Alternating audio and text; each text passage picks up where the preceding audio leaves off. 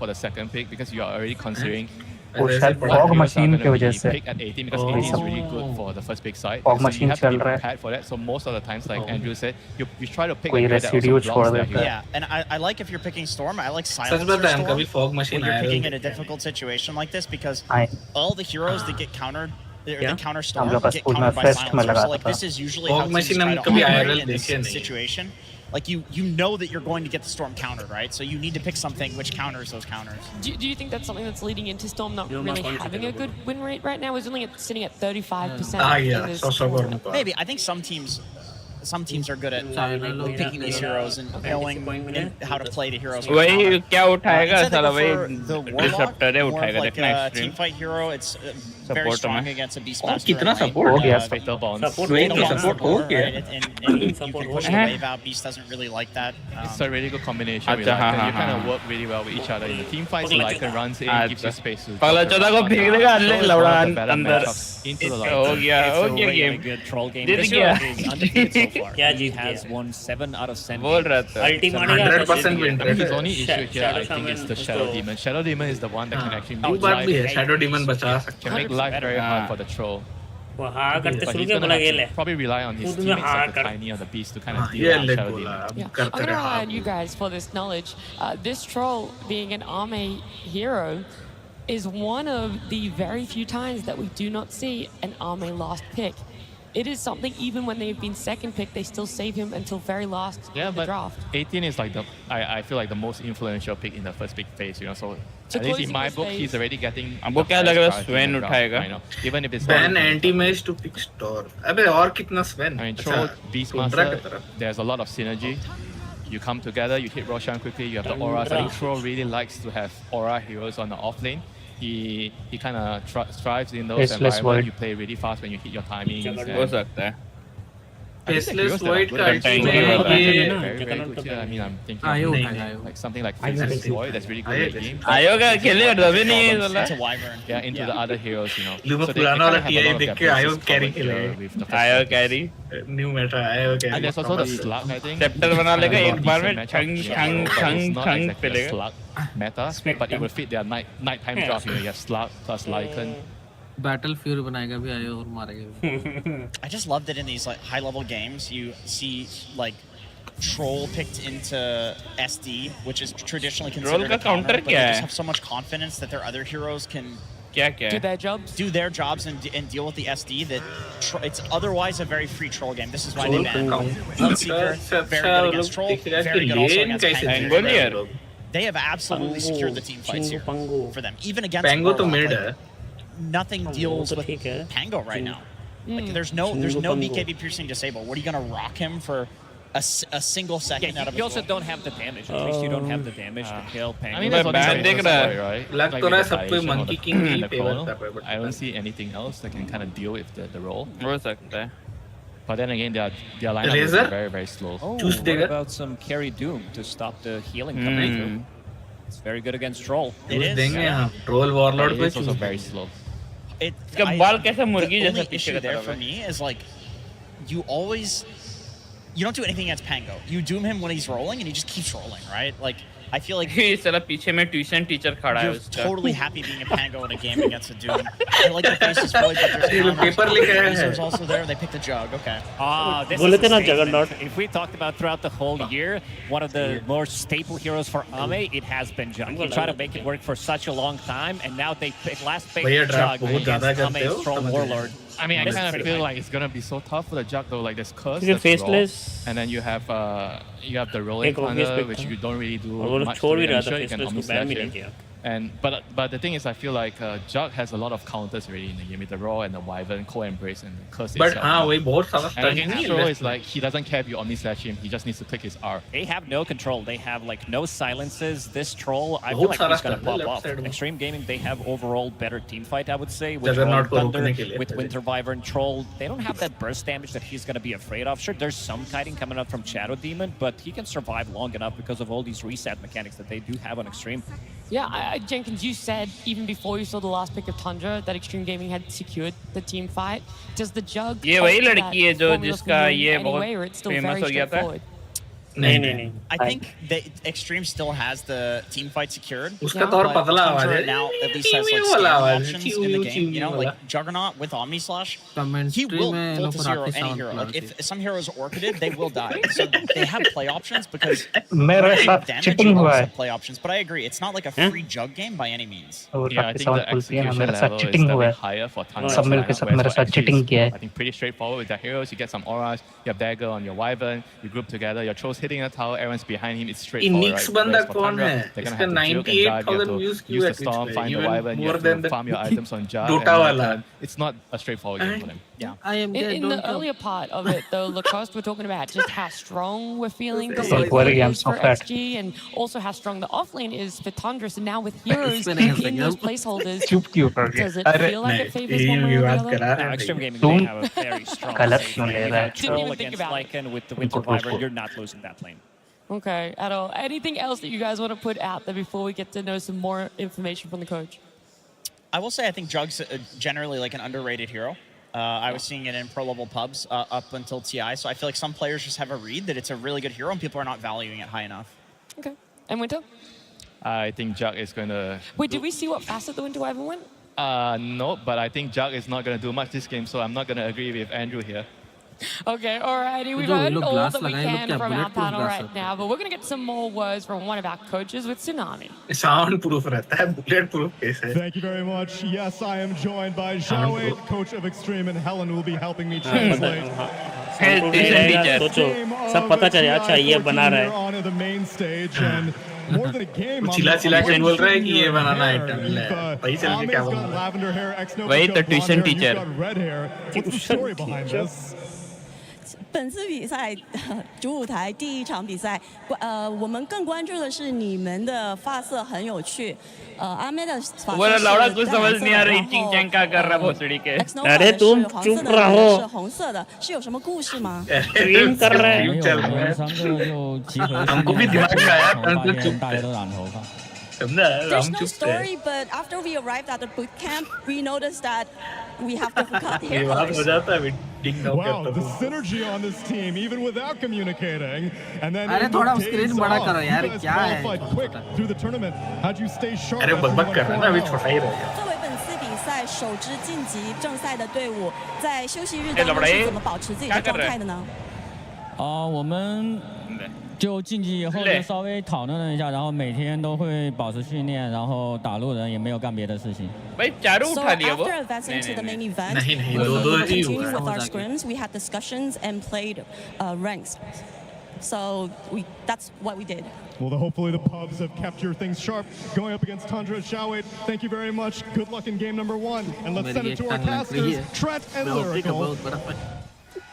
Thank you so much, उनको ये Tsunami. समझ We में आया are here. उसके We are ready. Hamburg, are you excited for the first game of the international? मैं Dota का बहुत बड़ा फैन डोटा का बहुत बड़ा अरे प्लेयर था अनिर्बन भैया हम लोग का ये वाला म्यूट कर देते हैं ना तब तो मजा ही नहीं आएगा ना Here though, they picked a juggernaut ओ भाई into ओ बस quite अभी a bit अभी of Sasa Karmakar debuff and ये जिंक कुरियर किल किया I'm है a little zinc courier concerned. किल किया You know, किस पता you're not wrong. And the panel was talking about it, sort of this team fight supremacy that you sort of have मेरा in this courier kill early था कि नहीं भूला goings गया for XG. And I was मेरा wondering if मेरा है even just जिंक्यू thinking है we're gonna healing नहीं or try and मेरा like में था push जिंक्यू। high ground, and that's why they went for it. Because there were those तुम other sir change more करवा दिया मेरा ये team-oriented heroes they maybe could seven have gone screen for. की ये करवा Instead, दिया था saying doubling down on ये the को push कुरियर किल potential. किया है Yeah, Winter was bringing up अब the things पॉइंट तो about मिलता that kind of solid too. You know, ज़्यादा obviously there were नहीं issues no matter what hero. अरे It's तो obviously very well luma. rounded in XG. You've got this very हम defensive. भेजे देख लो वो लड़की लोग का बोल रही है लेकिन सब पे अप्लाई होता है क्या बोल रहे हैं हम भेजे हैं उसको देख लो वो लड़की के कॉन्टेक्स्ट में बोल रही है लेकिन सब पे अप्लाई होता है अरे वो लड़की लोग का बात मत सुन भाई तेरे लूमा को बोल रहा लड़की लोग का बात मत सुन लो लोग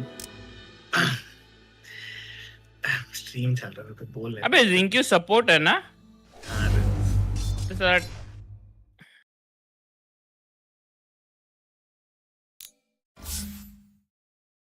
ठीक है ना एक्स नोवा है ना हम लोग इंटेली हीरो ही खेल रहा है वो क्या इशू है जिंक्यू उधर वो खेल रहा है स्ट्रेंथ हीरो खेल रहा है 15%। भाई 33 ऐसा खेल रहा है कि एकदम गौर से। Right, this idea of just trying to disrupt who you're attempting to target during your ultimate, also just being disrupted yourself, perhaps. So some nuisances, but overall, it's obviously been a very successful hero here so far. You saw it's already 8-0 along the road of this tournament. So seeing if Ame can keep it lossless thus far. Helm of Dominator बोल दो इधर इस side भी शुरू हो गया oh my god doing some oh my और आपको इतनी जल्दी मिल कैसे गई चीज क्योंकि हम देखे थे पहले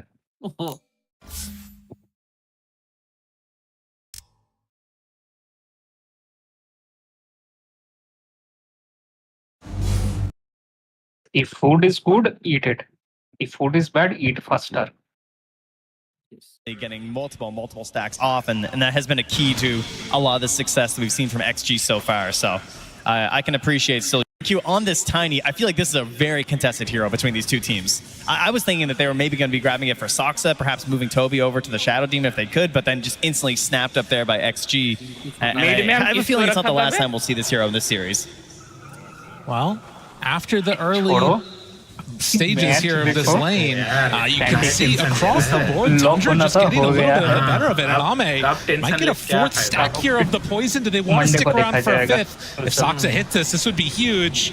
Instead goes over to X Nova, stacks him up again, gets it on the bow. Oh man, Ame very low there. Yeah, some big value happening here. Has to be past a Tango, and does have a salve coming on. The Courier Chrysalis now spinning away up top here onto Zinq. Turns, realizes this is not going to work. Toby low.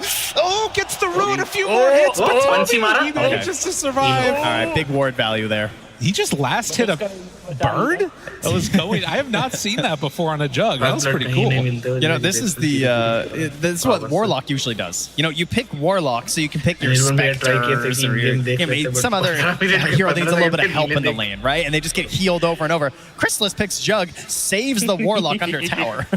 You know? Not what you expect all the time, but still very good stuff. 29 and 13 for Chrysalis. Still only 13 last hits on XXS. They are really taking it to him here.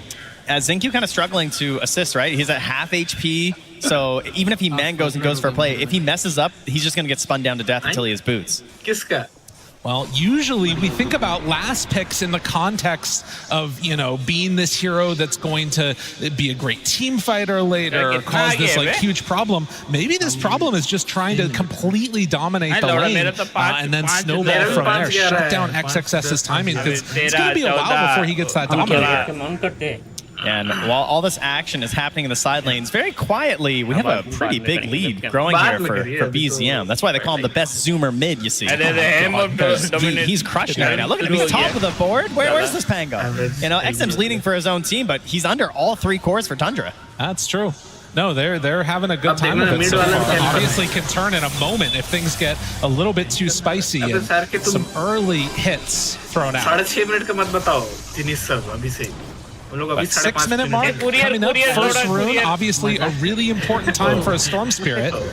And they're getting set up. Should be able to secure the top one. Tiny's there too. And it's going to be an invis gotten by XM. Never mind. All right, back he goes. But if there's a rune you're going to miss as a Storm, invis, that's a pretty good one. Yeah, it's, you know, we'll take it here. Of course, that is going to be a major focus, as it always is, for any sort of a Spirit mid.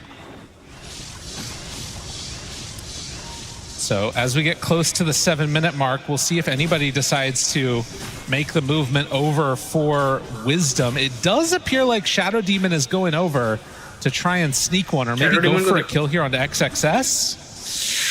He's just a little bit. Oh, and Pango rotating also. Yeah. They really need this play right now. The invis, they see one, don't spot XM though, and now Rolly back and forth, finds two. Chrysalis decides that he cannot make that move forward onto the Beastmaster, so they shut down any extra action coming their way, and it looks like it is just going to be a trade-off of Wisdoms. Yeah, that's a lot of time spent here from the mid, unfortunately. Big effort, and you know, I'm looking at XXS. He's lowest of the cores, and he doesn't have anything to fall back on right now. Yeah. There are no stacks made for him at this moment. And even if there were some, like, they're obviously getting very aggressive right now. As you can see, Tundra, BZM's coming in here, he's like, where are the stacks, man? Like, I'm trying to steal a double or a triple here, and there's just nothing for me to grab. Yeah, that is interesting. I mean, they already put some good pressure on after the big rotations over to this side of the map. XG are able to keep their tier 1 tower alive. But you can see kind of the idea that Tundra's going for here. Okay, they want to shut this down before XG really come online. 33. Yeah, it's kind of there's this idea of trying to shut down Ame, right? And make sure, because Ame has been the game winner in a lot of these drafts that they've gone for. He is the big condition to get the W at the end of it. But we're not seeing that pressure on him, right? They've kind of just left the lane because they're worried about potential kills. Instead, they're putting all this focus on XXS to try and just slow down any sort of an engine that's going to give that time to Ame. Rather than focusing him, shutting him down, get rid of the playmakers themselves in this XXS Beastmaster. And then naturally, he's going to lose the rest of his map as things go on.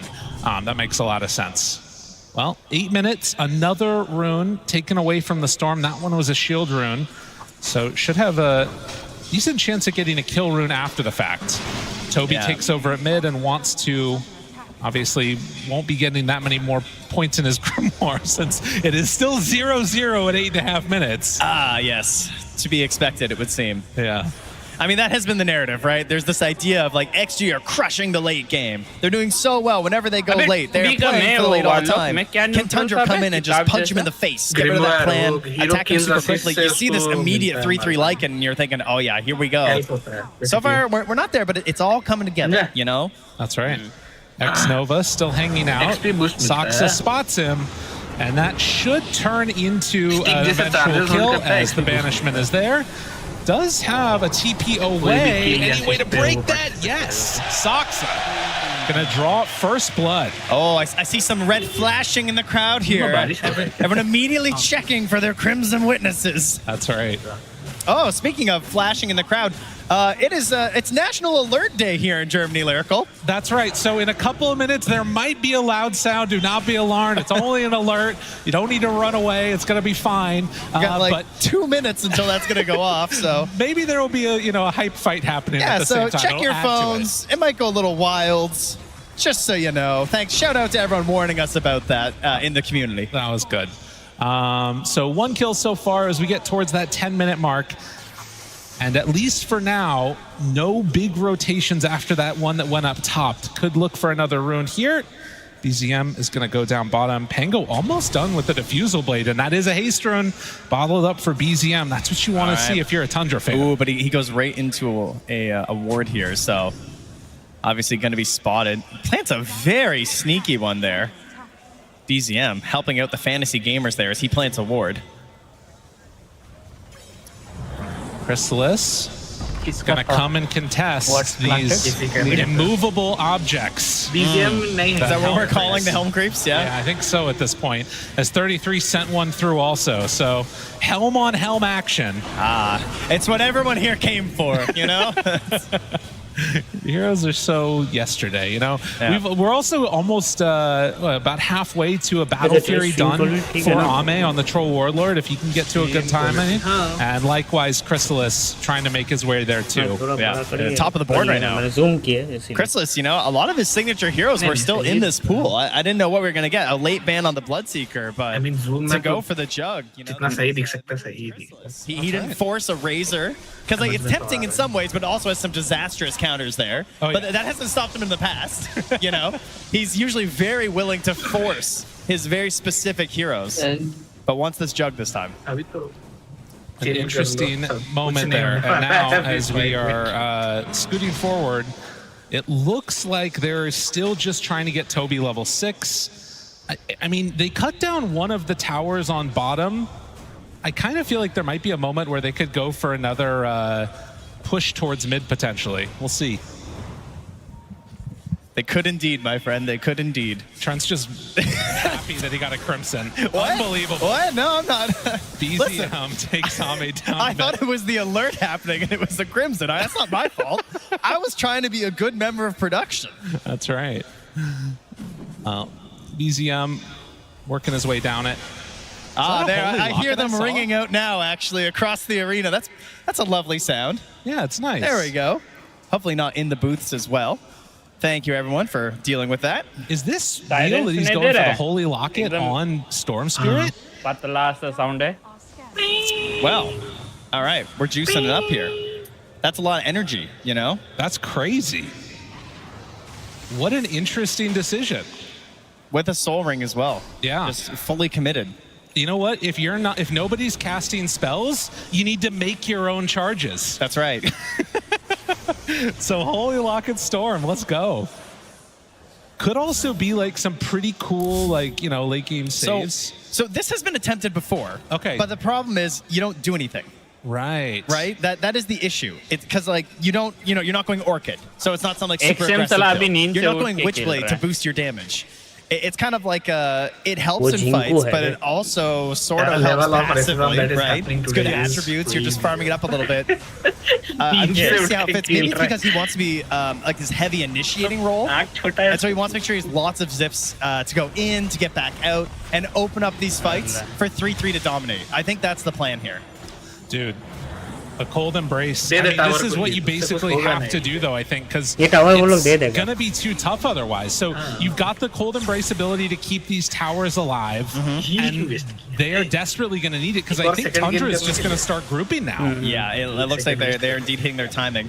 There certainly has been an impressive recovery here from XXS, I do have to say, with the help of these Helm creeps. He is back right now, so he does have some capabilities as they move in for this fight, but he's going for that Ags next. Yeah. So there's a lot of sunk gold right now that's just giving him some Average stats, health but until he gets dominator that Aghanims, he hasn't really upgraded that much. Oh, and the potential here, they're Oh, they smoked want up. it. Is it our first big fight of the International Lyrical? To contest, they roll it up, trying to find an Yeah. opening. XM. Late game Oh, was he's not managed to get it, actually. They do have the winner's curse if they need it. If they step too far forward on Tundra, they're going to be in बचेगा, trouble. बचेगा. Cold Embrace onto Zinq, keeping him alive for only a moment. Oh, he's going in. Still hanging on to this. The winner's curse is ready, but the roll through on XM.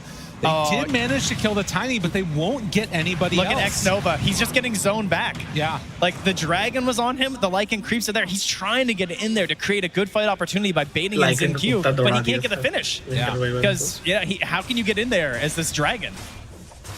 Buying Sorry, another Wyvern. smoke. Wyvern. There you go. My Sorry. bad. Sorry, but there's particulars out there. That's a crazy one. I mean, yeah, like going for these arcane boots first, you obviously understand you want that, but like some extra तो वो बहुत mobility, this नीचे is the उड़ती thing that है, this हाँ. hero struggles with a बहुत ही lot नीचे उड़ती है. in this game. It's But such a Paris another channel. tier 1 tower taken. That's 3 of them down, and still stacks are being built. Yeah, this is of course the specialty of Shadow Demon. Very easy to do multiple camp वैसे तो stacks. Range hero सब उसको And मारना he's even चाहिए. going to get back to his own wisdom here. So very mealy happy तो he छू sucks ही नहीं right पाएगा. now. मीली तो जमीन में रहेगा. You can see top मेरे lane को words सर stolen नहीं out by the jug. अबे Oh तुम my बोला God, ना not a camp कि stack. उड़ता That's क्यों what I'm है? saying. Like I've been अगर watching वो across, it's पैदल like where चलेगा it तो just वो it doesn't exist. Arc Wow. में नहीं है. I mean, I guess if they know Argentavis they're going to कैसा be पैदल giving up a चलता lot of वैसा the map दिखेगा. early, stacking camps just like makes that eventual steal worse. I actually think they would have lost their बत्तख stack जैसा. camps. Yeah. Had they stacked near their agents, I do think BZM would have just simply stolen them. Argentavis जैसा. Interesting. I mean, I guess with the jug pick, they kind of knew it वैसे was वो coming. It was lowest going to be this scoring early चलती तो pushing, है. and so they're like, we're just going to give up the Ringti areas where we है need to भाई. make sure that they ringti fight है, for the चलती runes, भी though. ringti. Ame getting jumped on now. Do they have enough to bring down the troll? Zipping in, chasing for more. X-Nova nearby. Does still have that cold embrace waiting. Turns, pops the ulti. He's got to pop it. He thinks. Yeah. Now he's not free from this. It's still not completely safe for Ame. He drops. Oh, that hurts. Wow. That's a really painful death because he's into a dangerous road coming up here soon. Average We have an Orchid being built by 3-3. He wants to create this opportunity where they can target the troll, throw the Orchid on him, and then he has no choice. Like he has to build into this Manta to escape from that, to have the opportunity to go into his ultimate while being targeted by a Storm and a Juggernaut. फर्क नहीं पड़ता. The late game team fight from XG is very good, but I'm starting to have some doubts on if they're going to be able to You know, get late there. game There heroes are those have other couple of big like- items that are coming up, for instance, the Beastmaster and the Pango in terms of these Aghanim Scepters, but that Orchid, it creates some problems for Troll that nobody else can really solve. Yeah, He's got to do it himself. And BZM's about to have his Witchblade, so he's gotten his little Holy Locket to help him out here, but he's going to have a little bit of damage to help out here. So they can actually go for these finishes. And then it's time to just start making moves with the Golem. Holi locket से क्या होता है? I'm sure that will be the वही plan mana और here healing from मिलता है. Tundra and XG. It's kind of a matter of like how much can you get before this Ward pressure का comes नहीं in. वो- There is a Yeah, very वो important deliver item coming. We're going to have the Aghanim Scepter done here for XXS. So now he is now a hero. He's garnered something else to assist. But you know, a lot of the value of the Aghanims outside of taking objectives comes down to how the fight plays out as BCM jumps in Q. They go, try and blow him up. He's already used his avalanche, and Zinq, is he going to pop to that? Cold Embrace comes in. Meanwhile, they just dropped the Golem onto XXS. He turns and starts beating it down. The Golem being used actually makes this scary for Tundra. Yeah, I think what happened is he was worried about BZM because BZM was kind of getting wrapped on a little bit. Oh no, forced to pop again. He's fully trapped in by the Lycan here. Nowhere left to go. When the dog walks you. Oh no, Ame in trouble. In spite of the butterfly, it's going to be a second death for Ame. And although he's dying, this is what you get with the eggs. They scan it though. They know immediately, but no Golem. No Golem, no ability to get here. I mean, BCM, he has no TP, he has no mana anyway. He does have a great healing Lotus. But, you know, it is slow. They're zipping, they're thinking about it. Tundra starting to run down the river. They're going to get there, I think, just a little bit too late. XXS gets the Aegis. Chrysler's going to drop the Ame's back, and it goes over to the wars. Crazy. Unreal. XXS still surviving. XXS jumps in, he finds Toby. Oh, how is this working? Now they get that Cold Embrace. The winner's curse on top of Roar. Oh, you hate to see it, but he might be in trouble. Disruption save. Sox is right there. Do they have enough to catch and kill onto Chrysalis? Looking now, finding yes. XG win a fight they should not have won. And they managed to put it together. And he still has the Aegis. You know, this... I feel like this fits what's been happening at the Road the International. It was a risk, and it feels like taking risks almost never works out right now. Yes. Oh, it was a risk for Tundra to go in and fight that. Exactly. Like, I think throwing out that Omni Slash was just so dangerous. Yeah. Obviously, it's the vision issue, right? He doesn't know. He can't see that those creeps are still in there, so he's just like, he thought he had something there. But I'm sure versus the Beastmaster anyway, he kind of assumed that that wasn't going to be it. He was thinking like, oh, I'll get the spin down. But he doesn't want to chase XXS there. He gets pulled back. And even though some of the spells didn't quite sync up the way you'd hoped, it still went pretty well for XG. Unbelievable. He was close to having spin here too, but I mean, he's just surrounded at this point. Ame's coming back up. And this game evened out, if not in the favor of XG at this point, because that really does put a damper on this ability to keep on pushing for Tundra. It's bought time. That's the most important part of it, for sure. That was the Aegis that I think you're supposed to get from Tundra and, you know, start walking down tier 2 towers. Yeah. Now, I mean, I'm not sure what the game plan is. I mean, that is definitely a wipe all 3 tier 2 towers Aegis. I think without a doubt, they're all gone if you get that. So now they are able to just regroup. Focus up, grab the Tormentor. So that'll go over to Toby. At the same time, Zinq did finish his Blink Dagger on this Tiny, which obviously opens up a whole new avenue in how to defend these objectives and take these team fights. Well, next up for XXS is going to be a Lotus, which can make a really big difference when playing against a Juggernaut, as well as several of these other heroes. But looking to the 21-minute Wisdom, and I think that XG are going to try and sneak away the Dyers. Radiant scanning right now, seeing that they're not over by theirs, at least for the moment. They do love to give these to Ame. No, yeah, they're backing out. So they're not going to go and try and contest.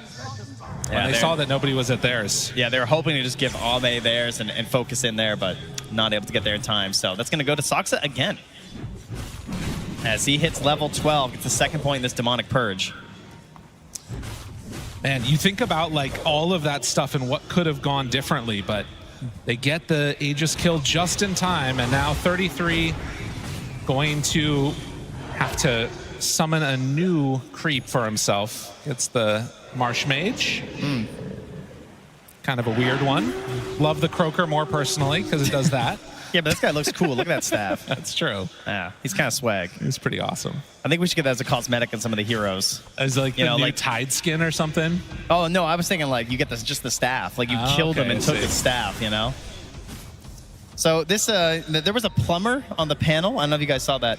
He mentioned that XG tend to draft many ways to get into fights, which I thought was very good because that is something they have consistently done. That's why they win these fights, because it's not super formulaic. They play it, you know, more like this idea of there's so many ways to get in the engagements every single time that it's very difficult to predict how the fight's going to break down. You look at Tundra, how does the fight start? Storm zips. Like, is there really anything else? Like, either they're hitting a tower and that starts the fight, But if they want to get aggressive, it's a Storm Zip every single time, right? You're not just going to like Lycanald and run at someone very often for a good 5v5 situation. You look at XG, we got a Blink Dagger on a Tiny, we got a Beastmaster who can like frontline into a Roar, we got Pango Roll, and then we're going to have this mobility and longer cast range eventually on the X-Nova here too. So it's much harder to predict how the engagements are going to go on the side of Tundra. They have to try and like figure out what XG you're doing. They have to try and like figure out what XG can just sort of position, always thinking like, where's the Storm Zip? And then play around that continuously. Absolutely. A smoke up now is they're going to try and bait out Ame for a moment as they get ready to walk uphill. XXS sees the Watcher, does not see the Storm, which is lurking nearby. The rest of the team also wrapping around. They just also finished a Blink Dagger, weirdly enough, on the Lycan. So he's got another way to get immediately into the fight with this Blink market. Alright, I like this. This brings me back. This is some TC Dota, you know? This is old school. It's like buying the Blink on the hero that you don't really expect, and then you're like, yeah, this kind of makes sense. You know, you synergize with whatever item you want, or just the way that you need to win a fight in this case. I think the one thing that's scary about it, though, is that it's also like kind of doubling down on an idea that's already been answered. With the exception of XM. दोनों team के decide किया उन लोग का carry एकदम पूरा एकदम मोटा करके छोड़ेगा. And now Pango, I mean, he doesn't have a way to deal with it yet. So that's something to watch for. You could also potentially see that maybe a jump line, a jump in the back line of X-Nova, and that could be a really good answer. If he's able to spot out that Wyvern, then you could jump him with the Lycan. Yeah. Yeah, this Lotus could be really nice too, especially if Storm zips in without BKBing first. Oh, you know, suddenly you're just yeeted. That's true. You can see Tundra, they are not comfortable with trying to make any big moves at this point, and actually Chrysalis is starting to get a bit more farmed. I believe that's the full butterfly, or close to it at least, coming on out. No, still waiting for the talisman. Okay. Yeah, he's shifting around that inventory a little bit. But XXS getting a little aggressive here, almost runs into Toby, but Toby walks it off. And not willing to commit much. And I mean, this is again all into the favor of XG right now.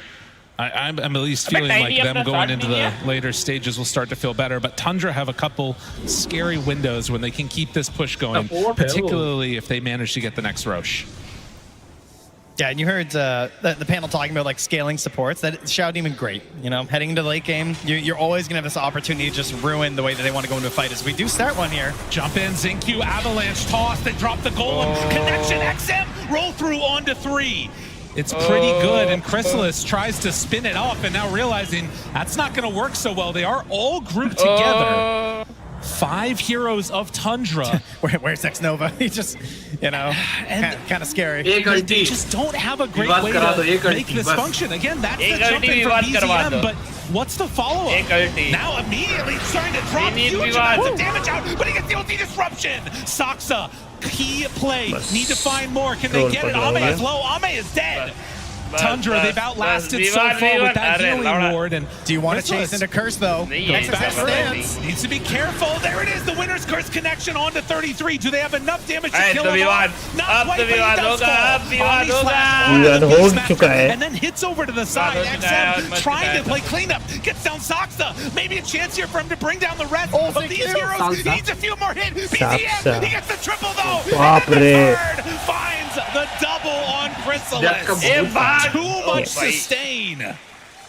Focusing down, getting Ame at the beginning there. They lose it on so much of their damage on the side of XG. And they just hold out. They don't allow too good of a curse. You know, it was good targeting the fact that they're able to get down 3-3, but after that, Saksa, he does go down, unable to save his ally, but then there's that cleanup from BZM. That's going to put him up to 12 galvanized charges now. Oh, man. As they're going to get some revenge here and grab a roast themselves.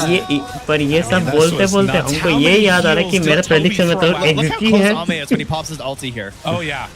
Like that was crazy. Then the silence comes.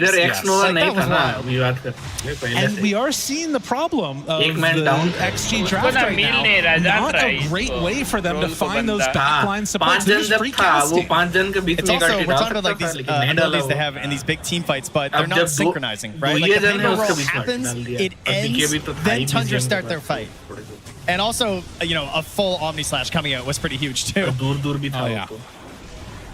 Full on all of those heroes, and you can see here the cleanup. I like Toby. Yeah. Just standing here throwing at his right clicks.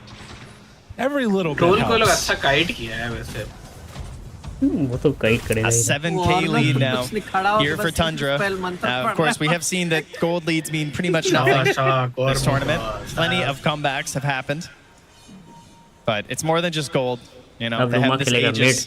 They have this ability to push waves pretty safely. They're going to start trying to contain XG. And now try and march down these tier 2 towers that they were hoping to get a little bit earlier in this game, I imagine. I gotta say, Ame is just exploding in a couple of these fights, though. He's gotta get some more stuff going for himself. It's coming. The BKB is only 100 gold away. Juggernaut का BKB नहीं है. And a disruption Manta है ना, into बच push जाएगा. is what it looks like we're going to be seeing. Oh, Manta भी है plus 2 भी है. Disruption sends out the illusions. नहीं, disruption ना. Oh, अच्छा, In the disruption meantime, की बात the कर रहे goal हैं. for XG is what it's continued to be. Farm, farm, find a pick when you can. Disruption actually बहुत बचा रहा है. As MKB is going to be the next step for Ame. और ये जगर का And BKB another होने से कोई blink फायदा dagger, नहीं है this एक्चुअली time ना, for वो the बैश jug. थ्रू जाता है. Oh, I like this. This is just another way to sort of give these ideas of how to start fights to heroes that बेकार है traditionally BKB don't build a लेना way to उसके do लिए. it, right? Better ways to try and outplay and make sure that you're not just like super one-dimensional for your opponents. Ame might show for a second here on this wave, but is very far back, recognizing the danger that could be coming his way. Well, is he? Do they know? Okay, sees the poison and Saksa gets the banish. He went back over. Okay, no, they're not close enough though that it's going to matter. Tumblr's toy's crazy. Yeah. Jump in. They see that Ame is not there, and now they feel like they can go an immediate catch and kill on XM. That lack of dispel.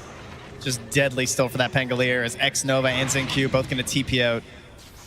Manages to escape. Hide and seek. That's the game that XG are playing. Toby lurking nearby Ame here. Ame, of course, no chance at an MKB as he didn't finish that BKB. So in the 1v1 versus Chrysalis, he's going to have a bit of a rough time right now. शांत वाला game है. ओजी वाला मजा आता था मारने के बाद. बंदर वाला करता था. Now close to a blink as well here on Saksa. That's going to be another massive change in these engagements. And X Nova seeing the struggle in this game. I mean, 4,800 net worth now. That Blink Dagger, he knows it's not really coming very easily, so he's gone for the Pavis instead. More ways to try and keep his team alive as a smoke up with 3. 33 joins the rest of the fray to back away. So that initiation, when it doesn't work, getting away freely on XG. It's going to push them back though while they grab Tormentor, so. You know, I gotta say, I felt like we were going to be getting more out of this Aegis this time around, but not any of the tier 2 towers have fallen yet for XG. Yeah, I guess it kind of comes back to something we were talking about before we went live, this idea of just like taking risks. Yeah. You know, this is one of those situations where even going to a tier 2 is a bit of a risk right now because you're playing versus this Wyvern versus this Pango. Why bother? Why not just farm up the entire map right now, get an even bigger lead, get even more defensive items on our heroes before we commit to anything too large? Now, if the fight occurs, if there's some sort of a pick-off they can go for, I'm sure they'll opt for it. As, I mean, they can even see now the push up top has caught, like there's so much vision up top, they've seen that like, oh, okay, we're safe down here. You know, we can go for this tower. Well, we'll instead start to move towards the mid lane a little bit. BZM again threatens with the jump. XM is nearby. And they call off any extra hits that way. But they pressure, take that bottom tier 2 tower. Juggernaut shoves out the wave the entire way through and is getting close to a swift blink now. After AC completed on Lycan. Man, they're getting some big items. Now, Ame's illusions aren't enough to stop this mid wave with the help of the Lycan Wolf. Is X Nova now. He's going to be that pick off. Yeah. Should be a pretty easy bring down. So they find and kill the Wyvern. BZM wants a little bit more here as he gets the regen. Aegis expiring, jumping. And we'll find a creep. Extra 100 gold in the bank. No problem. Nice. Toby gets the wolf. Let's go. And look at this, Chrysalis just, with the help of the Dragon, taking that tower down as his allies, moving towards the Ancient to grab this outpost. Yeah, bullying movement. That's what you want to see. And the areas where you can farm right now on XG are few and far between. I do like this eventual Shiva's pick that they're getting on Beastmaster. It feels like with all the heals, that was a big part of that sustained live that happened for Tundra last time around. Yep. Yeah, there's a lot of value into this game for sure. Xingqiu going for these high skill items as well, grabbing some of Yules, so trying to interrupt some of these plays. You know, you have these blinks coming in from heroes. You just immediately get a Yules on them. I'm not memeing. Yules is a high skill item. No, I'm with you. I was I was laughing because I looked and I saw there's 3 greedy enchantments on all of the supports that could get it. You love the greedy. Oh, the greedy is good, man. You're checking it every game. Well, you know, you got this Blink Dagger queued up for X Nova. That's how you get there eventually. We don't have the only one without it. We don't have any Dormant Curios left. That's always my go-to. I love those. So, if you're XG right now, are we contesting the Roche or are we going to wait for high ground? Yeah, I'm not sure. I kind of feel like you can like lightly contest, but that's how they got into that terrible fight last time. Yeah, but the first one was really good. That's true. You know, they're 50-50 on Roche fights this game. That's true. Now, one of them came right afterwards, didn't even lose the Aegis. I would say with how XG have played so far this tournament, I would imagine them to try and push out these waves, try and get some vision down, and contest the Roche. Okay. That would be my guess. BZM leading the charge again. And zips on forward, finds X Nova. Ame right there, gets the root, pops the ulti. BZM forced to pop his BKB. And then get out of here. Wait, jumps back in. TP out. Ooh, buddy. Oh, meanwhile, we got a smoke coming in. Chrysalis coming close to XM and Xingqiu. Ulti dropped by Toby. What do they have on the docket? XM gets caught and killed, shows the value of that Omni Slash, and now Xingqiu in further trouble. Finding kills. BZM wants to join the party here as an arcane rune, so he's okay with burning a little bit. Just to get up with his allies. This amplified damage rune annihilated that Pango, and now it is coming for your towers. And jumps forward, Chrysalis by the tier 4s. Jeez, danger there for X Nova. Disaster. And ready in a moment. They throw out the Splinter Blast. Do also have another Cold Embrace, so these towers are going to live a little bit longer. They also have Shiva's done now for the Beastmaster.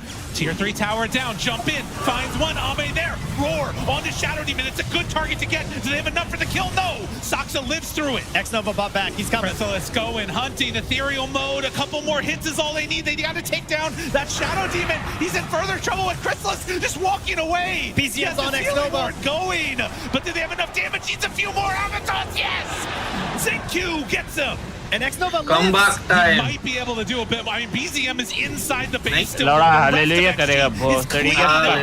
they take down any more? Toby is gonna fall. But the hold happens. Oh, X Nova surviving long enough to get the curse off to delay BZM.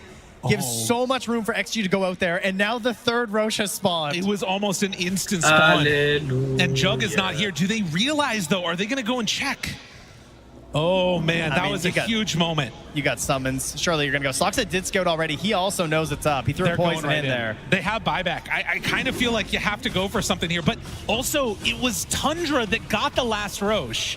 So they're not going to get a roar.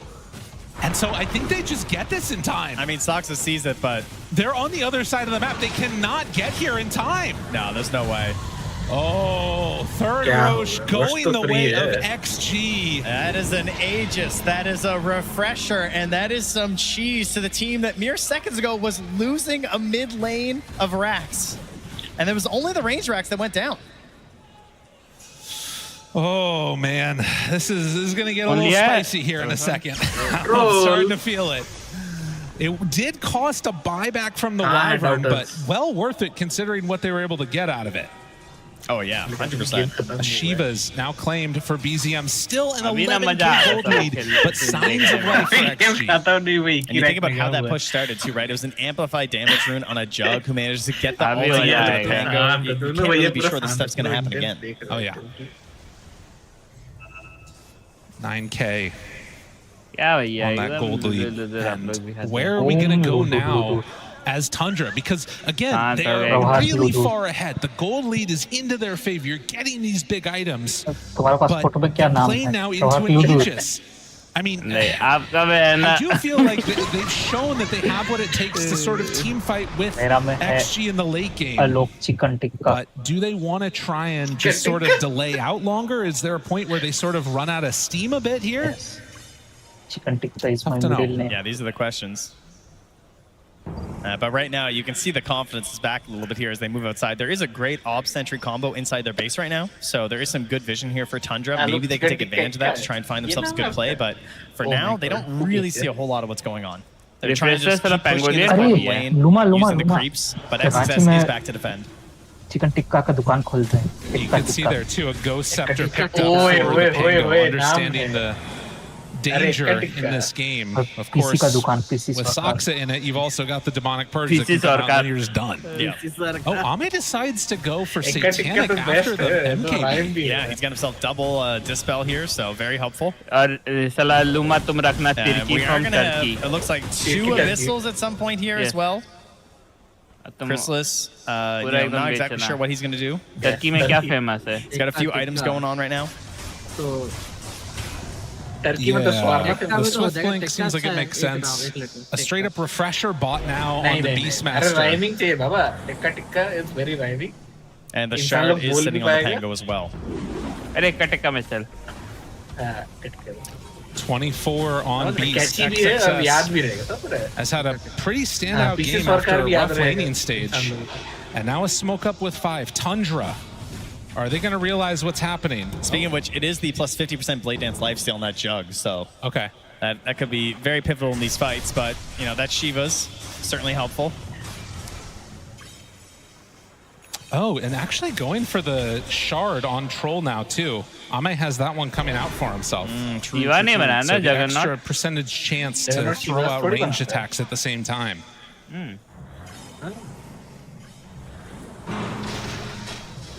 Nullifier for XM.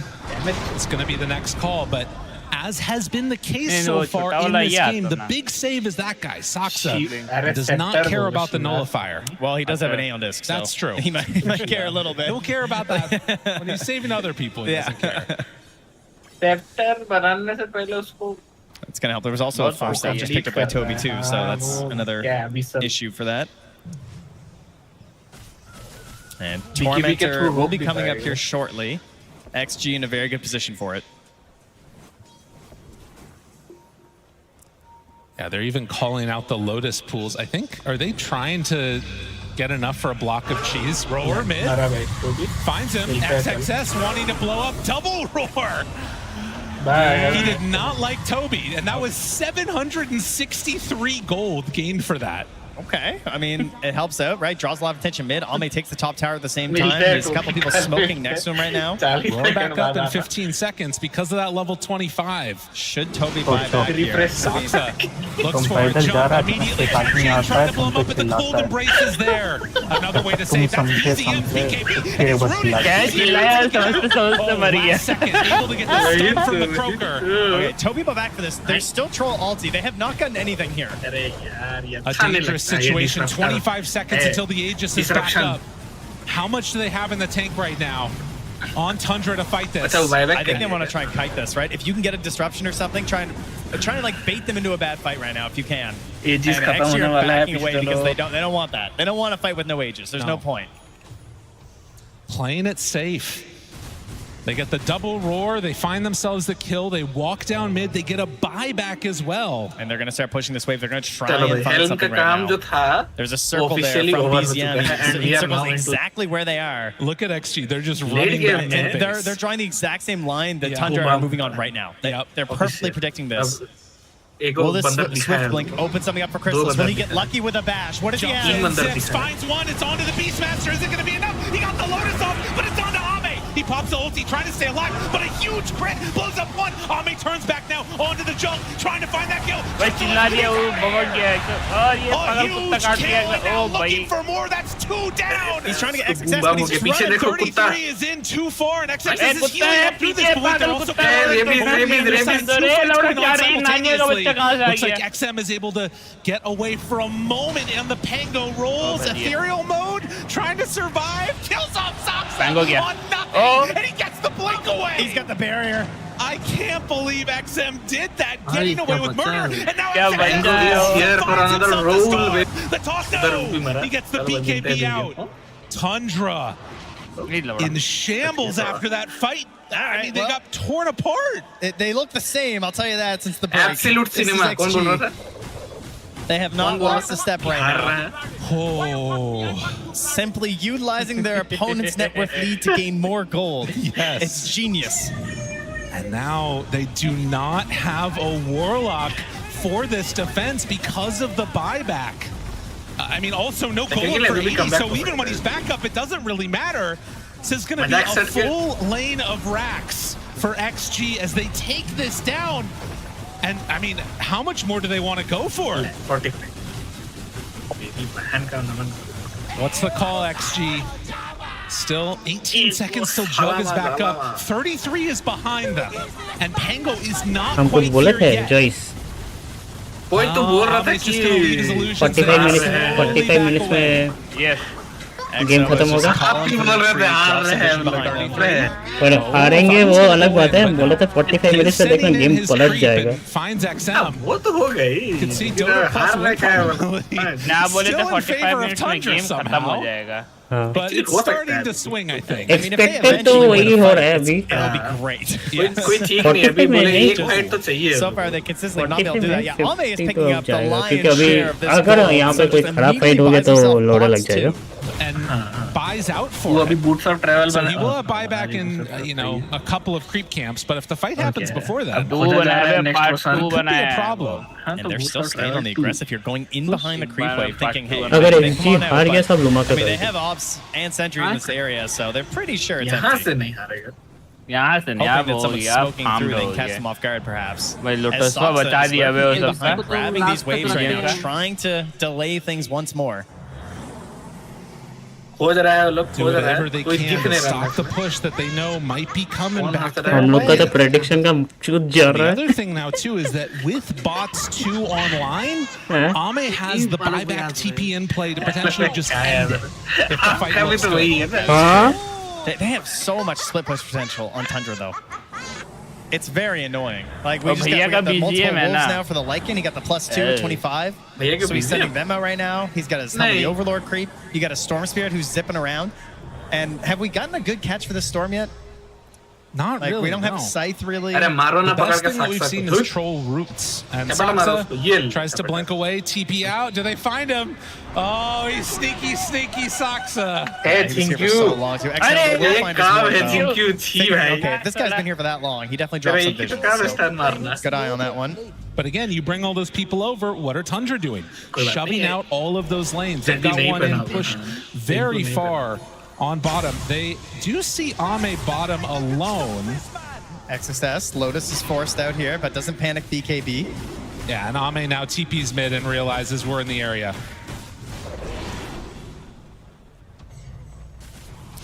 I mean, it's when you look at the creep wave and you got 5 wolves on it from the shard, and you're just like, okay, this is a little crazy. Chrysalis shows on the wave, so does Ame. Underneath some sentries. He's going in. They don't respect him. There it is, immediately popping away with that Aeon disc. Ame is hitting onto these creeps, but off to the side is BZM Nova. That's a buyback. Roar now, connection. Do they have enough to bring down BZM? BZM zips away. Second We're still holding 90 There's still a bunch of team fighting. But ये जाएगा, Lycan down. 33 is fully rooted. No buyback. Just locked down, no way out. Bought back on X Nova to secure the Roche pit. They're still chasing though. They're not happy with just Roche. Ready for a moment, tossed away Chrysalis. Jagannath को फेंक दिया गया, उल्टा-पुल्टा कर दिया गया। जी वाला। ओ भाई। Ame Satanic's back up. Satanic का पूरा एकदम but they need to back out now on XG. They might be a bit too far forward. Even without 33, it's a dangerous time to stick around. And they know too, right? There's no worries here. Go back, get another Aegis cheese refresher shard. And Tundra, what can you do? The roar is there. They know it's going to be dropping quick. Tundra. We always knew that this could have been an option. There's still a curse right now. There's no BZM not going in yet. The roar is there. Finds not dead yet. Waiting, jumping.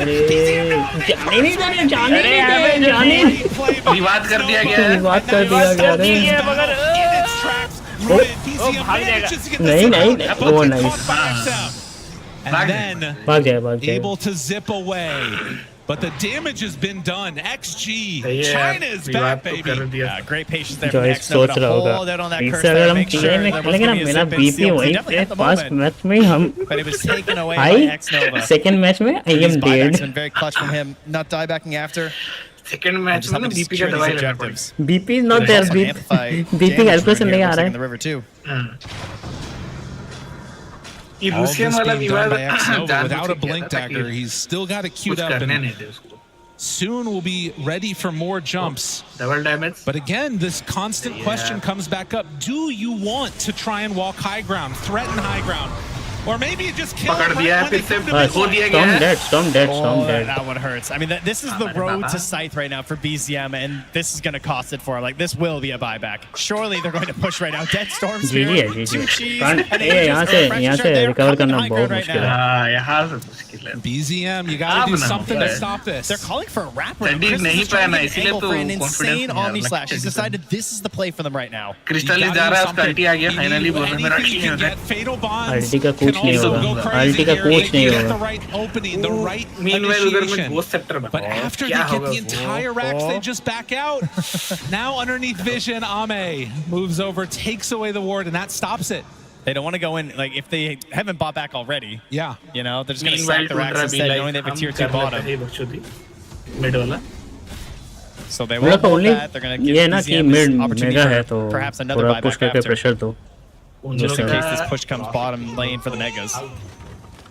Very fortunate for Tundra that they had not lost that bottom tier 2 tower yet. You can see Dota Plus, in spite of the dominant position, they feel like it's still just 50-50. To be honest, you win one fight with this Tundra lineup at this stage of the game, they could run down lanes. It's a possibility, but as in early game it's feeling harder and harder for it to function. Problem है ना troll pick उनके लिए twice though. काफी I mean, once is hard enough. Counter pick जैसा हो गया. Oh, Vlad's as well. That's a GG Vlad's right there from ZinQ. Oh yeah, he knows. Flying that out. He just wants a little last item, squeeze out every bit of juice he's got left. He's got no buyback anyway, so he wants to give his team an aura to go high ground. You know, and we talked about it. Do you take the risk as XG to go high ground? You got double cheese, you got Aegis for 2 minutes. They're still not willing to. This is a patient team. They have waited years to get back into this situation to be playing at TI. They can wait another 10 minutes. Also more fantasy points. True enough. Condolences to those that didn't lock in yet. But we are ready to keep that pressure on. And for Tundra, gotta find some wraparound, some way to break the status quo. This is the kind of game, too, that if you lose this as Tundra, like, it hurts. Because it feels like you've been controlling a lot of this game, right? You've always had the kill lead. A lot of the game, you've had the gold lead. And yet you just couldn't quite sync things up the way that you were hoping for with this lineup. Well, and it was, you know, one specific moment of going for that Roche fight that really started the turn, and then it was like everything else after that also starting to fall apart bit by bit. A disruption on Ame. 759. XM immediately ready to cover his carry. Yeah, I really foolishly believed this wasn't going to happen. I was like, this game won't go long. Nah, one way or another, I think it'll be a quick one. there's a lot of people that weren't quite sure also if this team was going to be able to maintain that level of play going into the international itself playing. But when the games go late, China somehow always seems to be able to pull out these amazing comebacks. Yeah, I think for me, watching XG and Tidebound, it has definitely looked like it's just this surplus of tools that they have as we get to this late game. Because they're just so good at breaking down these team fights, and it's like they've already thought about all these different permutations, and they have these ideas and these combos they want to use. And all of this together, there must be like some just very strong, either just insight that they already have or communication of just how these fights can happen and all the different tools we have to make them go our own way, right? So they hold on to this high ground there, Chrysalis. This is the one downside too when you're playing Battle Fury heroes that don't have a helm also. It means you have to like show on a wave and then you might die. Otherwise, you can just send down creeps. It's fine. It is crazy that we have heroes that buy Battle Fury and helm. I just want the fact that you had to point that out is insanity. One of them got banned, It was the I know. So still floating a lot of gold at this point. BZM opting, of course, like you talk about, for the Hex instead of something like an Aghanim Scepter. XM, it's getting close here. That we're very concentrated down here. A jump for a moment. Finds him. Now the Golem to try and turn it. 33 right on top as well. Do they have enough damage to take him down? Yes!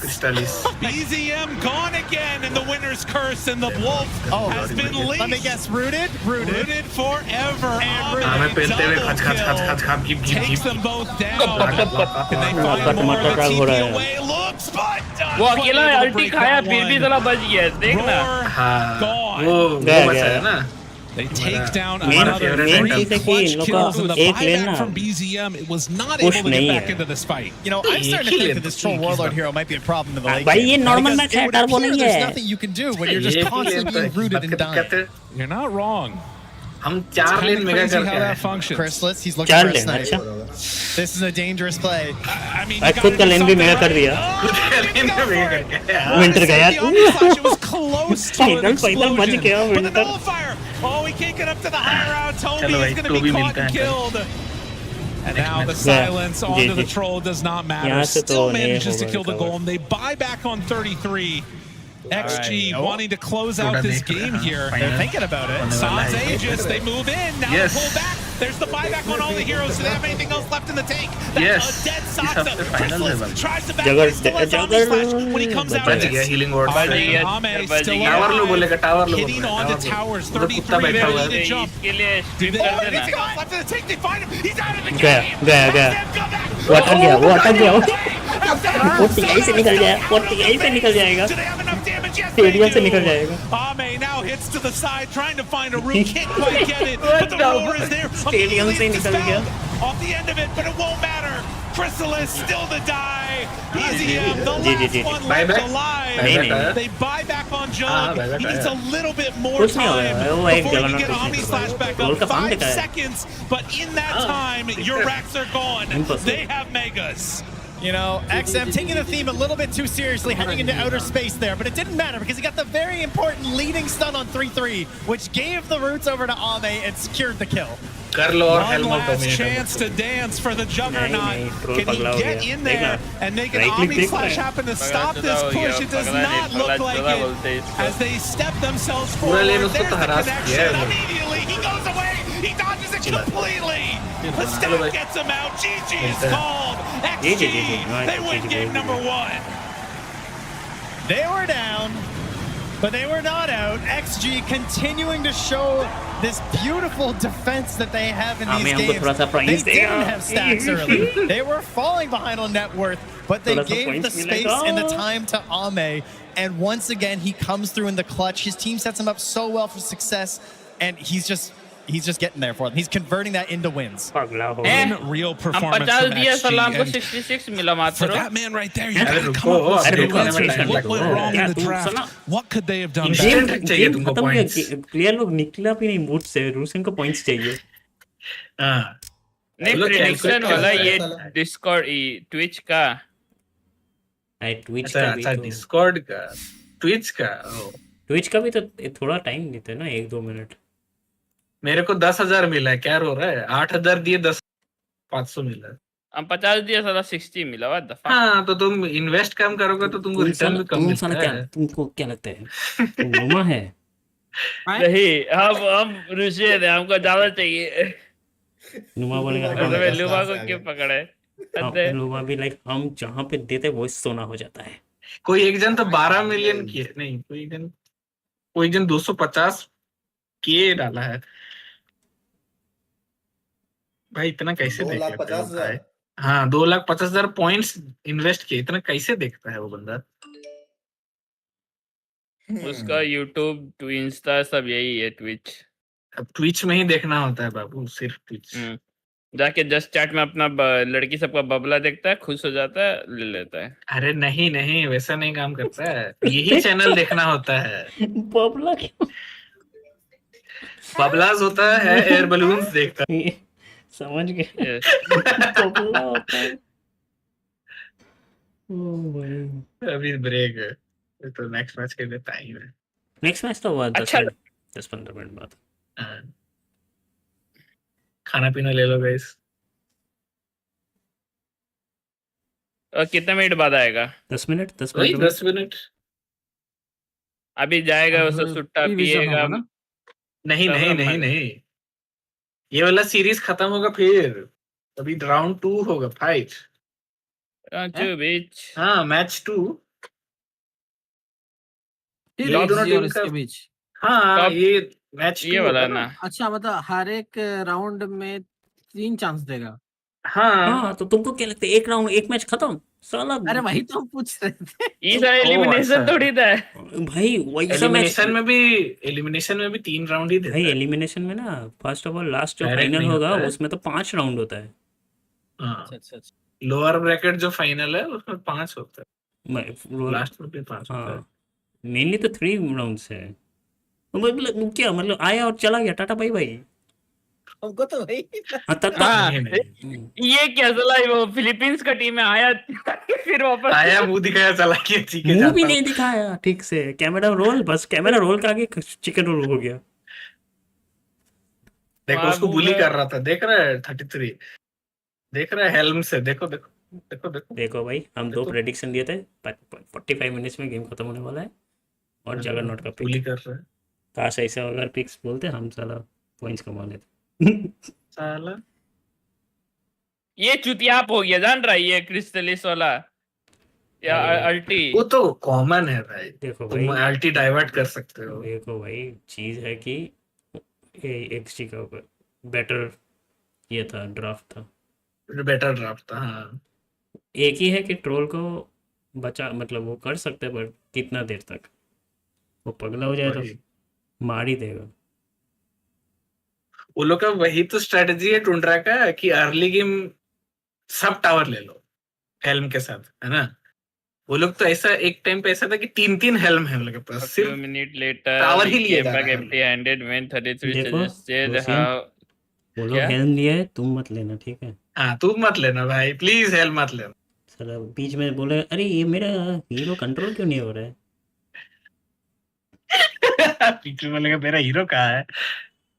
अरे कौन सा वाला match में हुआ था, main character को पीछे छोड़ दिया, एक सामने कुछ इल्यूशन यूज कर रहा था, वो सामने चला गया, बीच में फाइट हो रहा है, वो बोले मेरा कैरेक्टर का हेल्थ क्यों कम हो रहा है, उसको सब आके मार के चला गया, वो बेचारे इल्यूशन का कंट्रोल करते गया। कौन कौन क्या तुम? अरे भाई, जब सीख रहा था उस समय का बताते हैं। रिसेंटली साला, रिसेंटली का बात कर रहे हैं, रिसेंटली का नहीं है। उस समय तुम चिड़िया पिड़िया देखते थे गेम में, उस समय हम साला ये ट्राई करने के लिए कर रहा था, वो हम कभी ये वाला थोड़ी नाम खेला था, इल्यूजन हीरो नहीं खेला, इल्यूजन ना, वही तो उस समय कितना साल बाद पहले का बता रहे आप, हद है। कुछ हुआ था, रिसेंटली हुआ था, हमको याद नहीं आ रहा है। रिसेंटली हम खेलते ही नहीं है भैया, अभी हम रिसेंटली में तो ये लायन ही चेप रहा है, लायन ही खेल रहा हूँ। रिसेंटली कुछ किया था, देखो कुछ भी हो जाए हेल्थ मत लेना। हाँ, कितना साल पहले का बता रहे आप। हेल्म अभी इसमें लेता था चेंग खेलने का। नॉर्मल मैच में सही है वो आइटम, अभी नहीं। तुम पूछ देखो भाई, टीआई खत्म होगा ये सब उड़ जाएगा, ठीक है। बट ना तुम सही बताए, पर वो तो हो नहीं, तो ये हेल्म भी बेकार है वो हाल है। यस देखना बनाने से देखना अच्छा जितना भी गोल्ड एडवांटेज था वो चिड़िया देकर गोल्ड एडवांटेज दे देगा। ये टीआई खत्म होगा तो एक अपडेट आएगा, उसमें सब कुछ ठीक करो, नर्फ कर हेल्म देगा। नर्फ हो रहा है, हेल्म नर्फ हाँ, वो लोग बोला है। गेम के बाद तो होगा ही। अरे सिर्फ हेल्म नर्फ नहीं होगा, बहुत कुछ होगा, खराब हो जाएगा पैच। वो नॉर्मली होता है टीआई के बाद, 1 महीना 2 महीना पूरा खराब कर देगा पैच।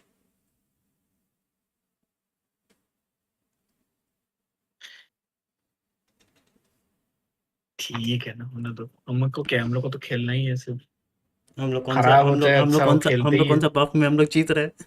वही ना, बात में ये कि हाँ वो हीरो को बहुत ज्यादा खेलते हैं, वो होता है। फिर भी नहीं जीत पाते। नहीं भैया, जीतते हैं, ऐसा कैसे, आप बदनामी क्या कर इस बड़े शैडो डीमन कितना बार बचाया टीम को, वो थक गया लास्ट में। शैडो डीमन ही है बचाने वाला, और कोई थोड़ी है।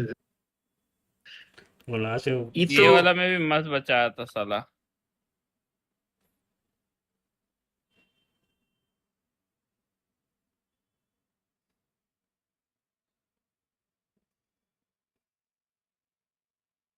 सभी मारियो। It's me poke. अरे संदीप कहाँ गया? संदीप पे देख रहे होंगे आराम से टीवी पे। टीवी अरे पे देख रहे डिस्कॉर्ड हो। में आने बोल दो। बिल्ली लेके।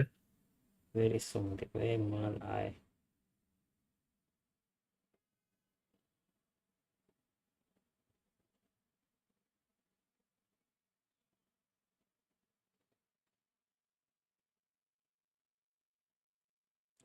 ये रुमा, ऐसे एक टेबल खरीद दो। और क्या करेंगे? कुछ नहीं, रख देना। उसमें ना बीच में एक पोल लगा लेना, और एक ठेका खोल लेना, और एक लड़की को नचाता था। बेस्ट, सच्ची बेस्ट, बेस्ट आइडिया हमको यही है टेबल देख के अभी। मजाक से हटके, सीरियसली।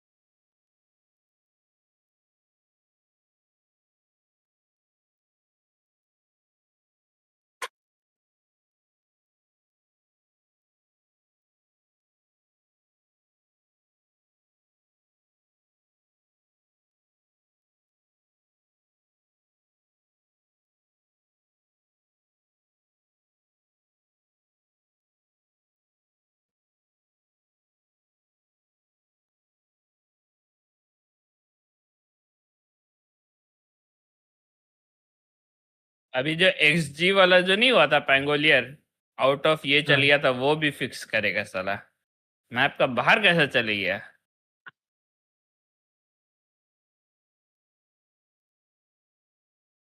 करेगा एरिया को। वो तो पहले भी था। हाँ, ऐसा तो होता ही रहता है। तो ये थोड़ा सा स्टेडियम से बाहर चला जाता, बोला ऐसे ही तुम लोग हार है, पूरे स्टेडियम से बाहर ही कर देता तुम लोग को।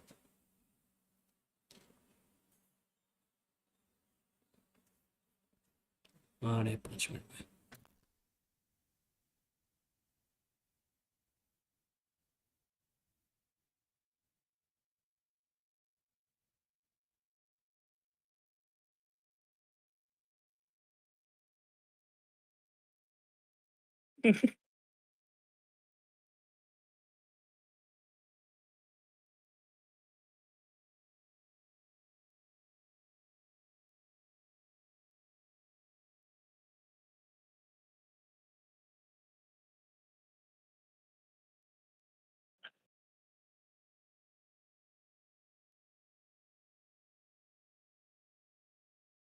अरे भाई कितना बकबक.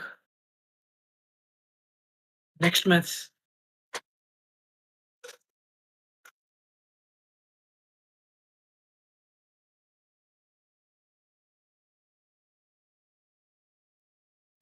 देखो काउंटर बता रहा है हेल्म का. सुनो ध्यान से बच्चा लोग.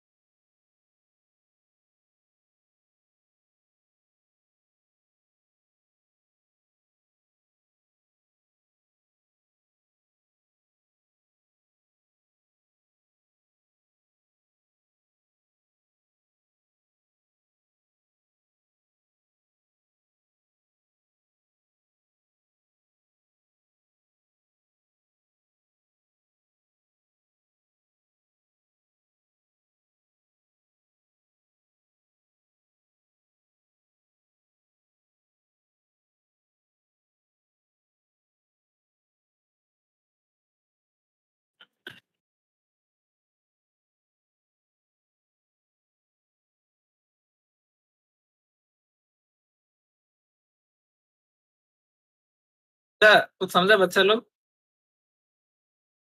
उन लोग कोई नहीं सुन रहा है.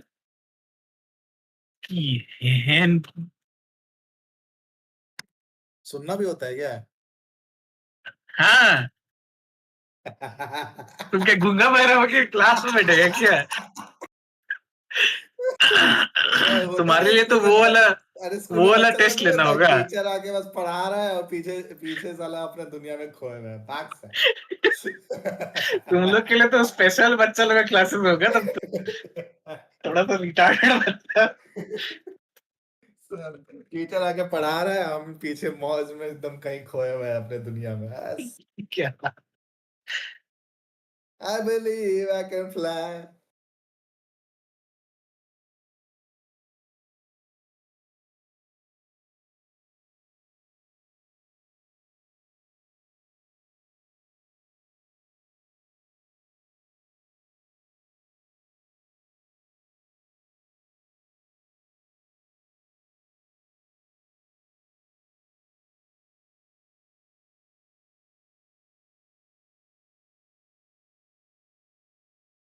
अब क्या चाय नाश्ता लेने गए क्या? 3:30 बजे.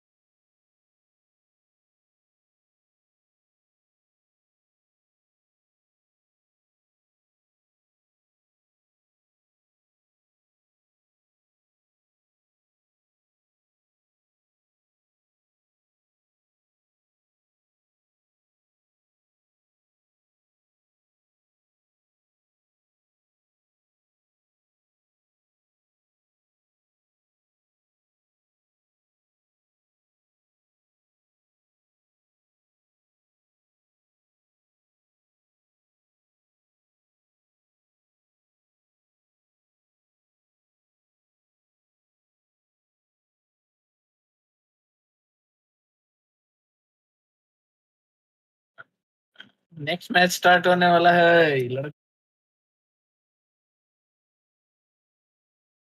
सबको तैयार. सुट्टा पुट्टा फूक लो. क्या पता करते हो तो. चखना बादाम बिस्किट ले लो।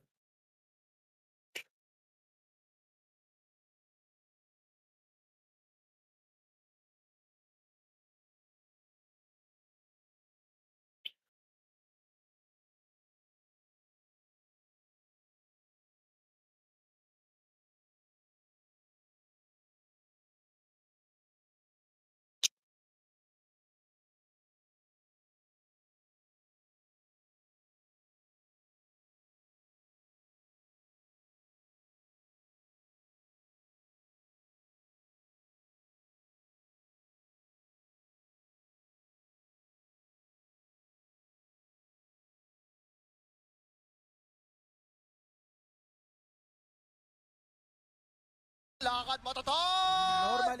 Normally. सबको रेडी? चेहरा मेरा दो लोग।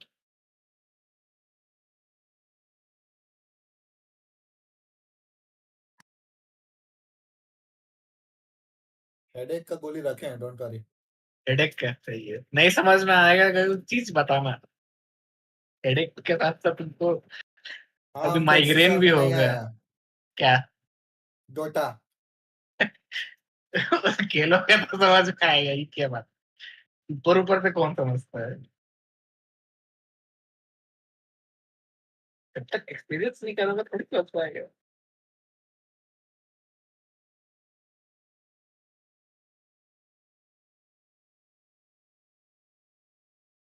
बस एक सेटअप मिल जाए मेरे को, वही जो सामने पड़ा है किसी का। मिल सकता है, डोटा खेलोगे तो। खुद का पैसा से निकल के खरीद लेना चाहिए। ये तब तो कोई नहीं खरीदता है भाई खुद का पैसा से। सीक्रेट लैब का मैराथन इंडिया में तो एटलीस्ट अमीर लोग ही।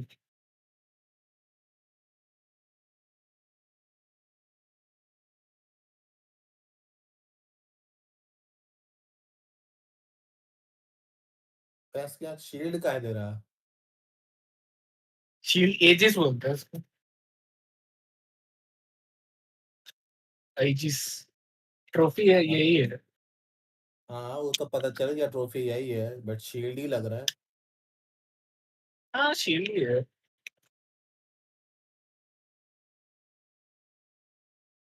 एजिस ऑफ इमॉर्टैलिटी है। कैप्टन उसमें अमेरिका को पसंद आएगा। आई डोंट थिंक ये एडामेंटियम का है, ठीक है।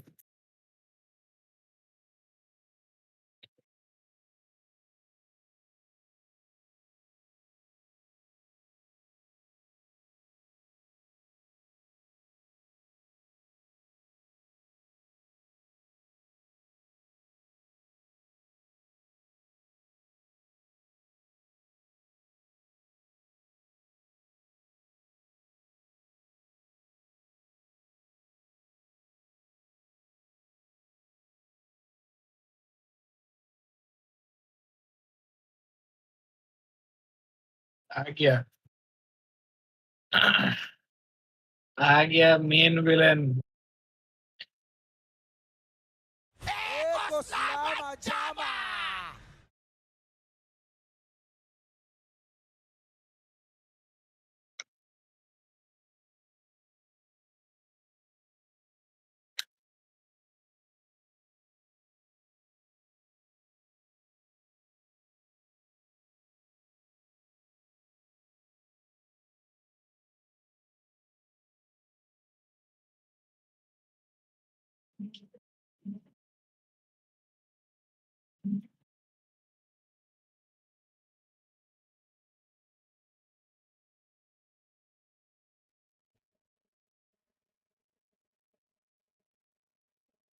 क्या पिक होगा?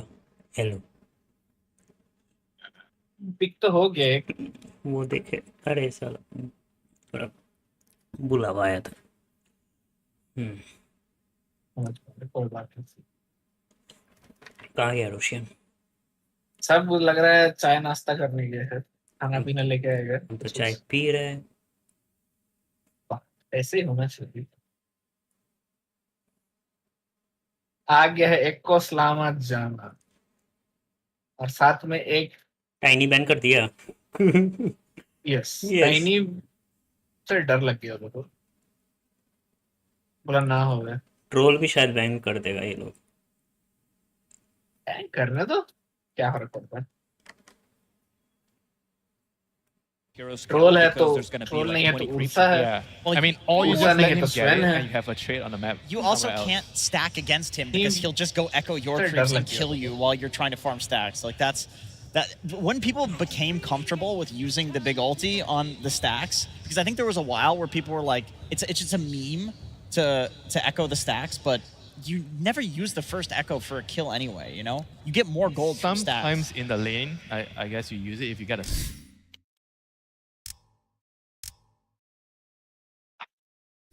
डिसरप्टर बैन है क्योंकि उसको अल्टीमेट करने का मन है टुंड्रा को।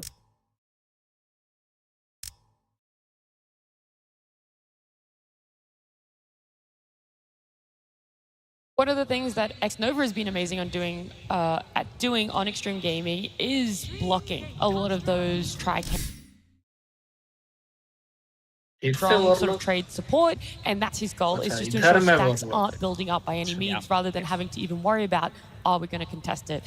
They themselves, though, Warlock might not really fit that sort of archetype, but it doesn't necessarily have to be an No, I think they wanted a hero that can break the fight as well, especially when Shaker goes in, try to reset it. You also have Queen of Pain, so the picks coming out from the carry or mid-roll, wherever the heroes are going to go, these are not difficult, but these are difficult matchups to be playing into, because the pushback during the BKB Warlock with the Golem, so you're wasting good 3-4 seconds of your BKB. I mean, the Golem is very good at stopping the combo, right? Like, he can come in with a BKB, try to combo your teammates, but the Rock just stops everything, right? So I think in that regard, they kind of have the better or easier teamfight execution. I agree. And to be honest, going into this tournament, I was surprised to see Queen of Pain not picked up as much as it was on the previous patch, because in pro level pubs it was still very popular coming into the tournament. However, for XG, this is a different hero because Ame plays it. So what I really like about this pick here is that you can follow Earthshaker, all the roles you guys just mentioned, 4, 3, 1. They can play Queen of Pain in any lane against Earthshaker right now, and it will do well. So I think that's what makes sense here. Tundra, they go for the counter, which is Pugna. You cannot Queen of Pain ulti with Pugna ward being down. It costs so much mana, you will kill yourself, and guess what? You cannot blade mail the ward. Yeah, I mean, on top of that, we were mentioning about what would be the adjustments that Tundra is making. Right away, I'm already seeing they are trying to drop a lot more priority in terms of the team fight with the Snap and the Pugna.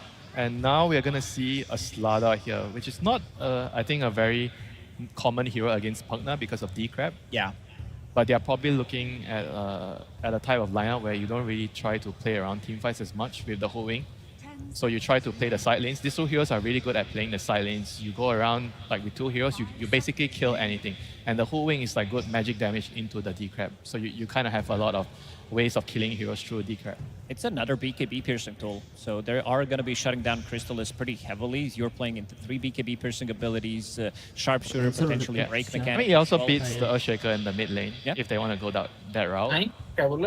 This has been XM's specialty for a long time, especially when we these Ember Spirits being popular, Void Spirits as well, something that he's going to be playing into a big matchup.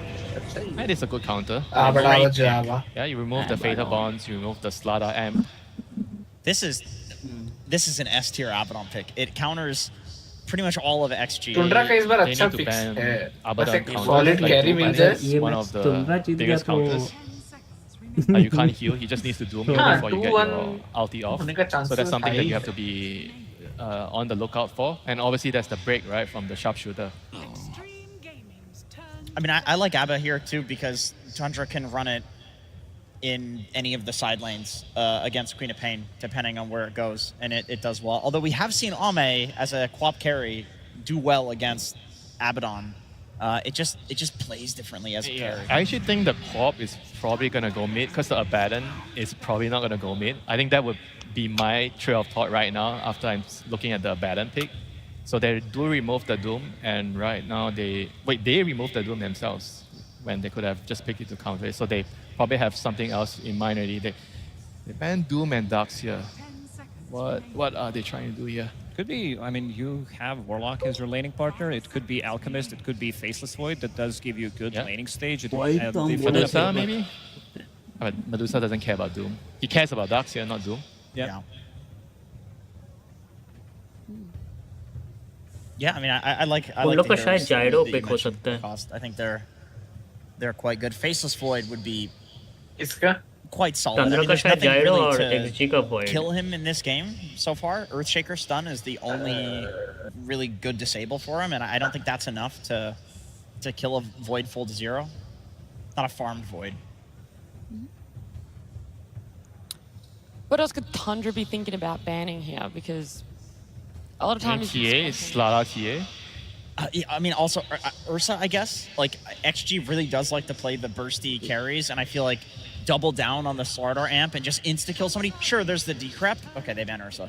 It would give them so many objective takings on the map because you have Slardar, you have Ursa, you can basically kill Tormentor Roshan in 5 seconds. Yeah. I mean, I'm sure Ame has a few options. We're assuming it's Ame. Could still be Ame Co-op, but I'm sure XG has a few options here. They get to see the whole Tundra draft, so they will get the, hashtag perfect pick. Have you decided where you see this Earthshaker going now that we've revealed a bit more for Tundra?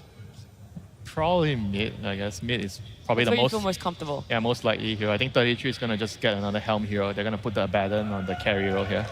Okay, what else is a good Helm hero with Beast and Lycan being taken out? In the 33 hero pool I've as well. seen Underlord. He played Underlord. Okay. I mean, you kind of want someone to maybe build Crimson Guard against the Slada. I think that could be an option. Yeah. The root is pretty nice against the Corp. Broodmother? Oh, Sand King, yeah. Okay, so they don't go for a Helm hero. But instead they just go for... Scaling, more scaling. Yeah, it's a 33 classic. It's also something BZM has been playing a lot. I know you've been a big fan of his Sand King Jenkins. You always talked about his itemization, like that one null talisman that he does buy. But you also need to rely a lot on stacking. पूरा timer वाला Sand King, 'cause he's not the strong laner. Even though I watched some of the replays from Tundra, they did lane for a couple of minutes first, and then you will have Saksa go into triangle, try to get some stacks going in the outer ring as well, because Sand King, he can still farm it. It got nerfed because of the distance between the camps, so he can't like fully farm, especially the outer ring in the top part of the map. Is it Clean? Very first time. Oh, in okay. TI. a Clinks? Clinks with Slada Amp. That is scary. Okay, so last pick, Ame Clinks. Guys, we've got to talk about this hero because Fia was very adamant that we would never ever see this hero at TI. This is like the highest DPS hero if he can actually sit there and just right click in the game. Okay. And you combine that with a Slada, he's going to shred them. But they do have answers, right? With the decrep.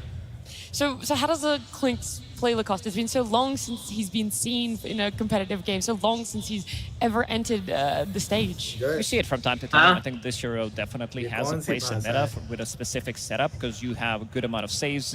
We talked about the BKB. Alien language नहीं बात कर रहे हैं, normally बात कर रहे हैं. And this hero gets super tanky. Once you get to that level 5, leading the creeps makes you super tanky. Plus also the scaling. You did mention the starter plus his DPS. Plus Sanking. We talked about him not being the strong laner, playing into Clinks and Warlock. It's a very difficult lane for him. Yeah, I think the Warlock is what really makes it work because Clinks' laning stage is pretty rough. Like you want to heal, basically. Yeah, you just want to heal and farm and get to the late game. It's kind of more of the same from what we saw in game 1, but I gotta agree with the old man Fear. I don't think Clinks is a very good hero. Like it's by the way, एक बात पूछे. You can get bursted. Like you can die. Earthshaker, Sand ये Mario ही बन के आया है. It's a meme. Hagana can solo kill you depending on the time of the game. Yeah, you're really not instilling me with faith here, Jenkins. The other question I have for the side You of have noticed Tundra and their कि lineup जानबूझ is के Mario seeing a बन के आया Shaker है. and a Sand King. Is it a little too greedy?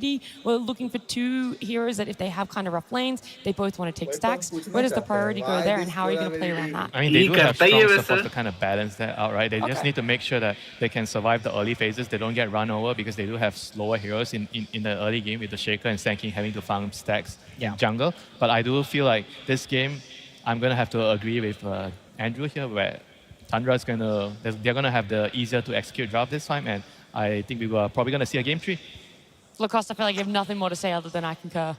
Yeah, it's a lot of easy to execute team fights for them. The 1-2 combo with either Earthshaker going in, Snapfire with the ulti, or Sanking jumping in. So they'll always have some kill threat on the map, which is very easy for them to execute. I think Extreme Gaming, they like to really push the limits with the drafts that they do have. 100%. But I think they're going to take this. You got to respect the draft. Okay. You gotta respect it, right? You gotta respect it, especially if maybe at home you guys knew. Let's see, though, if Tundra's coach Moon knew that this Clinks was gonna be coming out. I am indeed very curious about that. Moon Meander, coach of Tundra. I was wondering how you prep for a team like this. Extreme, they made their way through the road quick. Only played 10 games throughout that group stage. You, on the other hand, had to play quite a few more, so you don't have much data on these guys. Yeah, we're just kind of guessing what they're going to play, I guess, and looks like the lineup's kind of impossible to guess. Yeah, Clinks is not something that many people can predict. If there ever was a player to do it, it's probably Ame, but still, it seems like these 24th pick surprises are still alive and well. Yeah, but I saw him play a pop on Clinks, and he lost, so maybe things are looking good for us. I like the sample size of a 1. And my last question is, obviously, this whole situation has not been ideal for you. Although it seems like things exciting may be happening. I was wondering how you integrated Toby into the lineup so quickly, because making it here to main stage is quite a feat with a stand-in. We had like 1 hour to pick a stand-in. It was so last minute, and we decided to get Toby because we saw him own it. And hopefully he's going to do some more ownage here. Good luck, Moon Meander, as we get into game number 2. Thank you so much, Neil and Moon. And we are into the game already, underway. A lot going on here, Trent. Some crazy stuff. And the Bone Man almost got brought down, but we did get a first blood, too. We did indeed. As Moon was taking the interview, wondering how the game was going to go, his team grabbed a kill. So that is indeed a pretty good start. And Ame goes down again, down bottom. He was already coming in a little bit low HP, and 33 combos together with his socks to secure the finish. Yeah, softens him up a little bit there on the initial play. They grab it. 3-3 is still very low. So potential maybe if they can find something on him before he reaches. But he's got 3 tangos and, well, it's a Warlock and a Clink. So they're going to be doing a whole lot of chilling in this lane, presumably, as Soxa has to throw the body on the line here to get that Sentry into camp just to block the 1-minute spawn.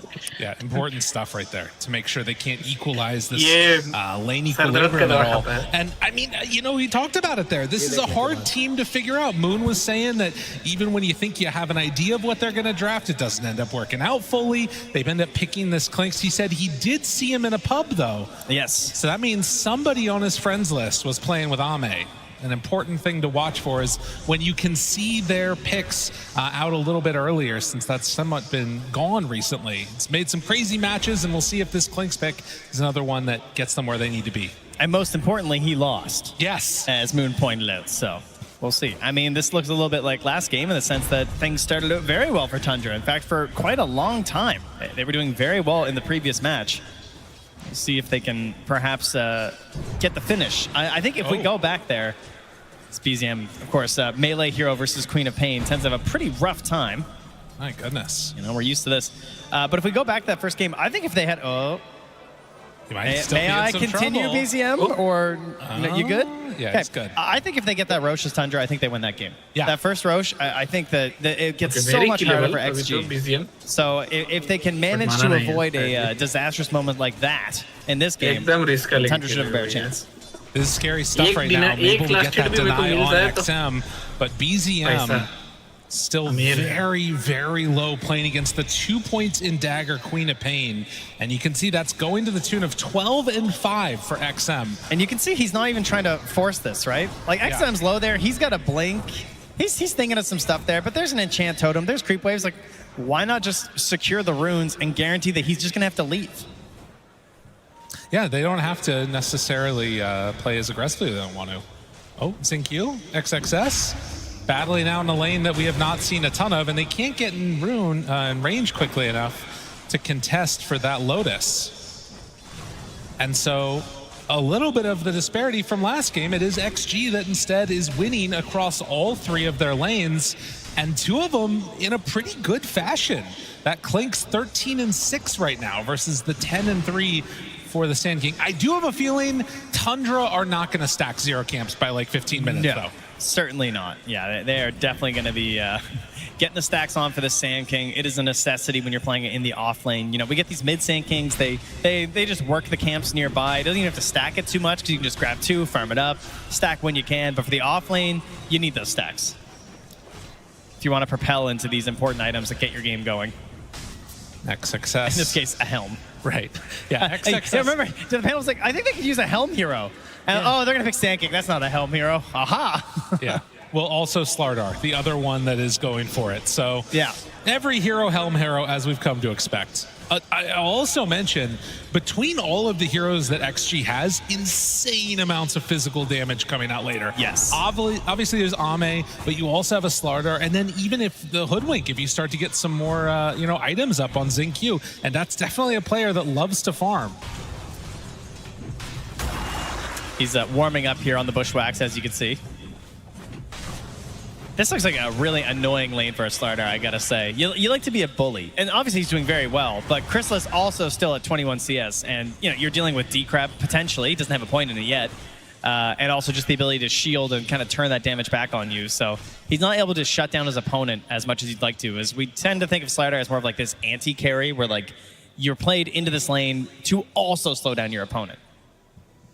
Have a short disconnect here. Saksa gets the pause going for himself, and I would imagine that pretty soon he's going to be making that move back into the jungle that we've come to expect from him, stacking up camps and making sure that they're off to a decent start. Likewise, you can see Xingqiu already heading back that way as he's very low on HP, and will just regen up a little bit as he goes. He queued up like 8,000 observers, but now he's changed his mind here. Gonna go for a wand into some arcane boots, pretty standard stuff. Can they contest these stacks though? Probably not this game, eh? For XG? I mean, yeah, it seems a little bit... I feel like you can contest. I don't think you can take. You know what I mean? Yes. Yeah. You could definitely target him for sure. Like, you get an OBS in there. You see when he's going for these stacks. You can definitely come in, throw out a Sonic Wave, and maybe grab a cheeky kill. 3 points up in Dagger as we get back into the game. Xingqiu is going to stack that camp up and head back. Oh, come on. Look, they don't even know how to do it. They're like, this is not our meta. We're just off fighting instead.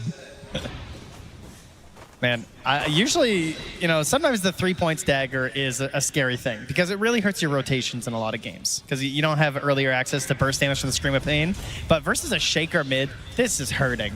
Like, BZM is just constantly off the wave. He is a fisher for CS. It is not feeling great.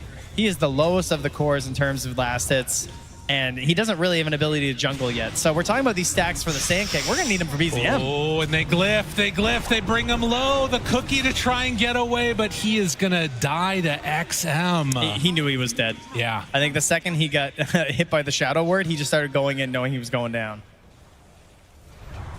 So they managed to find the kill on the Shaker right before the 6-minute mark, too. So this could also be a clutch Look at room for XM. X-Nova and Saksa, though. They're battling right now. X-Nova comes in. He does not try and body block, but all right. I thought he was going to try and stop that spawn from happening. Was too worried about potentially dying there versus Saksa, so he lets it go. And XM is the one that is going to be benefiting from that, picking up a shield rune now. So I'm not sure what you do at this point as the Shaker. Because everything feels bad. Yeah, this is not great. He looks more like that position 4 Shaker right now or something, but he does have a stack here. So he can start working on that a little bit. But yeah, it's not great. Sox is going to hold the wave. There's an OBS in behind the tier 1 tower planted by Xingqiu that's going to allow all these opportunities for ganks. It's a very scary place to try and play versus 3 point stagger and a potential Sonic Wave. And this type of bullying behavior is what you want to see if you're an XG fan. On the other side, for Tundra, take away their abilities to bully you back. 33's got to get off to a decent start with this helm and is trying to finish that one off and maybe try and push this Clinks out of the base. At the very least, Clinks can't eat your creep anymore. I know, right? Like, this hero will be crazy if you could eat helm creeps. Unfortunately, not a thing since they've become creep heroes, and partially why we're seeing them everywhere. So while the CS starts to stack up, it's really 2 that stand a little bit above right now in the Clinks and the Quap. with Sand King and Abba still having a good time. And as we get to that 7-minute mark, did get the shrine for each. And Toby trying to actually step forward and stop any extra passive pressure from the creeps heading his way. Oh man, dude. Again, Xnova just walking in here trying to disrupt these stacks because they know, right? Yeah. Like all the Shaker wants to do is get this big stack going so he can come in and dunk on this. And he's going to interrupt at least one of them. It was close. They almost managed to get it still. But actually the Ancients get messed up too. So neither camp stacks.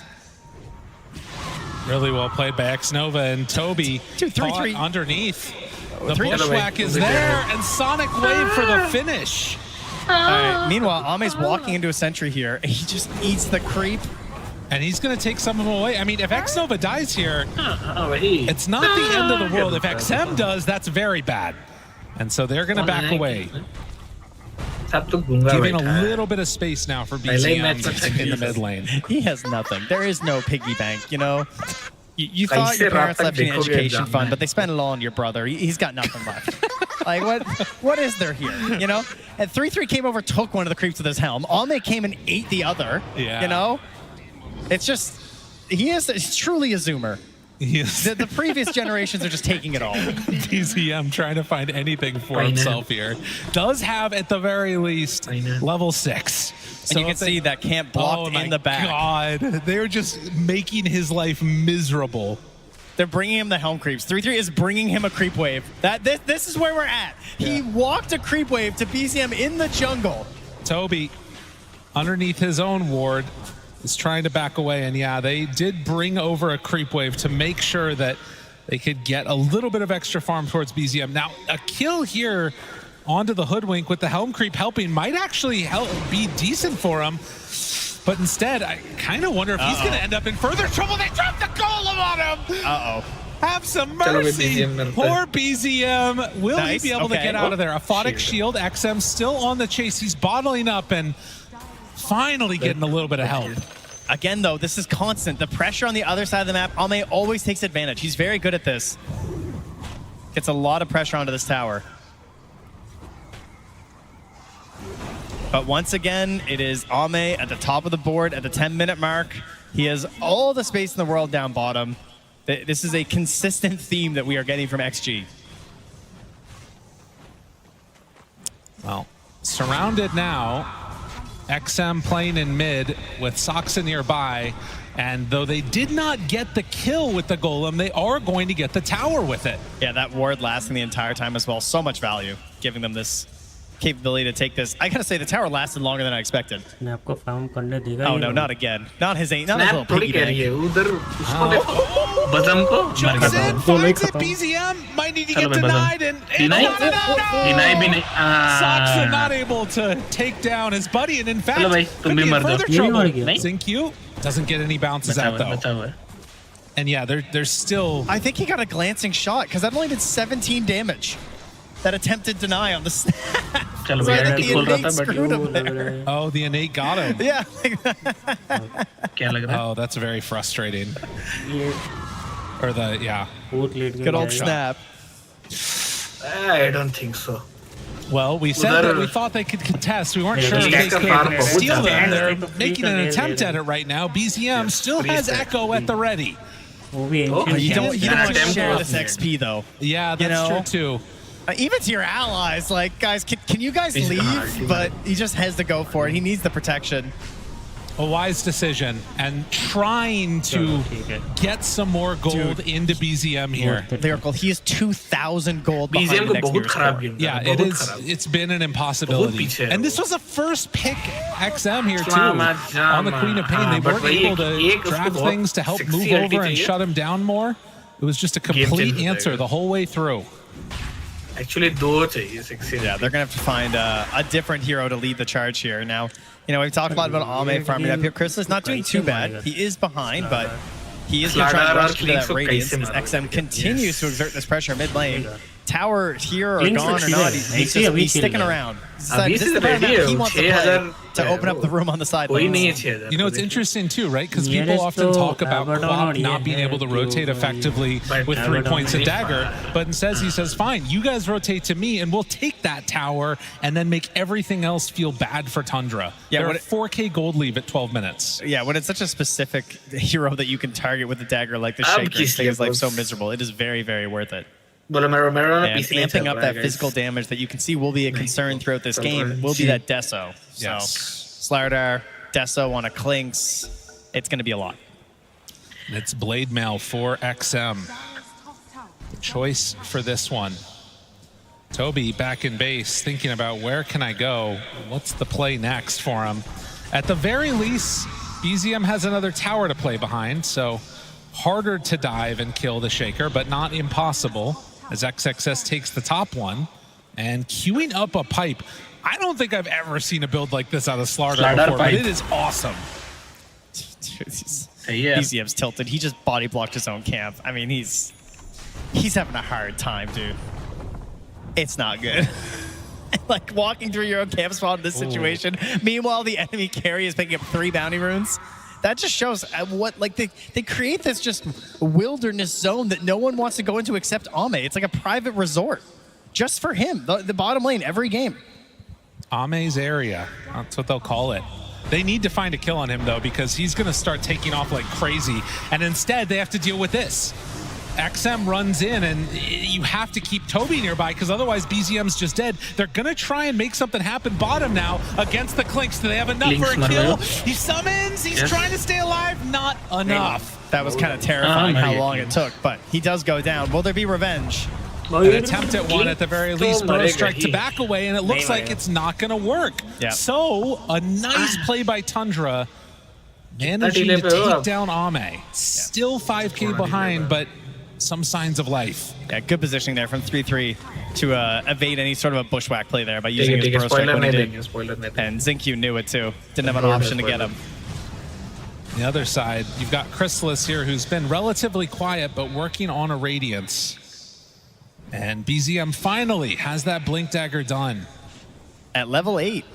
Yeah. That's the downside, right? Like, you're not wrong. Unfortunately, you just don't have a whole lot to offer at this point.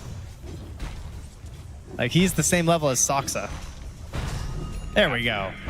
I mean, he's going to have to make back up that deficit by virtue of finding kills and finding good fights. Oh, or another big set of stacks here. Okay. Oh, that's good. Oh, awkward moment here. 2 cores. It's like, okay. Well, they're going to stack again, but yeah, I feel like injecting this into the BZM would be a really big win. And 33, never mind, would be a really big win for 33 too to get all this gold. You got your blink already. Yeah, listen, one of us is having a game here, okay? Just let me take care of this. Still just 2 stacked on the side of XG. I mean, the other thing to keep in mind, right, is that while we did see Clink stay alive for a while there, if 33 was there, a lot of like his survivability came by casting spells, and there's a decent chance they can just stun lock him. That's true. Yep. It can happen if we can catch back up here. It makes me think of the FE voice line, you know, I'm farming lane because I'm a winner. Oh, okay. You know, that's XG right now. Now, stacks, you know, I don't care stacks, right? They're just camping all 3 lanes, farming up like crazy. So all of their last hits are mega value. Going in now, Chrysalis forced to pop ulti, and the TPs come in. Are they going to go for more? Soxa nearby, thinking about it, hunting to the side. Toby decreps himself. That is the Radiance, assembled by Chrysalis. Will he be the Avenger? That is the question with said Radiance. Yeah. It's a tough one.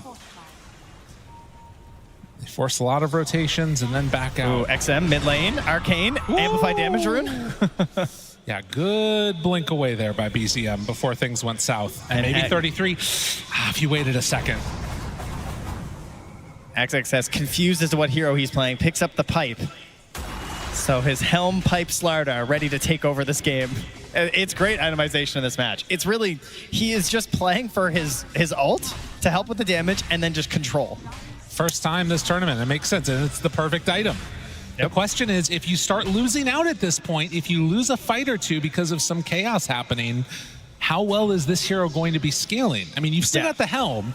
They're very good at forcing towers right now, but if they were, like, let's say, trying to hunt for a 5v5 fight, they don't really have very good tools for it right now, right? No. It would be like Bushwhack or just a Golem drop, whereas we have Blink Sand King. Control, kisses, done. XM is out of there. That is exactly what they needed, and now 33 trying to find X-Nova, who is pretty quick in the river. But with Blink Dagger back up in 8 Burrow Strikes, trying to stay on target. Bushwhack stops it. BZM Fissure, they miss off to the side. Oh, he's getting out! 33, he doesn't have anything for him. And so they do manage to TP out with X-Nova, but the kill on XM. Yep. Very, very important. And I mean, it comes back to what we were just literally just talking about as it happened. They have great ways to start fights as Tundra. Right? We have the blink on the Sand King. We have the blink on the Shaker. We're going to have these cookie plays, and then you can defend your towers with your kisses. It is risky to push into it, which is what they're trying to do with the pipe, but immediately losing your Queen of Pain like that kind of makes you look at your pipe and be like, oh, well, that wasn't great. Ame runs into BZM, spots him, and oh, that is not feeling good for Tundra. Yeah, you heard this brought up on the panel, but Klinks, although we don't see him very often, it is one of the heroes that just has the most insane amount of burst damage if he's allowed to just swing. And when you think about how XG has played this whole tournament, the best thing that they do is enable Ame. So giving him the full-on glass cannon of Klinks seems like a pretty solid strategy from them. This gold lead staying steady, though. That's something that has also been a constant at this tournament, that even when teams are behind, they have found ways to keep farming, to stay relevant in the game, and to extend the duration. And, well, now these types of kills start to hurt a whole heck of a lot. Ame goes down again. Ooh, a rare mistake there from Ame, pushing out a little bit too much, maybe an incorrect read as to where they are moving on the map. He tends to play just like so defensively. I mean, Ame is 3 of their deaths in this game. That's 75%, Lyrical. I thought it's half. Yes, you're right. I was looking at the wrong column. Yeah. I thought I really nailed my math for a second there. That's, I mean, when you think it's tough out here, you know. I hear you. When I think back to the beginning of this tournament and, you know, the way that Ame had started it, it really feels like so many of the games of XG have been in response to those early days and how well he did, where people like are explicitly going out and saying, I'm here just to kill Ame. that has only grown now. Yeah, Yes. that's right. after the Road the International.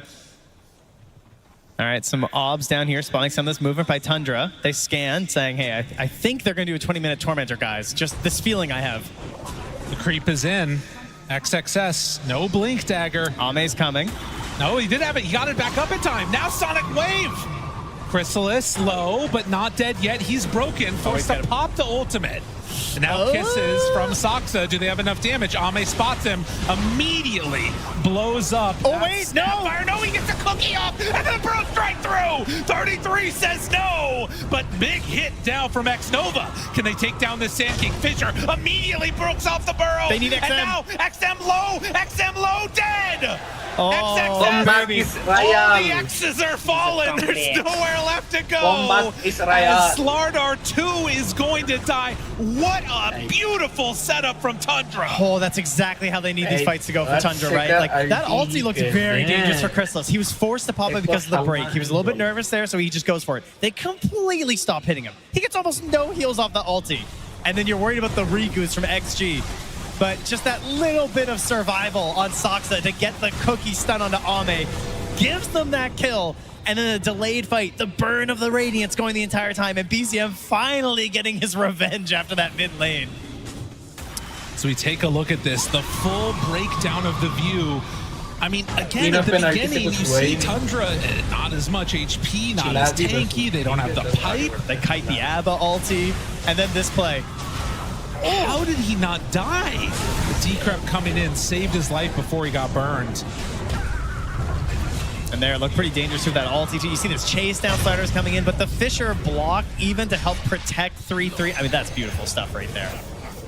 What a sick play. And in the end, It is Tundra that reigns supreme and able to survive through all of this. And some of it being that ABBA just making the difference there. Yeah, and that's going to help him a lot. I mean, that is a fully finished Manta now for Chrysalis as he takes the top slot here over Ame in terms of gold. Now eyes will start to move to the Roche Pit. Likely the next goal you're hoping for on these teams. Particularly XG, of course. Yes. They can just do it instantly if they ever get the moment. That's the thing that I think is going to be tough for Tundra is keeping an eye on that Roche Pit while making sure that, Ame doesn't have a few seconds just to get away and start taking it. Yeah. And he's working on a BKB, 2 components of it. He shows over there to the side and immediately look at all of Tundra running towards Ame. I mean, he has his own obs, right? He feels a little bit safe here. Now there's a scan. They know they're coming through. They see him. He's in trouble. Ame again. A 5th death. Yeah, but he gets that last hit. So 50 gold going back his way. I mean, someone on the Radiant team was like, bro, they're coming. He's like, scanned next to him. It turns red, and he's like, well, I'm still just dead, guys. I don't know what to tell you. Wow. He's trying to make a little bit more space here in this game, and he's getting punished for it. I mean, again, when you've got the Slardar that goes first 2 items, helm, pipe, it sort of puts a target on everybody else's back in a way. BZM and Crush here. Yeah.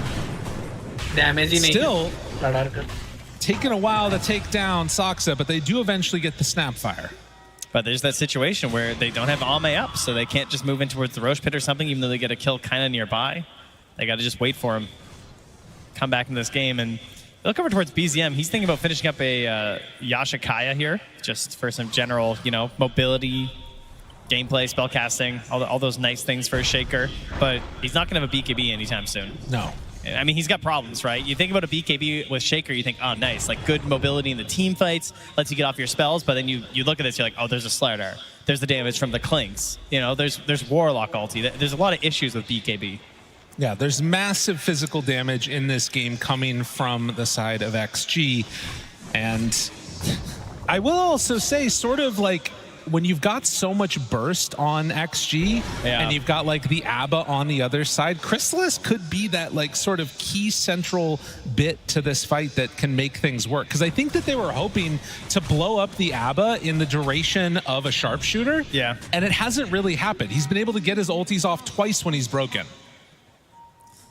And the other issue is that your Slardar just needs like every item in the game. Because he went for this Helm Pipe, he still needs Blink. He still needs BKB, and they desperately need a Nullifier. He does have Blink now, but yeah. Yes, yeah, but I just mean like all of these items combined. Right, afterwards. It takes longer to come online as Xingqiu dies to 33.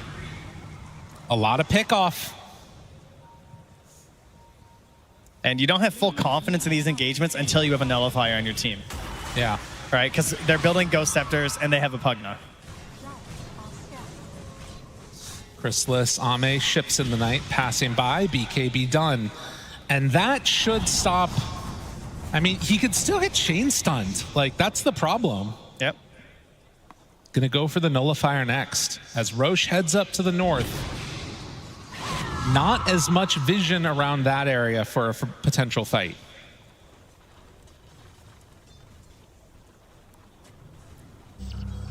Oh, it's a very small lead right now. It's mostly just the idea of like Roche is what it comes down to, is they kill a creep down bottom while scanning the Roche Pit. Right, they're ganking creeps. They're ganking Helm creeps. That is but the reality we live in, Lyrical. That's right. That's where we're at right now. Sand King does have Aghanim Scepter. That's a lot of damage. And Tier 1 Tower still alive for XG. Also, Aghanim Scepter done on Quap a little while ago. A haste rune here. They're going to give it to Chrysalis, and he's running in. They want to take down this tower before a Roche fight comes in, so it's harder to reinforce. 3-3. He's winding up. He's thinking about it just in case. A nice play right there. But now you know what's happening. And 33, does he catch sight of anybody? They're ready to jump at a moment's notice. XM is there. They want this. He's thinking about it. He's going in. 33, Blink, Burrow. How much they have? The Crush interrupts. But there's the Golem down too. And he gets out. Broken. Brought down low. 33 in trouble now. Great play by XXS to interrupt the jump. as XG plan that out perfectly and dodge from the damage. Wait, there's no BKB here. Never mind, they're in trouble now, and now Meanwhile, XXS is the one running into kisses, so they have enough damage to blow him up. Hits from low, the control is there, but XXS actually gets out. They didn't dunk. BZM saved it. They didn't decide to go in, and now XM, they're all fatal bound together. They're taking so much damage on the side of Tundra, starting to die. Chrysalis needs to get out, but there's nowhere to go. Another 4 down. Once again, it's just the first Roche. It's all these ideas around the first Roche that spell disaster for Tundra. It's just like game 1. If they were able to secure it, they have a nice path that you can see the vision and where to go. And this time, they try and go a little aggressive, right? It all starts with this attempted epicenter under the tier 2 tower. And then back to here 2 when they try and get this kill. So this is no BKB slider. It's already been used. The kisses are coming down. BZM blinks in right here, but he doesn't want to echo. He says, you know, he doesn't think it's going to be enough. And instead, now they get no opportunity for it. And then you just get XXS coming back in here with a pow, easy crush. And as soon as those, you know, fatal bonds are out, it just shuts down any chance of a reinitiation from BZM at that point too. There's just nothing else that you can do right there. Yeah, and now that's going to be Ame here. Has his BKB, has an Aegis, and is 500 gold away from a nullifier. Well, we have one big fight that goes the way of Tundra, another now going the way of XG. Still not a meaningful like separation between these two squads that's like an item difference. You know, you're sitting 3,000 gold on Ame. They're basically equal. So I feel like there's got to be some more type of a battle coming from Tundra. They're probably going to wait for their next timing too, though. Yeah, we're going to get back to dodging here. Not the best lineup necessarily on Tundra for just like pulling waves and playing super safe. You do have the full bore on the snap, which is nice. So blasting away and cooking. Pretty solid hero with your shard too to clear the waves. Shaker, probably one of the best heroes in the entire game at this with the shard and the fishers. You can keep things down. But, you know, we have jump. We have this spooky, scary skeleton guy. So it's not a super simple proposition to be pushing these out as Tundra. A bunch of the whispers of the dread coming out. Everybody looking for spell amp and ways to burst. And it feels like those spells to save are going to be at a premium in this one. Yeah, well, at least it doesn't reduce your nighttime vision. So true. They're safe for now. 30-minute mark. Saksa not going to get caught. XXS blinks right on top of where he was. And likely going to be looking for another chance at the Tormentor here in a moment. Another amp damage for XG. Toby making the big run in, and, well, he gets punished for that one. It was a bold move. Yeah, a little bit. Boots of Travel finished for BZM, so wants to be able to capitalize on any opportunity they can find on these side lanes as Ame, whoa! Nullifier out. No chance. Yeah, that is an interesting one too. Just saw that on Hoodwink finished off the Mage Slayer. So pretty annoying to deal with for Sand King. Sand King, even just like everyone. Yeah. Really, it's truly everyone. Yeah, so we're going to be watching those bounces on the Acorn. Not many heroes, of course. They can hit multiple with the Mage Slayer, but Hoodwink is one of them, so you can keep up on multiple people. Feels great, but it does only last for 3 seconds now. It's not as crazy as it used to be. Ame under a ward. But with the rest of the team coming in behind, he is going to show for a moment and then actually take down that tower. This is Clinks. This is the problem. Look at how quickly that fell. Yep. It is very, very fearful. I'm gonna need to make use of the mass magic damage that you have on the side of Tundra and hope that's enough to burst him. Obviously, they're gonna need to do it twice right now with the Aegis. 1 minute and 30 left on that one. As XG head up to the north and get themselves ready for a Tormentor. What? Where? Yeah. Immediately gone here as the shard goes to X-Nova. And Tundra just continue to dodge as much as they can right now. I mean, attempted nullifier for 3-3 could be something. The Bloodthorn for Chrysalis is probably their best chance to at least get a full chain stun kill and just kill as fast as possible. Man, it really is something else, Ame. Like, he has died the most in this game and is the top net worth on clicks. Like, he's died more than the person that's died the most at the tournament so far in this game. And he's still just making it happen. Daedalus close to being completed. And a 9,000 gold lead as XG ready to battle. Yeah, look at this. They scan the high ground. They just want to run in, take over this area. Counterplay coming from Tundra sometime soon. They're almost at a nullifier, 433. Meanwhile, Bloodthorn is going to be the call for ABBA. Still a little ways away from that one being done. But Chrysalis, not sure if they recognize where he's over here or not, but it's going to blink out. And a tier 2 tower taken now bottom as well. 33 under the ward. And I guess they can just feel safe now, spreading out, farming away because they see that 33 is there. They know that there's no chance that he's setting up to kill anybody else. He's just trying to finish off his item. Yeah, exactly. They're just going to wait it out. It would be nice if Tundra was able to get some better vision out with a gem, but it's just so risky. Ideally, you manage to kill this Warlock, you know, maybe steal it from X-Nova. That'd be a great target for them to grab on these pickoffs, but he's obviously playing very far back and quite safe. All right, a couple of items done. And the team grouping together down on the bottom side of the map, around the Bloodthorn, around the Nullifier. And an opportunity here.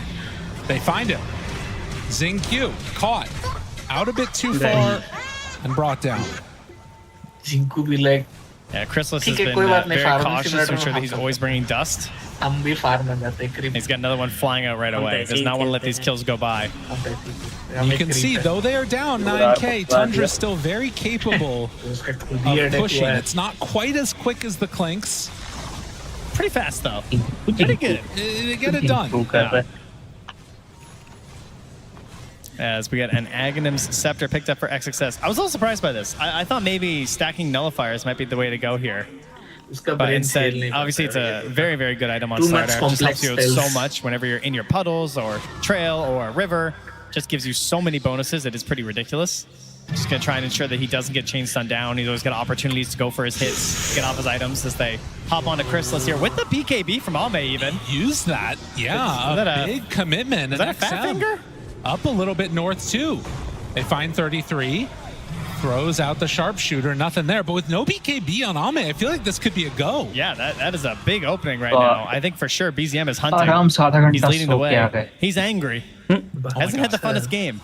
And they're hunting down bottom. Okay, no, but Ame's backing out. Good choice.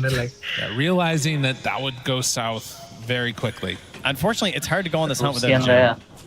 You know? True.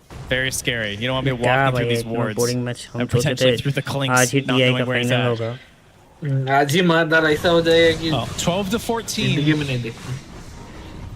And while the smoke does not connect onto anybody for Tundra, they do get another chance to push out their waves. XXS is showing it mid.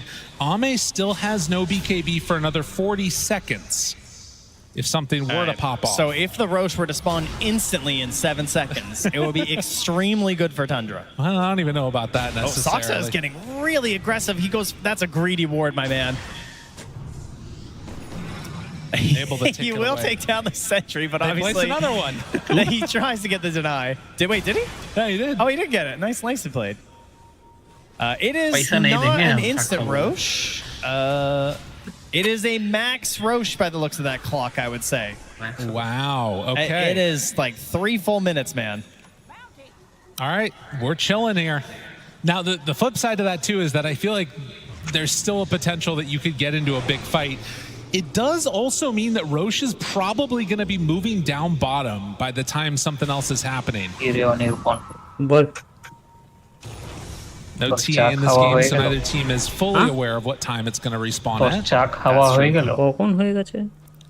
but the wave shove is going to happen. And even though it's not ready, the win probability is still very even between these two squads. তারপর পান পড়া চা I feel like the gem advantage is just so good in this situation. Chicken cutlet. Like just moving across the map right now, they put it on XM, so we can just move across there as Dota Plus refusing to give up on Tundra today. Favored him last time too. He's your control.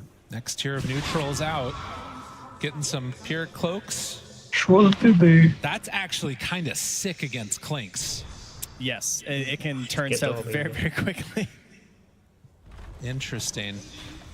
He does have like decent armor on Clinks. Oh, the Radiant scan. Oh, look at this. Okay, so 3-3 has the Helm creep in the Roche pit, which registers as a hero. So then XXS has to send his creep in, which means now if they scan the pit, you know. Yeah, they're going to be aware. Okay, good now, to know. Keep in mind, you know how they changed the vision around Roche? Yeah. Right now, XXS doesn't actually see 3-3's creep. So he's actually still in one of those spots. So he's got a very sneaky creep placement where that creep can actually see inside the Roche pit, but when you're inside the Roche pit, you don't see that creep. Could be very important how this plays out. XM. The rune spot. Oh, that is. Oh, fast fingers. Oh, geez. All right, there's a call from Xnova. He wants to wrap around. Again, they don't know yet. Roche not up. It's going to be up very shortly. That is a Lotus now done again for XXS this game. Yeah, no more Helm shenanigans. He's fully sold it? I guess. I think so. I thought maybe just backpacking it, but no, he's just done. He wants his Lotus. He wants to play. He's done microwing. Just wants to work on his own hero, you know? Now, when I think of XXS, I think of like Mars, Magnus. He's not a micro guy. Here comes the Croaker. So second Roche up, wrapping behind. They see the creep moving. They know someone was here. All right, now there's really good heroes to get first and really, really bad ones like Abba, right? Unless they can fold a 0 up. Can they do it? Can they blow him up in time? Ultimar. Forward, he's broken, but he gets the ulti off. And that stops it. That's a free reset. But that's 65 seconds of no ulti. So that does take away one of the good conditions of an engagement for Tundra, which is they go on Abba first. And it basically costs them nothing. Yeah. The other issue. I mean, pipe, I guess, you know? That's true.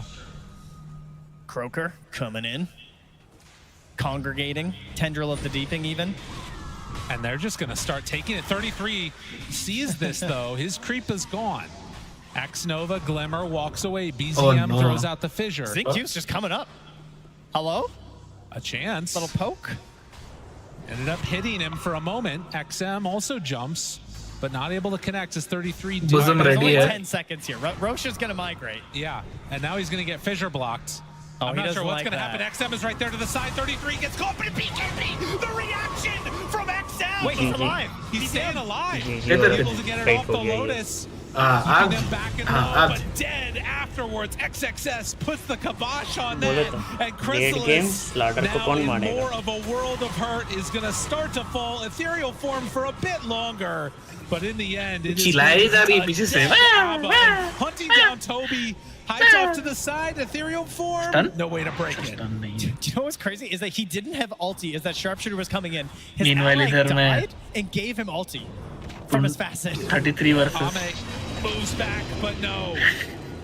Comes in, shuts down the captain. 33 to fall, and XG ready to run away with this game number 2. Just, I mean, everything going their way. But, like, what more is it, you know? They jump in there. At first you think like, oh, there's a heal. You know, maybe they can turn it with the shaker, but they just never find these opportunities. And just instant roshing. 0 chance of contest here.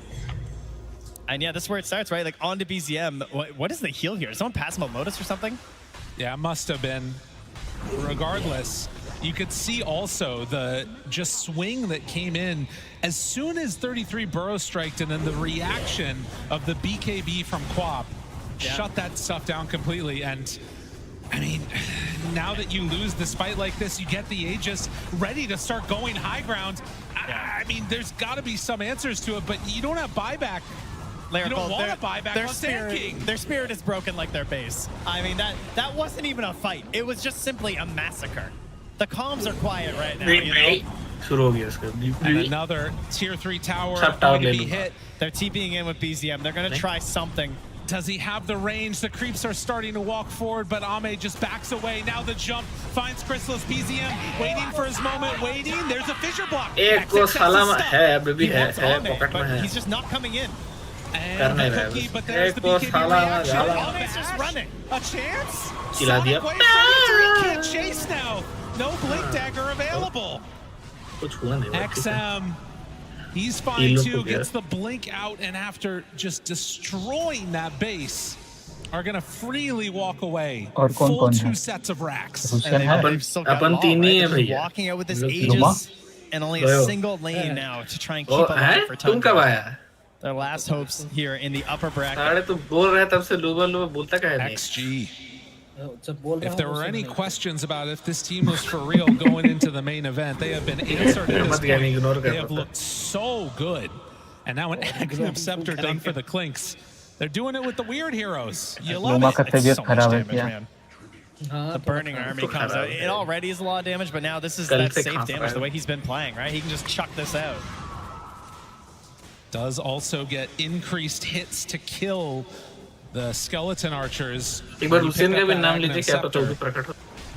So big range, drop it down, say come and fight us in this, which is even harder to do now because they're going to be breaking blink daggers of Sand King and Earthshaker. Yeah, who've already struggled, of course, to try and find these plays in. But you know, he doesn't have buyback. That's true. So kill him twice, you won't have to kill him a third time. At least there's that. Tundra. How many more tricks they have up their sleeves?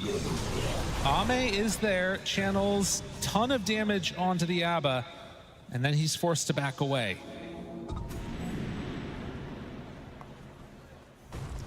Yeah, I'm not sure what the right answer is at this point for them. They're down so much gold, and it feels like the fights have just not gone their way at all. And look at this. XM just blinks right into the middle of everybody here. They find Toby, and he is going to end up dying for his troubles. And look at this. XM scouts the amplified damage rune too. And there, Soxa dying. Woo, buddy. All right, I've now seen an Outworld staff actually save someone.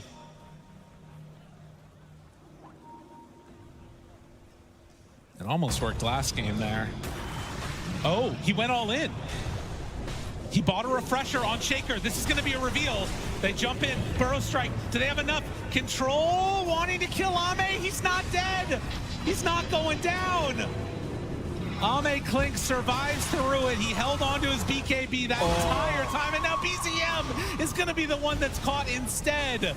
Still everybody from Tundra alive. Unfortunately, their base not so lucky. No, that's mega creeps. And could you even want to go into this mess? I mean, you've got to do something. You've got to find a way to punish, but the damage is just not there, and BZM's so low. XXS jumps forward. There's the epicenter. It's hitting onto nobody. They do Burrow Strike, though, and now it starts to click away slightly, but the damage is too much. Ame, he stands tall despite the early deaths, taking out hero after hero. Another Burrow Strike used, but look at the Clinks. The Skeleton Man is doing way too much damage as they find a triple kill, looking for 4. Can they get it?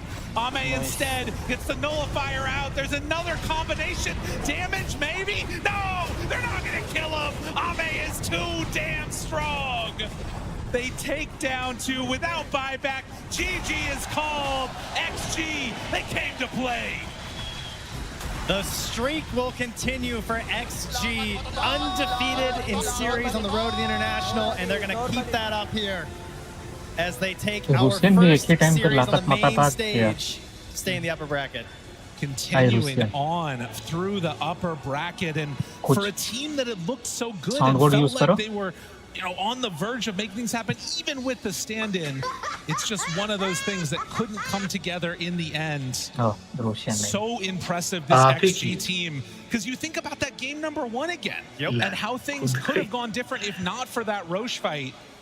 Even game number 2. I mean, again, it's the same thing where they have this advantage a little bit there on Tundra, and you're thinking, okay, we're seeing it, you know, this could be the play that they get where they actually make their way through this game, get a little bit of a surprise upset, but no, XG, they just slam the door in their face and say, no, we're the favorites for a good reason. Absolutely. The favorites make their way out of the stage, and for Tundra, they're going to have to forge a new path through that lower bracket, come up with some other answers. They're going to want to move on in this tournament. But XG, the ones that come out on top in this first series, what a performance from them on the main stage. Trent, I mean, the other thing to think about with this is, I mean, how worried are you going up against this XG team for the next squad? Well, you know, if you were thinking things like, well, you know, there's not that much data on them. They haven't played that many series. We'll just wait and maybe we can learn some more. I don't know what there is to learn. I've just learned that they're even more frightening than I thought after that game 1. So if I'm their next opponents, I'm just thinking, like, what is it? What is the solution? Because they tried playing a little fast. They went for this insta-Lycan. That didn't work, right? They got this big early lead on Tundra, but they're able to fight back on XG. They're so good at picking these team fights, very much like Team Spirit style, right? Of no matter how far down they are, they know the exact moment when to strike. And it's been so long for XG coming together here on the main stage. They forgot, we got to go over and shake hands as well. So we come back in, give a handshake there. And of course, Tundra dropping down to that lower bracket. But the fans loving it here out in the squad. XG taking that one victory there. And again, I mean, for Tundra, you kind of got to reset yourself because they came in on a high. Yeah, they did, right? They got that amazing win versus Liquid. They're feeling a little bit better. It feels like the team's starting to come together a little bit. And unfortunately, after all that hard work, you go up against the Titan of the event so far, right? So you obviously have some players who are very familiar with going for long journeys at the International. So I'm sure that they're going to be able to talk to the team, figure that out. They have a great coach in Mumiander, who's also been going through this a lot. And, you know, they've also had stand-in issues before in terms of having to bring someone extra to the event. So don't count them out yet, right? It's a very tough opponent. And I'm sure that they will find their footing as they move to the lower bracket. And of course, a type of event like this where it's one of those moments where anything could sort of happen as you move through, because it's a squad that's going to gain more momentum as time goes out, as we have a chance now to get onto the stage and hear from our victors. Thank you, Trent and Lyrical. Yeah, fantastic to be here at TI with Arme on the main stage. It's a fantastic way to start the show. Great opening and a great series. Arme, that was a very impressive game victory. Does it feel good to be back on the stage at TI? 你觉得回到 TI 的舞台感觉怎么样呢？就感觉还不错吧。It feels pretty good. Fair enough. You guys played fantastic, so I guess it does. There were a few mistakes from both teams in game 1. Do you feel that was nerves coming into TI? 在第一把的时候，双方都有一些小失误，你觉得是紧张呢，还是有别的原因呢？主要狼人比较难处理吧，这英雄，所以第一把打的就比较艰难吧。Because Lycan was a bit harder to deal with, that's why game 1 was a bit more challenging. Fair enough. And I've got a question about Clinks. We haven't seen Clinks yet in the tournament. Would you have picked this hero if you hadn't won the first game of this series, or was it something you were very confident with? 我们想问一下克林克斯小苦工这个英雄，如果第一把没赢的话，你们还是会选这个英雄的吗？就看情况选吧，觉得他好用就选。It depends on the situation. If he's good, we'll pick him. If he's good, he's good. Fair enough. And last thing, there's a lot of Chinese fans here supporting Extreme Gaming. Have anything that you'd like to say to them here at the TI 14? 现场有很多中国的粉丝，有没有什么想对他们说的吗？谢谢大家支持吧。Thank you all for your support. There you go. Thank you, Army, for a fantastic performance. And let's throw it over to the panel now. Nat T and the gang, take it away. Thank you so much, Piri and Ahmed there as well. It was nice, you know, in a way he was saying it wasn't really nerves. It was just kind of coming up against Lycan for that game number 1. And for game number 2, there was no doubt in his confidence about this Clinks, which is, I think, the big thing that we have to start off with, Lacoste. Did this Clinks have that impact you thought? Did it kind of play out exactly as you expected for this hero that no one thought was going to be picked at TI at all. He did at the later stages of the game. His lane was fine, but he got caught off multiple times. Like, he was getting killed left and right. At one point, he wanted to go for the Dragonlance, but he realizes, you know what? I need to get my BKB. I need my BKB. I need my Nullifier. These are going to be two core items that I need to get to be able to survive, because he was getting heavily focused. He was out of position a couple of times as well, playing super aggressive with XM, which did cost him a couple of deaths. At one point of the game, they had like 4 or 5 deaths on Ame out of 7 deaths, which is not something that you see usually. Yeah, I mean, really all they needed him to do in this game was be damage, because the other cores on the side of XG had such phenomenal games. XXS on Slardar, like, he was doing so much again. I don't know if you guys agree or disagree. For me, he's my MVP of the entire series. I think he did incredibly well as an offlane enjoyer. But XM in this game as well, even playing into Pugna, very hard counter. It's difficult to use any spells against the Pugna ward, and he did a ton of damage in this game. He was a menace in team fights to deal with. They felt like they had to completely focus him. Yeah, I mean, the thing is, like, the Quap and the Slara, they were moving around the map to set up kills, but all that couldn't have happened if Kings didn't really shove out the lanes, right? I think Ame did a really good job pushing the lane. Sure, he died a couple of times, but it was due to really, really good ward placements, the Observer ward and the Sentry that caught him out. But I wouldn't say like he didn't really do a lot in the game. You know? I think that he did a lot in terms of maintaining creep equilibrium for them. They pushed the waves, and it allowed the Corp and the Slara to do their job in the game. It's also now something moving forward that you have to think about, that we're seeing Extreme Gaming winning in multiple different ways with different heroes, right? This Clinks, no one thought was going to be picked. It works in a very different way than what Ame has been playing and heroes. But it's the same kind of hero that Andrew was mentioning. All damage. Yeah, the damage, the burst hero. Yeah, but it's not as much as this 4 Protect 1, which was the early stages of Extreme Gaming. Even Slardar offlane is somewhat unconventional. He did an unconventional build on it with the Dominator into Pipe build, like realizing this is basically what they needed. One thing that we have talked about all year for Extreme Gaming, pretty much the only thing, because they've done decent, but they've never been this powerhouse that we're expecting to beat Tundra, you know, is that they're weird. Like, they pick Sniper mid, they can play these unconventional picks. You know, they pick Juggernaut carry when Jug is terrible, they pick Spectre carry when Spectre is terrible. So, to me, it's interesting that, like, this is not the narrative we're talking about, that they can pull out these weird heroes, because this is what we've seen all year from them, but they're just also, you know, mixing it with excellent team fighting and decision making, which we're not seeing. Yeah, it feels like that spell casting. Everything feels very on point, you know, comparatively. However, the laning phase...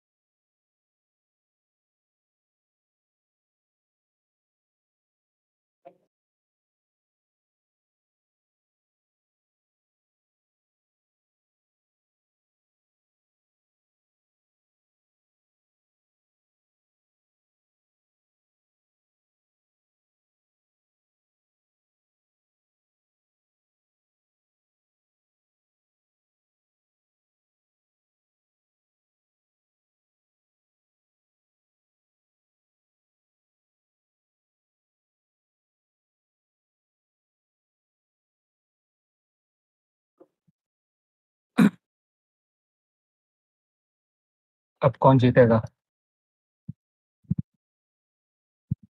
परिविजन ना heroic है?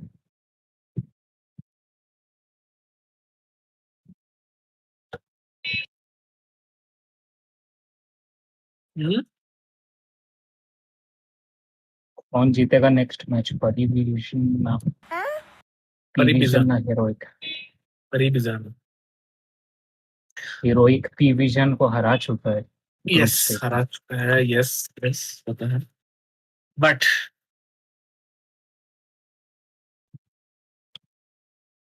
अगर शैतानिक को अपना hero मिल गया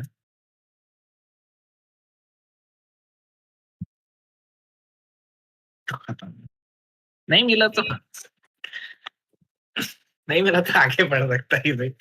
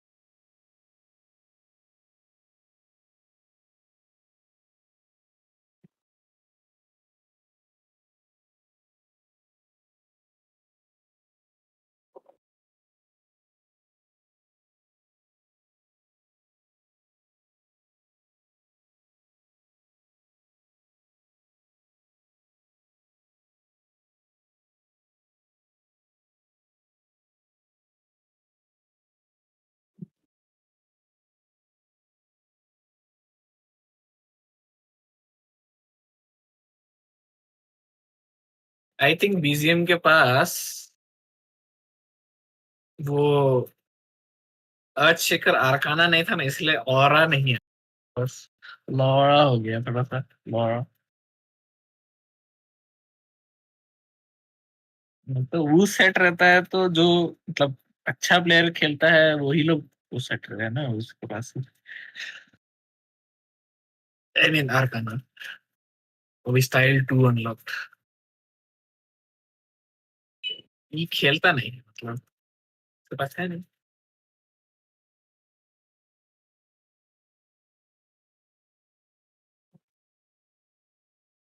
as usual limited pick है इन लोग का, बहुत ओपी कुछ।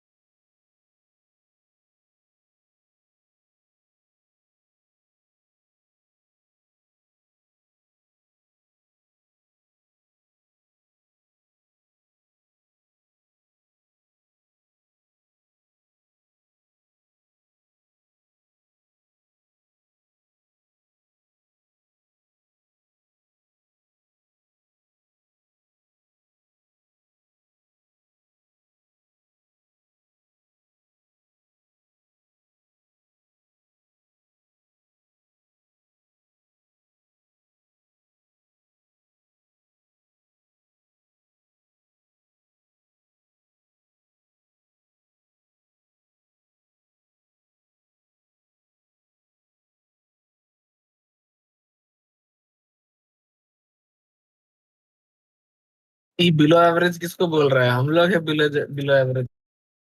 What is this?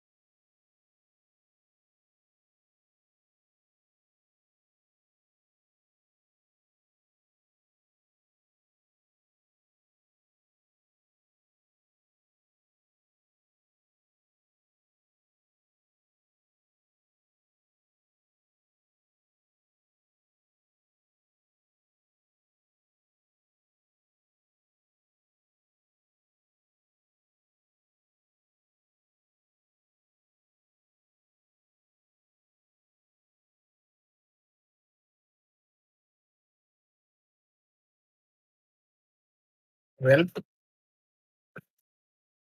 South America is here.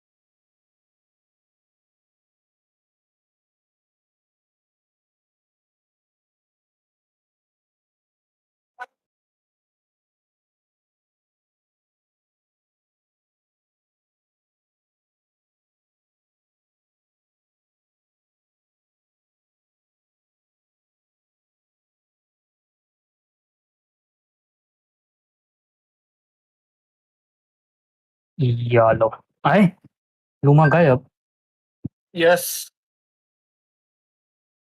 क्या हो गया उसको आई डोंट नो हिडन से कुछ नहीं बोला south America is here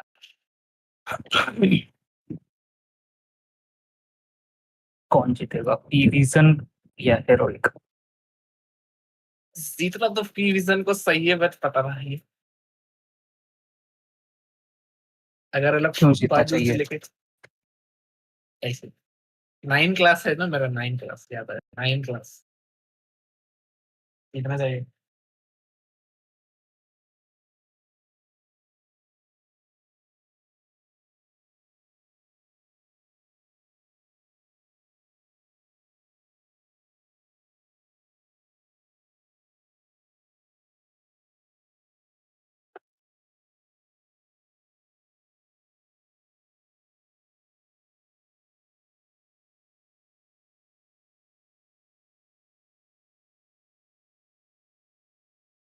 and आप जैसे बोले कि हीरोइक एक बार हराया है पी विजन क्या अगर हम लोग को बदला देखने मिलेगा अच्छा ड्राफ्ट के साथ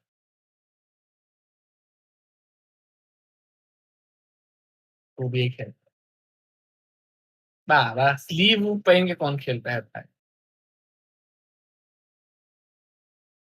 तो ठीक है ठंडा लग रहा होगा ज्यादा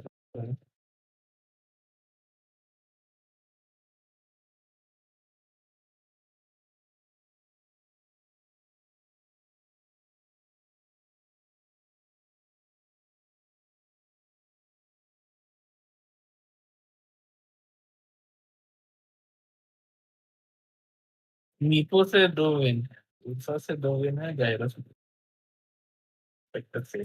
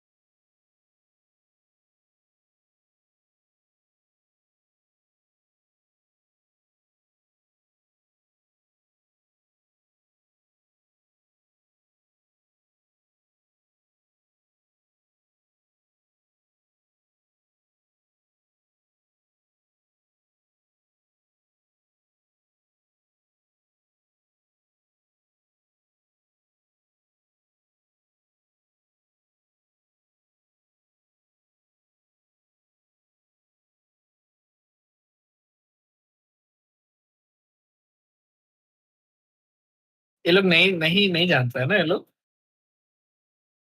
बच्चा बुतरू लोग चैट में जो बज रहे हैं वो पैकेट के बारे एंड वार्मर्स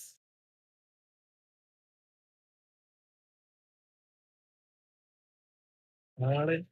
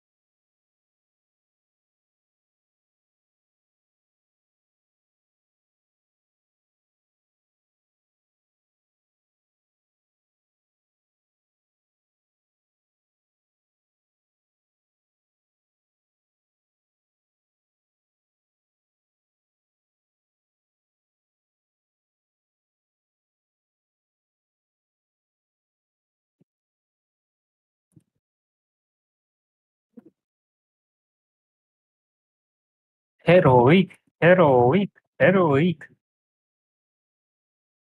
कोई चांट नहीं कर रहा है, आप इधर से कैसे चांट कर रहे हो?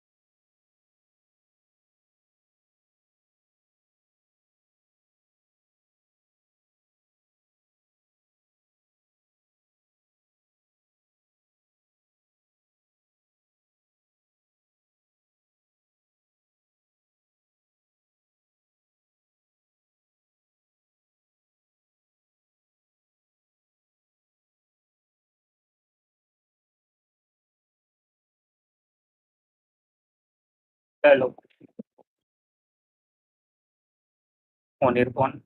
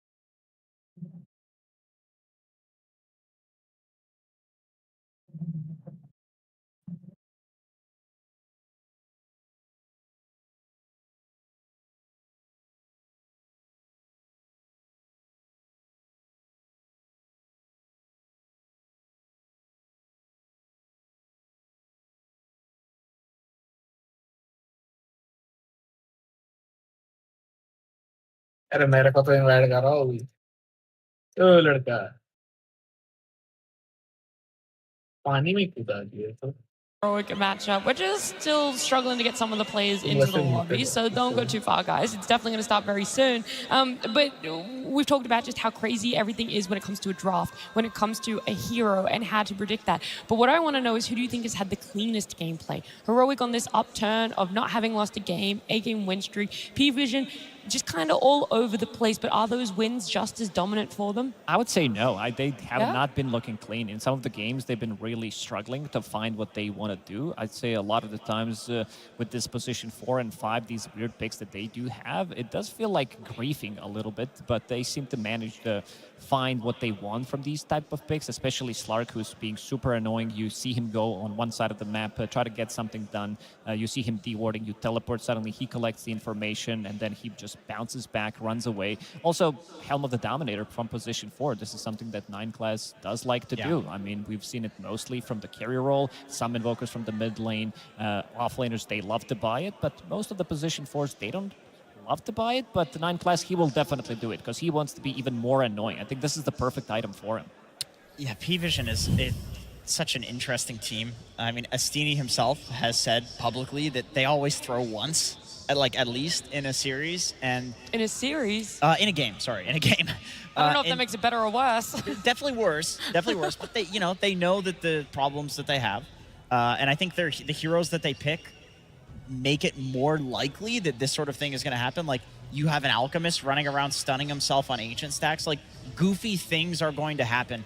But on the flip side, I don't think you can call Heroic clean either, because they intentionally create a game which is unclean so that way they can capitalize. The way they play upsets the momentum of their opponents a lot. I think it's very hard to find a rhythm. I think in Dota, it's important to maintain rhythm. You know your heroes are strong right now. You want to play with that rhythm. I think against Hero, it's usually difficult to do because they break the rhythm. They kind of mess everything up, so you don't really know whether you're still strong or not. Yeah, I'm looking at the pre-lobby chat. One of the teammates, I think it was 9 class on the side of P-Vision, said, "Yeah, we're ready." They only had 3 players in the lobby, and he was ready to start the game. They don't even need all 5, apparently, Jacob. I don't think he thinks about his teammates in general, to be honest. If he's picking Alchemist for... He's like, I'm going to be the carry and the support and everything else needed. But the goofiest thing is that in the draft, it's going to be banned. Nobody wants to play against it, even though it's so silly when you watch it. I mean, we'll see. We'll see, right? Because people have lost against still banning the ALK. People have lost against letting the ALK through. I really don't know where to take us from here except straight into a Game 1 draft. P-Vision versus Heroic. Game 1. There's definitely some mixed cheers here. Heroic having a lot of fans in the crowd at P-Vision as well. And so they're going to be hoping for a lot coming out of this draft. That small little delay there, does it kind of ease the nerves, do you think, Winter? Or does it make you more impatient? You're like, I just want to get into this already. Yeah, I think most of the players would think that, you just want to get the game started. You just want to get into the game, make sure you're focused. You don't really want to bother yourself with the noises outside or anything else, Just focus on minute 3 Lotus, minute 7 Wisdom, minute 6 Power Rune. I agree. Yeah. You're thinking about all those things, and as a core, you're thinking about, okay, I have to make sure that I don't throw myself away when I see my teammates fighting and I'm not ready to fight, I think when the game starts, that's when System 1 activates and you're just like, you're just in, right? You're literally not thinking about anything else. At least that's ideal, in an ideal world. Okay, well, hopefully we're going to get the draft up on the screen soon, because one of the bans is already very interesting from the side of Heroic. A bit of a spoiler is that Tinker. We talked about it, Satanic, just how he's able to have some cheesy picks for himself. I thought it was, brewed in that last bit, but they also love to open with Tinker, and that could potentially have a bit of flex. It's so annoying to do. Yeah, it could be, but this is also a hero that can be pretty much anywhere on the map. We talked about, again, Helm of the Dominator, that is very annoying, split pushing, and this is the hero that can actually kill it with laser, because it's on such a low cooldown that you can actually use it multiple times. And this is something that they definitely theory crafted, how to deal with these annoying heroes, because they are probably the most annoying team to play against in terms of when they don't want to take the fight, they're not going to be taking the fight, they're going to be doing something else on the map with these multiple Helm of the Dominators with position 4 Slarks that they love to run. And this also leaves Beastmaster in the pool if P-Vision wants to grab it, because there's no gyrocopter, seeing that there is Undying as well banned out, so potentially it could be a good opener for P-Vision. We talked about them getting like one really good pick at the start of the draft. Mostly it has been offlaner, getting something for DM, some Enigma, and also leaving maybe a bit of a flex with some Kunkka potentially that they can run across 3. I mean, you know, I kind of like that though, because if you have to open your draft with Beastmaster, right, and if you're in P-Vision's side, you're probably thinking, oh, if we have Beastmaster often, it means that my position 4 can't actually run around and just do his own thing. He kind of needs to stay and secure his lane, you know. So that's kind of like a little bit of upsetting the way they normally have to play. Because with Beast, I think ideally the situation is you have a position 4 that's range, that you want to sit in the lane and secure the Beastmaster's lane. And if they don't really want to do that, so this might be a good pivot, you know, for Heroic. This was one of the first teams, though, P-Vision, I'm speaking of, that would run the Beast as mid and as carry as well. So I could definitely see if like Beast gets countered in lane, they just run it as another position, or like let's say you have a free safe lane as Beastmaster. I could absolutely see Satanic flying Beast. Yeah, when the maps changes were first introduced, we really thought we were... Oh yeah, it's baby. coming. You're kidding. First pick. All right, do your Ben. What about the stable openers? What happened to that? Well, we never talked about heroic teams. There's no stability here. They're doing it for the crowd. Look at the cheeky smiles like KJ and Caps. They definitely knew that Pudge pick was going to get a reaction. Hello? Wow. I really respect this. I mean, Hook one-shots the boar, doesn't one-shot the Dawn Creep anymore. But I will say, if you're playing core Pudge, Aghanim Scepter plus Flesh Heap, you run in, all the Beast summons hitting you, it doesn't do any damage. The Beast Aghanims is also effectively damage over time. Like, Flesh Heap counters all of this. I actually think Pudge is one of the better heroes against Beastmaster in general.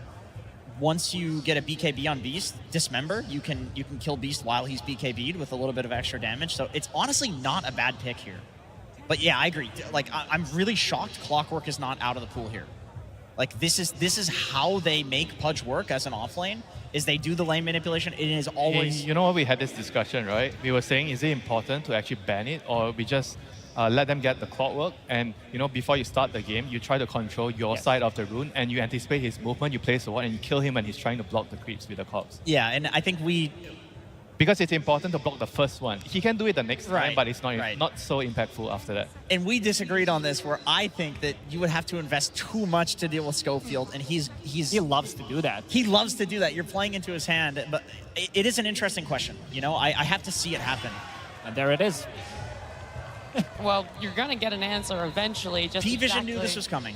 You know, one of the better supports to like stop that is something like a Bane, because you can just go in and sleep him.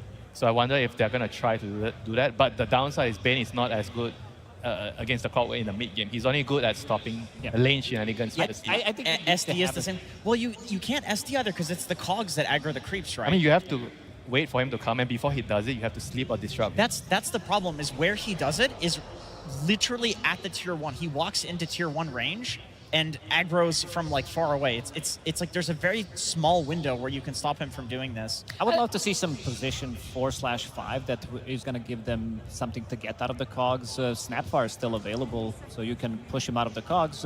Also potentially good against Hook, good against Dismember, so you're not taking the rot damage as well.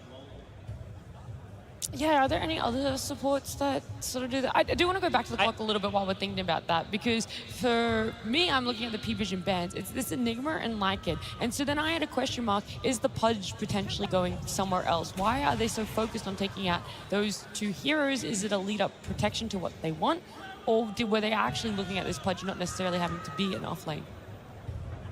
I think if these two are supports, Clockwork and Pudge, it's just not gonna work out. Like I guess mid Pudge is the idea. Like potentially, but I think they're just gonna keep things. I mean, they must know something that we don't, you know. Yeah. But that's what I'm wondering. Like, we see it from Heroic very straightforward, just offlane, but P-Vision aren't necessarily showing that same sort of line of thinking. But either way, the snap does come out as well. Exactly what you're looking for, Lacoste. Just something to help with those cogs. Yeah, it also gives you good amount of damage. It gives you overwhelming team fight. Beastmaster, I love the 1-2 combos that you can pretty much kill any hero on the map. It's Roar easy. with the Snapfire ulti, Monkey King, Boundless with the Wukong. I mean, don't forget, if it's a pause 5 snap, you just go into the lane and you learn your Shredder and kill the cogs. Yeah. So that is You like can also do very, that. very annoying for the clockwork in the game. Pudge is also a very low armor hero. So running into the lane and little shreddering him at level 1 is pretty good. Have you seen the Blightstone build? I have seen the Blightstone build. I don't think it's that good. I feel like little shredder already does what you need it to do. I mean, the weird thing here, though, is like Pudge Clock is not going to be laning. That's why I'm not a huge fan of like the Monkey Kings and Undyings, these heroes that normally counter the melee offlaners. There will be 2 lanes. There will be Clockwork cutting one wave and then Pudge playing on the other wave. And both heroes will be farming just fine. You will 50-50 this lane always. That's why Heroic plays this strategy. So I'm curious to see what P-Vision does. Like, I think that idea of like hard countering it with the Bane makes sense, or bringing a position forward that can help. Crystal Maiden, that's another uncontested hero so far at TI getting picked up here. It's Clink? it's for the Pudge. Oh, it's Crystal Maiden. I think it's a carry. It's a carry Pudge. Frostbite. Wow. Also, the Flesh Heap plus the Crystal Maiden facet Barrier. allows you Yeah. to be extremely tanky. Do not mess with this. Like, this is super Really? insane if you want to turn the fight around with the stick, with the barrier, with the Flesh Heap as well. You feel like you're going to kill them, and then they just stop taking the There's also another thing good about CM. She's one of the better supports at dealing with the Helm creep because you have Frostbite and you can kind of kill it. It's in the a way. one thing that still works against the creep. If you're laning against a Beastmaster and I someone mean, you that still builds kill the Helm Dome, boss. but You what's still the, kill the boss before he gets Helm. right? Then, but what's the skill build then Most for of, her in lane? Most of the time, I think you would get your Frostbite max because you want the cast range and Okay. everything else you have. I think the cooldown, the lockdown as well, because it's easier for Pudge to follow up if you have a higher point in cast Frostbite. Yep. Pudge CM is just one of the most classic It's lanes. crazy lane. You just die at level 1 if you're not careful, you know. Yeah. Frostbite into hook, you die. I love Pudge in the safe lane. I mean, I play at 5. I grief my games. But the tree spots that you can now hook into, you need like 2 trees to Quelling Blade to get out. Otherwise, you run through the tower. This is a very good pick into the Pudge, potentially Pudge carry. This is one of his worst matchups, you know. Lifestealer against Pudge. You can't really fight him because he does more damage because you have a lot of HP. I mean, the only good thing about it is you can bite him during his rage, you know. Yeah, they have a couple of BKB piercing tools against the Lifestealer, but overall a good matchup. What Pudge Core doesn't like to be playing into is some stacking damage, playing into Ursa, playing into Viper, playing into Lifestealer, these type of heroes that can actually man fight him. And you're also going to be fighting into Monkey King, whether this Monkey is going to be played from the position 4 or the mid roll. It's still going to be building into the Fusel Blade because we've seen 9 class go for Helm of the Dominator, go for the Fusel Blade, and this is something that Pudge doesn't like to be playing into.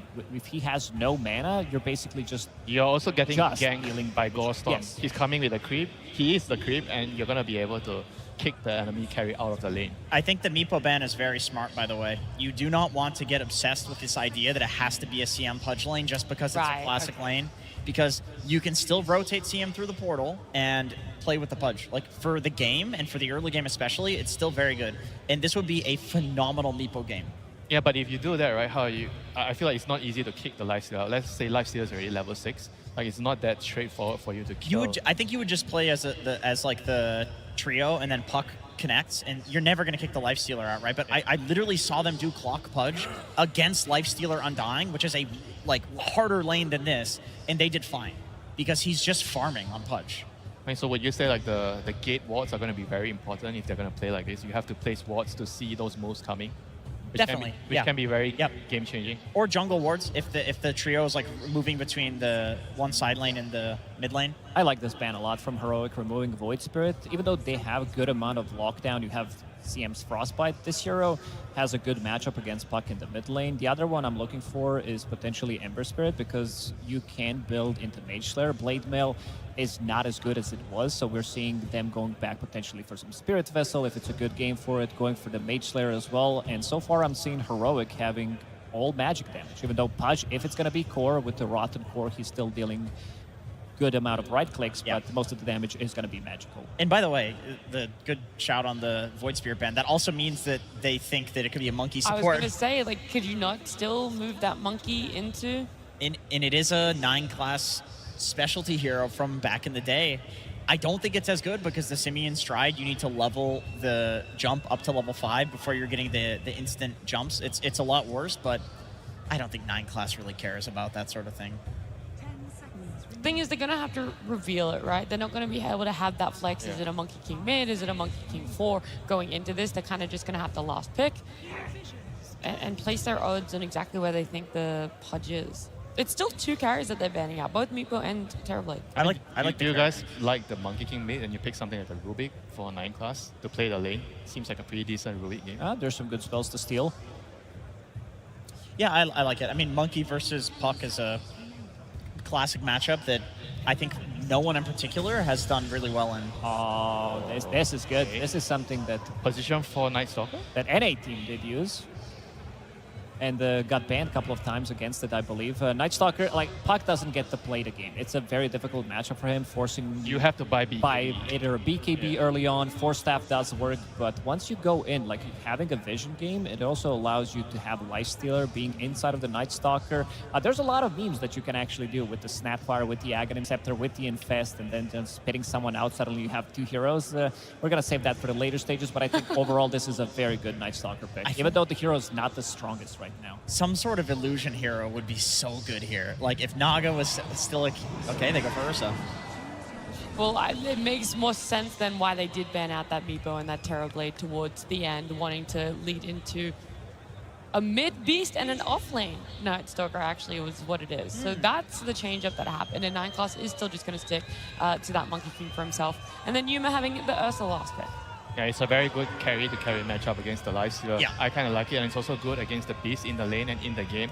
And I feel like overall, I'm not so sure about the Night Stalker. I know the Night Stalker has his play here against the Silence against the Puck, but can he secure Beastmaster? Actually, it's not an offlane Beastmaster. It is... it's a mid-beast. Oh, it's a mid-beast. Oh, so it's going to be support Monkey King. Again, we're saying DM, he gets his lane griefed. Monkey King, yeah, double melee against Ursa and CM just doesn't sound that fun. Even though Night Stalker... It's worked before. It did, but Night Stalker with the Night Rain facet, he does put a lot of pressure, very difficult to catch because of the extra movement speed. Has a lot of regen as well.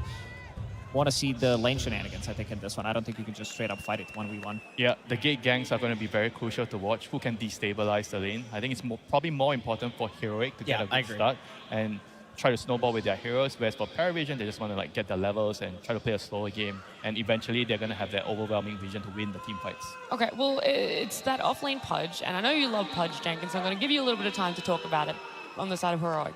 Which set he's going to use. That's what matters on Pudge. I can see on my screen here which set he's using. That's cheating. You can't do that. It's the best set to use, to be fair. I mean, yeah, I agree with what these gentlemen said, which is I feel like the laning phase will definitely go for P-Vision. They're going to win that.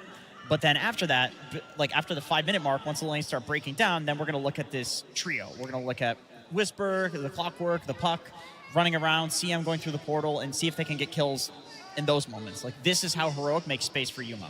Okay, all right. Look, I was checking behind my shoulder because I already saw Slacks with one coach, and I was wondering why we weren't hearing from him, and that's because Slacks has both coaches. Absolutely, absolutely, my friends. I have brought the 2 biggest brains in Brazil here to fight it out. I dubbed this segment the US East server. Ladies and gentlemen, welcome, welcome. Now, you were having a conversation before the camera came on. What did you say to this man? I asked how spicy would the interview be. How spicy will the interview be? No, not too spicy, not too spicy. But let's go ahead and ask, why did you give them their iconic Pudge Clockwork? Pretty risky stuff. I full respect them, so the best way to show respect is giving them their best strat and beating it. Oh! It is spicy! All right, last one. Any words for him? You gave him a lot of 100% heroes. Snapfire, you know, the Monkey King. What do you think? I think we should give them the best strategy and beat it, you know? Okay, all right, gentlemen, give yourself a handshake here before we get into it. Let's get into this match between these very good friends and these 2 fantastic teams. Thank you very much, Slax. Yes, we're getting ready for the action here. It's going to be P-Vision up against Heroic. What a way to start the draft, Perfect. right? We get the Pudge coming through. I mean, there was no way they weren't going to do this, right? When you saw what they were able to do during the road to TI, you got to go with these Pudges and these clocks. The question is, are P-Vision going to be able to deal with it here on the main stage? That's the question, right? Because I think Schofield, for time and time again, especially at internationals, he has broken ankles. Even at other tournaments, of course, too, but he's playing his signature and a ton of signature heroes, as we do see across the board. Master tiers, grandmasters all over the place. This will be an absolute treat, as we do see pointed out by our beautiful observer right there. Yeah, this has so much excitement in it because there's some heroes that maybe were not really countered so much, right? The Puck, limited disables on one side. They clean up the draft with the Night Stalker at the end on the side of P-Vision to just have that type of lockdown. And this long silence could definitely be pretty disruptive. It's something that even Ursa doesn't like to play against at times. Yes, the lane for the Ursa with the CM looks fantastic, but as we've seen sometimes, lanes can be broken very early on. 9 class has shown it, Schofield has shown it, that they just go through portals, they make all these crazy types of moves. So yeah, we're in for a treat. This early game is going to dictate quite a bit. And because overall as well, I mean, very much putting the vision into P-Vision, right? Especially with this Night Stalker last pick. This sort of information that P-Vision's going to be able to set up with in these kind of early to mid-game plays, it's going to be quite difficult for Heroic to catch them by surprise. No, for sure. And we've seen it so many times, right? P-Vision, that's a strategy they do. That's why they used to, well, I say used to, but that's why they do the Slark as this 4 position at times, right? They're a very vision-based team, picking and choosing their battles at ideal moments. So Heroic, I mean, it's kind of a good matchup for them, though, because this is a team that likes to cause chaos, likes to make a team make mistakes. And yeah, when you have Pudge, this type of hero in particular can cause mistakes. You get hooked past position. Some really cool stuff that we could have coming in as... And what do you sort of make of the last pick from Heroic, going for the Ursa to close this overall draft up? Comfort hero, obviously, for the side of Yuma, but it's a core-to-core matchup that they wanted. Because I was debating a couple other heroes that would be good for the game, perhaps, but I think they wanted something in particular that deals with Satanic. Because looking at the other 4 heroes, yeah, you have the bite that goes through, you have the clockwork hook shot that goes through that rage in particular, but you want somebody that can stand toe-to-toe. I think me and you were debating like Spectre or something, right? But these heroes just don't match that core-to-core matchup the same. So I think they just want him to be able to scale in these later stages. And, you know, sort of talking about the bites, talking about the support, so getting Crystal Maiden coming in. We didn't see this hero at all during the road to the International. It's definitely not a rarity in pubs, right? This hero is played. Why was it not picked up until this point, and why do you think Heroic have gone with it here? To be honest, I can't give you a direct answer of why it wasn't picked up in particular, but in this game, you have great setup. It's a great lane as well, too, if you know that you're going to be playing versus something like a double melee. And I think I've seen a lot of games, especially from P-Vision, it's a double melee off lane. Yeah, they're going to creep pull, they're going to do some shenanigans, right? But at some point, CM is very good versus most double melee lanes, especially with an Ursa, So you think that Heroic, they do have the tools to sort of match the pressure that P-Vision will put on during the laning stage, or kind of heroes to heroes, it will still be tough overall? I absolutely think they can, yeah. It's just this top lane. I want to say that, the lifesteal and the snap should come out advantageous, but I've seen Heroic play almost versus the same lane and came out ahead with the Pudge in the past. So, yeah, curious to see how these lanes are going to be played as... We have an extensive pause we got on. Yeah, because I guess that's because when we talk about the snap being in that lane and trying to deal with this kind of these Schofield clock movements, is this sort of a hero that you're picking because it's going to be kind of chasing around the clock, or are you just trying to focus on fully punishing the Pudge when they're left alone? I think it's the punishment, but also they mentioned something on the panel there. I don't remember who it actually was, but you can kill the cogs, so you can do some little things to disrupt this clockwork. The cookie's not as effective, but there are ways that you can play around it. And I think, yeah, Pudge, low armor, can definitely look to take advantage if you get a good position to pressure with that snap. Did we see what was going on? Okay. Apparently should be good to go pretty soon.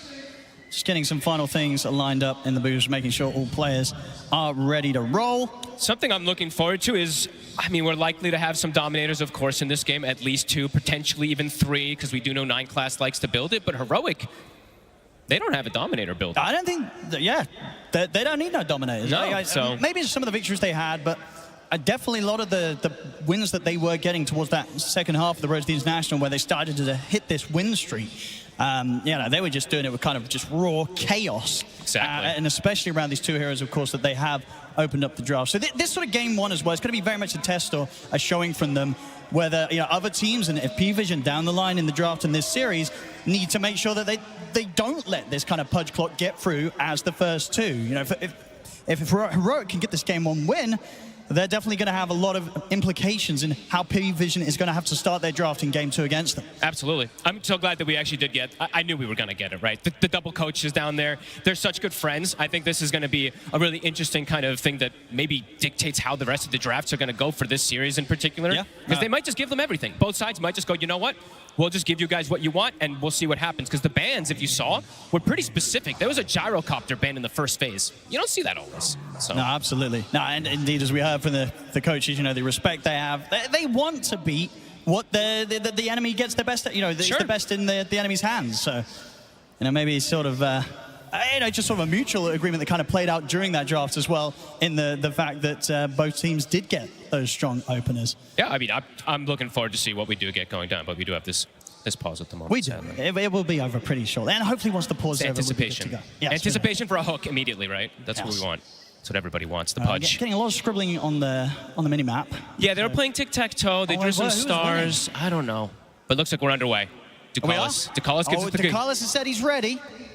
We'll see if Heroic's got everything good as well in their booth. And hopefully we'll then get the word to get this game underway. But one thing for sure, I don't think this is going to be a game that's going to have a pretty slow opening 20 minutes. Right? No, I don't think this series will, period, right? No. These two teams are definitely going to be looking to run at each other. Heroic maybe more so than pvision, who does like to play, as you mentioned, more about the vision, controlling the map. But let's go. All right, well, thank you very much for your patience, ladies and gentlemen. We're ready to get on with the action here between Heroic and pvision. And action we should definitely be getting. And look at this, pvision, they want to secure that lane in particular, right? They don't want Schofield to do his little put a sentry to make the lane meet at a weird position, get the cogs down to mess with things. So they're trying to protect their jungle as much as possible here to prevent these type of moves and maybe an early hook, right? So you see pvision, they will back away. Heroic places a deep early ward, and we are underway. Yeah, pvision holding back, but still under the cover of smoke. Still difficult, really, for them to approach and try and make a play into this. So yeah, purely defensive. So making sure they don't get tripped up by Heroic as the lanes do set up.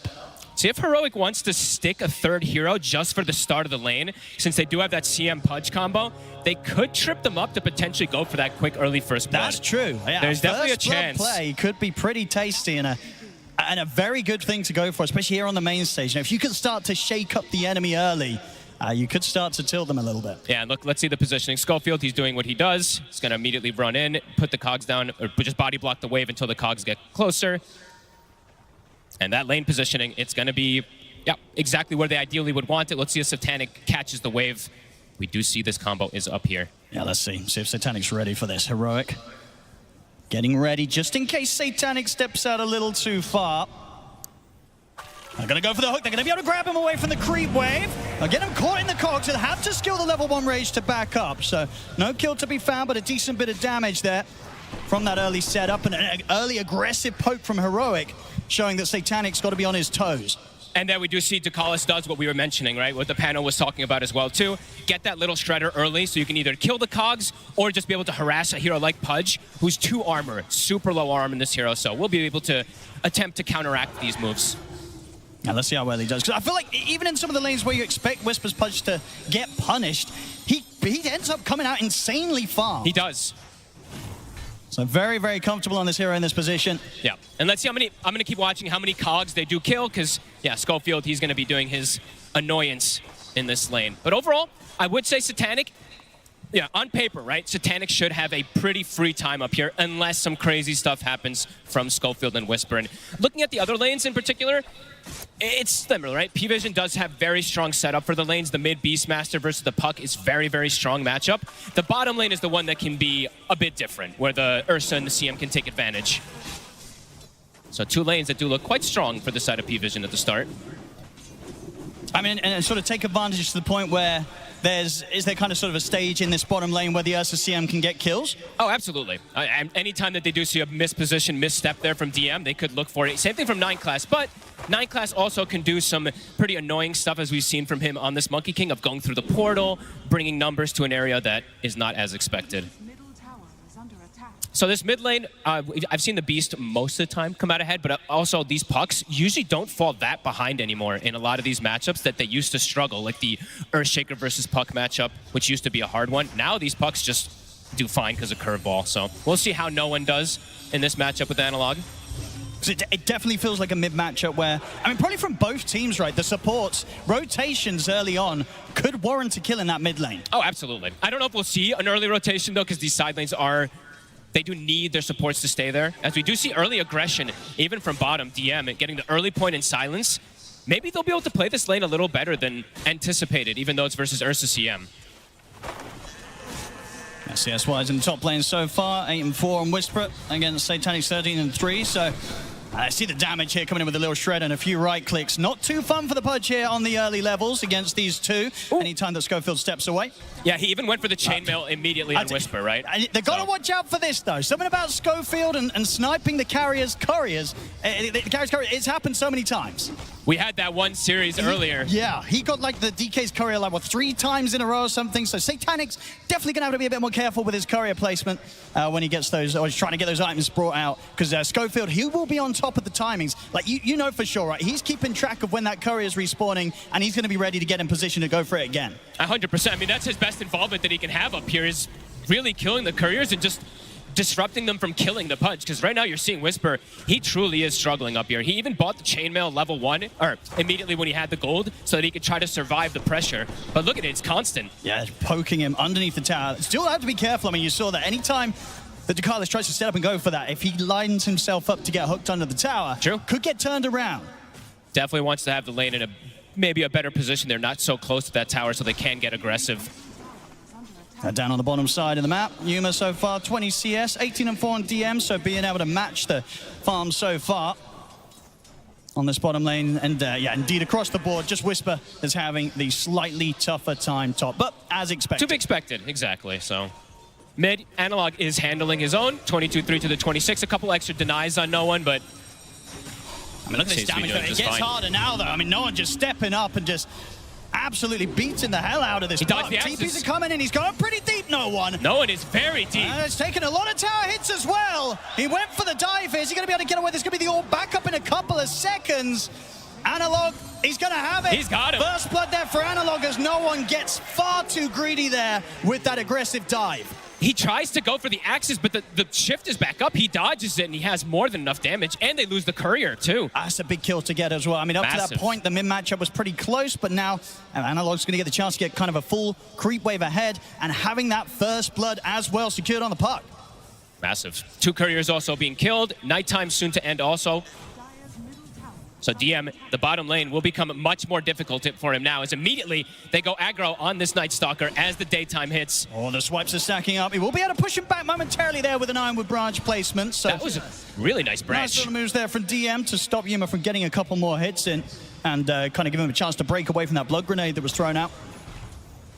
Very nice branch play. KJ was not quite in range. Yuma tried to get that advantage play there, but wasn't able to. And so far, I mean, Whisper, he has yet to die top, right? So he is getting something. He is, of course, getting sacrificed a little bit, but if he gets a hook kill, he'll be right back into it, which can absolutely happen at any moment. Yeah, and the fact that he's not dying up there is definitely giving Schofield the freedom to just kind of get to do Schofield things, moving up and down through the jungle, being around to provide pressure in the mid. The Roar's going to be there for the setup. They got him. No one able to get the kill. Schofield not able to do anything to help out that time. P-Vision, they're going to try and chase Schofield a little bit, but I think as we'd learn, right, you got to be careful when you're chasing Schofield. You don't want to waste too much time running down the clockwork. Never. If it's Schofield, you almost never do. Never want to chase him. Whisper. Rotation's coming in. Jump forward here from 9 class. Schofield is around. Cogs down to try and hold Satanic back, but he's able to get round with the rage. To get the cookie connection as well. Boundless strikes up. Whisper trying to back up to the tower. He's still alive. The battery assault holds back Satanic. Whisper's going to be fine for now. Analog's TP'd over, does have the Dream Coil available, but they won't even need to stick around because P-Vision, they back up, they didn't get the kill. They're not going to try and make any crazy dives top. Do they stick around for this Shrine of Wisdom? It looks like 9 class wants to. I mean, the thing is that they're going to know that Analog's around. Yeah, I don't know if they can contest this when the puck is in the area. Whisper, they got the vision there. I'm going to get the hook straight away. They catch 9 class. Analog jumps in with the burst. 9 class is dead. Another bit of a greedy play there from P-Vision, just underestimating the fact that Heroic, of course they're going to be sticking around for that timing. Analog, he wasn't going anywhere. He was ready.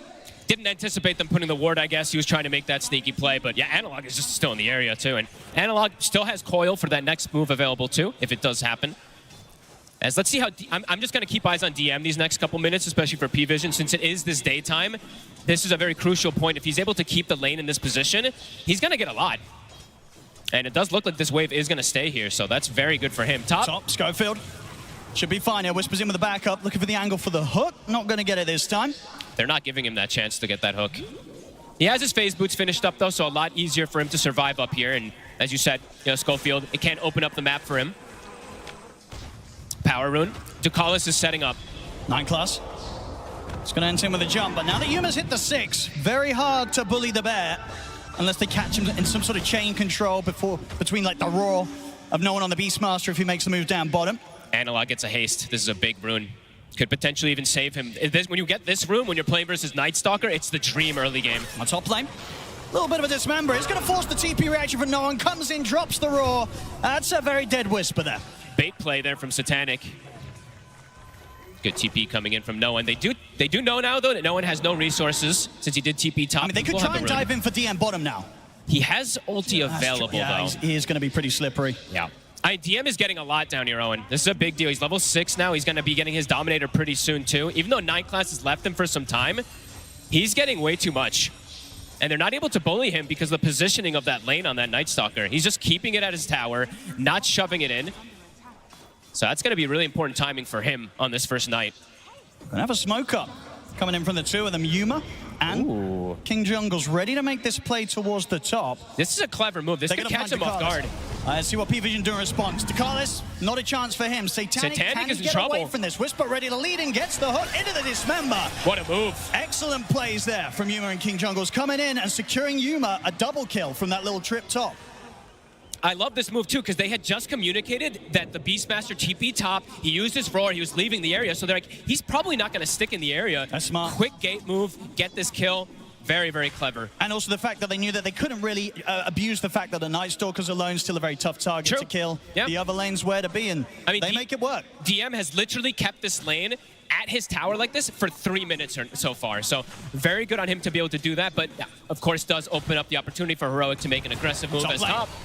They're going to strike back at P-Vision. Whisper to fall. Schofield looking pretty dead as well. So just as quickly as they get the 2 kills top, quick as punish. the action continues, P-Vision returns to that top lane and make sure that they then secure some positive action for Satanic to get involved in. Love that we're seeing these early moves already coming in, though. Pre-10 minutes, we've got 8 kills. Heroic, looks like Analog will get the benefit of getting this power rune again after getting the haste rune. Another very good one for him. And these sort of movements, they're only going to continue, right, in the frequency that we're going to be getting them from these 2 mids each time the ultimates are up. And obviously from DM, he very shortly is going to be prepared to get involved, especially around these nighttime moments. I think he's got the Dominator finished, right? Coming out, right? Pretty early timing for this Night Stalker who's been left on an island to have this pickup. It's coming out in the Courier. He's got the Dark Ascension, too, if he wants to use it to get involved and get on top of the puck, too, even though it is nighttime. See what the next move is going to be. I mean, so far, you know, if you're both of these teams, you know, from Heroic side, who is it that they're most concerned about is getting the space? Because sure, DM's getting a lot down bottom, but, you know, Satanic, he's getting a good chance and a good area at the map, especially with the security of both supports being in the area, to hit probably a pretty solid timing on his Radiance. Yeah, I'm not sure if you're too... you want to obviously think about these things, but I don't know if you're too fussed because you're also getting a lot, right? Sure. It's like Whisper's getting shut down, but your Ursa and your Puck are having a phenomenal time right now, so I think at the moment, things are pretty chill for them. Yeah, we can see the Battle Fury just about a few hundred gold away from coming out to Yuma. Here comes the smoke. They've got what? Snapfire ult is up, so kisses are at the ready. There we go. See if Heroic is ready for this move. And they do have to be a little bit careful in the sense that Satanic is very close to having enough money for his relic, so if the fight goes wrong, might hurt him a little bit on that timing. They're bringing the summons, though. They've got the Dominator, they've got the Ancient Black Dragon, which comes in. You know, Yuma, they've already pulled back right up to the tier 2. So they seem to know. This move ain't going to find anything. Might get them the chance to pressure and bring down the tower, but catching Yuma, unlikely. Yeah, very good awareness coming out from Heroic here to not hemorrhage anything in the mid lane. TP, though, toward mid. Or in the bottom lane. TP toward mid. Ducalis is setting up. They do have that roar available with the kisses. Power rune will be bottom. Illusion rune. A nice one here for no one if he does get jumped. Gives him an extra chance to slip away. Very close to his Aghanims. Just about 1,200 gold off it here for the mid Beastmaster. top net worth right now. How's the stacks from both sides? I feel like it's been fairly even. I actually don't know if we did get a counter for that, but maybe a couple more on the side of Heroic. This is a tech that I've seen only Heroic do because they're the only ones picking Pudge, but we've seen this a couple times now. They do this, smoke a deceit with the Pudge to be able to farm the Ancients freely to get him a better timing. So that's pretty nice, yeah. It'll help his game. Super safe. He was struggling, he'll need that. So that will get him toward it. He will have at least one component of the Aghanims, but slowed down a fair bit anyway, still on Whisper. And he doesn't have the luxury. I mean, he has the luxury of being able to hook creeps, of course, and get that extra farm, but he doesn't have the luxury of a Night Stalker with a Dominator who just sends the Dominator creep to do his business. You can get that extra farm that we've seen so much throughout this tournament. As we'll watch the Dark Troll Summoner. Oh, here we go. It's going to start cutting some creep waves, probably. Yeah, King Jungles. He's ready for it. See what he can do to deal with it. Okay, he'll disrupt the stack. Yeah, they'll bring Yuma over as well.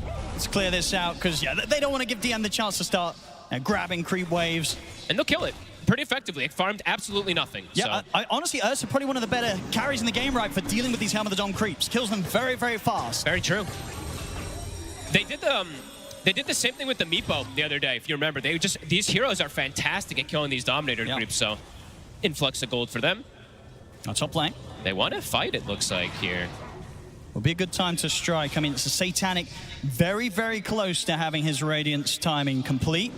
Also setting up around the Shrine of Wisdom. 9 class playing around the Vision. Rocket.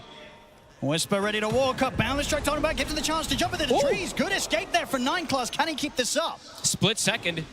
He's got away. to jump. He's gone. It's a bit too tricky to catch him now. 9 class should be fine. Typical 9 class, being very disruptive, giving so much information. I mean, Whisper could try for a blind hook, but no. They don't have any information here. That would be pretty wild if he's able to find him here. Just going to keep eyes on Yuma. Another rocket comes in, but again, 9 class a step ahead. They're probably keeping track of that experience that he's sapping as well, so Yuma. He's being annoying. He's giving info. It's giving time for these items to come in for P-Vision. I believe that Aghanims for the Beastmaster, it's done. No one is invading with an invis. Yuma? A little push here, but the roll's going to be set up on a Yuma. The kisses are coming in as well. Dream come down with the two of them. Yuma's able to get the enrage off and starts to back away. 9 class falling low here as Analog and Schofield look to chase him down, but no one's able to finish off Schofield first. Analog has to back up now. 9 class able to survive. DM trying to find that angle with the Dark Ascension for the puck, but can't quite. Another good invasive play here coming out from P-Vision, but it only nets them the clockwork. Yes. Radiance is done. Whisper will find more money. Erosion, No Man's Sky, चांद में क्या? Rakesh Sharma just there, Satanic getting the pre-15-minute Radiance done and online. And that second Dominator is soon finished for 9 class. Maybe considering something around the mid. Needs Analog to be a little bit closer though so they can bring in the damage required. And King Jungle's a little low on the mana right now to contribute. It's funny how Schofield, even in this type of game, he's still queuing up the Aghanims. He doesn't deviate his build, even though the other games when he got it early, he was kind of crushing the game. This one, it's a lot slower, but he's still going for his build. Here we go. Smoke time here from the supports of Heroic. Whisper ready to join. How long on the Roar? The Roar is back up. There's no nighttime, though. That's what they're taking advantage of here. DM did pop the Ascension earlier. It's been hit by a scan, so P-Vision know what's coming. Can Heroic really still stand a chance of catching them by surprise here? The rocket for Vision. It's going to give them the Can Whisper line up the hook. Ooh, not quite, but the coil does connect before the cookie jumps there.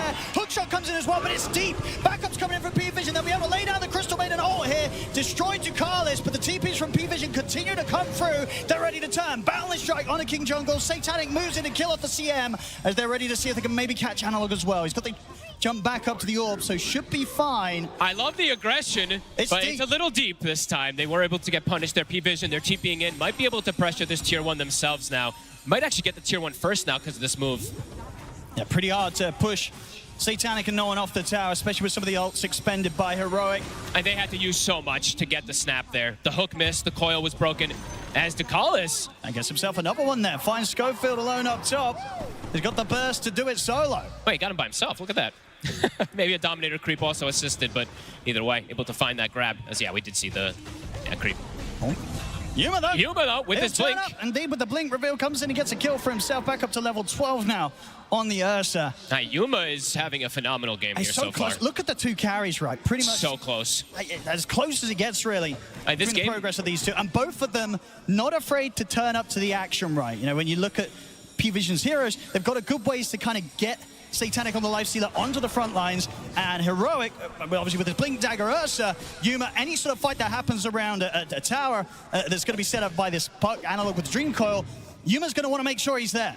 Now we'll see how the economy game goes, right? Because, as we said, Heroic playing a more honest approach toward the game. No dominators. P-Vision, the double dominators are up. A 2K separation at the moment. And a lot of that is the Monkey King's extra net worth, of course, over those supports at the moment. Roar, the shield rune gets off. It's giving him a fair bit of protection and should be easily enough to allow him to jump out of this one. So the Roar will push both the tower. 9class is there with the backup, but Analog forces at the ready, gets himself away from the follow-up to that boundless strike. They put the nighttime though, DM, closing the gap, Yuma ready to jump in aggressively, the kiss is coming in, but Analog's got another orb up, jumps back under the tier 2 tower, Satanic and 9class going to kill off of King Jungle's under the tier 2. Yuma has to enrage, get out of the Wukong's command, Whisper not quite able to find a chance to get anyone hooked in over towards the tier 2 tower, so P-Vision back off, they don't take any casualties themselves, they're just able to get that kill against King Jungle's CM. A lot expended again there, though. Roar was used, but no one's able to secure himself this amp damage. Roar going to be back up in 30. Heroic, are they going to look to make a move to try to punish now that this Dark Ascension's down and Nighttime's down? It's got to be appealing. I mean, we saw that earlier play that it is that raw timing that's kind of everything when it comes to what Heroic can try and punish when it's down. And Whisper does have a big timing now. His Aghanims is done, so a lot stronger in the fray in terms of the aggression he can put on, but also just disrupting the healing and things from the Beastmaster, right? A lot. It does do quite a bit versus Beast. So they're feeling confident to get a bit aggressive here since those ultis are on cooldown. And we do have to mention, you know, you talked about their Analog adjusting his build. You're playing versus Night Stalker, you need a Force Staff either on yourself or supports. Probably wanting it on the Puck as well, too, so he did go for it. And he'll have a Blink next soon, too. Yeah, he's going to be very slippery on the Puck. Now, we'll have the tools to indeed dance around these heroes that are trying to get in on top of him. See if we see perhaps an Orchid built up at some point. I know we used to see some of these Monkey Kings go for it, but maybe not yet. Maybe later down the lines could be something he thinks about versus that Puck. Overall, though, we can see kind of during the slower paces and periods of this game, P-Vision able to make that little bit more out of the map. Around a 3K gold lead here as the game starts to slow back down a little bit. They do just farm that bit faster with these Dominators and, yeah, having this Monkey King able to play like this, but Analog... He's feeling pretty safe. I mean, it's just going to take a lot to lock him down, right, and stop him from being able to slide, blink, and orb away. They do need a pretty perfect combo of skills to come down on the Puck to punish him. Nighttime is hit. DM. Ult also at the ready very soon. The Tormentor, it's a bit different since it is with this Night Stalker, so it's on the bottom side. So unlike usual where it is up top. P-Vision is going to be setting up for that one very quickly. It doesn't look like Heroic is in any way to contest it. They'll throw a rocket to scout.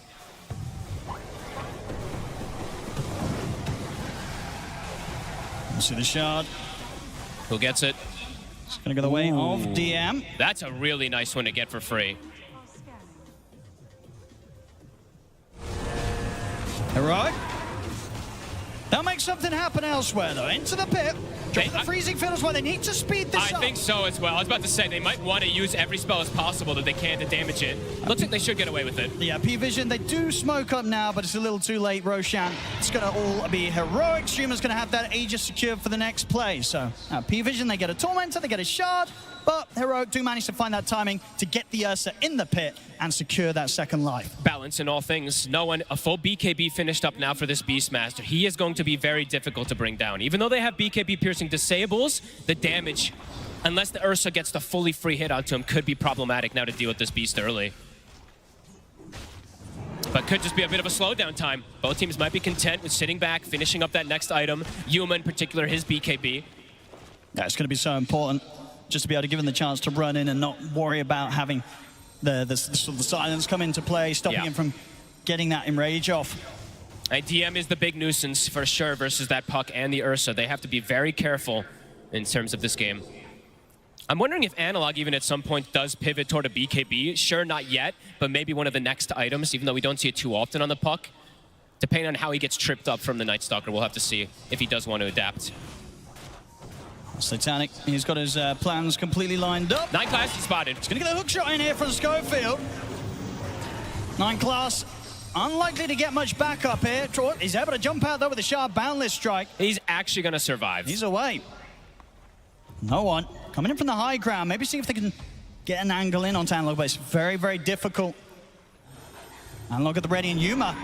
He's going to be around the mid, ready to grab that bottle and hold on to this amplified damage rune for the next teamfight play that they'll look for. And you'd imagine Heroic. They have vision, got him. They're going to want to do something. Whisper, looking for the setup on a DM. DM popping the ult off onto the side of the map.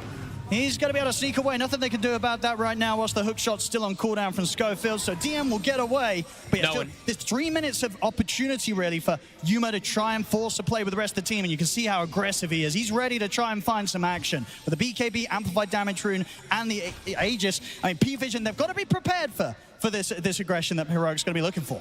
They just have so much info getters, right? We see the Night Stalker and the Monkey King just constantly getting information. Again, they see Heroic. Whisper, some of the blink. He's only going to find the helm of the Dom creep. So they avoid the smoke immediately, just from that little play there from the Night Stalker. Able to gather that information, as you see time and time again. I see Yuma there as well. Was maybe seeing if he could find the chance to get the solo catch on Ducalis, but Ducalis headed elsewhere. P-Vision's just avoiding until they get these timings. And they're getting a lot of the timings. The gold lead increasing with every moment here for P-Vision. Up to now 7K. Gold lead here, 23 minutes in. Heroic, they're desperate for blood, but P-Vision just aren't giving it to them. Just avoiding every single time, Satanic. SNY is now finished up too, so he's got that status resistance versus that bite in particular. So a lot safer for him to survive. Now Blink also for no one, so easier for him to pick and choose his target for the roar. P-Vision is slowing the game down into a more and more comfortable position to be able to fight versus Aegis. They're very strong in team fights. Nightglass. He is able to grab him off the trees. Has the dismember. It's got to be enough here slowing him down in the rot. So a little bit of action. The Heroics able to get back on the table there as 9class gets caught out. It's been a long time since they've found a kill. It's just been avoidance from P-Vision. But look at the Dark Troll Summoner. 9class dies, but so he lives on. Oh, here we go. Yeah. And there's another one right above it, by the way, too, cutting the next wave that maybe was getting through. Let's see what Heroic do about this. They're trying to hunt them. I mean, what do you do if you're Heroic in this situation? You know, you want to find the fighting, you want to kind of get this action going, but P-Vision are just not letting themselves sort of trip up. That's a good question. You might have to start looking to play the economy game yourself, or just maybe go for more crazy type of plays forward, but that's a risky play. Going for such aggressive dives when you know the P-Vision's playing on this defensive footing, it's dangerous. P-Vision just getting so much DM. He's in. He's got his eyes on Schofield. No one's ready to back him up as well, so P-Vision will be able to grab themselves a kill here. Oh, they'll use the roar. I mean, the game's kind of at that pace. It's slowed down. I don't think he cares. Yeah, he's ready to drop that cooldown. We'll see top lane Yuma having to back off here as Satanic's starting to run him down a bit with the Radiance. Won't want to chase him down too much. Still 40 seconds left on the Aegis on Ursa. Will find himself a Dominator creep. And that's that timing. Finished already. I mean, he's pretty terrifying. That 4-star ain't going to save you anymore if he gets on top of you. And this is a Night Stalker who is in a lane versus a CM Ursa. And look what he's got. He's got Blink, Nullifier, Dominator at the 25-minute mark. It looks like he was in a lane that was pretty much free for him. That's going to be very problematic for them. Yeah, because now it's at the point where, you know, Heroic, they couldn't quite find any action. Now if they do, it's not necessarily going to be guaranteed at all that they come out on top of these skirmishes. P-Vision will be ready to turn. And this is that time. We'll wait for a second. 9class again. Should be able to finish him off here, a little too far away. And now, at this point, they've got the damage. So good kill. They're getting something. They're getting kind of a 9-class kill here and there to kind of keep that overall gold lead that P-Vision have against them kind of closed up, at least not growing any further than it did in the last couple of minutes. Still around that 6 to now down to 5k gold. So Heroic definitely starting to slow down the advance that P-Vision was gaining on them. And Yuma is still farming very nicely, right? Almost neck and neck with that Lifestealer, so he's feeling confident. The Basher's done. I was going to mention this, so for Analog, let's see if he does adapt in the build that we were talking about, because that Nullifier is done for the Night Stalker. So now if he gets on top of him, Silence plus Nullifier, it can really cause some problems. But at the moment, it looks like he's content with just going for scale. And if you can get away with this type of itemization on Puck, on Ursa, your lineup does scale super hard. So, yeah, curious to see if this does work out for them, because they're not overreacting to the side of P-Vision. They're just playing their own game, and they're like, okay. Let's see what happens. Let's see who idea is better. Always have that threat of the high ground defense, right? You kind of consider P-Vision's lineup, you know, the cores, and one of the supports, it's melee heroes, right? So when it comes to hitting the high ground down the line, you're lining yourself up for some pretty tasty hooks to be coming in from Whisper. No, absolutely. And Whisper, you know, we didn't mention him, but he also has his BKB blink done. He's actually matching the farm of DM, even without the Dominator. I guess those extra kills do matter, of course. On the hunt themselves now. See what they can find. Schofield. Oh, they're going to make the jump forward. They'll get him. Very easy kill around the tower. No funny business, but look at the wraparound here. Heroic. Looking for a sneaky play. I mean, maybe if they can kind of catch P-Vision starting to split up, but at the moment, P-Vision's staying pretty tight to one another. There's going to be a buyback from Schofield. They'll make the jump straight away onto Carlos. They'll clean him up. Wukong's command of the barrel strike drop down on a Whisper, but he's pretty tanky. Dreamcore comes in onto the two of them as Analog jumps forward with the burst. Yuma trying to look for a target, but the ethereal form at the moment for no one stopping Yuma from being able to get the right clicks in. Now it ends. They're able to continue to chase the Beastmaster out of the fight. Schofield gets cleaned up by Satanic, but that chase at the top against the Beastmaster succeeds. They kill no one off. All in all, I mean, they did lose Analog. They did lose Schofield a second time. But they are able to take 3 kills away from P-Vision. Satanic and DM want to go back in. Fight might not be over yet, indeed. King Jungle's getting jumped. Yuma's going to try and help out. He's getting the swipe stacked up on the DM, but Satanic comes in with the heal. Still the Yuma, keeping those swipes stacked up onto DM. The damage building up. The bash comes in. DM. He's still alive. He's actually going to be fine for now. Okay, walks back in, accepts his death. Did get the nullifier off onto Yuma as Satanic will run him down. Good jump to the low ground. Can he stick on him the blink? He's going to blink up in a second. Good jukes as Yuma will manage to dance away from Satanic. Oh, what a cool fight. I mean, the wraparound for Heroic almost works beautifully. The problem in that fight was honestly, DM killed Analog Photo Zero. That nullifier that he got, he just, completely sandwiched him and brought him down. Satanic and Yuma will survive at the end of it all, but Satanic comes out a bit more ahead in the end of it all. Up to level 21, a 20K net worth now for him. I think he does have to adapt somehow. I'm checking Analog, what he wants to build. Okay, he's going Hurricane Pike. So he's going to use that on the Night Stalker instead to have that be the counter rather than having to build a full another item to protect himself. Because what if you Hurricane Pike the enemy, even if you're nullified right, it still pushes back. Yep, it does not dispel it off of you. You're still able to get pushed back. Exactly. So this is if he had this in the last fight, he likely lives, and it could have been a completely different outcome where Heroic maybe comes out even a bit more in a good position there. But as it stands, P-Vision, after that fight Satanic, he is cruising. Almost an AC finished also for him. Oh, yeah. And we see, on the other side, Yuma, he's going to opt to try and get that Abyssal as soon as he can. And he's got it now. So Abyssal Blade done. We did see how kind of clutch the bashes were coming in that last fight. He's able to drop down the active on someone. Should have the chance of tearing them apart pretty quickly. Now, obviously, that last fight, they did get no one, but it did take them a long time, right? They had to really chase him out at the team fight and stay on top of him to get that kill. And that was them with the positioning, right? They got that wraparound, and it's still, they didn't get those kills almost immediately. And speaking of which, P-Vision, smoke, or Invis, sorry, on no one, looking for another play. Whisper, he's under vision. That's the setup. Straight in with the Roar and bringing in Satanic. They easily have the damage to tear apart the Pudge. Satanic gets the last hit as well, too. Even more HP up to monster kill. 418, 421 bonus HP now for him. He is getting very tanky. Difficulty definitely rising here for Heroic. Does feel like that, absolutely. Analog, he's got the Pike, does get the phase shift off. Can he play around this? It's tricky to chase. Silence comes to an end. Nullifier will catch on to him, but no, he's able to jump out with the phase shift dodge and the orb.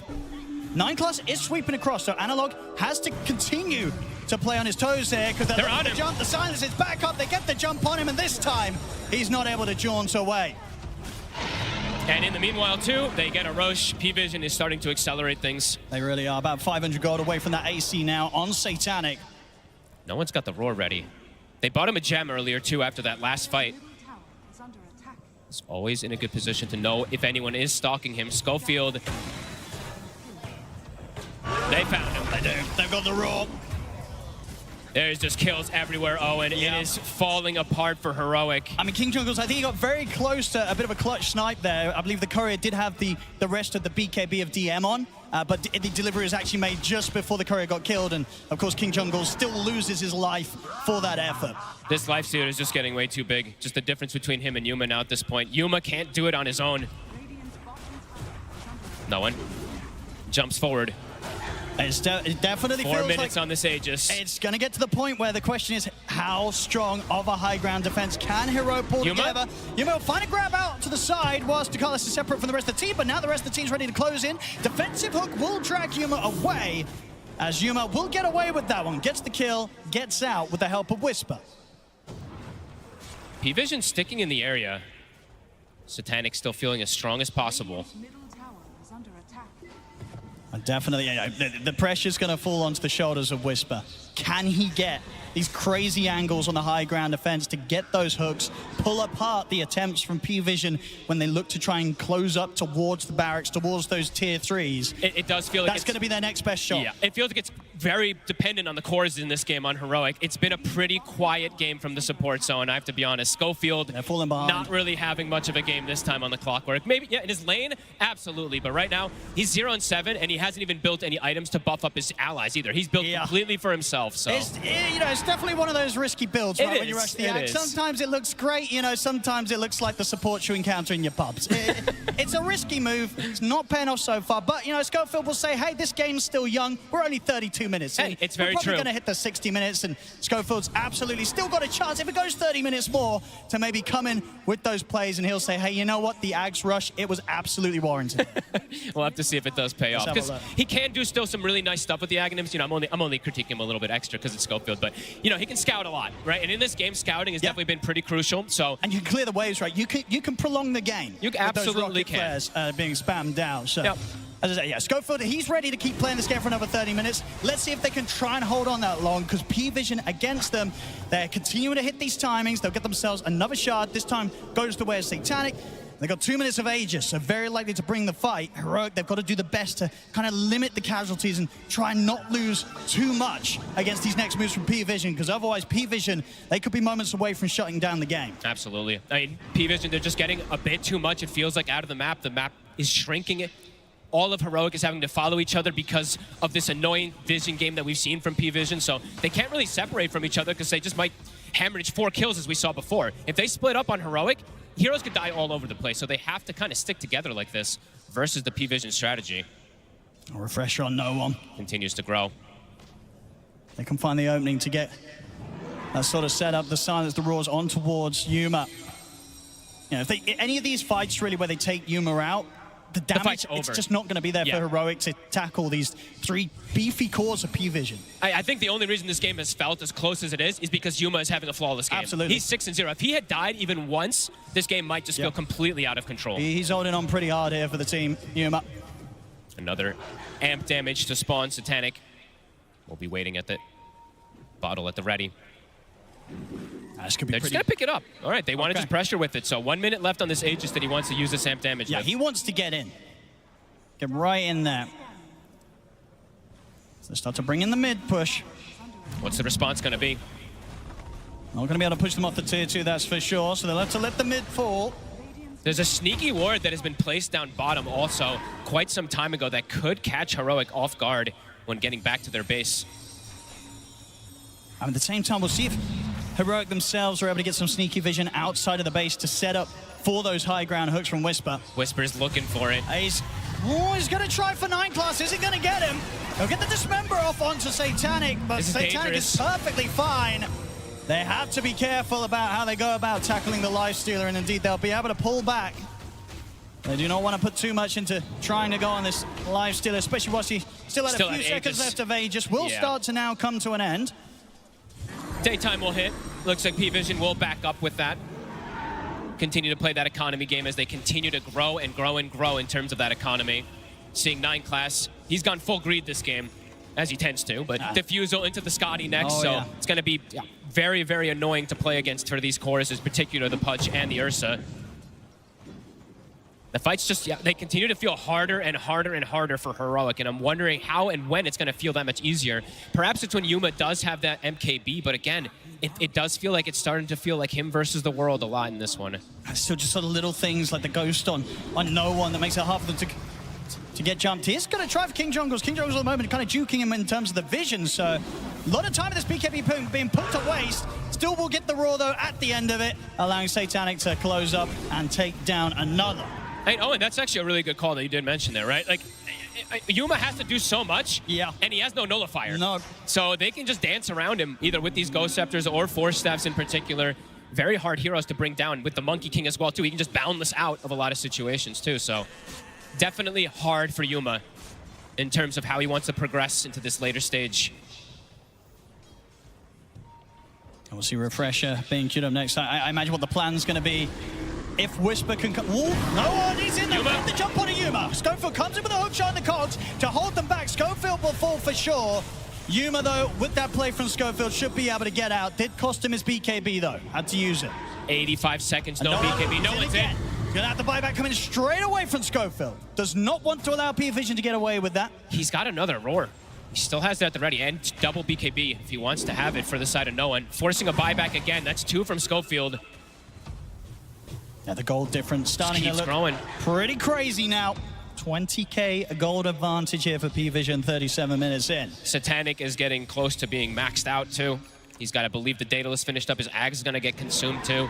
He is massive, and that's the Scott. He's finished up now too for 9 class. These supports, I say supports, these cores now on P-Vision are cores as well. Absolutely. I mean, yeah, 9 class, he's definitely not got any problem with this game going on. He's more than happy to get to the stage where he might just be 6-slotted as well. Heroic has to do something chaotic, and that's what they're looking for here. Smoking out. There's no Dark Ascension. There's no nighttime, so looking to perhaps take advantage of that here. But P-Vision are all so far back. Well, this could be a bit risky, stepping out on the map like this. They're not even going to find Ducalis down here, who's just farming in a Do they find very anyone? interesting spot. Even if they get up here onto Satanic, it's going to be tough to take him down before backup is inbound. Oh, and Yuma also has no BKB, so it's 15 seconds on cooldown. I if mean, they commit the for wisdom. this. He's going to get it.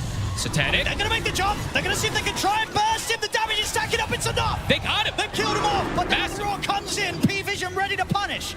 Yuma is going to be able to jump away from now. Refreshers pop. Whisper holding back no one, though. Will give the chance for Yuma to continue to retreat. It looks like they're going to get away with it. They're going to try and go for more. The Boundless Strike will stop Yuma from getting his hands onto no one. What a play from the split second. He was a split second from getting that infest off and perhaps surviving. And it's such a risky time, as you said, to have the foresight to go for that play, despite the fact that your own carry, his BKB was still on cooldown. That could have gone horribly wrong, but they get away with it and take away at least a 5k gold. You know, sort of lead that P-Vision did have. They're down to 15k. And Owen, look what just spawned. Roche is up. It's 60 seconds without the Lifestealer. If they're able to scout that, be absolutely massive for Heroic. What a heads-up play. And I think that's, honestly, that might just be how they have to play for this game. They can't just, like, sit back. They kind of have to do these chaotic plays and find this Lifestealer. Right. So very they can nice keep this play. up here, Heroic. P-Vision next time round, they're definitely going to make sure that the backup is ready if Satanic does get caught, even in the deeper areas of their map. Oh, and they're going to get, it looks like 2 T2s and maybe even that Roche if they do back up for it right away. They scouted. And you've got to imagine, again, when you go for that play and you carry Yuma still at the BKB on cooldown, that was probably Yuma making that call, right? Yeah, I mean, that's... It definitely feels like Yuma being that sort of solid rock that's bringing the team together. High risk, high giving them reward. a chance here in what so far looks to be a very difficult game still for Heroic. They'll finish the Roche. Aegis here for Yuma. They killed it before it could shift sides, too, so a good aggressive play. They're coming out from Heroic. A massive turnaround. Yeah, they're coming back swinging here, Heroic. Almost have completely recovered this game just off that one move, finding Satanic. A 10,000 gold swing. Level 26 now for the Ursa. He's actually gone for the double Earth Shock, which I feel like most times we see the overpower lately, but yeah, an interesting little adaptation also for him. Maybe just wanted to have that extra bit of enrage too is going to be nice for these fights. A big step up in damage output also for Heroic. The Parasman now online for Analog. And this is the thing, right? Whilst there's been a little bit of a difference between the carries that Human has now pretty much closed against that of Satanic. Now, when you look at the other cores, it's pretty even. It is. We have Analog pretty much in the same position as no one. And DM and Whisper, they're in a very similar situation gold-wise as well. Overall, the majority of that difference, it's between the supports. Exactly, so. And Yuma now, a full another item picked up. He's got the Swift Blink. They have the luxury of the 4 minutes with this Aegis. And they have this Refresher Shard on Whisper. This Refresher Shard could just change everything too, right? If he gets a double bite, full duration on the core. Oh, for sure. Yeah, absolutely. That gives more than enough time for Yuma to kill anyone that Whisper's got his hands on.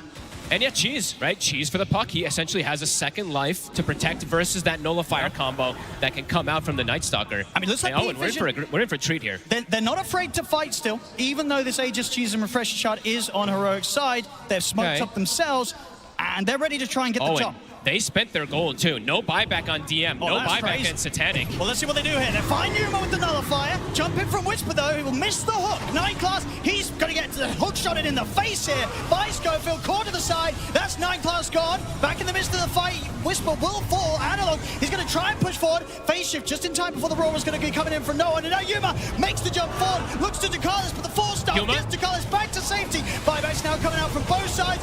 Analog's alive. Phase shifts there just in time. Analog, can he jump out of this one? He cannot. He'll get the coil off, but Analog's gone. And that probably should be the cue for Heroic to get out of it. Trying to disengage, but looking to reset. Yuma is thinking about it. He's considering. He's under this observable from P-Vision, though. They're going to set down further vision, knowing that Heroic will try and look for this risky play. They do get the D-ward, though, so Heroic, they're going to know that P-Vision was maybe prepared for this. It's eyes on Whisper. He did use the buyback in this fight. DM. And 9 class just sort of stepping forward. Heroic. They make the call to back off. I think as soon as they sort of popped the sentry down, saw that P-Vision had vision on Yuma maybe trying to get back in at the end of that fight, they kind of called it. They said, we don't want to go for this anymore.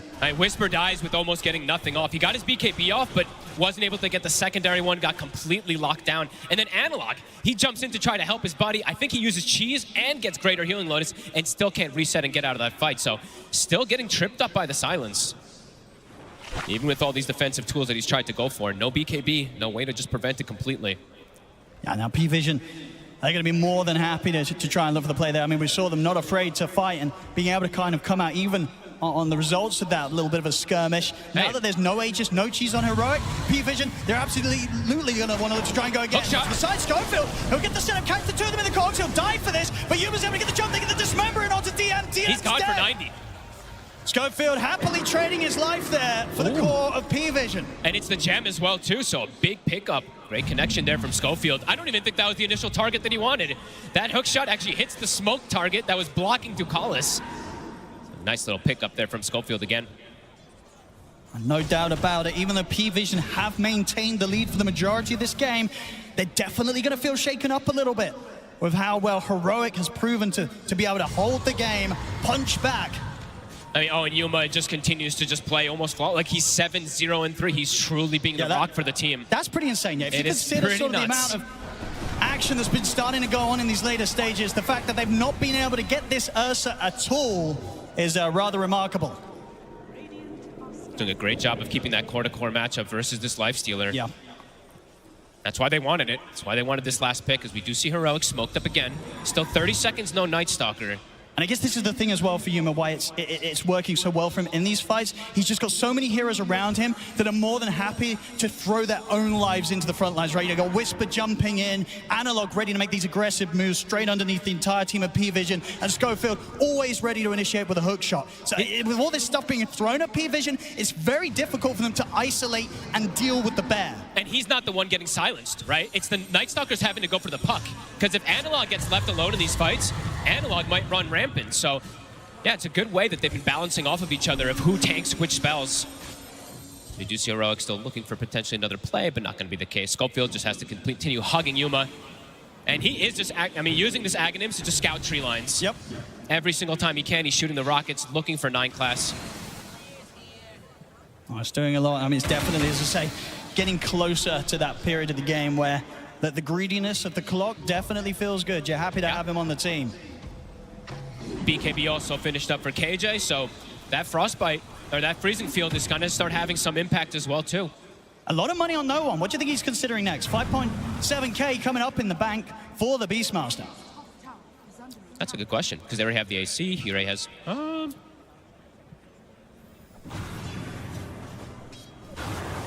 Yeah, I'm not sure, actually.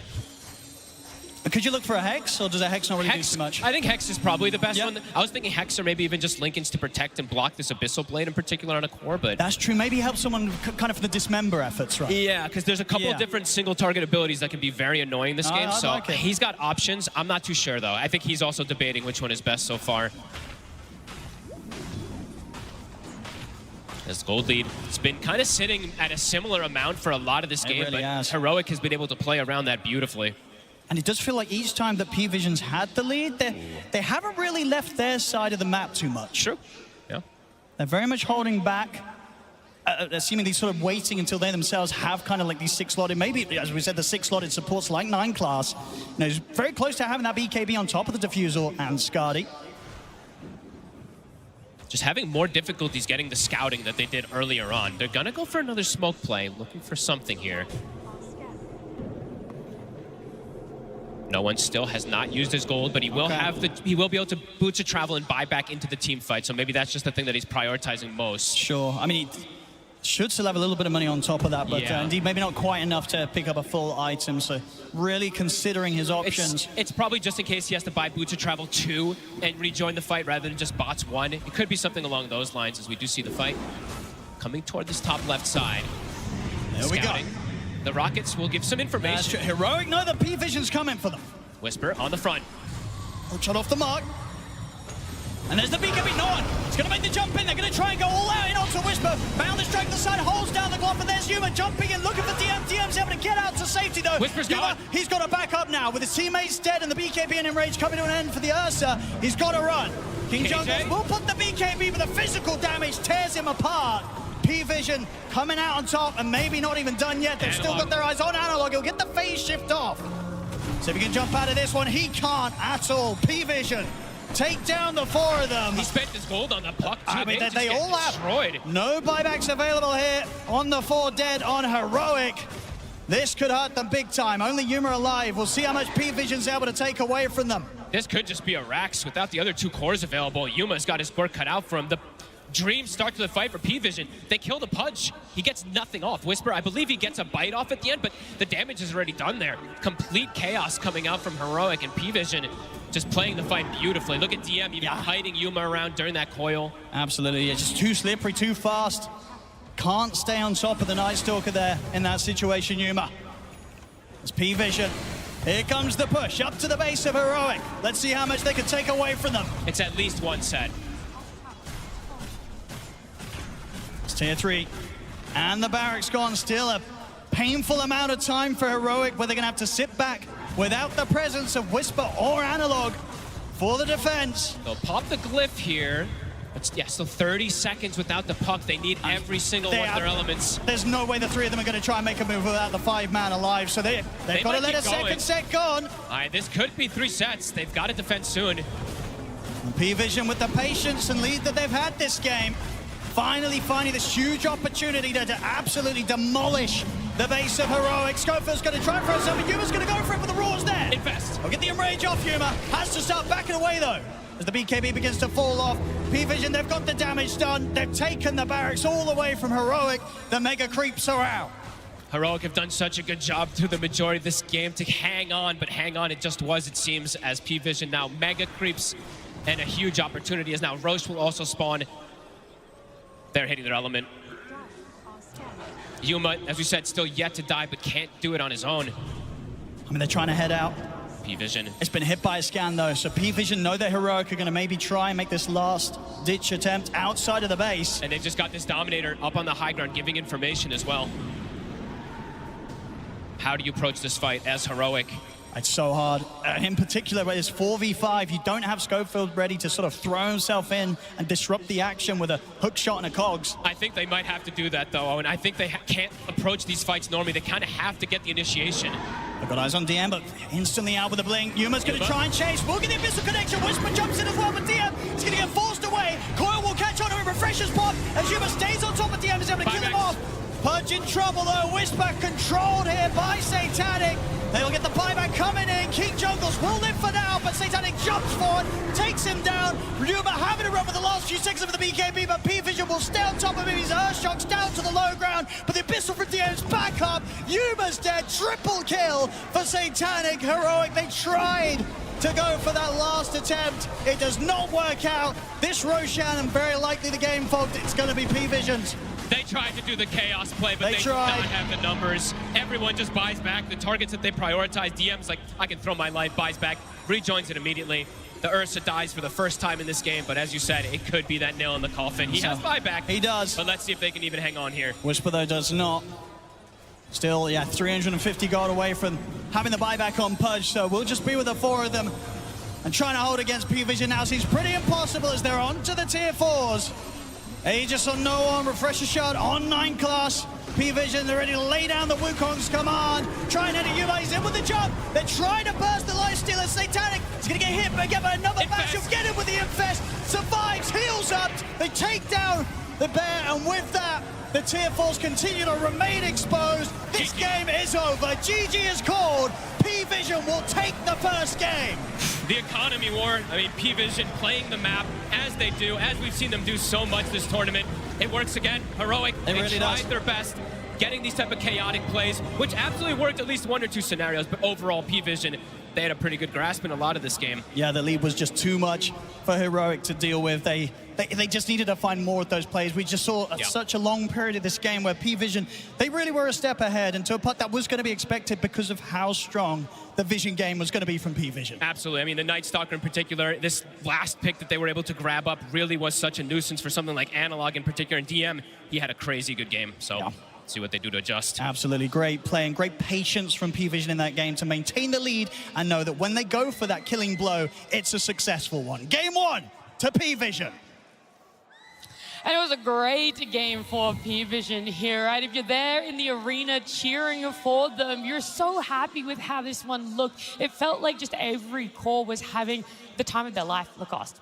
Yeah, beautiful execution of a strategy coming out from P-Vision in this game number 1. We were wondering, whether there's going to be some nerves kicking in. They're playing in front of the crowd, the 3 new players at TI stage, but they didn't really feel like it. It feels like this is their home, and they're playing it extremely well. You did mention the 3 cores. I love the synergy between them. I like how both supports are kind of allowing them to play their own type of a game. We saw so many early rotations, Beastmaster deeping in, making sure that they're going to be killing Whisper. And also, this Beastmaster, like, usually we don't see it from the mid lane nowadays anymore. It is still a good flex, but they realize that they can pick this Lifestealer as well and combine it with the Night Stalker overall last pick, and now you have overall the better vision in the game. Monkey King, Night Stalker as well. It's very difficult to fight into these heroes. Yeah, well, we want to focus on those rotations, right? Because we're talking about how good no one was rotating to help that safe lane of the duo with Satanic there on the Lifestealer. But something that's more important that we're not really seeing too often is actually carries themselves rotating through the portal, right? We saw Yuma do that one quite early, Jenkins. Yep. Yeah, I mean, at this point, I feel like this is the Yuma rotation. He does it in almost every game, where he comes through the portal sometime after 5 minutes, and he gets a very important kill here because Whisper was struggling against Lifestealer. They pick Ursa to counter the Lifestealer, and it almost worked. Like, he didn't die until like very late into the game, where they had to literally throw like 3 heroes' deaths into buybacks in order to kite out all of Yuma's abilities in BKB, and then they finally killed him, like at the very end of the game. But I also felt like P-Vision did a good job exposing the weakness of Pudge as a core, right? Because the hero doesn't push out lanes quickly, and because he had a bad start, it's really difficult for him to recover. And you see, like throughout I'm sure there are more clips later, they couldn't really push the wave out, and they're constantly getting ganked by the Monkey King because he's giving vision. So I think Astini said, he wanted to give them their best strat, but he had a way to deal with it. He knew that Pudge is not strong because he can't really push waves, and it's really important that your cores are able to push waves out. And Puck couldn't also push waves because he got countered by the Night Stalker. Oh, I have an idea. Something that can push waves? Pudge Helm Dom.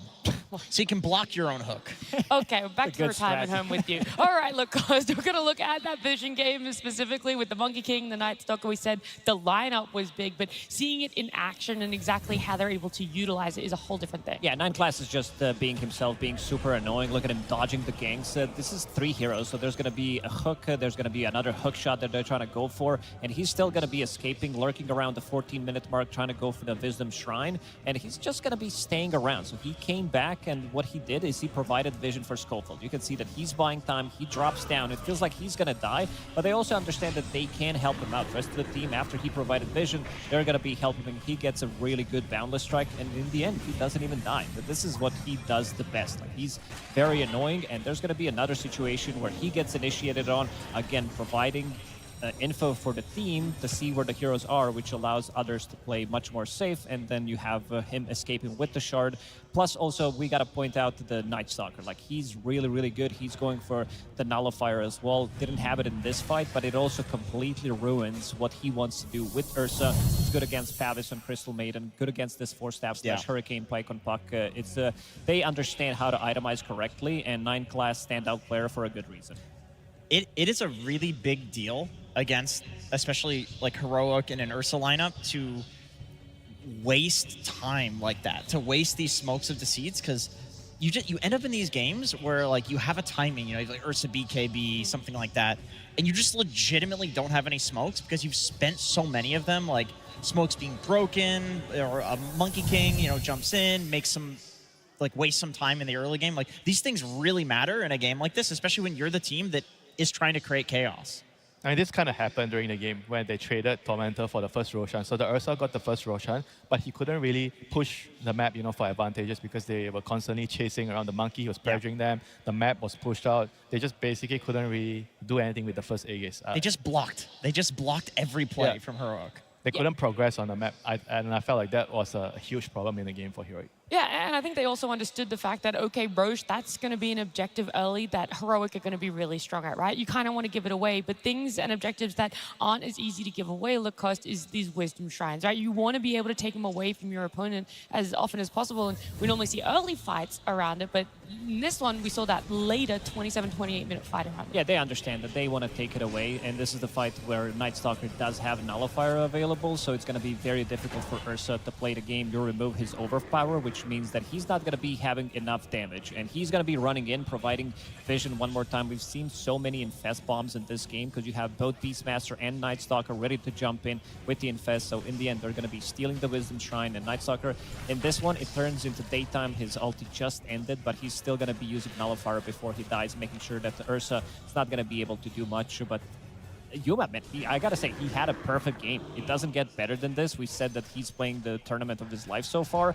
Dying first time 50 minutes into the game. He was very slippery, even though he played into a really difficult matchup. You're playing into Beastmaster, you're playing into Night Stalker. These are not the matchup that he likes to play into. I mean, even Lifestealer with the Ags, we talked about it. Like, you can kite out the Ursa in Rage with the Lifesteal Ags. You infest, and it's not affected by status resistance, so it's not exactly the matchup that it was before. We did see, like, one time, I think, or a couple times, like, he was able to do a lot of damage.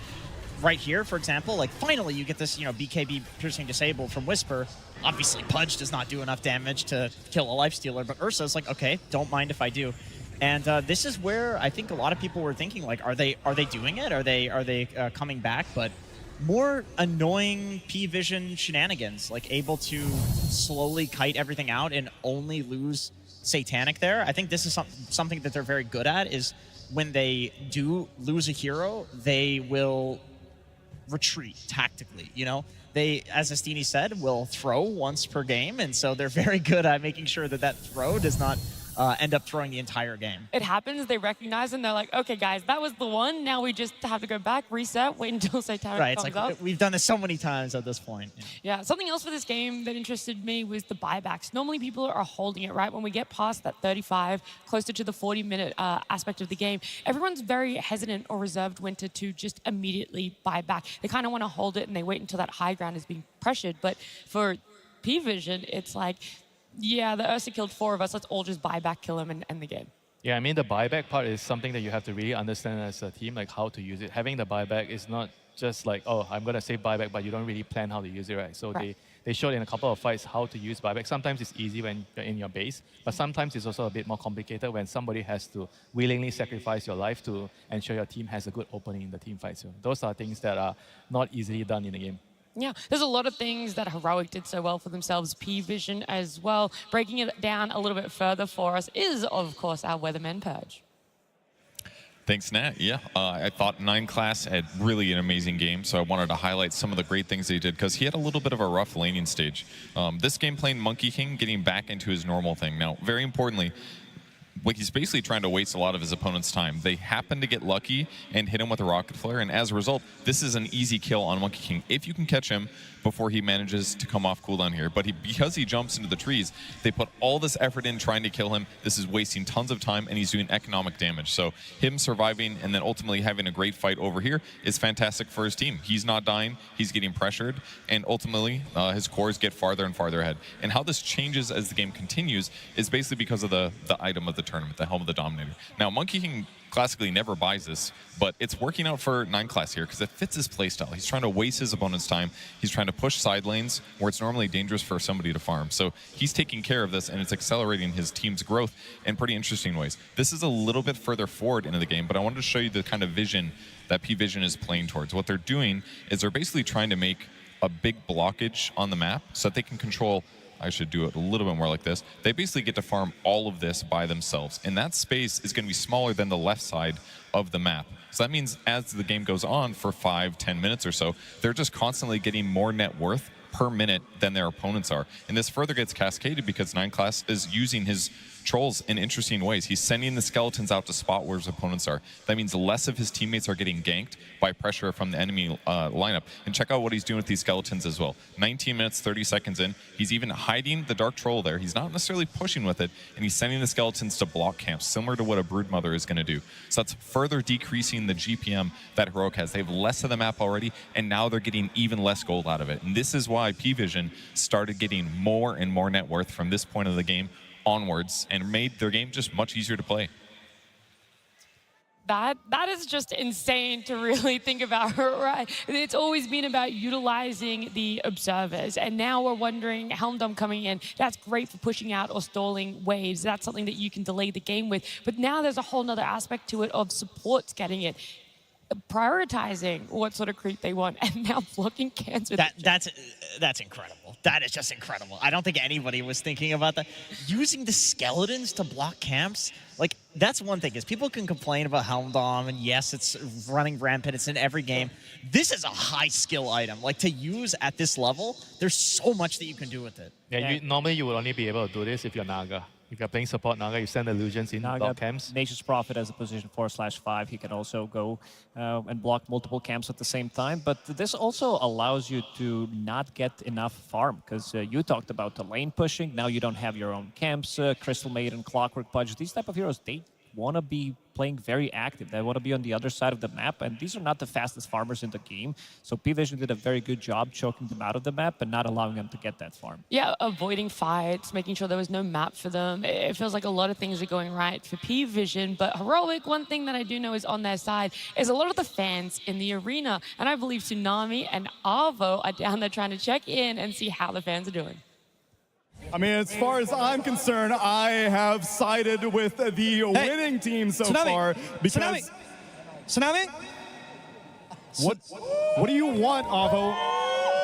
Look, I know you've already picked a side, but I think I have the larger side.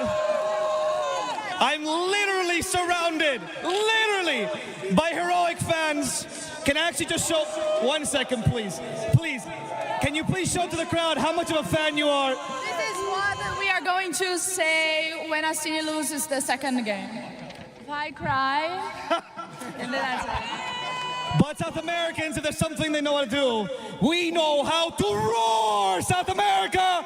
Let's go!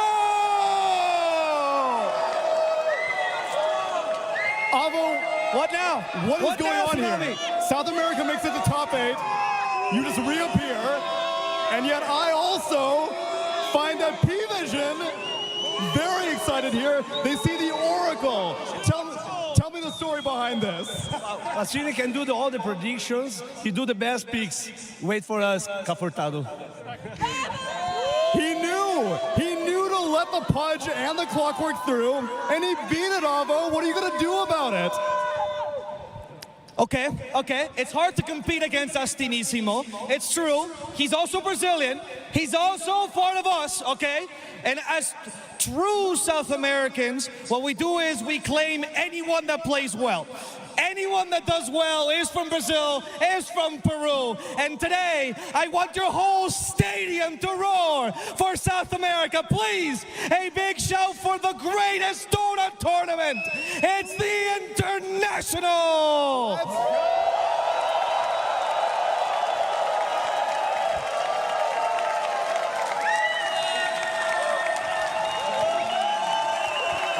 It's an appeal to the crowd, but one that will always be very, very encouraged. Thank you very much, all of South American Dota. No matter what, no one's going home yet. We could see it reunite again in grand finals, but for right now, we're going to go back to the panel as we prepare for game number 2.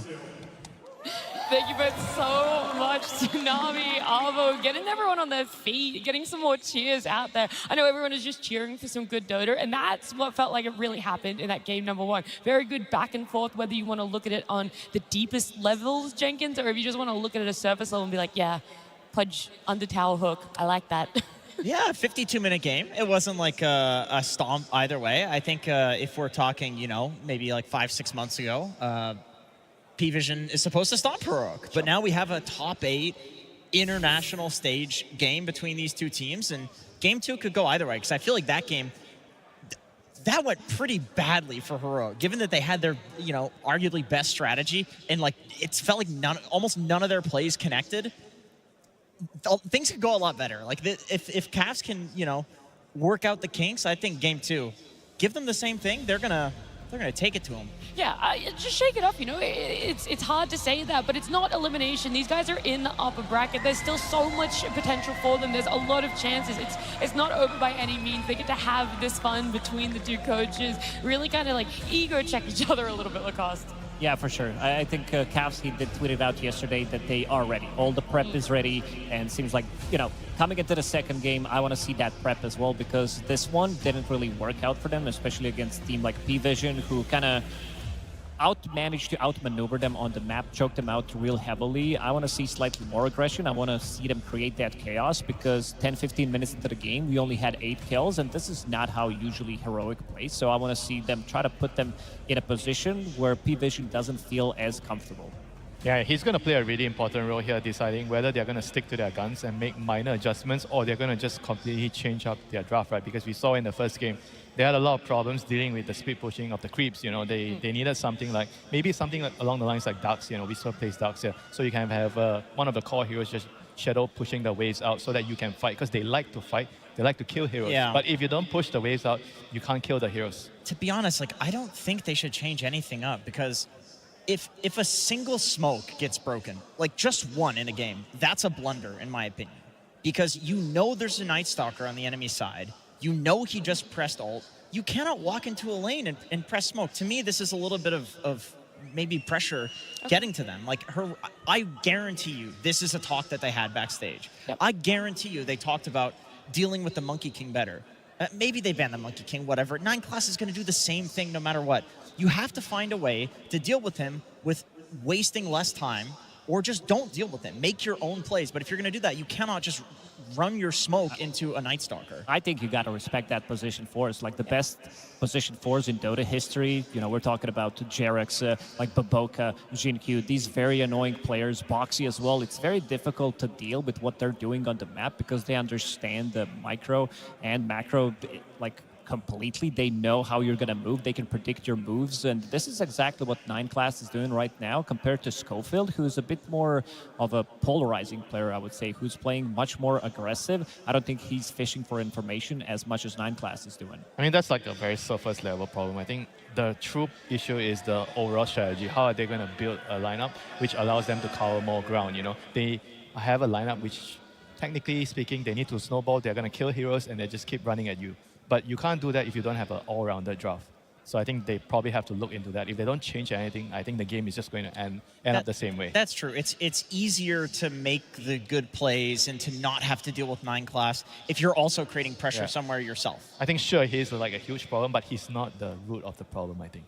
There's also a big difference, I would say, with the position 4s, with the itemization that they're buying. For example, in the previous game, you have Schofield rushing Aghanim Scepter, so you're really not getting the value out of the gold until you finish the Aghanim Scepter, which is 4.2k gold, compared to Helm of the Dominator, which is 2.5k gold, and the components that he's getting. And so he's coming online much faster, and we're also talking about them having an early lead, so he's utilizing that much better compared to the enemy position 4. Yeah, I was expecting an earlier force staff from him, to be honest, because if you look at like literally every P-Vision hero, all of them don't like playing into force staff. Like they have some circle that you need to force out of in the Monkey King and the Night Stalker, you know, Beastmaster Roar, things like that. But Schofield, I also respect that he's got his own way of playing. He doesn't care what we think. He doesn't care what his team thinks. He doesn't care what anybody thinks. He just plays his own way. Unfortunately, it meant that he didn't have much counterplay for his team.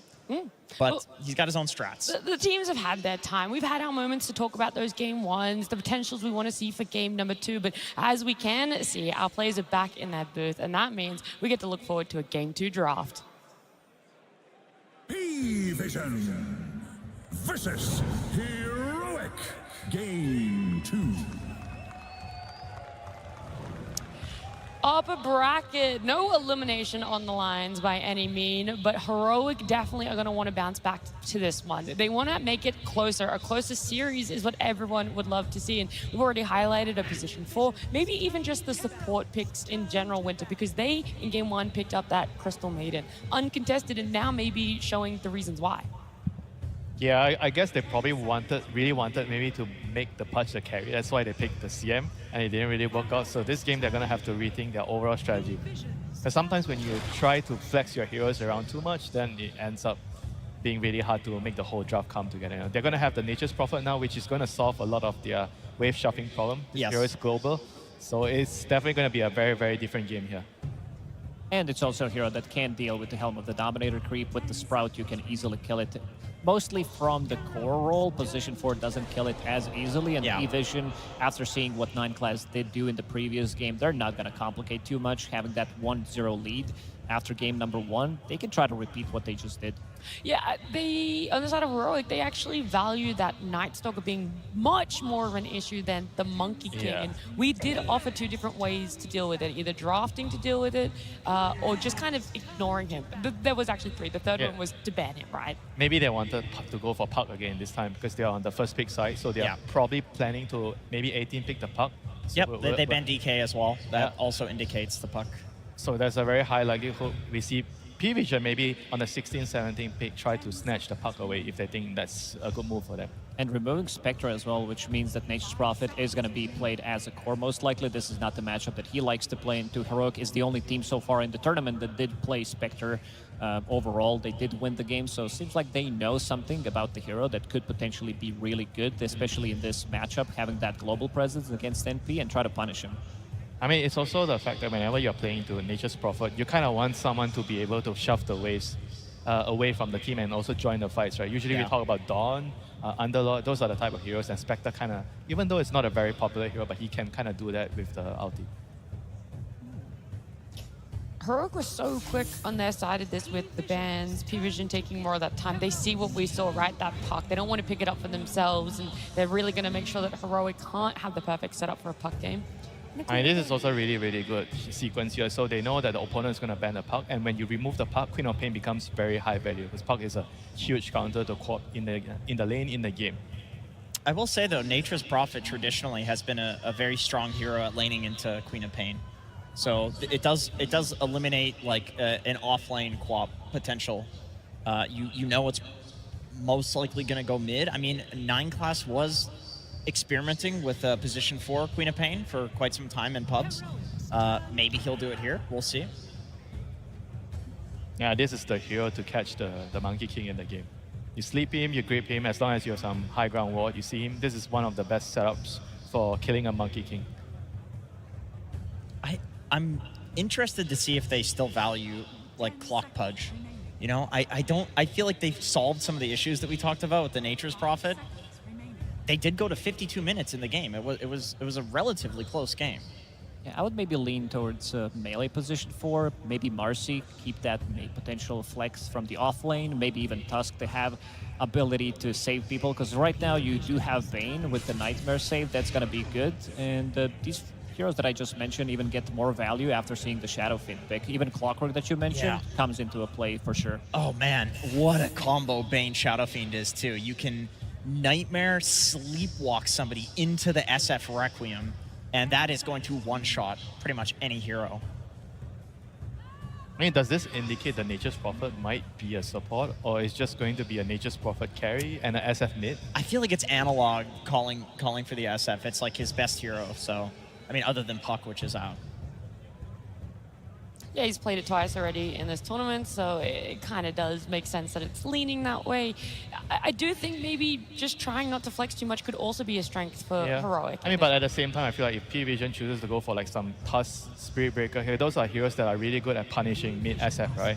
So if you get like 1 or 2 kills on him in the laning phase, you could completely ruin his game as the SF mid.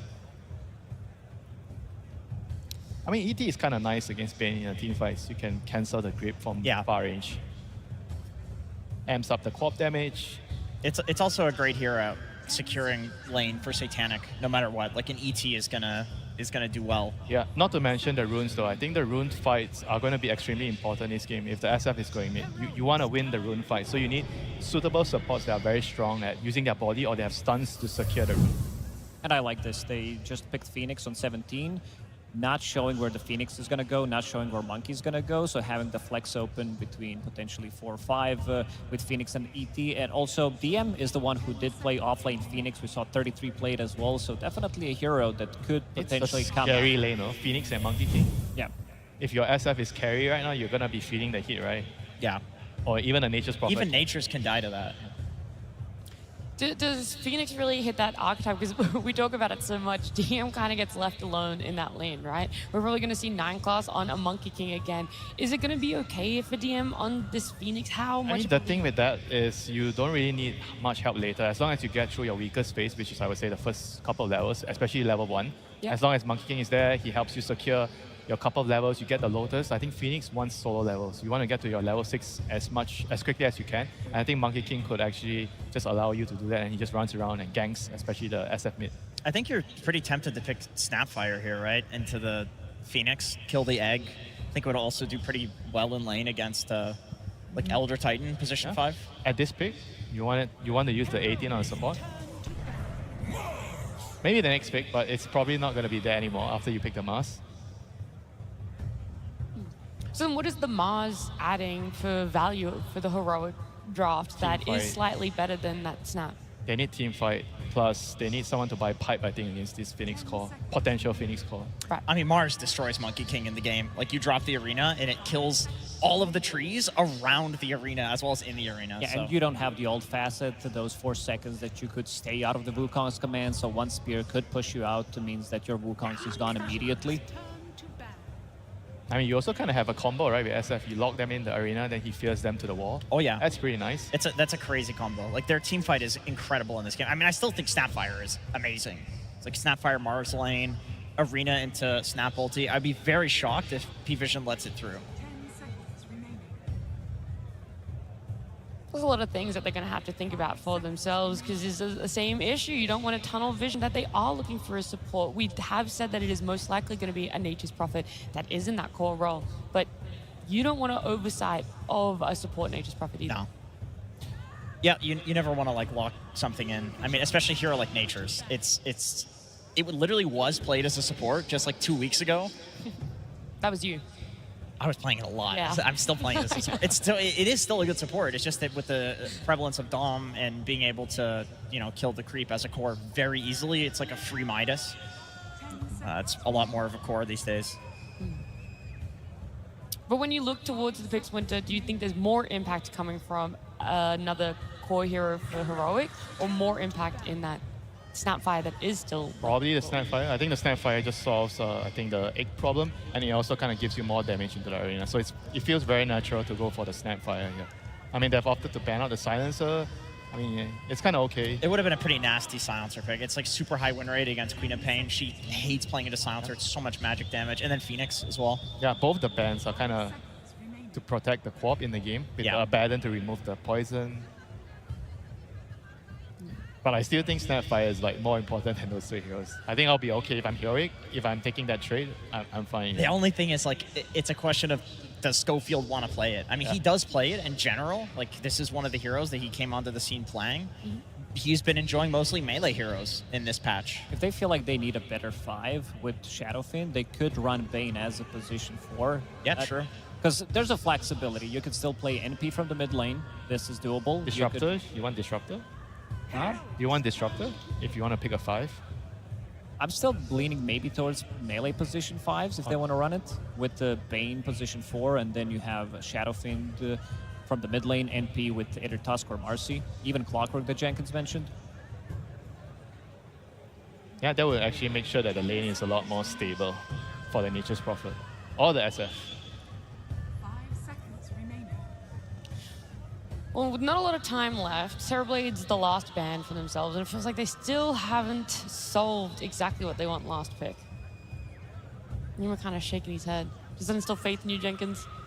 I mean, I still think Snap is just, it's the most obvious. And they go for Ursa. So, okay, we will see Nature's Prophet support position, I think. It's very hard to predict when it's... So what's the idea here? So he can actually mirror the Monkey King moving around the map? And you kill the egg. Like, we were talking about Snapfire to kill the egg. Ursa is one of the best cores, the best core in the game at killing egg. Well, 2 wins on hard support on a position 5 Nature's Prophet so far this tournament. I mean, this is King Jungle's best hero. Yeah. So I think it's a matter of, like Yuma said, I played an amazing Ursa last game. We lost at 52 minutes, but he had no deaths for pretty much the entire game. He's feeling strong on it. It's a really good Ursa game. You have faith in him, like you haven't lost that at all. Yeah, 100%. And he's calling for it. I think they've solved a lot of the issues that were in the previous draft. You know, I want to meme about the Pudge. I don't think that was the issue. I think what Winter said definitely was, like, not being able to push out the lanes. This is going to give them a lot of tempo, a lot of explosive damage that's going to be coming out. You have ET that's going to amplify your damage from Queen of Pain, from your Phoenix core, which is going to be dealing insane amount of magical damage. And then you have Templar Assassin with the ET aura on top of that. So the heroes are going to be dying very quickly. I think the laning setup is also very, very strong for P-Vision here with the TA, ET, and the Phoenix Monkey King. I could see them kind of getting a good advantage out of their side lanes, and then you have a co-op to run around and snowball the lead even further. You know, so this game could either be really, really quick win for P-Vision, or Heroic is going to be able to drag the game long enough for their heroes to be able to fight back. You know? Yeah, I agree. I think P-Vision's got a really good mid-game timing for sure. But if it does go late game, if Heroic can get there, like SF with Mars Arena and Ursa damage, like they have a lot of scaling in many different ways. The question isn't also just can they get that. Do you believe that they can get that, Jenkins? They did last game. And I think if they do the exact same thing, it's way easier for them to execute this game. Yeah, and they also have Nature's Prophet this time around who can scale from position 4 compared to Clockwork. It will, 5 in this one, but it will allow them to scale. You can still get the items, you can push out the waves. This is the problem that they did have in game number 1. Shadow Fiend, he 2-shots the wave, Mars as well with the 2 abilities. Ursa kills it quickly. So I don't think they're going to be having the same issue, and I also do think that they addressed Monkey King from position 4. Not sure if that's going to be enough. I think P-Vision's draft checks all the boxes with the explosive damage, Roche taking potential, all the objectives on the map, and being able to fight when Heroic wants to fight as well. For yourself, Winter, you said that like Monkey King was kind of, trying to target it as a bit of a band-aid patch, right? You're not really fixing the solution. Is there more of a fix to the underlying issue now? I think they definitely solve some of the wave clear issue, but it's just about the sacrifice they're making in this game where they're picking a lot of weak heroes in the lane, and if they can actually bypass and solve that problem in the game, I think they're going to be in a good shot going into the mid-late game for Heroic. All right, okay. I just got to see where it is, because we said coming into this one, it could potentially be a very close series. You don't exactly know where it could lay either way. P-Vision up against Heroic. I do know that Heroic, they're going to need a little bit of backing here, Jenkins. From the crowd, you mean? Yeah, or you. Yeah, let's go Heroic, game 3. So we can get another Pudge. Let's get another Pudge on the menu. I was hoping for a little more bit more, chances for Crimson Witness. Let's hear it for Crimson Witness and Heroic. I believe in this P-Vision draft, I'm going to be honest. We're going to go down to the coach, because I feel like that's someone who could definitely give us more faith in Heroic. Absolutely. We are here with Caps. Caps, welcome back again. Hell of a game that you guys played last time. Really fought till the end there, and pretty good draft here, I have to say myself here. You did give them their iconic Monkey King again. Do you think that the Mars will be enough to deal with that, or did you have any other plans for that? We think that the hero is annoying for sure, but if we worry about a hero just because it's annoying, the draft gets too hard.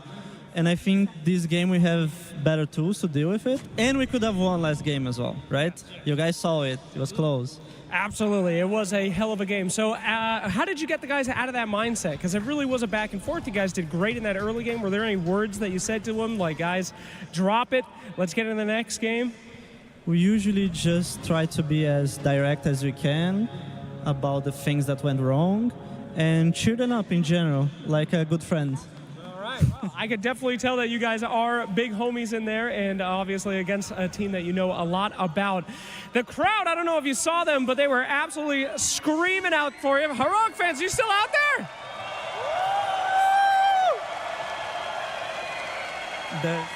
There's way more than expected, since South America is a bit far, you know? Yeah, South America far, but they're here in spirit, and they're ready to see you win this one. Bring it to a game 3. Are you ready for that, my man? Of course, of course. All right, let's bring it into the game and see if they can make it then. Thank you very much.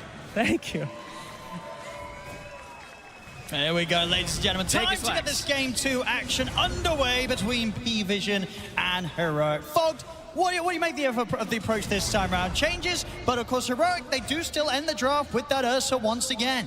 He played a hell of a game in that last game, right? So I can see why he probably asked for it again. But adaptations made on both sides. We do see a ton of team fight this game, Owen, on both sides. It's actually insane how much it's been round up with an ET being brought into the mix. My favorite hero, of course, I have to say that. But yeah, lots of different things that we can talk about here as Analog getting to play his extremely, if not his most comfort hero. Of course, his Puck is one of them, but he loves to play this Shadow Fiend. So looking forward to see what he can do on this, because I felt like in that last game, he just had such a hard time in the Puck. They just had so many answers for him. Yes, he was pulling attention away from the Ursa, tanking the Night Stalker silence a lot, but this one, maybe he can have a bit of a better time in terms of just standing his ground. And do you like that overall from Heroic going for this approach where they do keep that, the Nature's Prophet back in the support position and get something else secured for the cause in a game like this? Yeah, I think it's kind of cool because it's KJ's favorite hero. He's played it so many times in pubs, also in these officials, and I think it does give you an extra tool in terms of playing the economy map game. P-Vision has shown how many games they love the economy map game. Having a hero like Nature's Prophet, even as support, it can do a lot. Either scouting with the Sprouts, sending treants eventually once he starts getting the points in it. So looking forward to see what he's going to be able to do, if anything in particular. And let's see how Yuma's game in particular also goes, since he did have a great performance in that last one, but does feel like there's a lot more things to trip him up this game. Oh, well, yeah, well, you would consider Fire this Spirits as a tougher challenge for the Bear. Yeah, besides the Night Stalker. The Night Stalker was very difficult for him in that last game, but the attention from the Night Stalker was on the Puck. This one, I think more attention is going to be put on this Ursa in terms of just naturally inside of the fights. The stomps, the shadow strikes from the Queen of Pain, trap silence from a Templar Assassin, let's say mid-game. So let's see how that adjustment comes out. And speaking of the shadow striking in the mid lane, right now no one having a pretty great time in the mid lane. 13-8. A lot of denies in bottom lane. First blood's got to be found here by the two of them, DM and 9 class. That's a rough one. Yeah, this lane in particular is way harder. The Night Stalker plus the Monkey King lane is a passive farm style lane. This is an oppressive lane that is going to try to constantly kill you. And Phoenix, if he gets off to a hot start, can be one of the more oppressive 3-position heroes as we see in.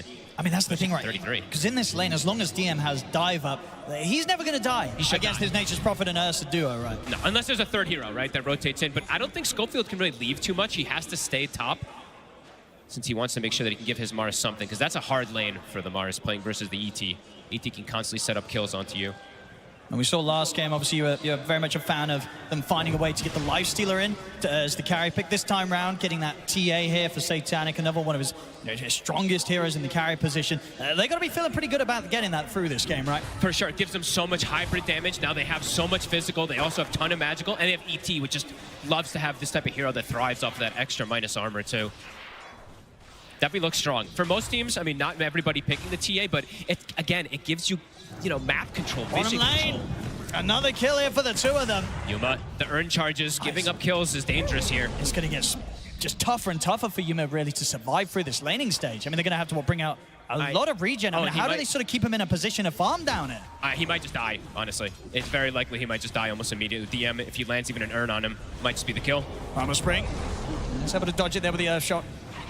But yeah, this is not a fun spot to be in if you're the Ursa. He's going to have to spend a lot of money on regen, so he even buys his own salve. They've got an early bracer that he goes to try to withstand some of that pressure. But yeah, it feels like this is going to be very sad for Yuma in terms of this laning phase. Gets his salve canceled immediately from the Urn too, and instant Fire Spirits.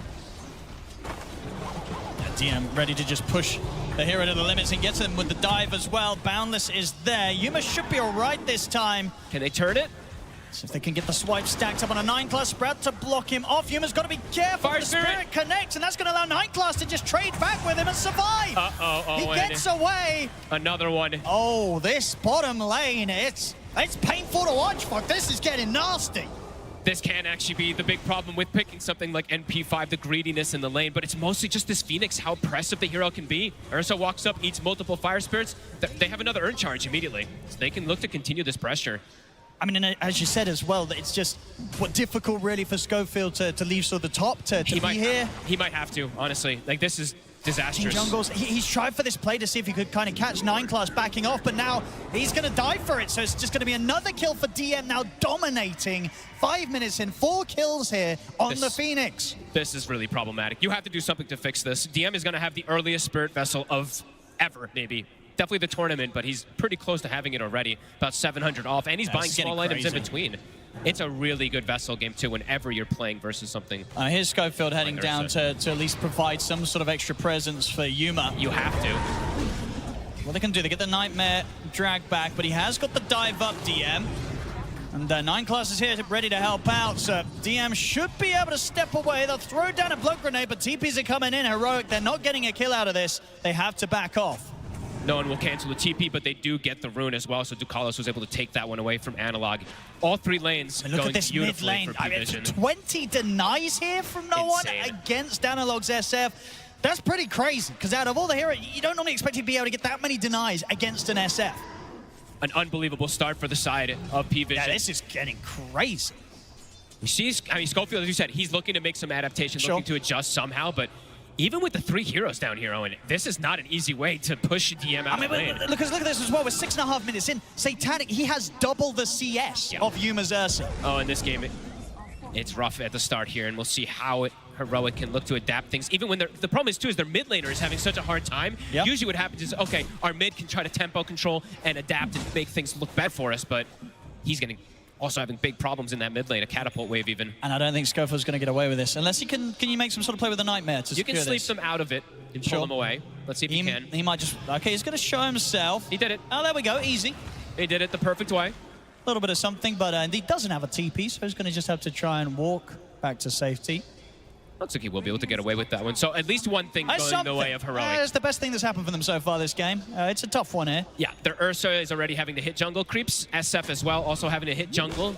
It's pre-8 minutes and they're getting pushed out of their lane.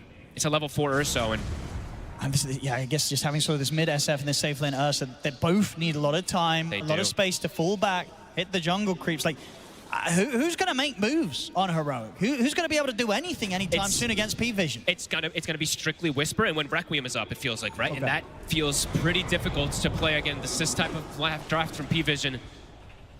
DM, he's got Vessel. It's done. Level 6 also finished up too, so he's going to look to probably pressure this tower here. And cool to see that he goes for this aggressive build on DM also, not the Dominator, right? In a lot of games, maybe we've seen Dominator picked up even on Phoenix, but this one he knows he can just crush. He can really crush the whole game with this type of start. I mean, just looking again at the denies, this has to be one of the highest sort of collective amount of team denies that's in the first 8 minutes of a game, right? Now, 8 minutes in, do you ever really see a team have, like, I can't do the quick maths, but it's something like 60 denies across all lanes just 8 minutes in? Rare to see it at the International in particular, right? Sometimes we do see it in some other tournaments when a team is just outskilled, but yeah, this is pretty crazy so far from P-Vision. See how much you can make them work for it. Stomp's going to connect. It'll be annoying to chase him. They'll have to save the Boundless to be able to stop his TP, and it looks like Schofield's going to make him work for it for a long time here. I mean, he still doesn't have a TP. True. So he's going to try and, you know, sort of live his best life here, just trying to be a nuisance. Just do they even want to call for anyone else to gank this is the question. Maybe 9-class just follows him. I think so, because 9-class is like, well, my cores are kind of dumpstering all the lanes, so I don't need to be anywhere else. I could go for a little walk around the forest with you. Yeah, why not? I'm just going to chase him down. Dragging multiple waves. Eventually, though, how does Schofield get out of this? We'll have to see. No one matching versus Analog. Analog with this haste rune feels safe to play aggressive forward here. Oh, okay. Got your tree. Here comes no one. Good old Schofield. Will ultimately end in his death. No one able to get the money from that one. Well, at least he's being Whisper. annoying. It's going to come in. He's got the arena set up. Into the spear, and with the Nature's Wrath burst, they're able to take him down before he gets any sort of chance of popping a supernova. So nicely done. First kill for Heroic themselves to get here in this game too, and it's a nice one. They got to start doing things like this, right? Being a little more chaotic, as we said, even in that last game in particular. KJ, even though the lane went horrible for him, he's actually getting closer and closer toward his vessel on this Nature's Prophet also. So slight little moves are at least recovering the overall game state a bit here, but for Yuma in particular, he still is incredibly slowed down. And the pressure on mid lane, shield rune on no one. P-Vision definitely not afraid of going for a bit of a dive.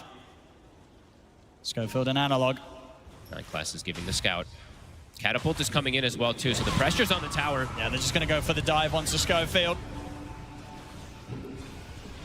Analog's around. Does he want to show himself to try and help? He'll get the deny. Easy. There you go. Tower, though, will inevitably fall, but at the least they prevent a bit of extra gold going the way of no one. Satanic, though, has been left completely alone, Owen. Level 9 Templar Assassin. Absolute free farm. Versus the Ursa, who has not only half CS, but, yeah, 3 levels behind as well. And the question is, how do you pressure the Templar Assassin with this type of draft, right? It's probably just wait until you hit these timings, in particular on like the Nature's Prophet. Sure, but who actually kills the TA? They just don't, right? It was one of those drafts that this TA comes through last, and unless you're able to sort of just crush them and push them back out of the lane, the overall game state it's not going to be fun. No, like later stages, sure, they'll have options to be able to kill the TA perhaps, but in this early, maybe in the next like 10 minutes or so, it's going to be very difficult for them to deal with Satanic. Tower will fall. 9class getting closer and closer to his Dominator. DM will even give him some of that extra farm to have it finished early. And this is cool if DM goes this build also. Do you want to keep, because it's a bit of an adaptation. I keep saying this word, but whatever. He's changing his build up quite a bit than we've seen from DM, usually just the straight Dominators. If he goes Vessel bots, that means we want to destroy this map.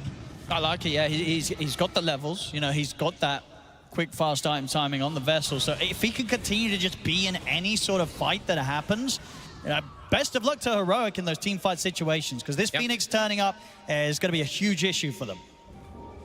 Yeah, it looks like the name of the game for Heroic is just farm and try to recover for now as King Jungles.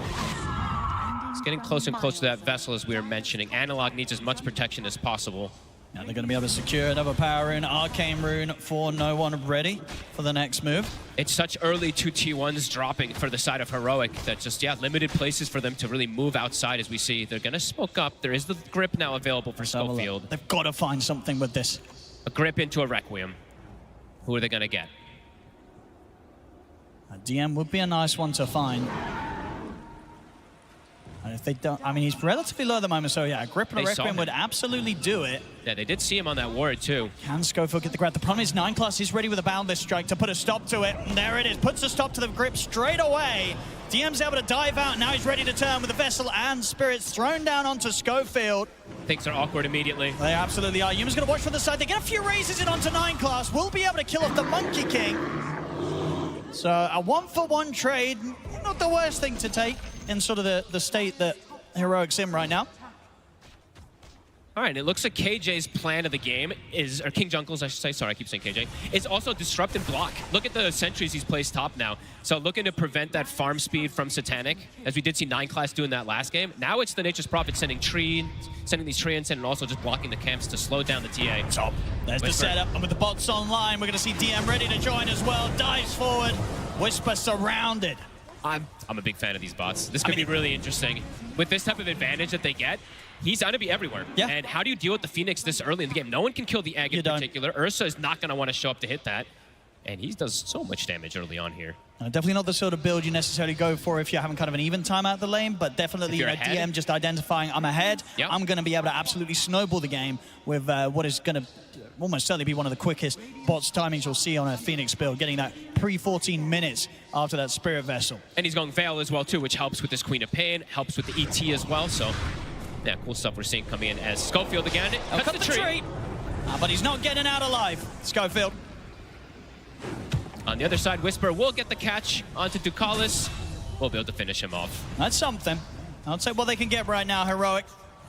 But they did lose their Shrine. I believe Ducalis was able to steal that one before he did get caught out.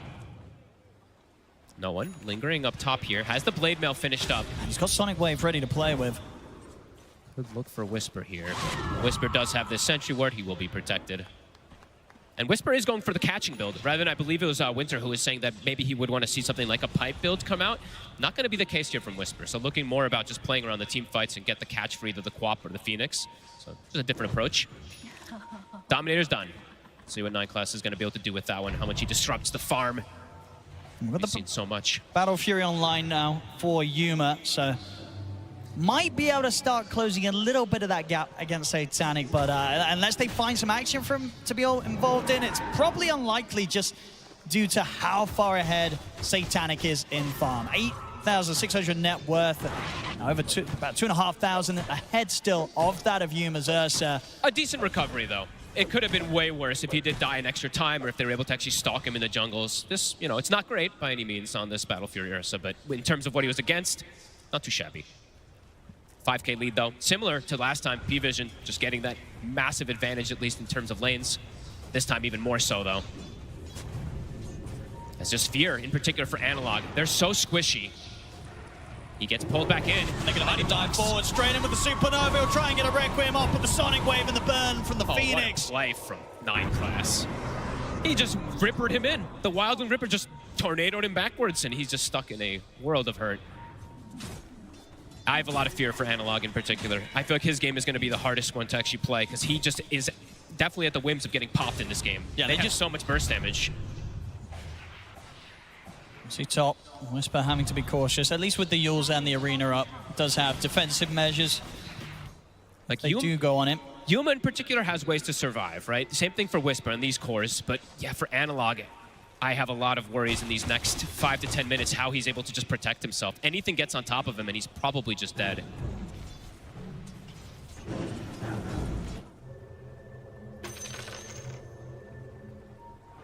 What's the next play going to be here for Heroic? He's just going to keep tipping him. Because of the sentries, he's doing exactly that. He just sees that he's trying to potentially keep blocking that farm. That's Satanic. He asked for mercy. Still is having a pretty crazy amount of farm. 200 CS at the 16 and a 50-minute mark. See Smoke here. See if Whisper can find the setup. P-Vision not looking to be caught out by this. Maybe DM. He's not that squishy. And he's already away with a dive, so Whisper not able to get a chance to get his hands on him. Even if he gets him, it's dangerous. You don't know where the ET is. You don't know where the Monkey King is. These two heroes are fantastic at stopping aggression. A Fiend's Grip comes out, a Stomp stops it. A Boundless Strike from the tree line. So you have to have quite a bit of information on Whisper if he wants to look for those plays. Oh, for sure, yeah. And especially if you're using both the Yules and the Arena to commit. You're not getting out if they get the chance to turn on you. Definitely not. Scan coming out. P-Vision continuing to read that map, and the growth continues to be there for them. So we've got the smoke here for no one and Ducalis. That's what they find. Let's just say, Analog definitely the easier at the kills if he's caught out in the lane. Now Yuma is he is starting to getting closer and closer, at least in terms of the cores. Slowly but surely. Again, I'm going to point out, since Purge, he'll probably maybe talk about it again, but 9class is doing the same thing. So he's sending the Dark Troll Summoner, triple Skeletons, blocking camps. So again, just on top of getting extra efficiency with his farm, he's blocking efficiency of farm versus Heroic, similar as last time. 9class will be able to play around it. Still make sure that he gets the large creep as well. Too slippery here for Schofield or Yuma to get their hands on. Information gathered. Whenever they see Schofield, they probably just know that there's not going to be an aggressive move that comes out from Heroic. Schofield gets the catch. The grip. And they'll be able to deal with him this time. Nice little grab there for the two of them.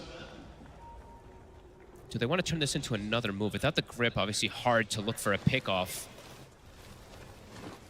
Ducalis, he's trying to protect these Ancients. Oh. He knows. They're going to be able to put a stop to that TP here with a Stomp, so not able to block the Ancients this time around, and will end up losing his life for the attempt, King Jungles. Fool me once, right? This time they do catch him. Third time is the charm. Ducalis is very ready for it. Prepared there with Satanic. Deso Blink is done, making the move top Whisper. He's got to be cautious here, as P-Vision are bringing in no one as well. And DM, they're ready with the four of them. They make an aggressive move, and they'll just get in straight on top of him. Yule Scepter will buy him a moment of safety, but as soon as he comes crashing down, he's dead. They're stalking Analog to this ward that 9class has placed down. Can he get his way out of it? Should be fine under the tier 2. Schofield coming in with the TP ready to keep Analog safe, but... But they're accelerating things. Yeah, they could go for this. With such quick timing on Satanic, the fact that he's got this Deso and Crystallis, they'll take this Roshan down pretty quickly. And without Whisper being there is no team fight from Heroic possible. And this is before 20 minutes, so they can get this Rosh and then go Tormentor. Usually what happens in a lot of these games is you have to pick and choose which one you want to go for. They're going to get a bit of cold feet, though. They don't want to commit for the Roshan completely. It is going to shift toward the bottom side, so maybe they just make their move down there. Yeah, that's true. A bit off with the timing, so we'll have to regroup on the bottom. Satanic, he does have a TP ready if he wants to switch down to that side of the map. Heroic, I feel like they have to go swing game. I feel like they have to kind of go for this check. You need to at least go with Whisper and with Analog to potentially set up. Because you have yet to get a Requiem. I mean, you've yet to have anything really from Analog together. Satanic able to, of course, solo the Tormentor, get the shard secured nice and early this game for 9 class.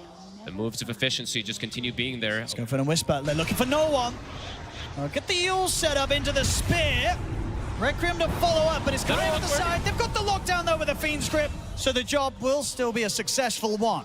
Whew, that was almost awkward. If he gets stomped there on Schofield, might actually end up surviving on no one. Should be able to turn this into a tower, too, so first aggressive move that feels like it's actually gone Heroic's way. And at least setting up the game for a position where Heroic, they can maybe start to look towards the Roche themselves. Supernova's going to be used as well pretty early, so Heroic, they can kite that out and maybe look to continue to try and push for this now, knowing that Supernova's on cooldown. Too hard versus ET. ET's the king of the pit. And Monkey King, too, actually. These two heroes are two of the best in terms of just preventing someone from getting inside of there. I mean, at the least, they're going to want to make sure that they don't allow P-Vision to get into the pit for free, surely. It does feel like they have to fight around there, but they don't have Requiem, and so I don't know if they actually can. We'll see what the move's going to be. As 9 class, he's keeping the creep in that sneaky spot. So we'll be able to scout that Roche. And yeah, it looks like P-Vision will be able to get away with it. Yeah, you're right. They feel that they can't do anything to stop them now. I think it's just too dangerous versus the ET and Monkey. Even if you had a bit of a window there with the Quap killed, it's too risky. So there we have it. Ages for Satanic. Terrifying. He continues to just tower ahead of anyone in terms of net worth this game. Daedalus Full done. Daedalus. 22 minutes in. I mean, he's going to start two-shotting some of these heroes. Whisper. We'll be able to get the TP out. No secondary cancel, as we saw there. Yeah, he's going to start two-shotting heroes, and he's going to get closer and closer toward that shard, which is also very devastating to play against. As something like Bane or even Ursa, just these little silences can be very disruptive. Heroic. Looks like they're attempting to mount a defense down here. Schofield. King Jungle's even looking for aggressive TPs here. That would be... Well, he's teasing them. Aggressive. At least with the BKB online for Yuma, he'll be in a bit of a better shape to turn up and maybe give you a chance to threaten the egg if DM does try and commit with a Supernova. Full Shiva's online now as well for DM. These fast timings continuing from him on the Phoenix. Team fights just continue to look way too difficult for Heroic, just needing to buy more time. Like you said, the BKB's done for Yuma. He has a lot of protection. Analog needs his desperately next, and he is actually pretty close. There is a good amount of spells, of course, that are going to be going right through that BKB, pretty much everything, but it does feel like it's a necessary tool that he needs anyway. He actually can die so fast through this BKB versus TA, versus Phoenix, versus the Quapple, everything, really. Splitter. Positioning is going to have to be absolutely perfect from Heroic in this next upcoming situation. Here they come, P-Vision. Heroic should be pretty aware. I mean, we're going to see the setup here from Whisper. Gets the spear in onto Satanic towards the tower, but the refraction's up, allowing him into blink out. And Whisper, he's probably going to die for that. As the setup's there, no one jumps forward. They catch the Bane off to the side of the tower on top of that. And they'll be able to keep this push going. It's clinical from P-Vision so far this game. Yes, they've hemorrhaged a couple kills here and there, but overall, every move is really hitting his top also. KJ. 9 class. And on top of him, has he got any way to play his way out of this one? He's going to try and stand his ground and fight back, but 9 class able to jump away with the shard. No TPs available for the team. Buying a Yules, so as we, there was some limited extra stuns, so it does want that secondary one besides that boundless to hunt targets. 10K lead continues to grow. P-Vision, they had a pretty good hold on the majority of game 1. This game 2, that hold honestly looking even tighter here. 24 minutes in. Everything looking up right now for P-Vision. Everything looking up, and even for Yuma this game, right? Yes, he's recovering, but it still is a very difficult spot that he's been put in this one. Playing versus that TA, always not even the easiest target to burst down and overpower in particular, if he does have it the refraction. I'll focus towards the top lane now.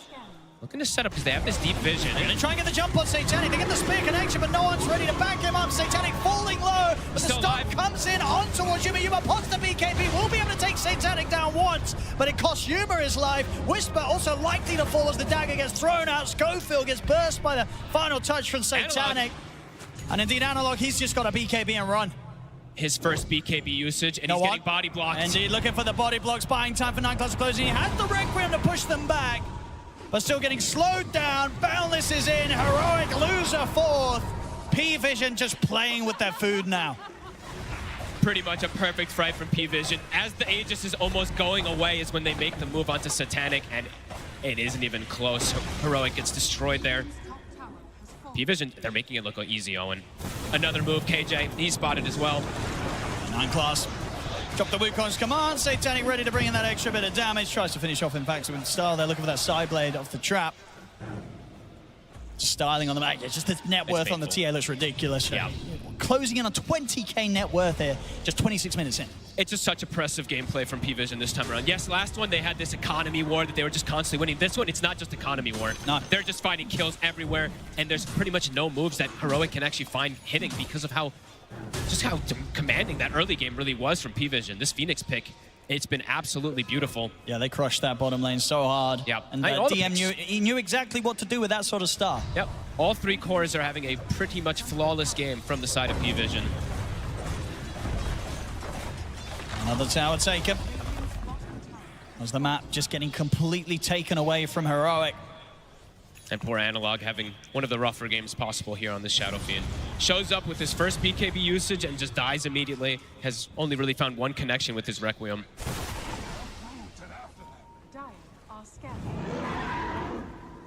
Yuma and Schofield. Maybe seeing if they ever do catch anyone out alone. 9class, though, is going to start to get some information if he swings by. And look how quick he's able to just scout them out. And DM's TPing over as well. 9class just ready. He's just ready to go in on them. Start dancing around them with the Boundless Strikes of the Primal Springs. TP's coming back in for P-Vision Heroic. They've got to try and get out of here. Yuma has to just TP. He'll get away, but Schofield, it's not going to be as lucky. As a DM and 9class will claim another. This Monkey King is so annoying to play against. He just gives such good information and they can't stop him. Even though they have the Bane with the potential instant disables, he just jumps up on the tree almost immediately. Constantly limiting the map of Heroic.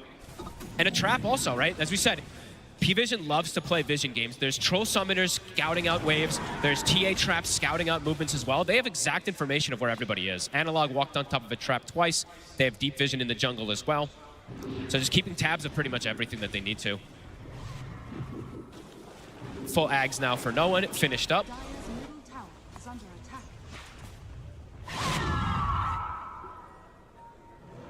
Just limited moves that Heroic can really do.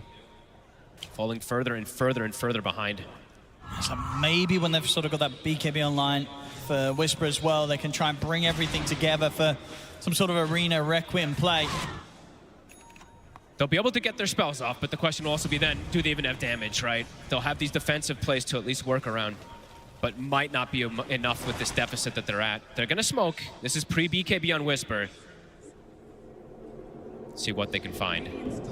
Because they're getting outplayed, outmaneuvered, out everything, so it feels like they do have to get something. Because in terms of just if this game continues with this grasp, it doesn't feel like it's going anywhere in their favor on Heroic. P-Vision. Smoking up. Satanic in the mid lane. Will be a huge catch, but such a hard one to get, especially with this tier 1 tower still up for potential TPs in. And they don't quite get the angle in time. Satanic's already out of there, and P-Vision, they've got their sights set first on King Jungles. Another kill for 9class, another scout. Can a Heroic maybe find someone splitting off from the back lines? It doesn't look like it. P-Vision not giving them the opportunities. Even with this deep vision they've placed, they've had it up for about 2 minutes or so. Nobody's been in that area to get caught. If anything, it's just a Monkey King jumping around that does go in that area.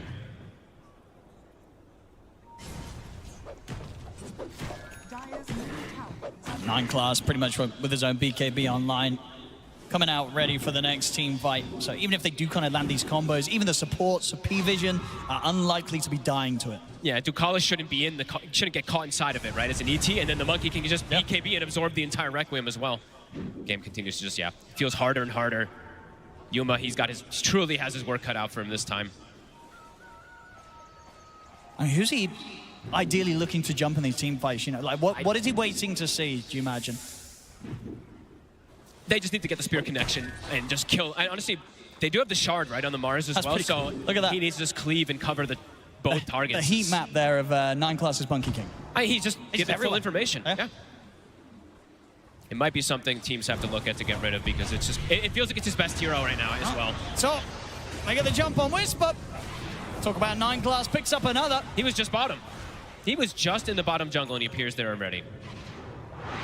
Oh my god. Nearly got a chance to put a stop to that TP out. Analog lucky to get away. Hey, look at the pace that he can just cross the map. It's like, it's faster than a Nature's Prophet teleporting in terms of cooldown, right? The MP can only TP once every so often. He can truly stalk them pretty beautifully. So difficult for Heroic to get out and find that fight. I mean, even if they do find the fight now at this point, the deficit, as we've said, it's getting to be too commanding. Yeah, they're just not getting anywhere near enough out of the map on their side, Heroic. Hey, P-Vision just playing it so clean. Satanic goes, gets another Tormentor while his team is farming the map, and it just continues to grow and grow and grow this lead. He's more than happy to keep farming. Yep. 307, coming up to 500 CS here, 31 minutes in. They haven't been able to kill him, and it's pretty hard to sort of foresee a situation in which this TA can actually die. King Jungles immediately has to TP out. Yep, and they'll have to expend literally everything, right? And even then, might just end up surviving. See the Aeon disc picked up from DM, a couple moments ago too, so yeah, I don't know. You were mentioning which targets do focus fire. I don't know who you can actually just insta-kill. The Queen of Pain, I guess, but... Yeah, it feels like at this point with how tanky they are, you need kind of like the 2 rounds of the overpower to be able to kill anyone. No, absolutely. King Jungles, he tries to go to take away the amplified damage room, but no one's in with the blink first and picks it up for himself. Does give them the chance to get the grip off into the Rec Room. That's no one dead. Now, can Heroic get away with this?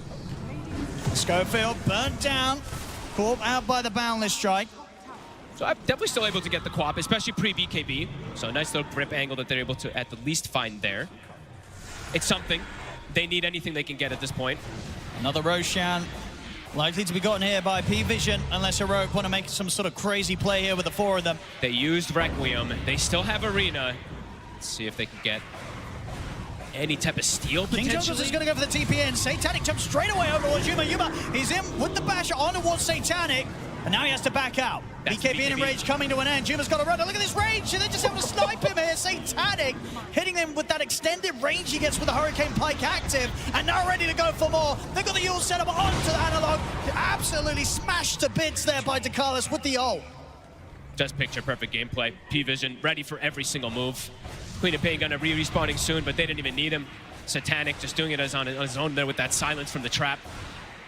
And the Roche, very dead. He is about to hit 25. Oh, and it's only 33 minutes in. And 9 Class, he's got vision on towards Whisper.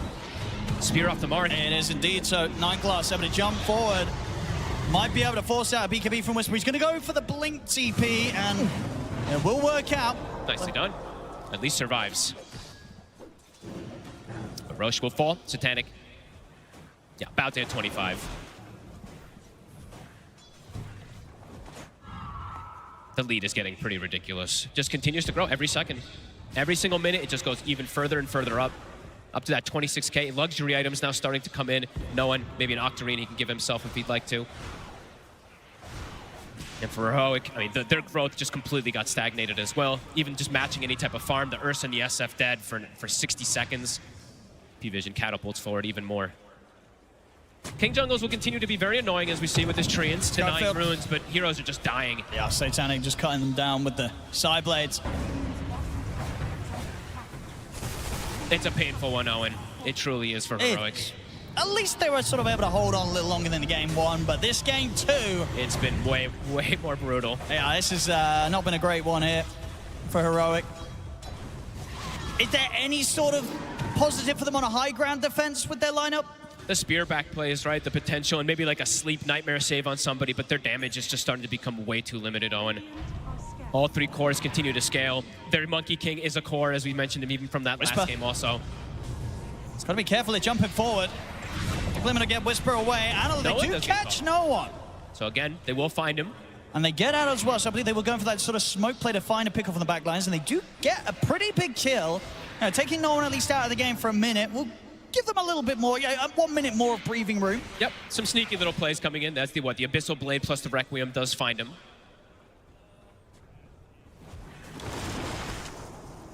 King Jungle's just finding what he can out on the map.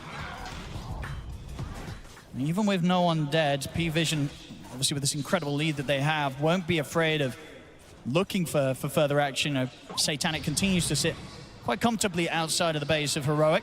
If anyone shows, can very likely get brought down. King Jungles will kill a courier, but that may just prove his demise. So it looks to no way out of this one here for the Nature's Prophet. Another one for 9 class. Trying his best to force them out of the base. Satanic, he's in bottom. Whisper. Again, just the damage coming in. Whisper can't surely survive this. The last few hits. Oh, that miss will allow him to live. What was that? 2 misses, 2 or 3 misses at the least. Yeah, lucky to get out of that one alive, Whisper. Still the tier 3. That's not going to be able to escape the damage of Satanic. The barracks as well in trouble as he takes out the range rack's bottom. Right when the double catapults were coming in too, easily able to bring that one down. 9 class. He's got eyes up top, and Analog BKB still on cooldown for 4 seconds. Oh, 9 class is doing this on his own. He's going to have it up now, and we'll be able to go for the BKB TP out. So that BKB coming up just in time. But Whisper, oh, he did show this time, and this time he did not get the chance for those misses. As Satanic can just get back on with the push. They do get in with the Abyssal and the Sleep drag back, but Analog, he can jump in. He's got the Requiem in position. The Refraction's out, but the Abyssal and the swipes are there. They take Satanic out once. Can they do it again? DM's ready to back him up, moves in here with the Sunray, blink out for Satanic, he's out to safety, King Jungles will fall. Whisper having to put the BKB and run. Schofield glimmered up, 9 class ready to continue to chase him down though into the base. Spirit Vessel charge thrown down upon him, 9 class commits with the BKB again, another kill there with the side blades off the traps from Satanic, getting the double. And he's ready to look for more. Jumps in. You'll step to buy a moment of safety here for Whisper, but the Sonic Wave's waiting for him on the way back down. Another kill for P-Vision as they move straight over towards the mid. Satanic is having a field day of a game. How many side trap kills now? I think that's the 2nd or 3rd that he's gone for. 80 seconds, no Whisper. That's their whole team fight, Owen. Yeah, look at the GPM as well. 39 GPM here, 37 minutes in for Satanic. He might be breaking some records. Yeah, I was going to say. 1200 XPM as well. Absolutely insane. He's making this game look very, very easy. That just might be it, Owen. No Whisper for a full minute. A crucial part of their hopes of sort of dragging someone back into the fountain with a spear. They just can't touch this TA. What a game from P-Vision. Never let there be any hope for Heroic, it feels like. Yeah, they played a little slower in game 1, but this game 2, they're just coming all guns are blazing, and they've looked fantastic. Yeah, they'll tip King Jungles because he's been very annoying trying to buy time overall for his team, but overall P-Vision is still just thriving. Schofield will live for now. 30 seconds until they've got the full lineup back up. It's mega creeps coming in already at this point. Tier 4's to fall, Ancient exposed. They're ready to close this up and move on here, P-Vision. Heroic, have they got one more sort of attempt here up their sleeve? The Ancient are half out, they're going to make the jump. Coming in with the Abyssal, the Requiem, Satanic's already able to get the BKB off. Turns towards Yuma, takes the bear down, looks towards Analog. Double kill for Satanic as this series is over. GG is called. P-Vision will take this one 2-0 today against Heroic. And this one in a true Gabe and Tears shellacking, as Shannon would say. Absolutely stopped it. The lane's out of control. Like you said, I think, 60 denies in the laning phase across the 3 lanes. You don't see that. As you see, you don't see that at TI. Just a huge mismatch of sort of performance in this game 2. Very apparent. And just beautiful draft and beautiful gameplay. This time with a more oppressive style. You know, they didn't go for the Dominator on the Phoenix, but you could see the style that he wanted to do. Vessel into bots, constrict the map, and pretty much from 10 minutes onward, it did feel very, very difficult, if not impossible for Heroic. Yeah, this was just beautiful gameplay from P-Vision. Yeah, getting that TA in for sure. You know, Satanic, as I said, he made that one look pretty easy, getting close up towards the 1,000 GPM. Unreal. By the end of this game on the TA. Just feels like something you can't let him get through as that last pick, especially if you just don't have the tools to deal with him. Because they really didn't. They couldn't touch this TA. Yeah, I mean, in the end of the day, right, it ends up being them losing all 3 lanes, and the game does snowball massively out of control off that. But also P-Vision they're just showing so much of how to control tempo, control economy, and just keep it a lead, right? That last game too, 6K lead pre-10, this one even more so. But yeah, a very impressive showing coming in from them. And Heroic gonna have to make some big adaptations, and other teams maybe having to make some adaptations of how they want to draft for P-Vision. I think because so, this Monkey King is 9 classes. very problematic. It's almost sort of like, what do you even do when he gets his hands on a hero like the Monkey King? He just seems so comfortable and just providing so much for the team, information and just offensive-wise, you know, ends up with an incredible KDA on this Monkey King. And it's just the perfect sort of support for him to turn into that additional carry. Very true. You know, with the way that he's playing, he's always going to get the chance to get these Scardies, get these Diffusals, and just become an absolute nightmare to deal with at all stages of the game. Yeah, just incredibly oppressive, but also gets a ton of gold and farm as well too, and also constricting the farm of the enemy team, as we see there with the Dominator micro that he's done multiple times now. What a game. And no one right on the mid, looking terrifying on the main stage. The amount of denies he was getting in this matchup against Analog, he absolutely crushed him. I mean, this sort of level of performances that we're seeing from P-Vision, I think this is definitely what kind of coming into the road to the TI, into TI, is what people were expecting from this squad. We've seen this level of play from them throughout the season. We know they can bring it out when it matters the most. Yep, they are absolutely terrifying in multiple different play styles, as we see now. This is a team that, everyone knows they have to watch out so much for. Yeah, well, as you say, Heroic, we'll see how they're able to pick themselves back up down in the lower bracket, but P-Vision moving forward, teams have really got to be prepared with how to sort of take away some of these crazy, crazy heroes they get. And in terms of play, I mean, if you're playing against P-Vision, where is their weak point? You know, where do you have to look? That's got to be the question, right? The coach has got to get that digging in there onto those stats, watching the map, watching anything, because, as we said, multiple different styles that P-Vision has brought. Yeah, absolutely. Both of these games maintaining such a lead. Game 2, as we saw, just able to sort of get it to a point where it looked impossible, any chance of a comeback. We saw them make a couple of smoke plays on Heroic to kind of catch no one off by surprise, but a very tough series today here for Heroic and a smooth one from P-Vision. And I believe we're going to be able to head over to have some words from Ducalis after that 2-0. Yes, thank you, chaps. Tremendous cast as ever. Ducalis, that game 2 was one hell of a victory. How much of the preparation before this main stage of the event was dedicated to studying Heroic? We chilled one day, then played 2-day scrims, tested some new heroes.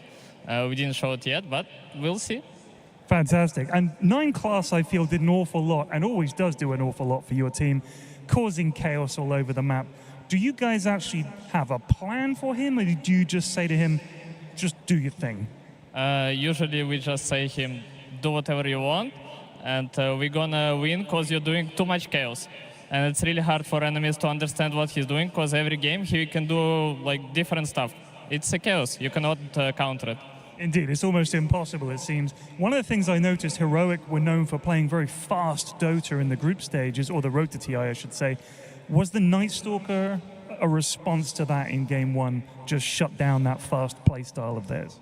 Yeah, I think they was very afraid to play, and when they 16-17 Puck, they thought like it's free game for Puck, because we didn't play an S. And we pick an S, he is already afraid to play, he needs to buy 4 stuff. After 4 stuff he bought Octarine, I guess, and it's like, he bought Dagger, but still, like, it's super bad build. Yeah. A very tough game for him. It's your first international, obviously 9 class and Satanic as well. How are you guys enjoying it so far? We're enjoying every moment because it's really fun to play in front of crowd. Not much tournaments. We right now play in front of crowd, so we are really cheerful for everyone who came here to watch our games, to cheer for us. So thank you, guys. There you go. Let's hear a cheer for Ducalis. Congratulations. We look forward to seeing you the rest of the tournament. Over to the panel. Thank you so much to Carlos and Theory. And he's talking about it. There's not a lot of crowds these days, but chances to play in front of it. He's soaking up every moment and going through in the upper bracket, Winter. I mean, that's the best place to be when you're playing in front of a crowd. Yeah, I mean, it's every player's dream, playing in front of a crowd, playing at TI main event. Everyone gets to showcase their star hero, signature hero, and win the game. Or potentially, show people that there's more heroes Lacoste that they're going to bring out. That's terrifying. Apparently, they're scrimming with even more heroes. Oh, this team is super well prepared when it comes down to some secret strategies that they're going to be running, because they have way too much. Like they had do so much preparation, and we can see the new tech coming out, especially with this Monkey King Dominator. It deals way too, like it does so many things on the map. You can kind of be annoying on two different sides of the map. Like it's. I mean, when you say Dominic, they are one of the teams that benefited the most with how the pub games got, definitely got turned off from public. So they were able to develop a lot of very different strategies from everyone else. Yeah, I'll be honest. I felt like game one that Monkey King may have been something that they just kind of flexed to 9 class because it looked good for that game. But then the more that we saw it, game one and game two, I'm realizing this is something that they simply think is really good. I thought Monkey with the Simeon Stride facet being nerfed wasn't good because you needed levels, but with the Dom, it's worth getting him to level 8 to get the max level jump, because the amount that you can do on the map, I agree. I don't know how you deal with that. And the fact that they have more in the tank that they haven't shown other than this is kind of crazy. Yeah, the Monkey King was a big one. They just kind of let 9 class go, but I wouldn't say he was necessarily like the shining moment here, Winter, at all. It felt like, yes, it was in the offlane, but it felt more for that offlane Phoenix. DM on the Phoenix was amazing, phenomenal start to end. I mean, again, I just want to reiterate what I said before in the previous game, where they shouldn't be too focused on this position for Monkey King. They instead have to really build on their draft and make sure they have a playable draft. Like this game, I felt like the last pick kind of didn't really work with the whole draft that Heroic had. They went, in my opinion, too greedy, and they didn't really have lanes that were playable. It's just very, very hard if you don't do well in your lanes. At least one of your lanes have to be okay. But all 3 lanes kind of have very, very bad matchups, and it wasn't even them playing bad. It's just the matchup was very difficult for them to play. It was an interesting pick. We were talking about Snap as a potential counter to Phoenix. Like, they did need something to kill the egg. They identified that. Ursa was the answer, but when you're playing into an off-lane Phoenix, this hero destroys melee heroes in lane. Even if it's an Ursa that can counter the egg eventually, like, you don't get to that point in the game where you can counter the egg. He's just too farmed on Phoenix. It was very difficult for them to play that safe lane because he first got the first blood and they continued to dominate that bottom lane. It was very difficult for them to make a comeback. Ursa is also a hero that relies heavily on having a good start, so he can farm his Battle Fury. Mid lane was just a disastrous. They tried to go for a couple of smoke plays. It didn't work out. And it felt like in the later stages of the game as well, they had this one big combo that they want to execute with the sleep, potentially into Requiem, or use a Fiend's Grip, Arena Spear into Requiem. Even if you use that, like later, you can't really take the fight. You also need to be aware of potential buybacks coming out. So they were really not ever putting the pressure on the map. I mean, this is where the Snapfire would have solved some of the problem, because they were so reliant on the cores combo, the Arena and the SF ulti. The supports can't really do much after that. But if you have a Snap, maybe when you're going for those singular pickoffs, you don't really have to commit so many big spells to kill that hero. Then you can maybe take the next fight. Yeah, well, I do want to talk about it more because you said it, Jenkins, that Phoenix destroys melee heroes, right? But we actually want to see it. I want to show the clip because this one was brutal for anyone who might have tuned into that last moment and missed what happened in the early phase. Yeah, there are of course these drafting issues, but also the way that P-Vision played the lanes was just beautiful. I mean, look at 9 class kiting here. I think Yuma actually makes the correct decision with the Blood Grenade to go on 9 class. He was tanking tower. He had a bunch of stacks of Fury swipes. But the kiting from these two on the lane was spectacular. Understanding that Ursa running into the Phoenix Fire Spirits, which just came off cooldown, that they could turn that kill. This was already, I think that was the 3rd kill that they got in the lane. And it was just a dumpster fire after this point. It wasn't just that lane that he was doing so well in and helping it as well. Later on, you see him rotate towards the mid, and Analog is caught off by surprise, and now the Phoenix is doing even more. Yeah, I really like how DM turned a really solid laning stage into just controlling the entire game. Look at his inventory. At 15 minutes in the game, he TP's mid with Boots of Travel, Spirit Vessel, building into his Shivas. this is insane. Like, legitimately, as an SF, you're like, why is there a Boots of Travel Phoenix in my lane already? Like, it doesn't feel fair. There's nothing Analog can do in this situation. And you can also, with these Boots of Travel, match what KJ wanted to do on his Nation's Prophet. He was very annoying on the other side of the map, but with the Boots of Travel as well, you can always TP with the +1, make sure that you have a kill potential, because something that Phoenix does lack in the laning stage is any kind of stun. And when you're playing with Monkey King, who can use the Centaur-dominated creep or just be them himself, you can easily set things up on the other side of the map.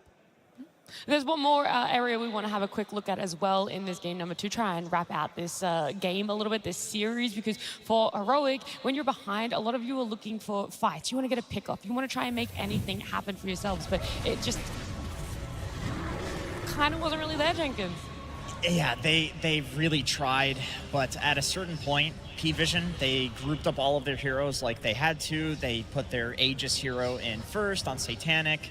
We talked about the Wombo combo. They had a single Wombo combo, which was the SF Requiem and the Mars ulti. I wanted to highlight this play here in particular.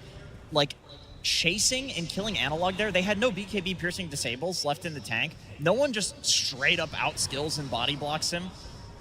I love the confidence. I love the fact that we're talking about all of the other players other than no one, and then he just whips this cool play out like late in the game. You just feel this overwhelming sense of confidence from this team right now, and I think that's what you need to win a tournament like this. Yeah, it's boding well. You came into today very strong, very gun-ho, Jenkins, about how good P-Vision are looking. Have you kind of been won over now, Winter, after seeing all these plays from game 1 where we saw Helmdom on support, blocking camps to no one, body blocking SF later in the game? Yeah, definitely always felt like they're a really, really unique team and a very strong team when they're on their A game. Sometimes they kind of lose a bit of concentration or they get overconfident. You know, they tend to pick too fancy heroes, too much for my liking, and they lose some games. But now it seems like they found the right balance between being fancy and also being efficient in the game, and they are doing really, really well at the moment. Okay, well, we're going to learn a little bit more about them, not just heroes and how they're playing on the surface level, but also getting a listen in to just exactly their team comms. Behind down. Question me, guys. Kill Mars. I'm killing Ursa, guys. Ursa is dying. Question kill Ursa. Very well. I'll kill Bane. I'll kill Bane. Mars is dead. Kill Mars. I'm running here. Yeah. More. Pass up. I'm watching. I'm looking BKB, we don't have cancel. We can. I It's fine. No, guys. Yes. Okay, I'm hitting tier 2 just, guys. It's fine. He's cancelled. I will chase. Very good. Nice. Good play, boys. Good calls. We can kill top. I think my team performance at TI so far has been, funny enough, like very bad to our standards. We won the last small online tournament before this, and we've actually crushed like everyone. And in scrims, we actually had a 80% win rate. If I had to choose one word to describe it, it would probably be tenacious. I think it was pretty grueling for us. We had a lot of long games. Weaver spotted, hexed up, the damage incoming. Oh, it's just too much to handle. Now Batrider lassoed too, but he's dead on our screens. Mac picks up the double kill, Malrini's in. He jumps forward, Black Hole's there, though, catching up the Earth Spirit, and down he goes. The hardest series were, surprisingly enough, Team Nemesis, our first series. Honestly, like, I don't think it's about enemies as much as about us, so I think that was the first game for us that we were like, oh, we just entered TI, like, oh, now games matter. I think the hardest series for us was probably Tidebound, just because it came after Extreme. I think we played against Extreme and we felt like we should have won, which was like tough for us, but like it happens, and it's, you know, where it's like a group stage for a reason. And then against Tidebound, it was more like we did the same thing again, you know, and that one kind of hurt because that was a chance to get into TI, you know, and we wanted to just get there and get it over with. And then when we lost that, and then we finally had to play Spirit, and it was like, okay, we might have lost our chance, you know. It's really sad that either one of us, like both of us, were grand finals in the last 2 tournaments. And it's really not nice, the fact that we had to match against each other. Spirit, you know, like it's a team that you never know if they're going to show up in best form or worst form. And like we had to just kind of try to be our best and then see if it was good enough to beat them. So when we beat them, it was very, like a big relief. Most looking forward to play against will be Tundra and Enigma Galaxy. Would be, it was like I was actually thinking about it, like my dream matches would be like play Tundra in lower bracket finals and then Enigma Galaxy at the finals and then win both. Tidebound it's a great chance for us to kind of get over what we did poorly in the group stage and see that we fixed it and then move on in the tournament. And I think if we can start with a win against them, that's a good catapult into the rest of the tournament.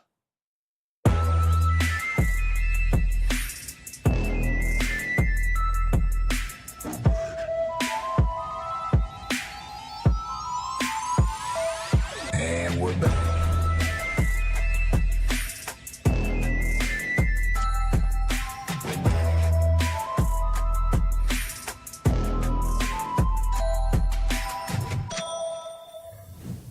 Good afternoon.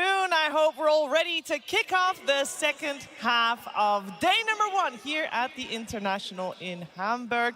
I'm Shiva, I'll be your host for that second half, and I'm joined by 3 wonderful minds, wonderful people, and they're going to tell us a lot of smart stuff today. We got Kezu, Effie, and T-Gov. Kezu, how are you doing? I'm doing fantastic. I've been waiting for this all day, just watching the games. There's nothing that needs to be said. You're just pumped up the entire day. Let's get it going. I mean, I got to mention as well, it is home country for you here in Hamburg.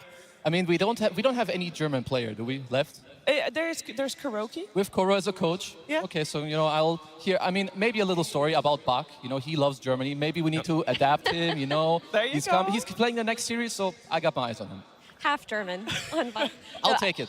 We'll take it. I'm so excited. I couldn't sleep at all last night. It's been crazy so far, and I just need it to be 3-game series, exciting all day. All day. I think, T-Gov, there might be a chance we get that. Hopefully. Of course, that's where Falcons are going to come in later today. But no, it is great. I just love the fact that the group stage has been so good, at least in my history and my recollection of TI. There hasn't been a better group stage for TI. So hopefully, like we're seeing, the playoffs can live up to it. Yeah, let's talk about our first upcoming matchup. Well, third upcoming matchup here. We have waiting in the wings. It is Tidebound and Falcons. 1 best of 3 for each team, an upper bracket or a lower bracket, and that will be the series to decide that. And we're going to focus our attention on that because both of these teams have already faced before, so we got a little bit of extra information about what the teams might be doing. And there's been a little bit of a trend, T-Gov, regarding Helm of the Dominator, and I know it's been talked about a lot already, but T-Gov is going to tell us why we might not see that. I am sick and tired of everyone saying that this international is the Helm of Dominator International. There's one team that has bought it in every single game they have played in the Road to the International, and that was P-Vision. That's why you think it is the broken item, because they're the one winning. But look at in the bottom right-hand corner, Tidebound, Falcons, Rogue, even Extreme, 2 Chinese team, South American team, and then Falcons, MEA. It's like we get the fact that not everyone has to buy it. Not everyone's doing it. It's true, you don't have to. I still feel so. It is really good on some heroes, and you see them banned out, like some anti-mage and whatnot. I mean, we saw Parivision, they're very special. You have 9 class who buys it every game on post 4. They rely a lot on their map play, but I think the Chinese teams, like you're saying, they don't seem to be buying it as much. And it's not the end-all and be-all. Every TI, there's an item that's so much stronger than the others. Whether it's Pipe, whether it was Wraith Pact in the past, and now it's the Helm of Dominator. If you can build it, you should. But we've already seen today that sometimes it just doesn't work. When Tundra built it on Alpha and Sand King, it didn't look so hot.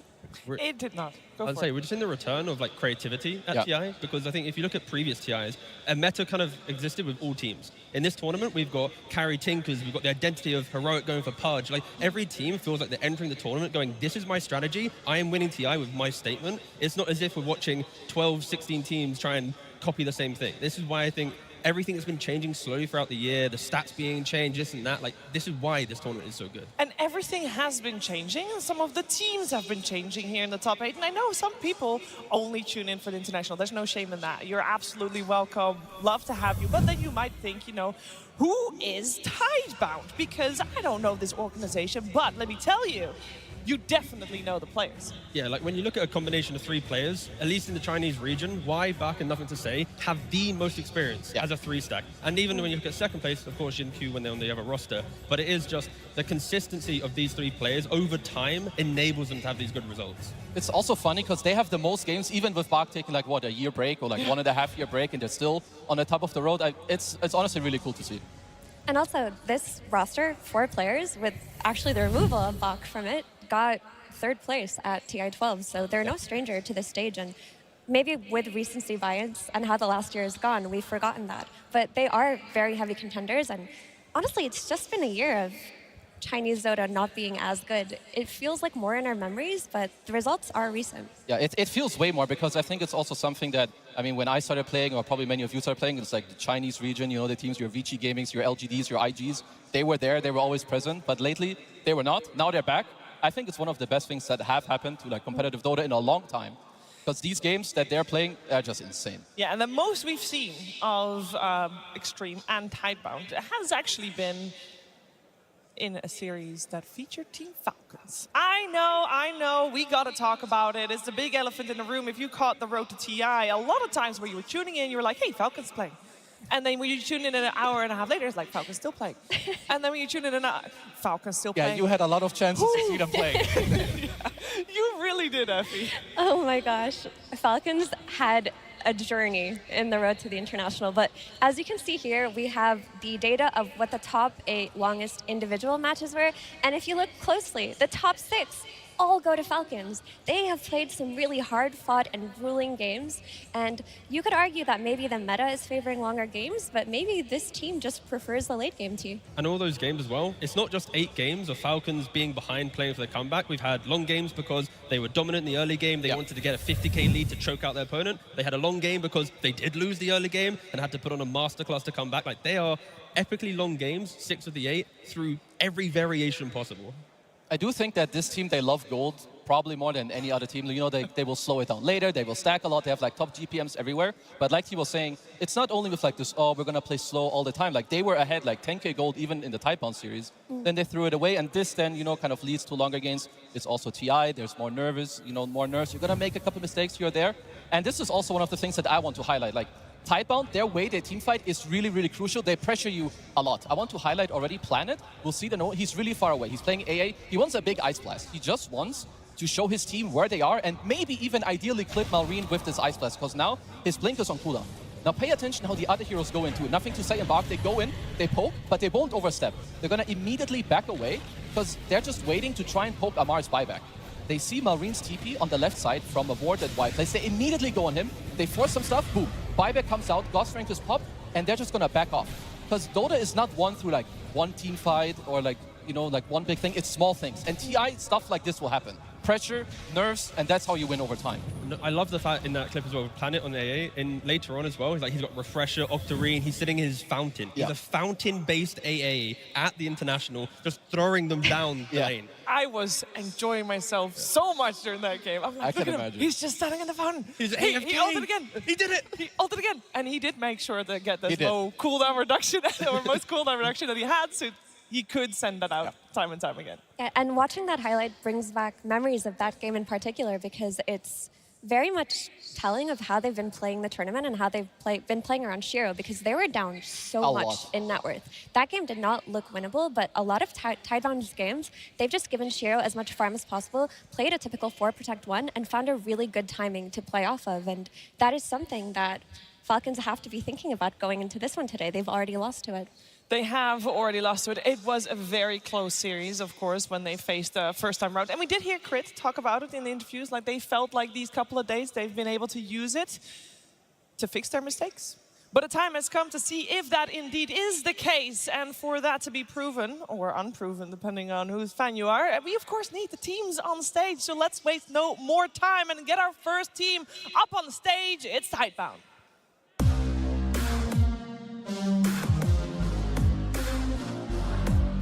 We're back.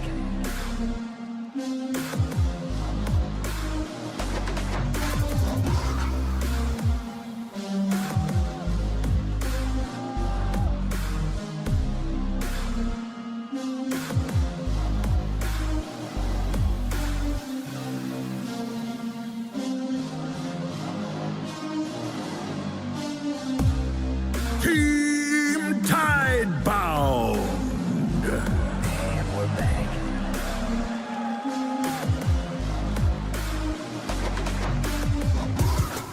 We got Shiro, nothing to say. Buck, Planet, and Y all taking their place in the booth. They had a fantastic road to TI, only dropping one series, and they are looking to make a road through that upper bracket against a team that they have beat before. Can they do so again? And that's all up to the next team coming on stage. It's Team Falcons.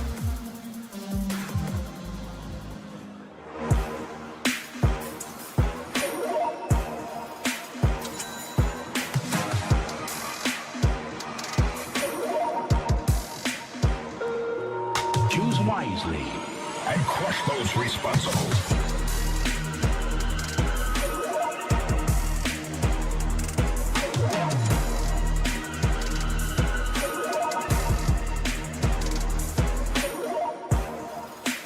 Team Falcons!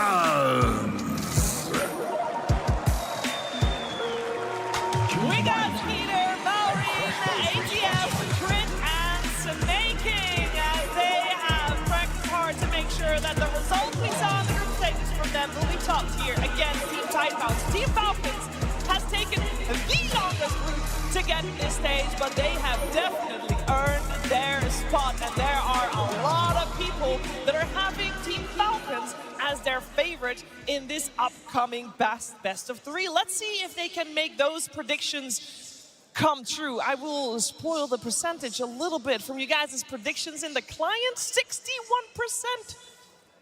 That's the amount of people that think Falcons is gonna do it in this best of three. And I also think, because it needs to be said, that both of these two teams are kind of playing under the same formula. We got on both teams 2 TI winners, a TI winning coach, and a couple of not inexperienced players, but having the exact right amount of experience. No, for sure. Like, and it's a really good mixture. Like the the new kids on the blocks, the Zoomers with you've got the experience, whether it's the veteran players or a veteran coach to really help them out. But I gotta say, Falcons, I thought they would come into the tournament maybe a little stronger, but I think since then they really, in my mind, they powered up a lot in their recent games. And with all the game time they've had, I mean, they better make use of it. But you mean you couldn't account for all of the 60+ minute games? It was pretty tough, I'm not gonna lie. But I feel like until 1 or 2 weeks ago, I didn't even see that many dominators. I know we don't want to talk about it too much, but it is one of the reasons why games are kind of long. But I feel like the games are long for Falcons because they are making their own mistakes and because they are disciplined enough to understand the mistakes and then to make the comeback. Other teams, when they make the mistake, they will eventually lose because they've made the mid-game blunder, right? Like, when you look at some of the Maureen options that he's had some shaker performances, but it should look a little bit shaky. The Beastmaster as well, where he's been roaring Lotus and Lincolns. It's like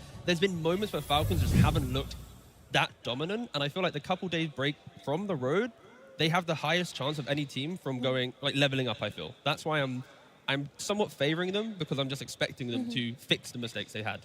Yeah, they've definitely had a lot to learn, and even in their series versus Tidebound in the road to the International, you could argue that it could have been theirs. Oh yeah, for sure. Very easily. That second game, it looked so good. It was just 1 or 2 fights, some stuff went wrong, and Tidebound, they just brought it back because them too, they've been looking really good. And I feel like for them, it's also a bit more as of recent. I didn't think they were that good a couple months back, but they've also improved a lot. Of course, played a lot of pubs, practice for this event, and they're looking good. They didn't think so either. Like, if you talk to Bach at any point, he was just thought his team was bad a few months ago, and here they are. But that's just Dota. Sometimes it clicks, sometimes the patch eventually clicks. You find a tournament where you're learning faster than you expected, and all of a sudden, you're one of the top teams of the tournament. Yeah, and as we are talking about this matchup, we do have to mention a matchup that we're going to look a little bit closer at. Kazu. Yeah, because first of all, I mean, they share a lot of heroes. They actually play a lot of similar stuff, like the Blink Initiator, the fast tempo guy from mid, you link up with your supports. But also when you look at their unique heroes, there's some really cool stuff, like the Nothing to Say Tinker. They busted out a couple of wins with that. And same for Marine. His Monkey, they flex it. His Timber, they also flex it incredibly good. And the good old Earth Spirit Mira, which, granted, it did lose, but it looked good that game. I mean, the thing with the Tinker, though, is we've seen it been picked up by Taiwan against P-Vision due to the mini-meta of P-Vision playing it in carry. Yep. And then since then, Falcons are like, wait a second, we respect this so much, and they throw it into a first-phase ban. Maybe in this series, they're not going to, waste a ban on it, because they can draft in a way where they consider it later on as an option, because in that best of 3, it was like Tinker Marcy +1 was like the ban every single time. Like, they over-respected, potentially, the Nothing to Say Tinker. And I think that one's very unique to Nothing to Say, though, because it's not like, oh, we're going to ban Tinker because we respect that it'll potentially flex to support, as it has been in the last few years. It'll potentially flex to carry, as P-Vision have popularized. No, you see this team, you see NTS, and you're like, this is a Tinker player. He got famous. He initially got scouted into professional Dota because of his Tinker gameplay in pubs. Versus this team, is it worth letting it through, really, and enduring a 50-minute long Tinker game? You might as well just ban it, too. Yeah, that's what happened in the best of 3. You know, they lost it. So maybe backs against the wall, they got the regret of losing to Tidebound already. They got to think it, but no, I agree. If I was in their position, it's like, do you really want to lose to this OP hero on Tinker? I mean, that's what you gotta do. Maybe it's the upper bracket for now. So if you want to try out any stuff or think that you can beat one of the household strats of any of these teams, this is the time to let it through. And with that in mind, we talked a little bit about the Tinker coming out from Tidebound, but there's one hero in particular that's been banned time and time again against Falcons.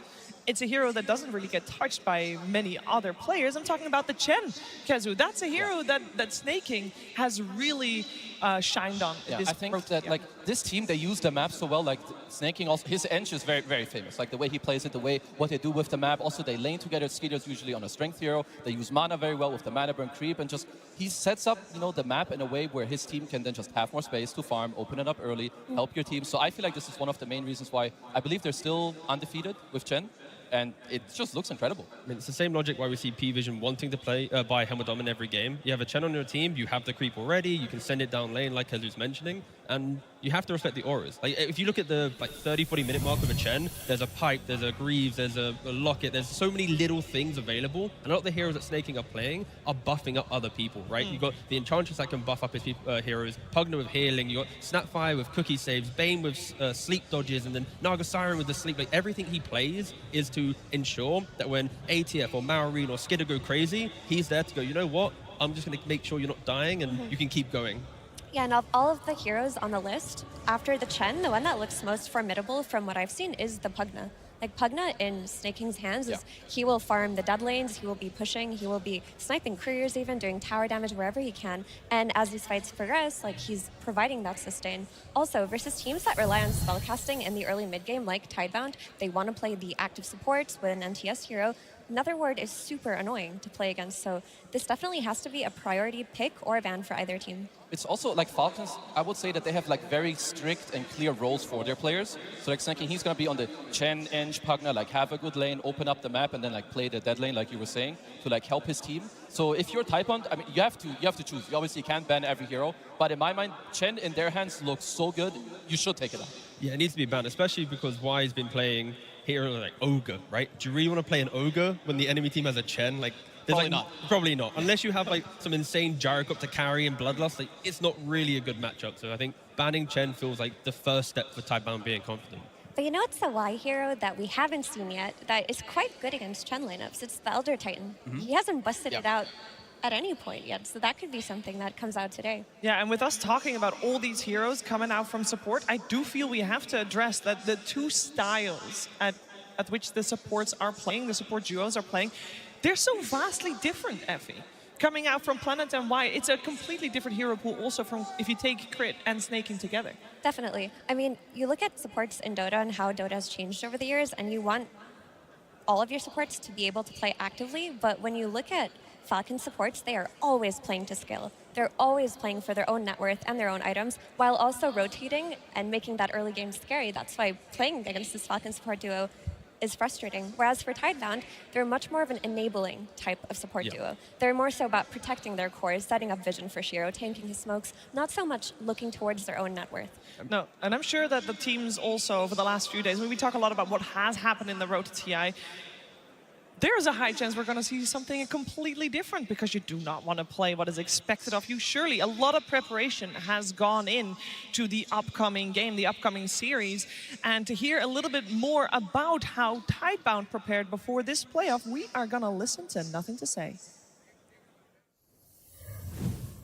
我觉得在小组赛中，高光可能就是拉比克那一把吧。就高光时刻就是打法老的后2局吧，就第2局因为我们很劣势嘛，然后就中期一直在交流，一直在找机会，然后就是把很难赢的局翻了，然后第3把就是我的受感觉就可能自己感觉发挥挺好的，然后就赢下了比赛。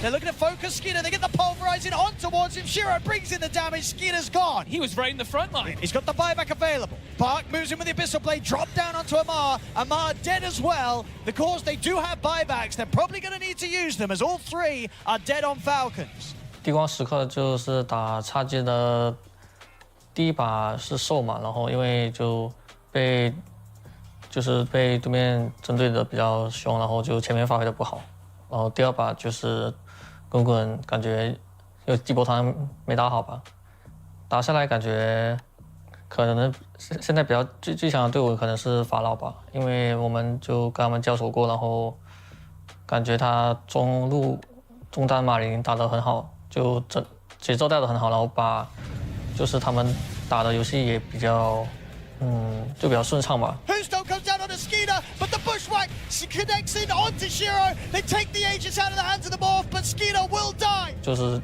如果他把节奏带起来，就整个团队都会很顺，就打他们感觉蛮难打的。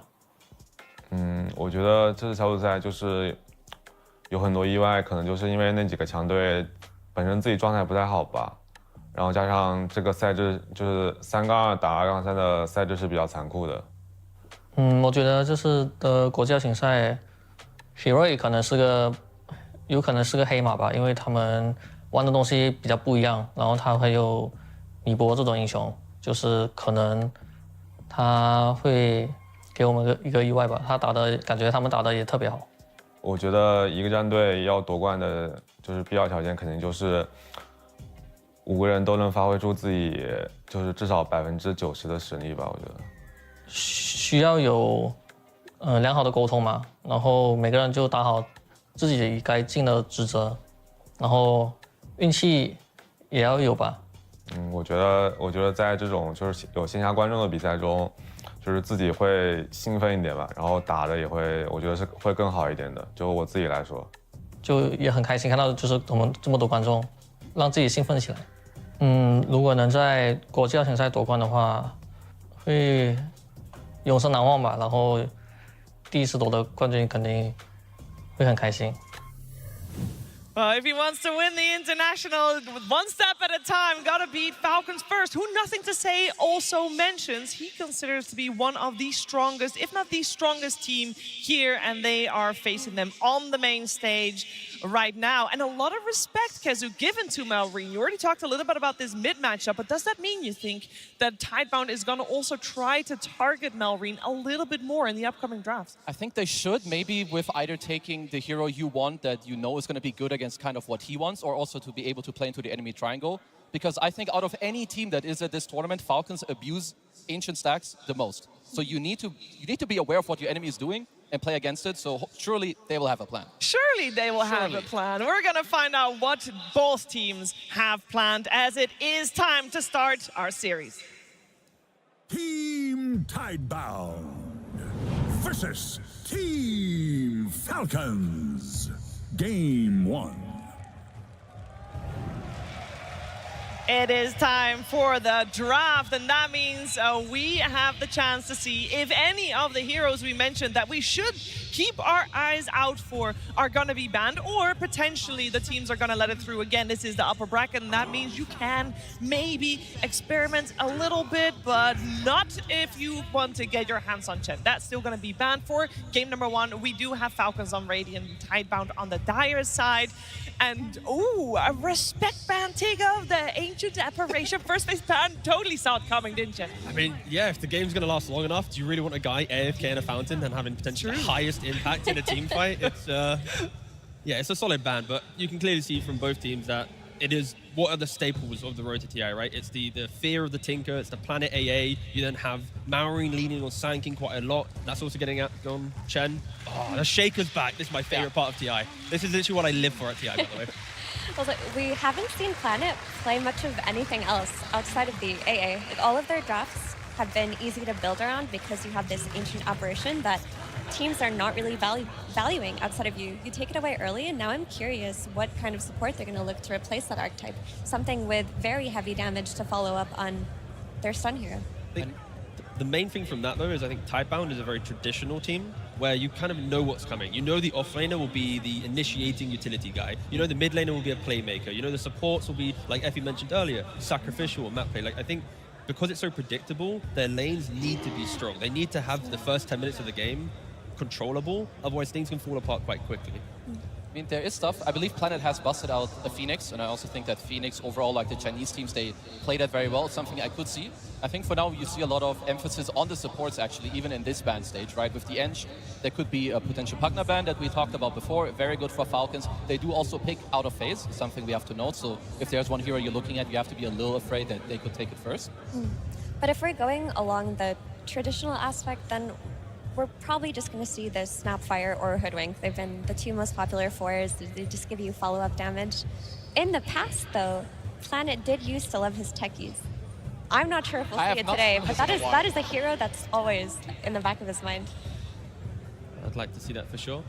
Of course, with Hoodwink not being banned, it does feel like Falcons will just enter the next phase wanting to take that for themselves. It continues down the line of skirmish, which we see with Beastmaster lineups. After the first, let's say, 15 minutes of the game, you want to just kind of rally people around you, keep looking for pickoffs, and of course, Crit, one of the best Hoodwink players in the world.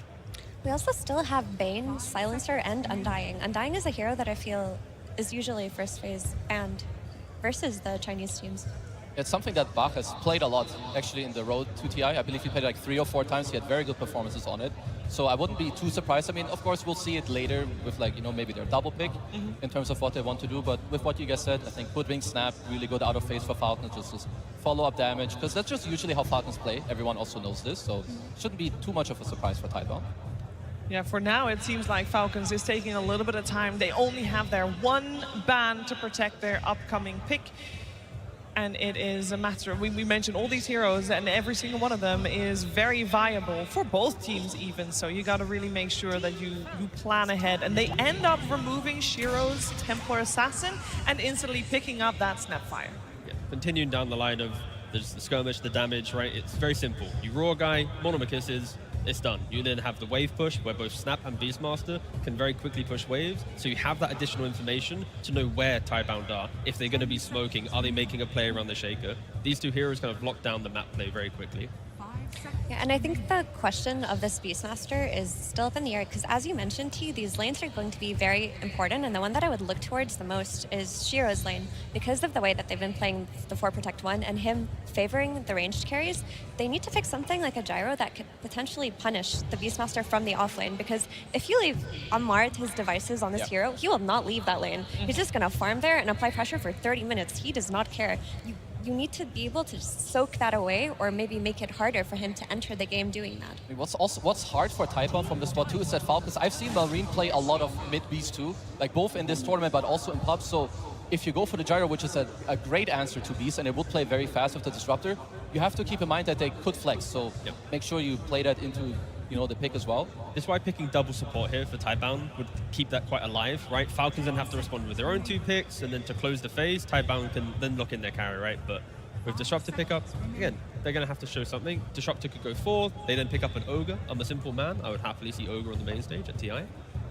Does a lot of things that you're mentioning. We mentioned Shiro being ranged hero. You just want that kind of insurance policy. He makes people clap. He gives love to his cores. Oh, yeah. He's good. Or you could be 5 and dying, and then you could grab ally people when they're getting roared. Like, I do think you need some kind of save for Shiro, because the way they play is so centered around him. No, I like it a lot, especially because the style of fight from Falcons is so kind of obvious. You know when it's like, when they're there, they're fighting, throw it down, but nope, they go for a Muerta. Oh, that's kind of interesting. I did not see this hero, like, or I wouldn't really have looked too much at Muerta. I know that a while ago Shiro has played this as a carry. I assume it's most likely just going to be a support for now. I mean, they haven't, I believe, played it so far at the at TI, so yeah, it could easily be carry, it could be 4. They're keeping things a little bit open. I'll say that I would prefer for this to be a carry, or them looking towards building a carry flex, because support Muerta isn't really countering anything that Falcons have to show, and it's not something they've run a lot. Like, we've seen a lot of 4 Muerta, but from Baboka, who is eliminated already, and I think that if their supports are lacking a save, now that Mars has also shown, if you don't have any kind of disruption or tombstone or aphotic shield or any means to protect your carry, their lineup is so anti-carry on Falcons. Falcons' lineup is already saying we can make 20 mistakes, but we can drag the game out long enough to then fix the mistakes we make, right? If you jump a Beastmaster, there's an arena. You jump a Mars, everything layers on top of each other for the big team fight. So I thought maybe Muerta is also picked to make sure that Pugna doesn't come out on the side of Falcons, as it is a little bit of a counter, but they go for it anyway. It would matter more, I guess, if Typebound would place it as a carry, and I think Falcons are kind of daring them to do that, because it's a pretty hard Muerta game, I would say, against all of this AoE. I mean, if I'm Typebound now, if I look at what Falcons are kind of showing me here, I most likely want a carry that buys a BKB, and maybe an offlaner who builds a pipe. Because when you go into Snap, Fire, Mars, Beast, who probably buys an Aghanims, you better have a way to fight back. But what you just described is also a big problem for them, because if they buy BKBs and pipes, do they actually have the damage to deal with the utility from the support duo? When you have life drains from the Pugna, with the cookie, with the heal from the Shard as well, like there's so many little things to play into that Typebound has to itemize to survive the Mars and the Beastmaster, but then they also need to itemize to do the damage to deal with the supports. And on top of the utility, also the wave clear, like the wave shove that's going to be coming out of Falcon's support duo is not matched by what we're seeing as Tidebound support duo. And if this Marcy is coming out as Shira's hero, I love that. Don't give him the typical ranged carry versus Mars. He's just going to get countered. Give him something that can play aggressively with the Disruptor and make it so that Falcons can't take advantage of the map with their superior wave shove. With the Troll Ban, it is a big indicator that Marcy's carry, and I think the problems that we're presenting for Typebound's lineup are fixed with the pacing of a Marcy, right? It's like you can go Dominator for quick map play, you naturally buy BKB, you like buying Nullifier, you can get Daedalus to do more. Like everything that we've said is a problem, Marcy can do it in a good game. I mean, what I like also about Marcy is that Disruptor, he wants to do well in his lane, he wants to gate, he wants to play fast. Marcy kind of wants to do the same thing, so they do synergize nicely. At least what I'm looking for now is that Shaker's a little bit slower. He wants his Ancient Stack, Echo at the first time, get your Blink. I do really like so far what Falcons are showing us, but I like that, Typebound are proposing this tempo to fight into it, take the fight to them. Because when they played in the Road to TI, they were down a lot very early on in the game. Like they were just getting ran over. I feel like for Typebound, they need their offlaner to be a hero that they can also rally behind. We want Marcy to be aggressive, Disruptor, and all this kind of forward thinking, but they don't want to be the first ones going in. That's when the spells can get a little bit shaky. So like a Timbersaw offlane, a Centaur offlane, like a body like this, that after 10 or 12 minutes of a good lane, you naturally want to put yourselves in places where you give your team information. But yeah, Centaur Timber is where I'm leaning. They've banned out the Centaur. You also don't want a sacrificial type of offlaner. You want something that's going to do well regardless of your supports rotating, because we know that they will. They're going to be playing around that mid lane and then eventually rotating to the safe lane. And again, Undying still... It is available, yep. Still in, and it works. Yeah, let's see where that final ban from Falcons is going. They might also have something in mind, considering on their side, they still need a hero for Skeeter. So they'll probably want to ban out any kind of offlaner that would do well against whichever safe laner they have in mind for themselves. I mean, Skeeter has played a lot of Sven. I would say that his best playstyle is like the strength melee guy that, he lanes well with his snaking 5, the range, who, goes in, makes space. He's like the secondary stun, blink initiator, buy BKB, deal the damage. So that's what I'm looking for him. But of course, we have to hold a bit because Typebound, they do have to pick first. Abaddon as well, still in the pool for Skeeter. A lot of the heroes he's played are available. It's Terrorblade's available, Lifestealer, Abba, Weaver. But again, they close the entire draft with their pick. So Typebound, they're going to have to reveal what Buck will be playing. Well, the Ursa ban. They're going to play something that Ursa potentially is good against. So that would imply a fat guy. Yeah. A beefy man. He's a big boy. And there's your Timbersaw, Tico. It does give them the kind of damage that you were looking for also, right? You have a lot of lockdown with the Disruptor, the Muerta, the Shaker. I think it makes a lot of sense. So Falcons, does this change their pick in any way? By the way, there's no flex potential there on the side of Tidebound, correct? We're just going to see... I guess they could if they really wanted to, but I think you can just keep it default and be happy. In this position, Skidder would probably lean maybe towards the Weaver for laning, but then in the game, you got Disruptor, Static Storm, the Marcy, the pacing might just punish the Weaver, blowing him up. Yeah.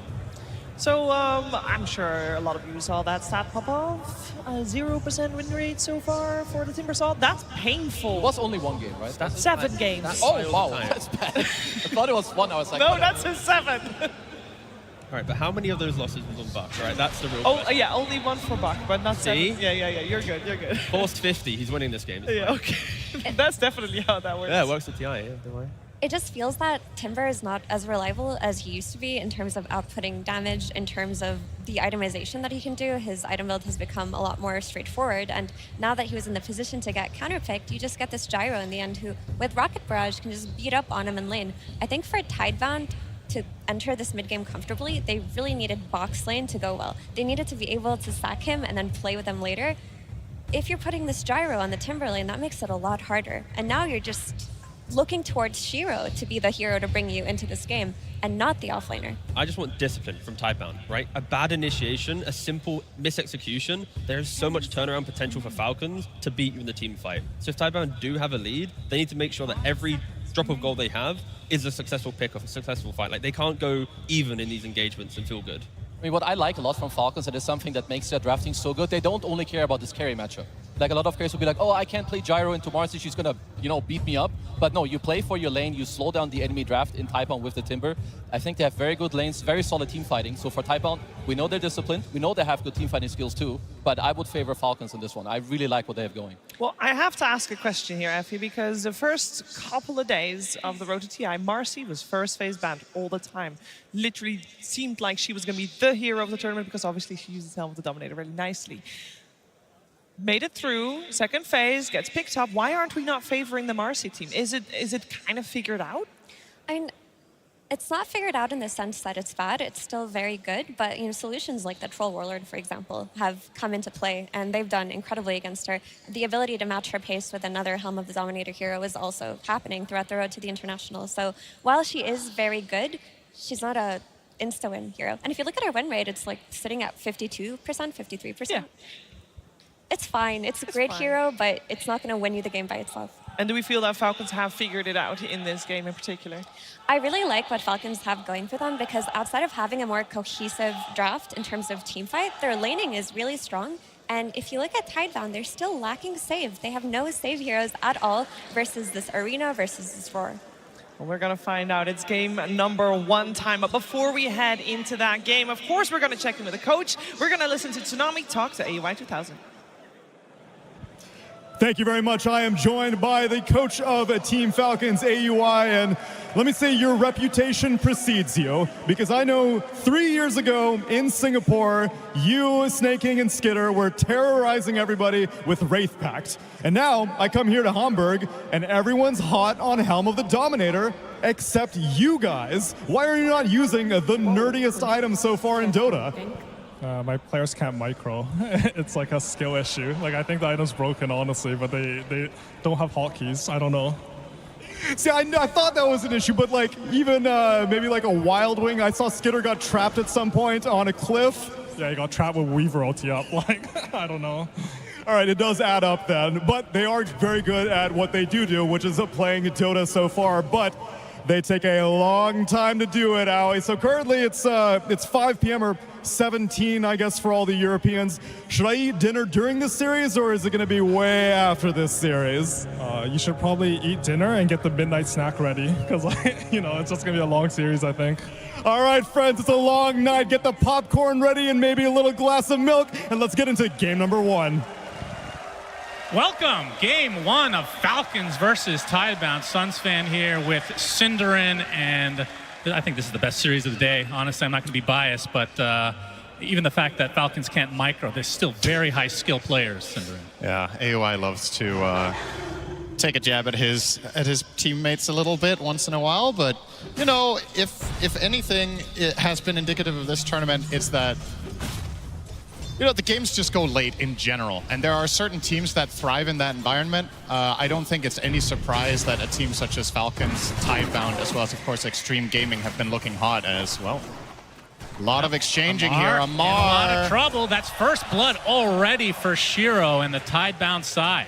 Great start for them. Probably wasn't expecting the starting tri-lane here with the Muerta beginning in the top lane, and it pays off for for starters. One of the benefits to offlane Timbersaw, of course, he is a lot more independent than many offlaners are. You give him a couple of levels, you can move around the map. And even on level 1 against a lane like Gyro Pugna, you don't have too much to be scared of. So, yeah, that was a very successful start for them. And a hero that you and I, we've seen completely take over games is the Marcy. There are just situations where you feel like this is unbelievably broken.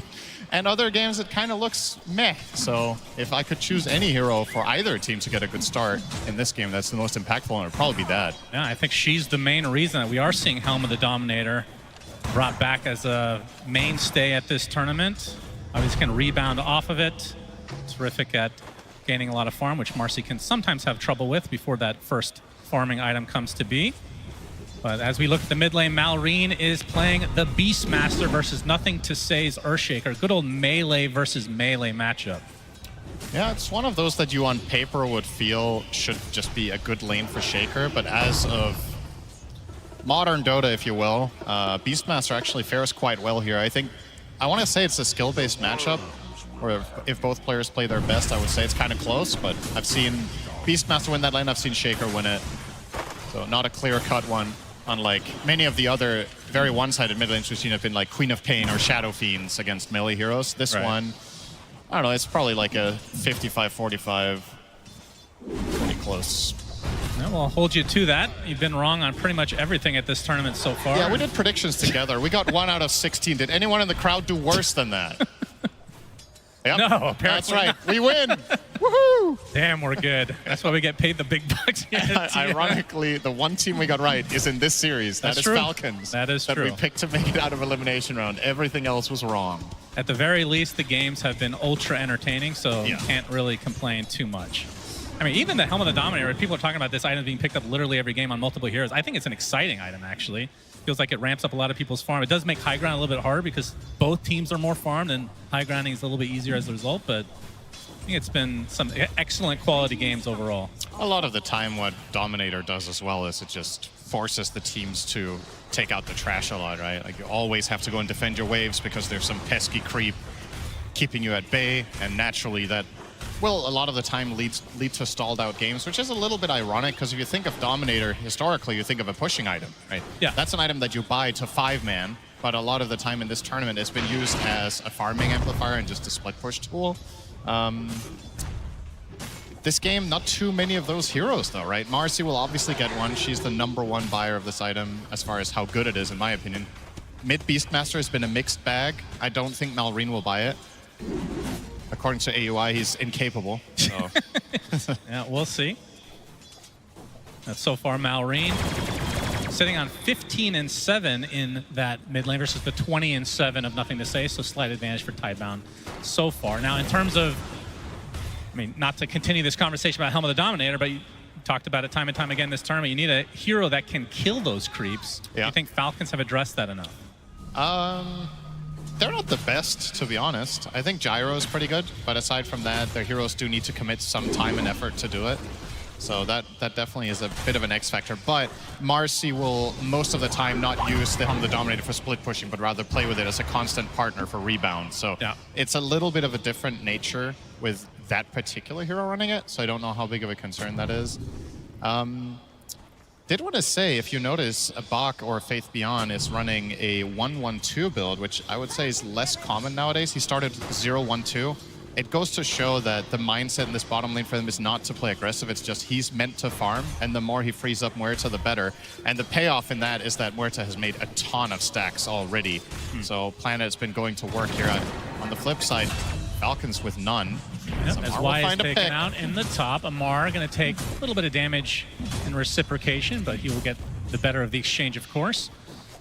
I mean, that Gyro versus the Timber, so that's an old school matchup where typically don't have carries that can deal with a Timber Saw, but Gyro not too shabby. Yeah, the classic ones. Gyro, Luna, of course, comes to mind. Just having ranged heroes that have magic damage, so you can pierce through the reactive armor.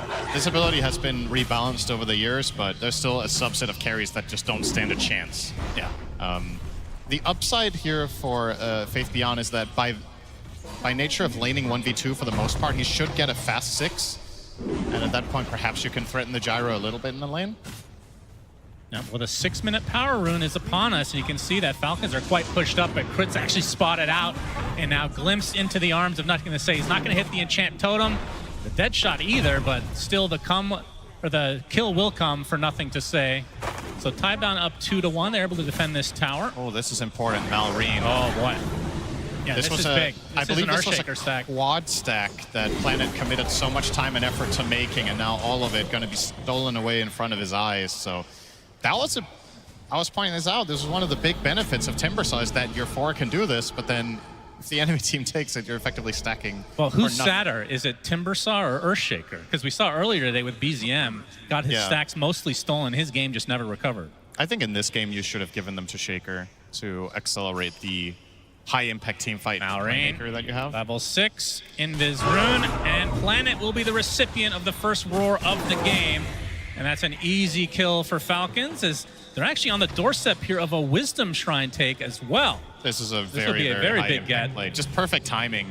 They get both. A great play call at the right time. That is the biggest win of this game so far for the Falcons side. Getting both Wisdoms means that Morta and Disruptor are currently sitting on level 3, and Disruptor, Static Storm is pretty good this game. You're going to have to wait a long time for that. I think Pierce the Veil less important comparatively, but... I think if the game goes 60 minutes, doesn't really have to worry about that too much, as Shiro jumps right on top of Amar, back into the calling, so silenced up, trying to get to the north, to be able to cast anything. Finally, the arena comes out, but actually gets decrepified at the last moment. Do they have damage to finish him up? He's actually trying to miss it, as Shiro now the one in trouble, as Skeeter and Crit have come to help out. No kills will come from this. Let's hear a cheer just in general. All right, well, that was underwhelming, I'll be honest. It also didn't deserve more than that. Staking under the tower, getting pursued by Faith Beyond. Looks like he'll eventually pick him up. Does take a beating in response, though, as after all of that, Skeeter actually gets picked off on the top lane. Yeah, and I was going to point out, this whole top fight extending as long as it did was because of a rare missed dead shot from Planet. But in the follow-up fight, they do get an even bigger kill in the gyro. Yep, Crit help Malrine get the rune, but they are outnumbered. That's 4 versus 2. Using that haste rune to full effect to get to the north side. Has to be a little bit careful, though. Getting some bottles up, as Nothing to Say is going to continue the pursuit, but all for naught. We'll have to let the Beastmaster go, but still, great exchanges overall for Tidebound. Yeah, Shiro starting to create some separation here. 3-0-0. He is up by about 600 gold over the opposing gyro. And now, with all of these moves being unsuccessful for Falcons, Faith Beyond is actually taking second here on the Timber. Considering the laning start that he had playing the 1v2 for the most part, this is a very good look for him. And Nothing to Say is, of course, going to be losing in that equation as the mid-shaker. They can't all have a good game at the same time, but they're stacks. So, finding stacks on the other side of the map this time. As Falcon's very aware of the triangle at this stage, and Crit's aware of this as well, so he's going to leech a little bit of XP as a result. I mean, at this early state, Tidebound obviously with just a 1K lead at the moment, but whose shoes would you rather be in right now? I think overall the game plan of Tidebound is unfolding a little bit better, specifically because of the gyro move top failing and leading to a death for Skitter. But there's no real cause for concern for either side. I think all the cores are at least somewhat enabled. Shaker is a bit behind, but will find his way back into this more than likely. Falcons only having 2 kills minute 10 is maybe a little bit surprising, though, but they have taken mid tower, which is a big objective, and surely top is on the menu sometime soon. Beastmaster loves to make this rotation, whether he has a Dominator or not. Yep, Shiro found by Crit. He's going to be able to take a Satyr for himself. Amar looking for an opening, but not going to follow through, it seems. First item will be the Blink Dagger, no big surprise. And looking at Shiro's farm right now. He, of course, has the Helm. I mean, do we see any variation on the Marcy builds these days? I think every carry Marcy I've seen this tournament went Dom. But then after that, there is a little bit of variation. Sometimes you rush BKB. We've seen some people get 1 intermediary item. And after the BKB, I think there's a decent amount of room for creativity. Basher is classic, but You can see something like an Orchid in games where that is good. You can... Yeah, okay, that's not a lot of variety, is it? Daedalus sometimes, I guess, but it's not...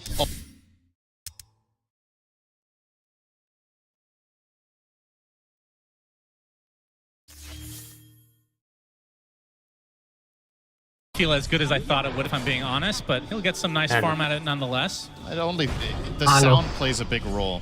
It really it's not really the same when you echo the ancient. It's kind of an interesting thing that we've been seeing, though, because you can't really contest this if you're the other team, because it's going to add to the echo. Yeah.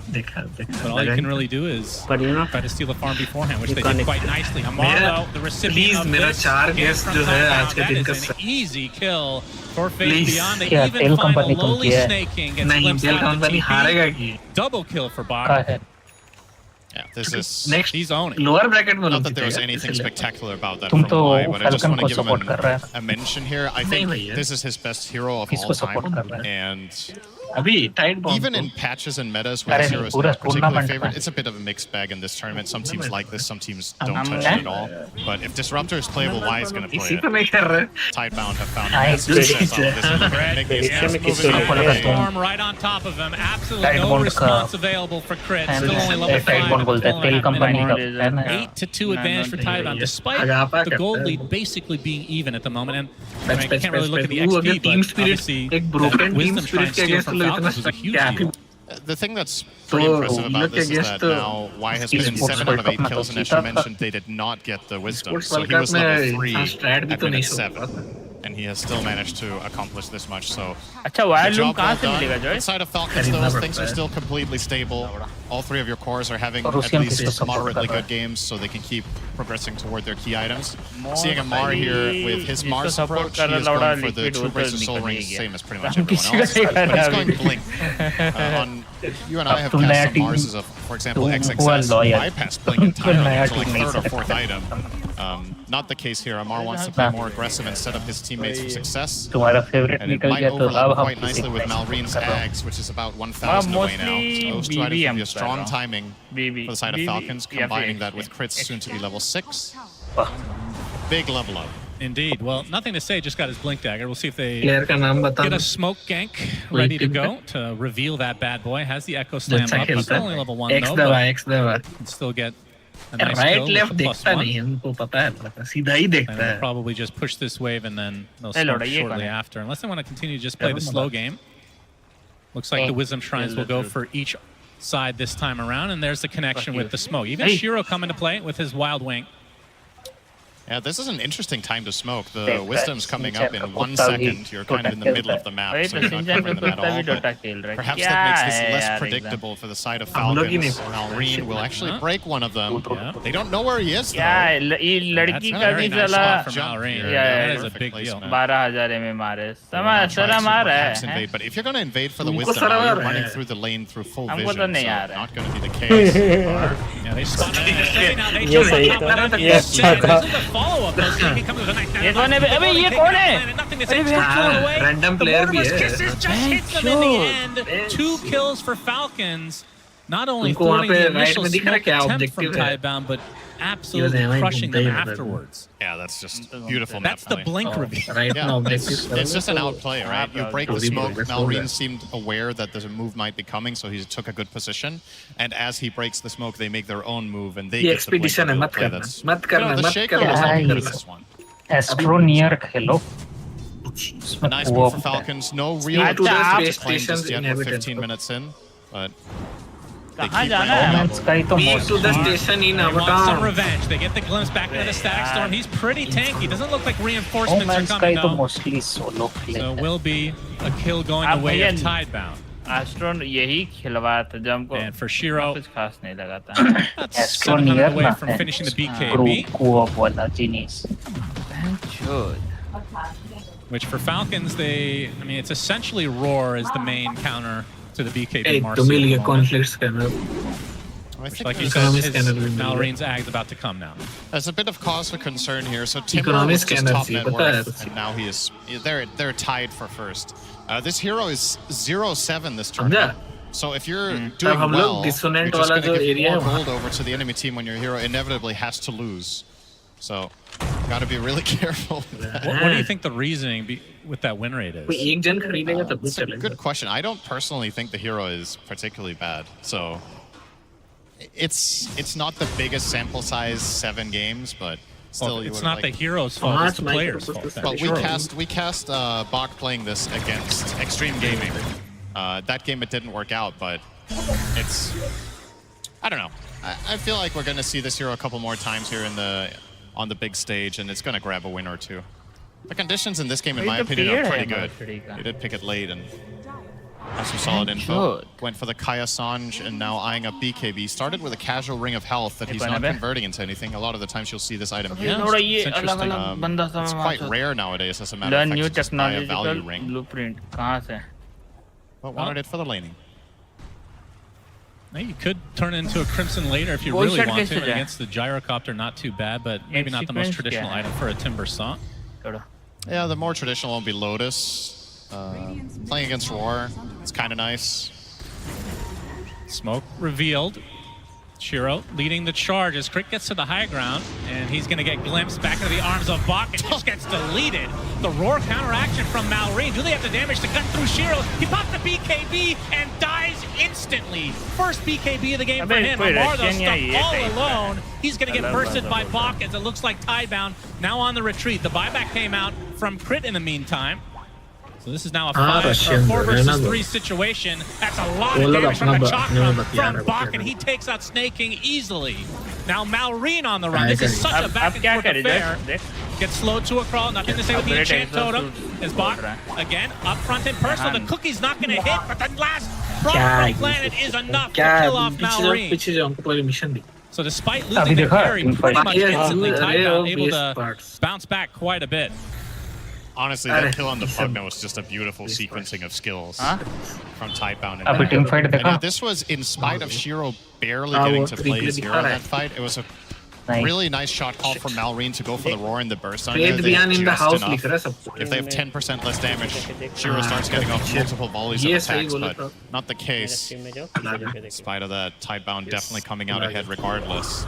And you're seeing in this engagement so far, Bach is making a good case for Timber Saw. It's massive teamfight impact, and if his offlaner archetype hero doesn't do a lot of damage and you kill the Marcy, you win the fight there. Yeah. If he has a traditional offlane control hero like his Centaur that we've seen a lot of. So perhaps part of the rationale here for running this particular hero with Marcy is just that there's a second carry problem. Timber Saw, perhaps one of the... Would you agree it's actually the most carrying offlaner in terms of archetype? Like, I think this, sometimes Timber Saw carries games enough. There's not many offlane heroes that carry. Yeah, that's definitely up there. That's why Amar used to love it himself. Won many a game on that hero. Yep, very true. That's the reason our team got second at TI way back when, losing to Faith Beyond, of course. Still bitter about that. Yeah, he's actually कोई नहीं दिया था हम देने वाले थे पर हम चेंज कर दिए संदीप আজকে কাজ করলি নাকি ম্যাচই দেখছিলিস हाँ नहीं मैच थोड़ा बहुत ही देखे हैं अरे गुड मैचेस तो good matches but I was very আমের ম্যাচটা দেখলি শালা পাগলা হয়ে গেছিল ছেলে ট্রোল নিয়ে हाँ वो देखे वो वाला देखे आई बाप रे ट्रोल वाला मैच गया I thought that match was seesaw manner match थोड़ा इधर उधर हो जाता ना it was gone I thought वो वाला तो हो ही गया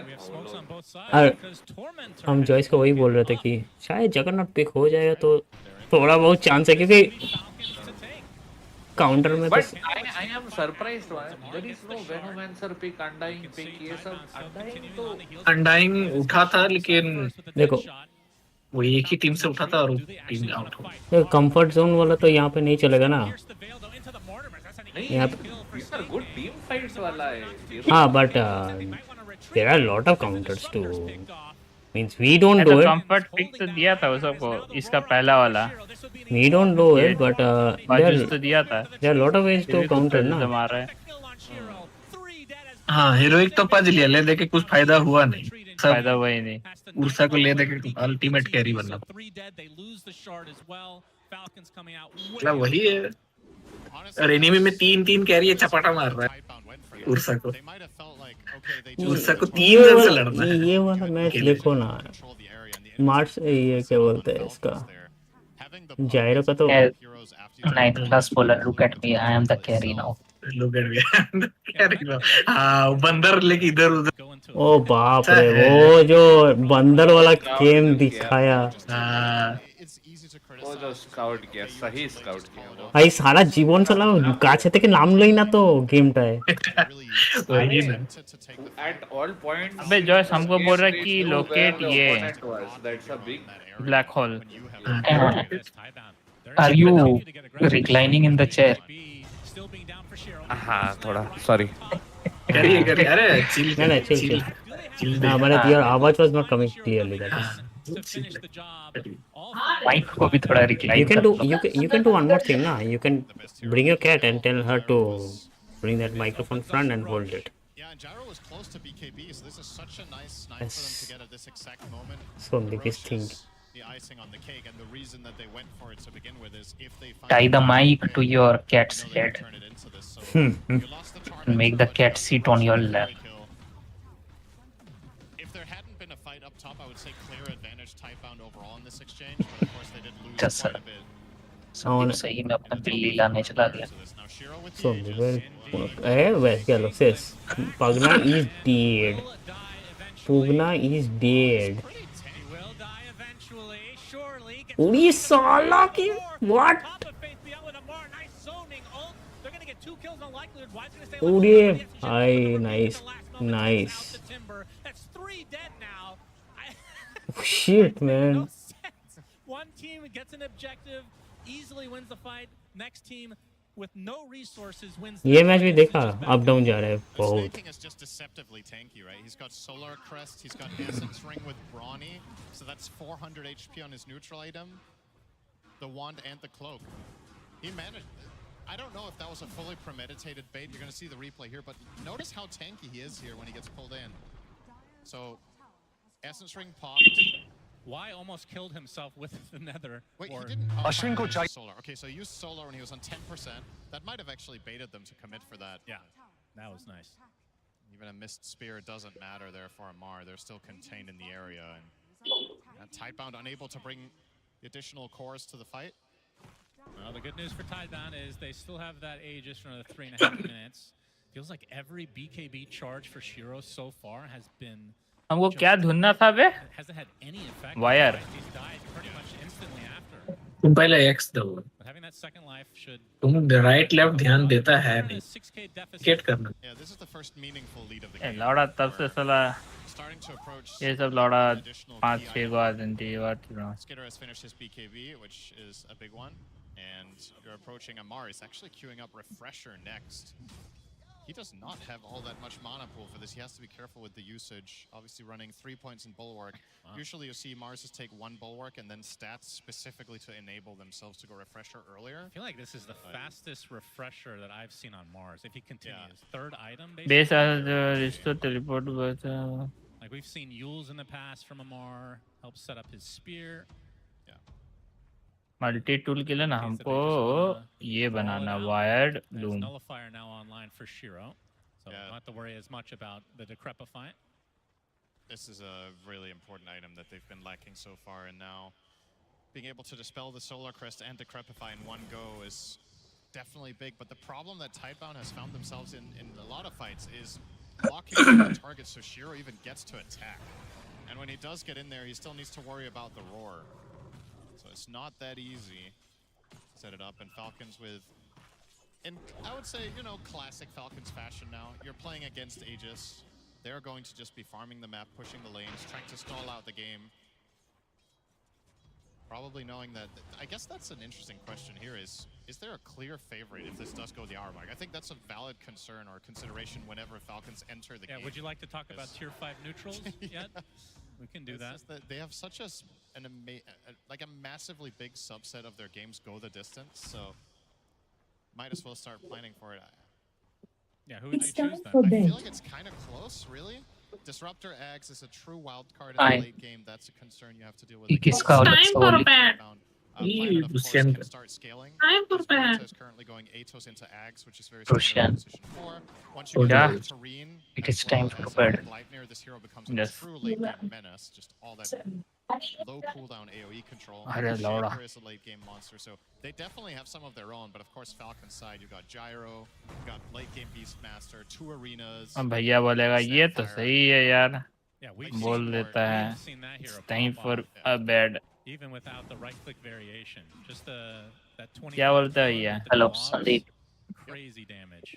Are you there? Of course, that's 35 minutes. You're saying anything? Oh fuck, man! I have been talking non-stop. I was saying कि this line against Falcon का this lineup, Marcy I don't think is a very good pick. Because single even if she has insane burst, that they are against 2 Mota Chamda and 3 ranged. The effort taken to reach their Patla Chamda will be so much. Makes sense. Does feel like a requirement this game. And he's also chosen Yes. the best serrated shiv. सही बोल रहे हो Does भाई have a little more attack range. It's clear that the mindset बहुत मेहनत करना पड़ेगा Marcy pick was the single target burst. If they had all these squishy heroes, then okay. Nah, this guy will do necro decrify. Yeah, Dida is already long range and she can cookie away. Cookie बोल रहा है jump away. अबे Joyce ये सब को का बेच दे क्या करे जो शिप में है इसका क्या अरे तो क्या क्या टेक्नोलॉजी सब नहीं बेच सकता वही तो बात है तो हटा दे हाँ तुमको अलग ही हम इसलिए शिप बेच देते हैं क्यों बोला ये सब रिपेयर करने वाला काम था तो ये इसको करेंगे अभी का लेवल क्या बेचेंगे कहाँ से वो उसमें जाके कहाँ अच्छा तुम उधर ही तो है लेफ्ट तो left And until Muerta gets something better, their Right. killer is the Marcy. Hey, to left को हम बोले ही नहीं उधर पीछे पीछे पीछे पीछे गोला वाला को अरे नहीं उधर शिप बना हुआ है राइट में शिप बना हुआ है राइट में शिप बना हुआ है राइट सीधा देख सीधा अरे बड़ा सा आंख है ना जिस जहाँ पे उधर हाँ लेफ्ट की तरफ लेफ्ट की तरफ हाँ वो सामने वाला जो है अरे नहीं ये नहीं हाँ begin salvage and all during your BKB, they probably can't burst you 100 to 0 Clip. anymore. Gyro more or less a split damage carry rather than the full. They should have taken a carry which can And blink. you are freeing up the fight for your Timber Saw to carry it, right?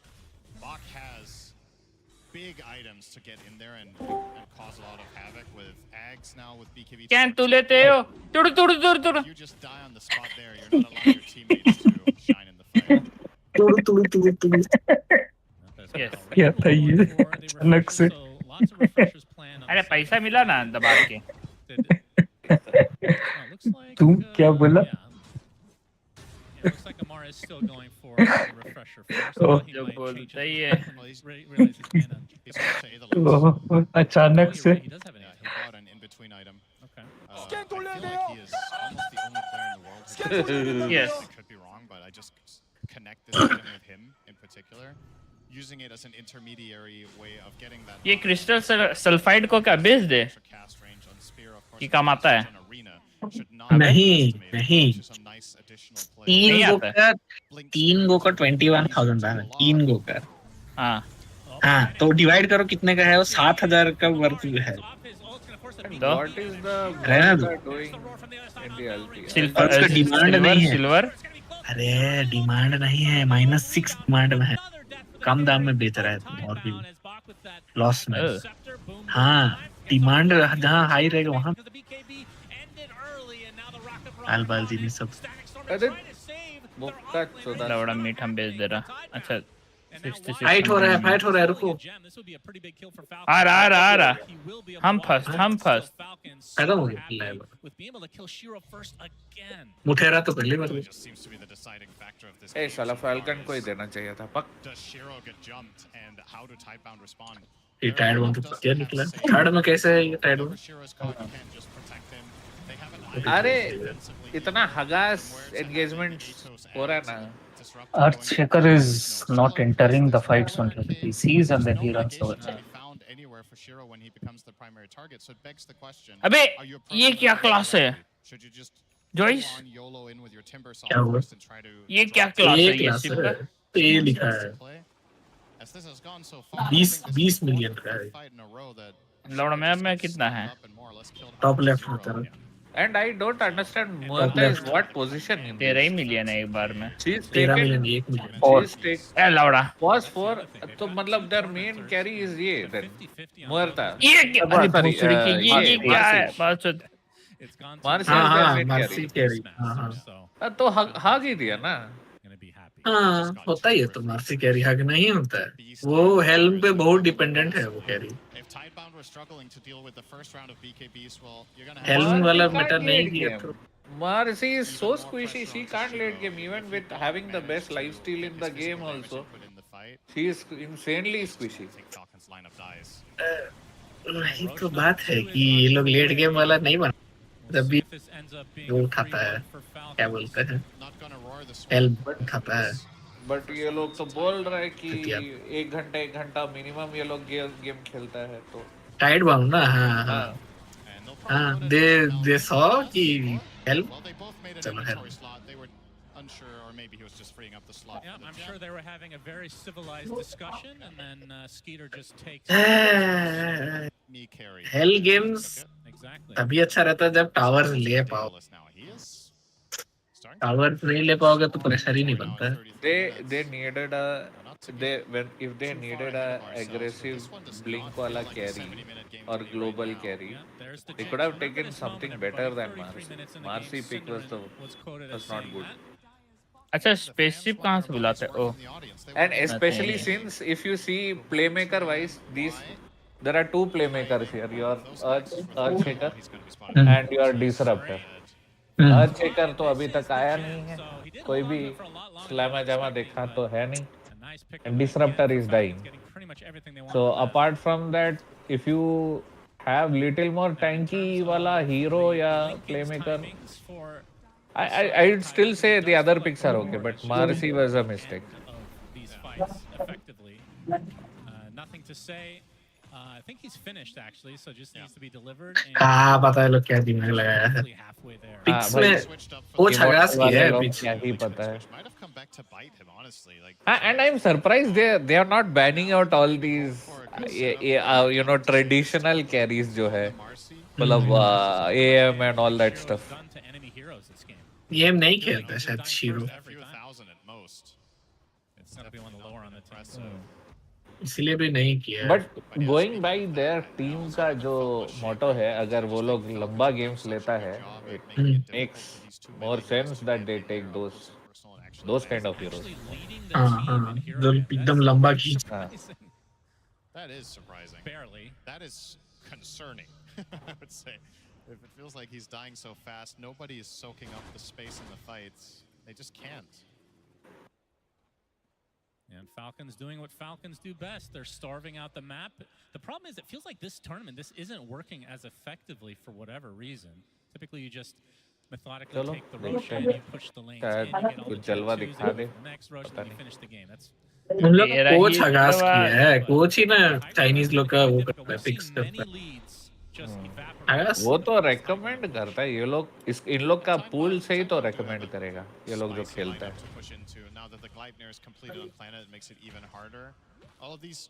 I think he did suggest some hero which requires micro अब वो इसलिए ना उसको जब पूछा है मेरा team ओ अच्छा नहीं वो फैल्कन का बोला था वो माइक्रो नहीं कर पाता I thought it was the other game. So I think Falcons will take their time. Why? Shocking. भाई मुझे क्यों पूछो, उसका कोच को पूछो। Why did you think that he was of other? वो फैल्कन वाला ही Just ये because he looked Chinese? You racist. Ultra. By the way, Aniruddh भैया का स्ट्रीम हो रहा था, बंद हो गया क्या? When I was हो ही younger, रहा when I was younger, I dreamed to be a race car driver. Look at you now, racist. वो वाला meme याद है?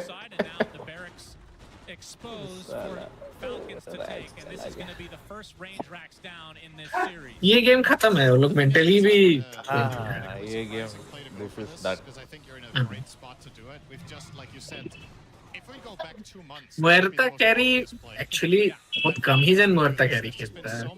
And another thing, it's clear that these people are also not, they have not played a lot with Mehta.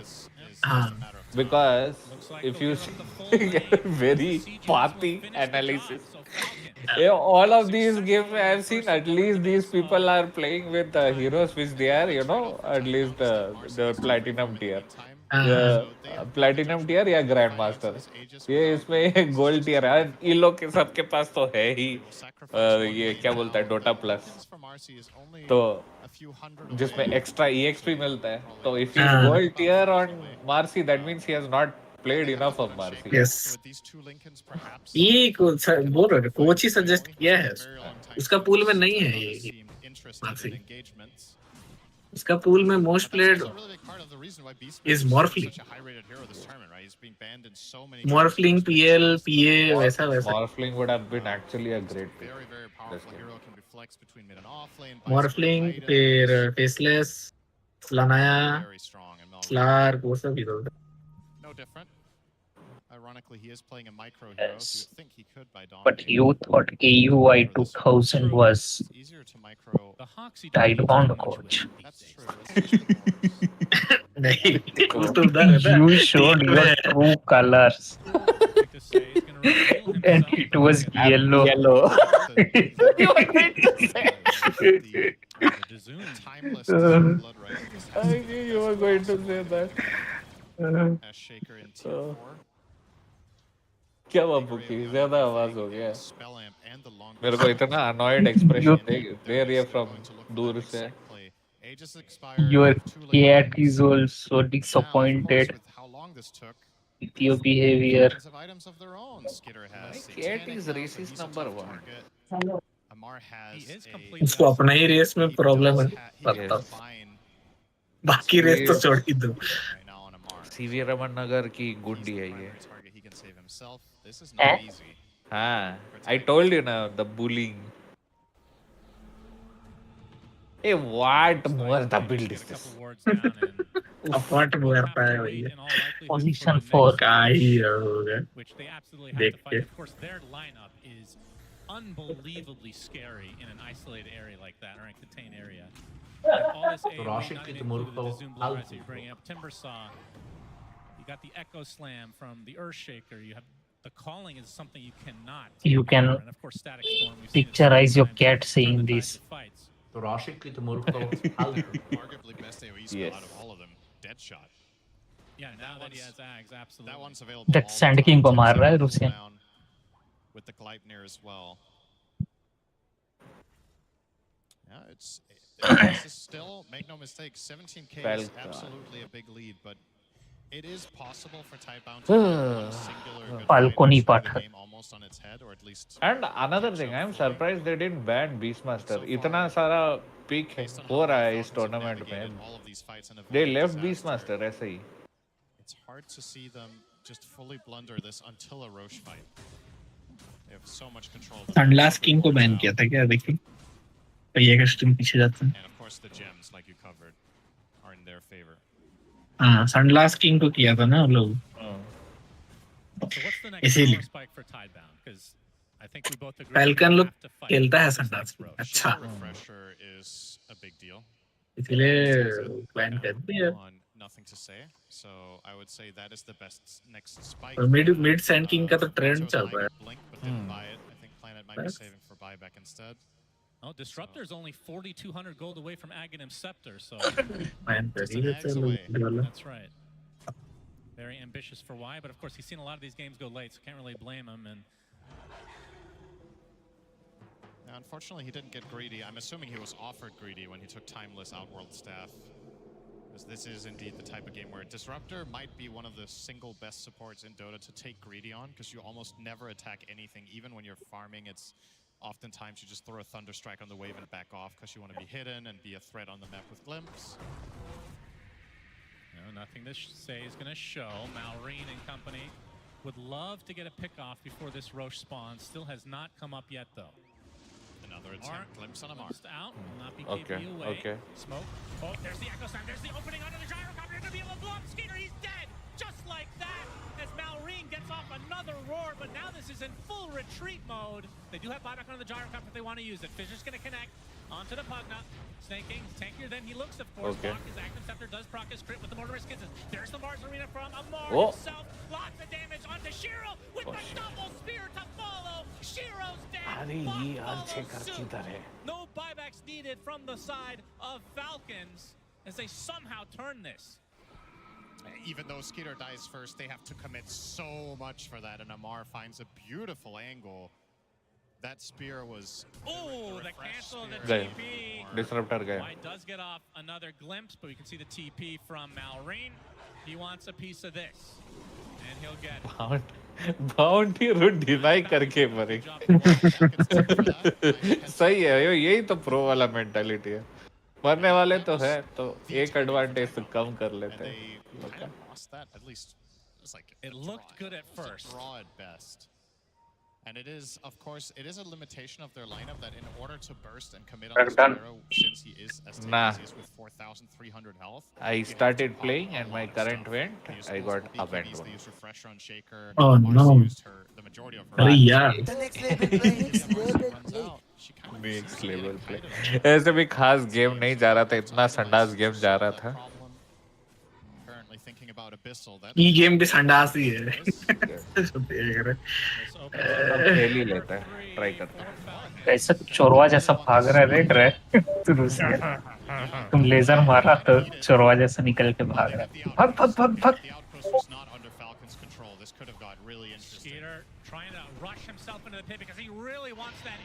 Immigrant लोग को border में पकड़ता है तो कैसे भागते हैं वो लोग भाग भाग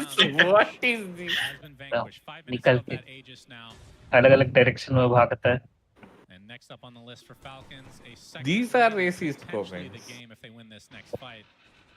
But Tidebound again, have to say it. If they don't get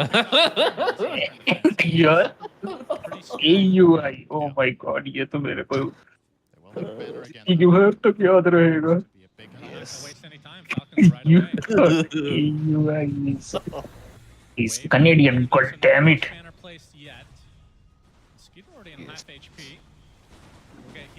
उसका सपोर्ट देखना लायक था support used to have more farm than the mid hero. Yes. ये तो खराब बात है ना तो वो लेन थोड़ी चोरी करता था फिर अपना सबको फार्म दिलाता था और खुद भी इतना फार्म करवा लेता था अपना चलो मोमेंट ऑफ ट्रूथ ये वाला हार गया तो जीजी है इस हार के हाँ डन डन जीजी बुला लो भाई जीजी बुला लो 86 second nothing there eaten up by Skeeter, and they're gonna go for full megas, if not just the throne outright. They didn't even get his age. जायरो को कुछ हो ही नहीं रहा They kill the Beastmaster. He has Set just up, so many lives to वही get ना through. You have to commit so much. Baba shero को तो 4 करोड़ दूर फेंक दिया है Data है plus the eggs gives so much in right click damage when you do that. The third spell.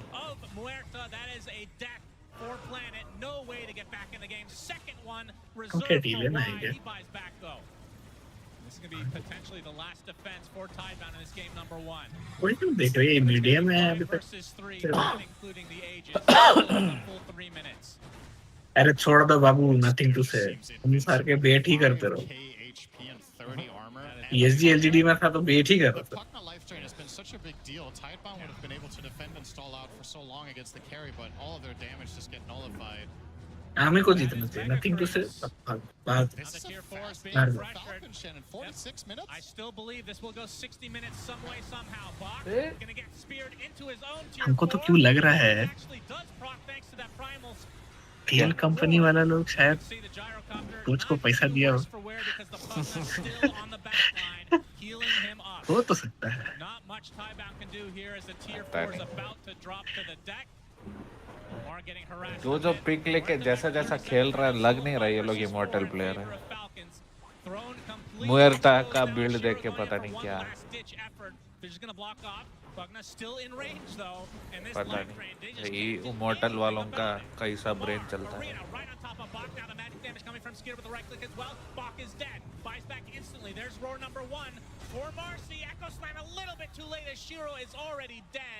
And nothing to say, has to walk back in shame as a triple arena बुला लिया ना as the finally. GGs come out.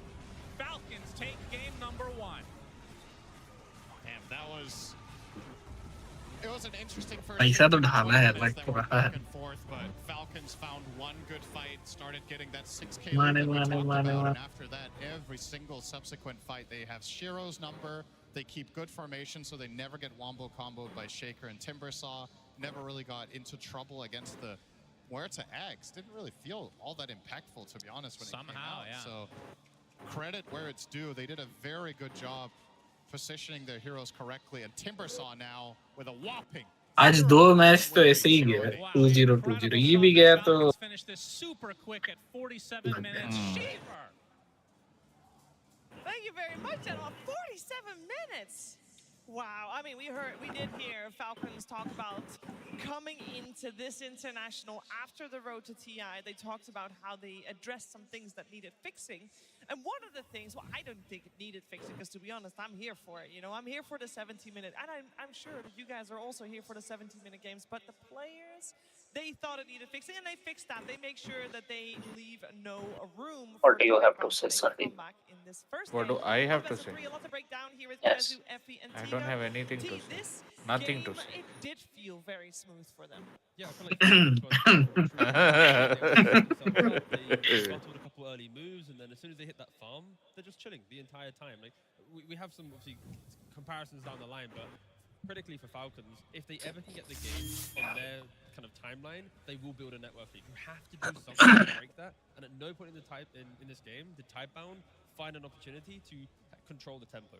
They had like a couple of okay plays, like here, right, with, you had Y, who did pretty good on the Disruptor, like set up some kills, try to help Shiro with the Marcy, but ultimately there were a lot of fights where this just kept on happening. You have Snaking there with the ward, you have the arena, the kisses, you get some kills, and later Tidebound were in an okay spot, but I feel like they did 1 or 2 mistakes that they could not have let happen in this game.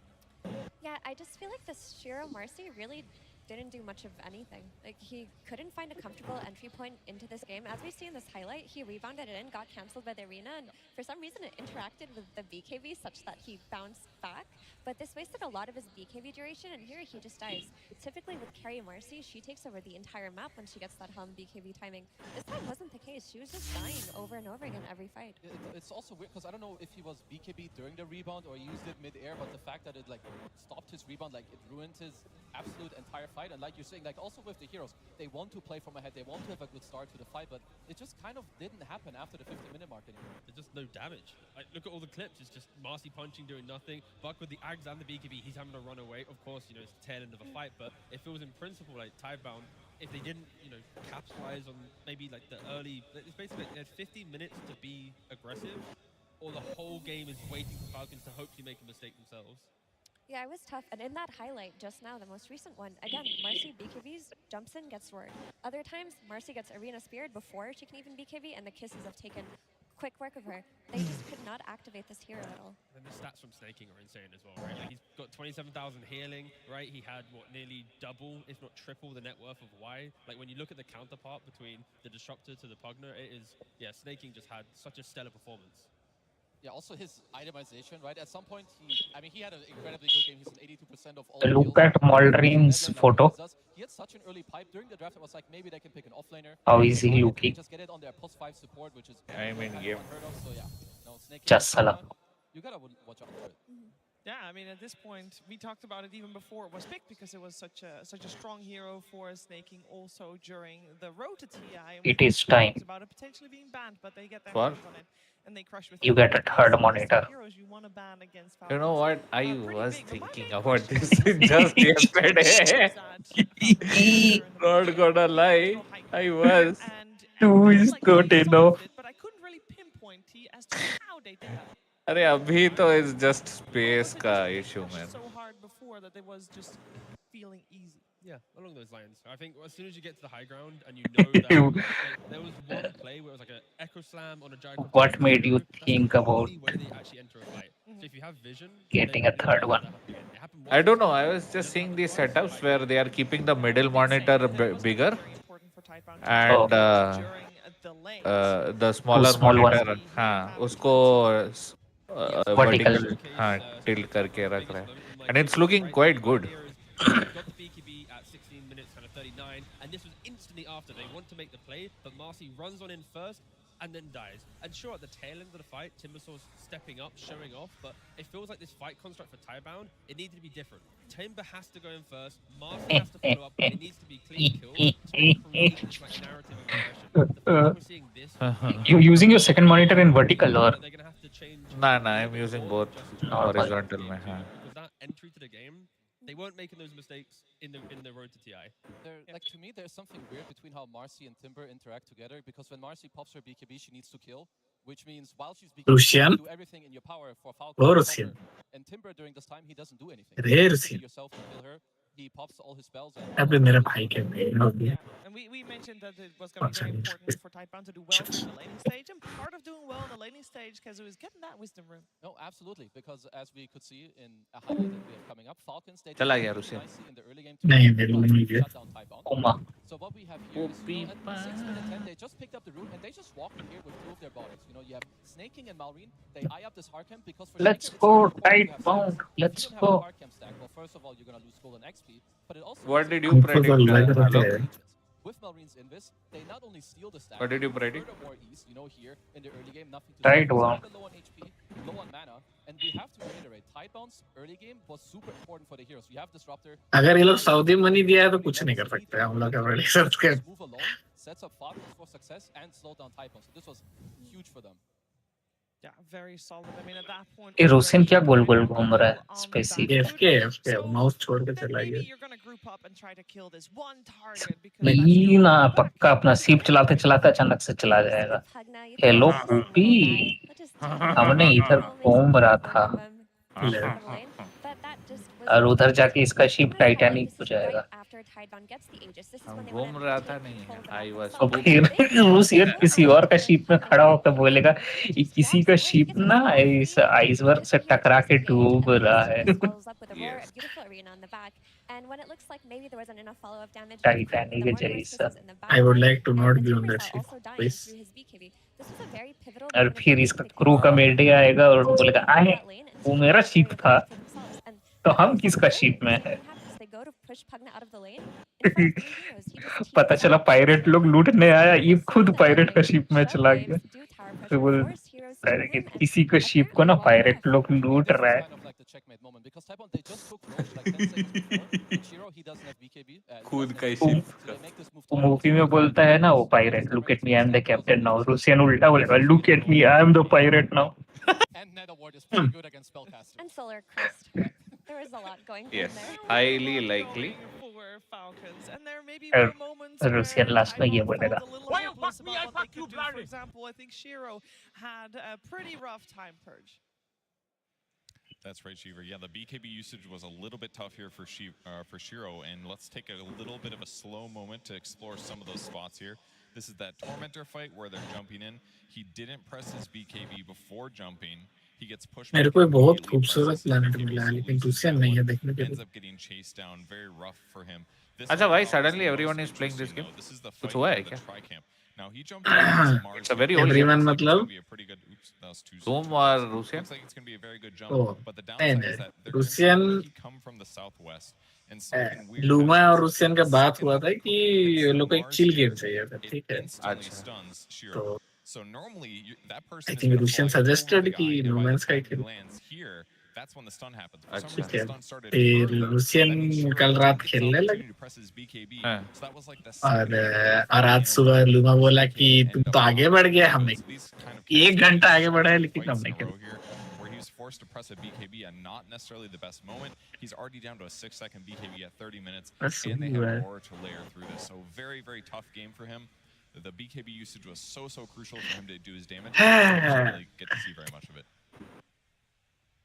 Thank you very much, Perch. We did not. And there's one thing that I chill है, still मतलब दिमाग don't इसमें remember उतना about our दिमाग नहीं talk लगना. before हाँ, the बस series. exploration ही तो Mining, है. Because mining we and talked a lot explore. about Shiro and his ranged carries.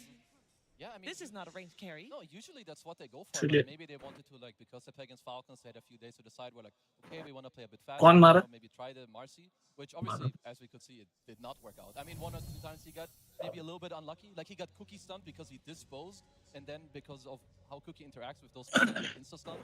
I mean, that's just unluck. But the rest, yeah, this is not his usual hero. I mean, there's a lot of layers to this where I feel like Shiro playing the Marcy brought life to the rest of the draft as well. Where like Wise playing a Disruptor, you know he's going to play more Starved.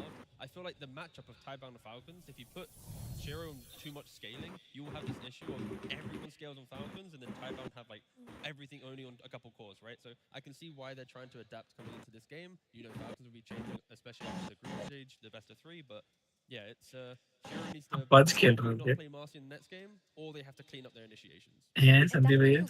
हाँ. Buzz खेल रहे हो ना? Yes.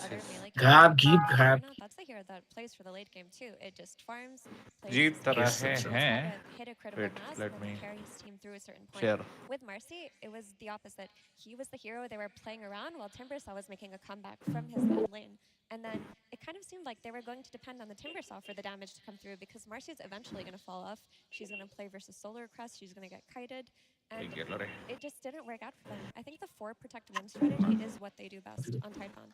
Well, I will also say we mentioned the Timber, and we heard Sunsfan mention the Timber, of course, at the end of that cast as well. Still a 0% win rate. Teak, if you were on board with them picking the Timber, You have been to despite, I mean, obviously you were on the same page with the squad. IKEA, na? Is that a shortcoming of Yes. the hero, or on But hindsight? do they have what those they could have tabletops? done instead of Just that? the top. If they have this style, they have to. मतलब slab जो है, wooden Yes. slab. हाँ है.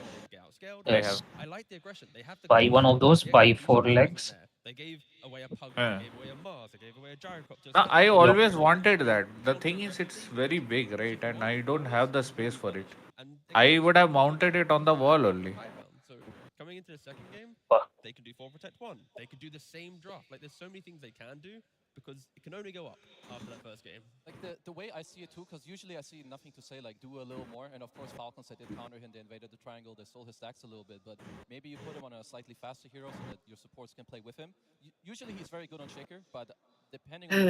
अच्छा ही है TI देख के at least Marcy pick तो होने लगा. कोई नहीं खेलता था. I was playing. हाँ मतलब आप one of the very few में थे. Professional player. One of the very few में. आप अपॉर्चुनिटी देखे कि वो अच्छी है. बाकी लोग नहीं देखा है कि वो अच्छी है. Bad game go next. So how do you feel? She is like very you should good. approach the second game? Early game बहुत easily dominate करती है against most Point matchups. fingers or anything because they did have some great moments. I would just look towards taking out the Mars, honestly. I was thinking तो about बात this, that Mars as a hero. कि बाकी there's a लोग lot of कैसे नहीं देख पाते. Shiro's hero pool, his gyros and Oh, his Shiro. TAs and whatnot. They don't want to play against this bulwark. And इस hero का if बच्चा they could maybe take it out of the second phase, not give Falcons those good kill combinations like Have you seen the arena, like Mortar, Shin-chan? plus the Roar, and make it so that they can just play around their safe lane in a way where they're not going to lose if they have to congregate there. It'll be पागल ये पागल वो पागल कर दे जहाँ भी ये जाए. Okay, now time. ये को पटास पटास पटास पड़ जा रहा. कर दे दीवाना सबको. Oh, Shin-chan. मेरा नाम ही Shin-chan है. Lineup looks very reminiscent of what they आई ये क्या टोन चला गया इतना दूर खाते खाते दूर चल गया बड़ी मुश्किल में पड़ी मेरी फैमिली नोहारा अब रैप बनते जा रहा है ठीक है गाना से रैप बन गया in the game, and I do want to touch upon that because that did mean that they secured themselves the shaker, and a lot of what we're a सीरो का in the बच्चा later stage and how they कुत्ता continue बना to देंगे see तू the ठीक से stats कर of the shaker. So that felt somewhat इनको नहीं रखे हैं हम इसका मतलब ये नहीं कि तुम कोच का सुन के आल बाल पीक लेगा कुछ भी पीक ले लेता है My cousin was small. She used to watch Yay! Silence कर दिया. जब देखो तब scene Yeah, I never liked. इतना अच्छा तो था She used to sing in this song. And then that one also. वाह देखता है क्या रियोत्सु आ गया आ गया I never liked things which are not nicely animated. And For then the same that reason, also. I never saw One Piece. And probably will never see One Piece. I do think it's Bah. nice if you have those heroes because Falcons. And then that cartoon also. On the sheep. On the sheep. Nah. I think when Shaun the Sheep came, we were little bigger, right? हम तो Yes. All of these heroes they could do that, so that's something I would like a lot. And Shaun the Sheep was stop motion. Huh? Yes. And then she also used to watch Dora the Explorer. Dora And the she used to Explorer, respond I to saw. all the things also. Swiper, no swiping. Dora the Explorer, I saw for Yeah. To learn Spanish. Thanks. You learned Spanish watching Dora the Explorer. Eh? भैया पे ये मार दिया नहीं ना ए भाई ये लोग क्या कर रहे हैं आप एक जन को खींचे दो जन का ध्यान भाई कोई है ये मार्सी কোথায় বিকেবি আছে করবে না हाँ भैया इस प्लेइंग आप इतना दूर कहाँ चले गए फिर से अभी ठीक है ना नहीं अभी ठीक है आप ठीक है आप ठीक अरे यूज योर ये हाँ रुसियन मर रहा है यहाँ पे शिप से पायरेट शिप से चलो चलो चलो चलो रुसियन को बताना जाना पड़ेगा मेरे वो तो घूमियो कर रहा है घूमिए घूम लो अरे भाई उस बचा ही नहीं पाई Falcons have a very like a script. तो क्वेस्ट है नहीं आज सुनते हैं बोल तो क्वेस्ट है नहीं ना I तो told you मेरा ये करंट चला गया था उसके बाद अभी आया बहुत देर के बाद आया 2 या 3 बजे आया आई गेस एक्चुअली कुछ यहाँ का AMC का वर्क चल रहा था द जनरेटर का इसलिए they switched off the power Hey Sandeep, you are rich. You can just buy the company. ना I didn't hear क्या You are the rich. You can buy the electric company. Arkichu वही And make Pookie the president. What is it? मजाक उड़ा लो আমি তো বলছি কোনদিন যে ব্যাঙ্গালোর যাই পুকি সাথে দেখা হয় না পুকি তো আমার বহুত পেটাবে काट देगी आपको बिल्ली लोग का क्या होता है रेबीज तो कुत्ता लोग का होता है ना पुकी तो गेट्स इंजेक्शन अरे रेबीज जानवर से होता है अच्छा रेबीज ही होता है बस Sandeep is dead Till now I was only carrying the game ALIVE dead ALIVE dead बा monkey ban chain ban URCOME gone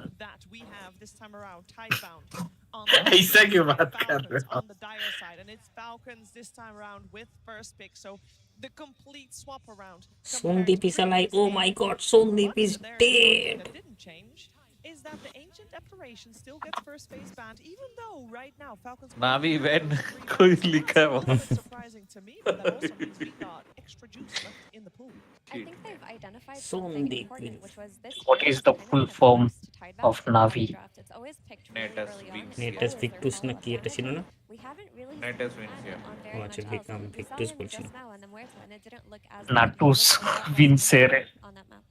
What is this? Where they should or have to look more. What is this? Nature's Prophet क्या ban करेगा ये लोग या फिर से उठा देगा. ओ भाई फिर से मार्सी ना उठाओ भाई.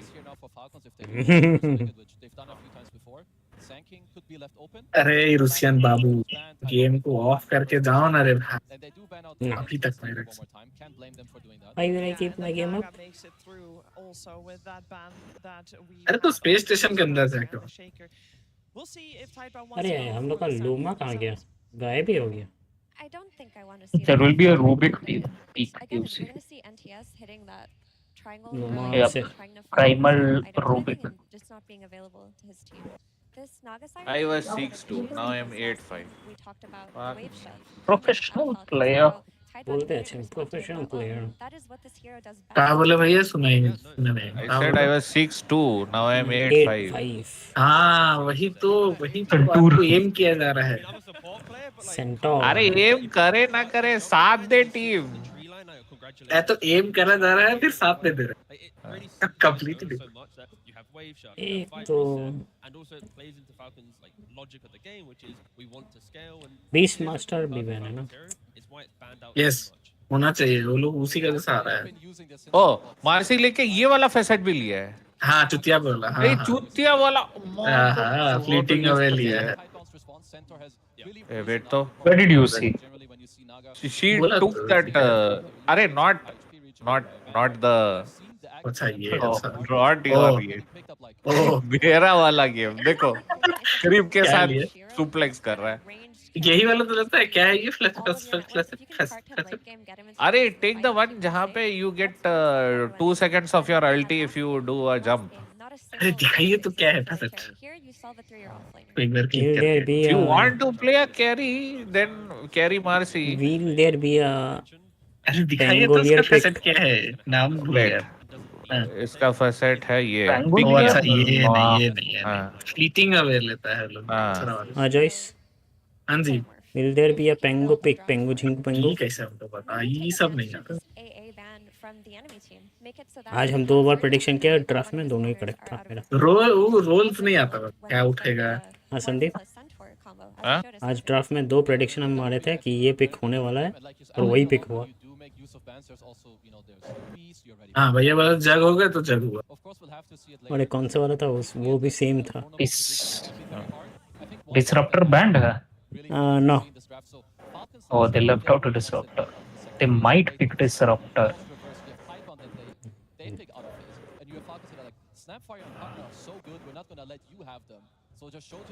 I just profit. Don't tell me फिर से लगा ड्राफ्ट 30 है. 30 तो अभी से ही लग रहा है. नागा सायरन. ठीक है इधर में जस्ट पॉकेट. 30 तो अभी से ही लग रहा है.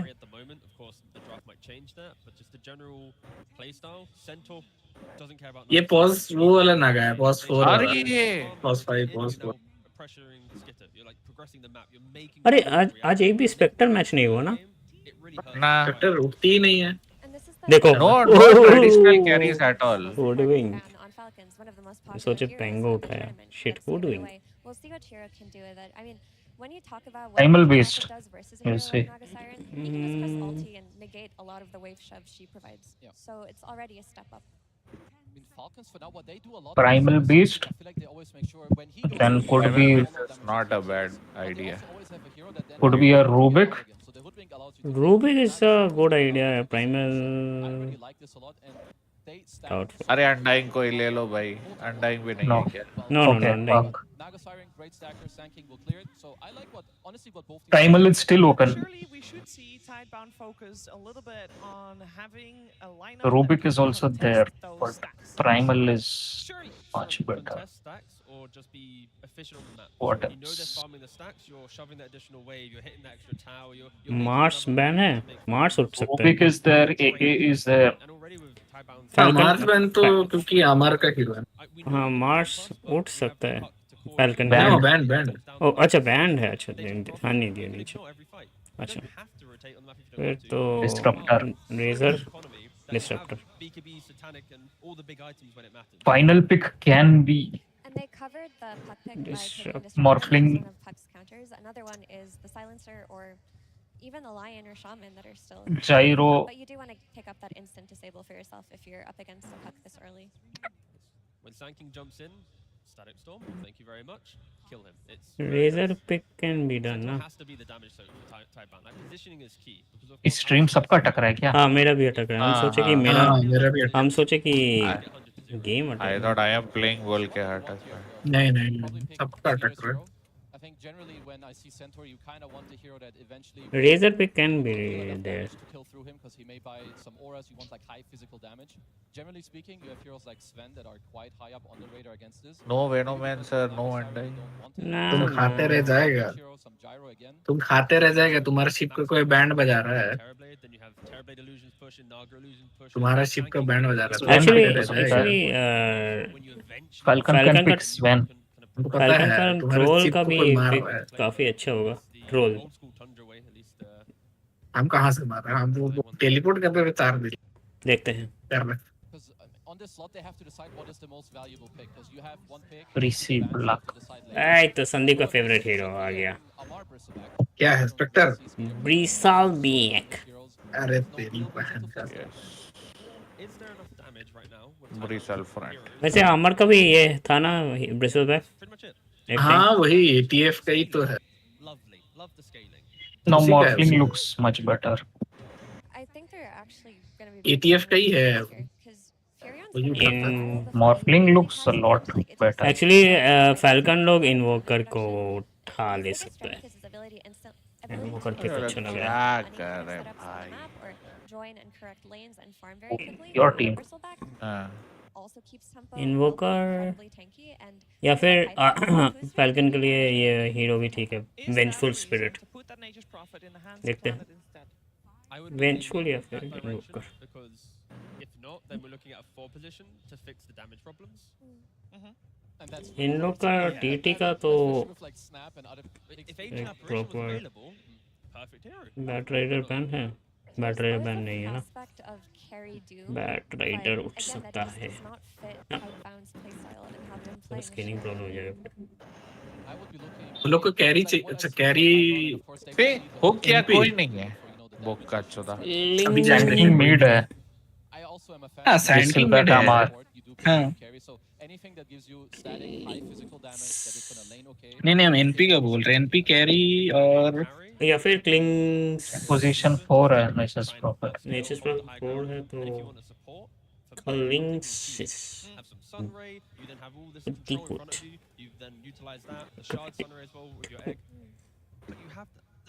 मॉर्फलिंग तो अलग बोल रहा था. और सब है मॉर्फलिंग स्लार्क क्या और क्या खेलते हैं? पीएल नहीं पीएल. हम तो बोल रहे थे मॉर्फलिंग और जाइरोकॉप्टर है टाइड बाउंड किया. क्लिंग्स उठा सकते हैं. और इन लोग और इधर क्या कैरी में? फैल्कन का कैरी में रेजर. अरे यार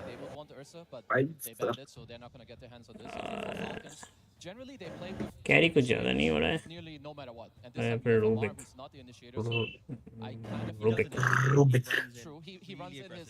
लाइकन और लाइकन बैंड है.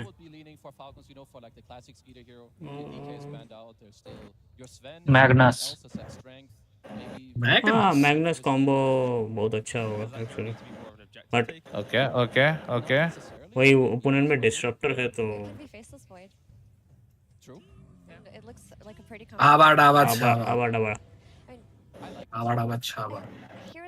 अब तो मॉर्फलिंग अब था एक्चुअली हम सच बात बताए ये लोग फिर से हेल्म वाला स्ट्रेटेजी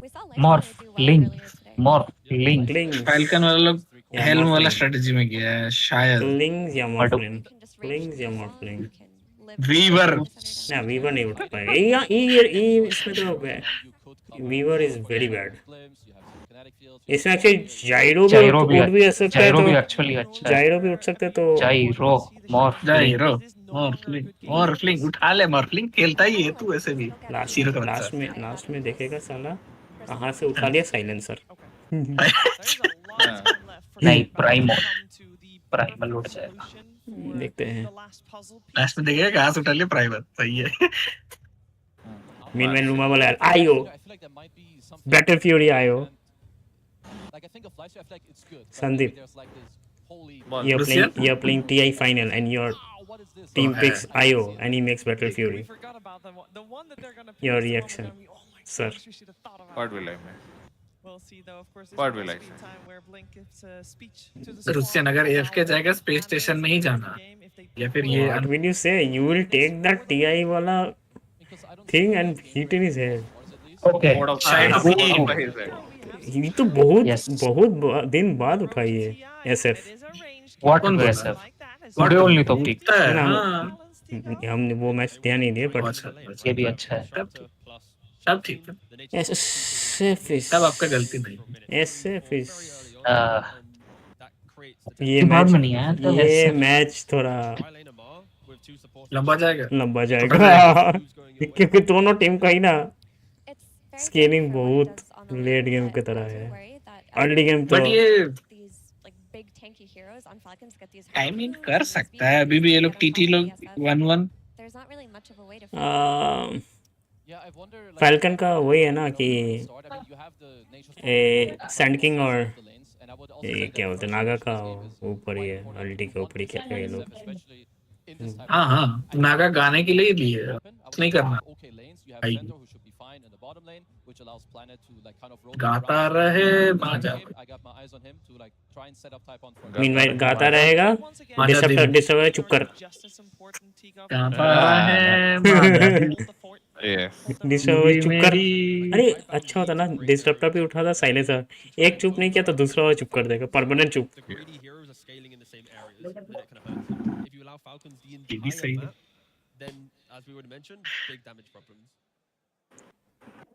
चैट में 2-0 क्यों लिख रहा है भाई व्हाट इज दिस हम लोग कुछ गलत सोच रहे हैं क्या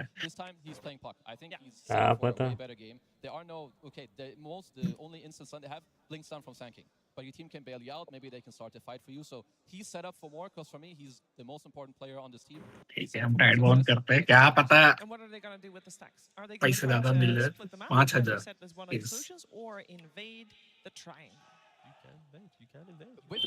With a good start, they can absolutely invade. You can push in the lane with your SF, with your disruptor, walk over your nature's prophet. He can TP, place a ward. इंसान लोग क्या चिल्ला रहा है चाय है ना China. I just worry that if Tidebound don't come out of lanes with like at least a 4K net worth advantage, like minute 12, I don't really see how the game is going to be played out for them because they're going to get outscaled and outfarmed. A lot of pressure on this game number 2 that is coming your way. But before we jump in the game, we're going to jump on stage where Tsunami is with Coach Blink. बाप रे बाप I'm standing by with the तो blink of the Tidebound, where I gotta say, Sandeep, this matchup against look at the Falcons translator. during the road was one of the best series that we have had. And Wow, now we're getting the कितना rematch. लंबा है? Light है वो साक्सा light Some adaptations. वो तो So तालगा I was आज। wondering what you think they've changed to get that game number 1 win. भाई हम तो उसके पास खड़ा रहेंगे तो भाई दादा सुनते बच्चे लाउड स्पीकर लग गया हमारा 太棒战队是形容过最精彩的对决了。然后呢，这次感觉他们已经做出了一些调整，来应对你们的一些做出了应对你们的一些战略。就想问你，你个人认为他们做出哪些调整？ तो सारा कॉन्सर्ट अच्छे से एंजॉय करता होगा 班人吧，他们 दूर से दिख जाता है वो लोग सर नहीं दिखता है 没有那么常规的英雄， শুনতেন ওর দুর্গা পূজাতে মজা আছে কোন লাইনে দাঁড়ালেও তুমিও থেকেই ঠাকুর দেখে নেবে আমার দর্শন হয়ে গেছে I am going एक लड़का लिखा है bro is built like a teapot They have been doing their homework indeed, and I was wondering if I could get your perspective. The Western audience, we see you, we see Y, we see Faith Beyond or Bach, and we immediately put the term Wings 2.0 to you, but I wanted to know how you felt about that. 就是国外的海外的这些观众呢，粉丝社区，他们看到你们战队，看到Y 队，看到边将，看到你，就是他们脑子里面想的就是太邦战队就相当于是 Wings 2.0。那你对这种看法有什么评价呢？还是有一些区别的吧。我们现在就是太棒的。There is some difference after all, and you guys can now know us as Team Tidebound. The new era is upon us, and let us witness it as we get into game number 2. Thank you very much. Thank you, Tsunami and Blink. Welcome to set game number 2, Tidebound versus Falcons. Winner of this moves on to through the upper bracket, while the loser goes to the lower bracket. Cinderin, we're gonna see the last time we cast Faith Beyond on Centaur. Oh yeah. Now, to be fair, they did lose, but it was the most entertaining game that we got to cast with all of the carts, with refreshers. I know we were teasing this, or maybe some people don't enjoy it, I don't know, but the late game Dota between these two teams is something to truly behold. सच बात बता है हमको लग रहा है ना Falcon ही जीतेगा one of the games against Extreme where Extreme had Fantastic offlane undying. That was insane. That was the most exciting, and I would say high skill game that we got the pleasure of casting during the Swiss stage. Now, as Blink said in the interview, Falcons have done some very good adaptations, and that's obviously one of the concerns that you have as the teams coming out the winners with the high scorers of those stages is the other teams get some time I don't to think figure it will be out very how they clear lead. cut. And this break that we've had in between the Swiss and the final stage here, Falcons have clearly prepared very much so targeted at this opponent, as they should. It's their first one. You've got plenty of time to figure that out. Will be interesting to see in the future days when you have less time, how fast you will learn from the few games you get to see now from here on out. But yeah, the bans in particular really show a bigger adjustment. I would argue Falcons have made a much bigger adjustment against Tidebound than vice versa in the strategy. I'm not too surprised with what Falcons are getting to run in these games. Yeah, I completely agree. And we were talking about this the other day, the fact that historically Chinese Dota has been extremely good at late game Dota, whereas kind of in the early stages they've been struggling as of recently. Feels like Falcons, if it does go late, they're no strangers to this type of gameplay anyway. तो player है ना मान लें I would love to see a late game between these two teams where nobody is really far ahead. I think the last game, the advantage for Falcons is way too big at around 30. किसको पता था कि Sand King देगा If the game is close, again the teams सबको ही जानता है कि Sand King चाहिए so fingers crossed for that. Now, but China Dota भी I like do think Sand it's King more दे देते likely हैं क्या this पता game that this one will be slower actually.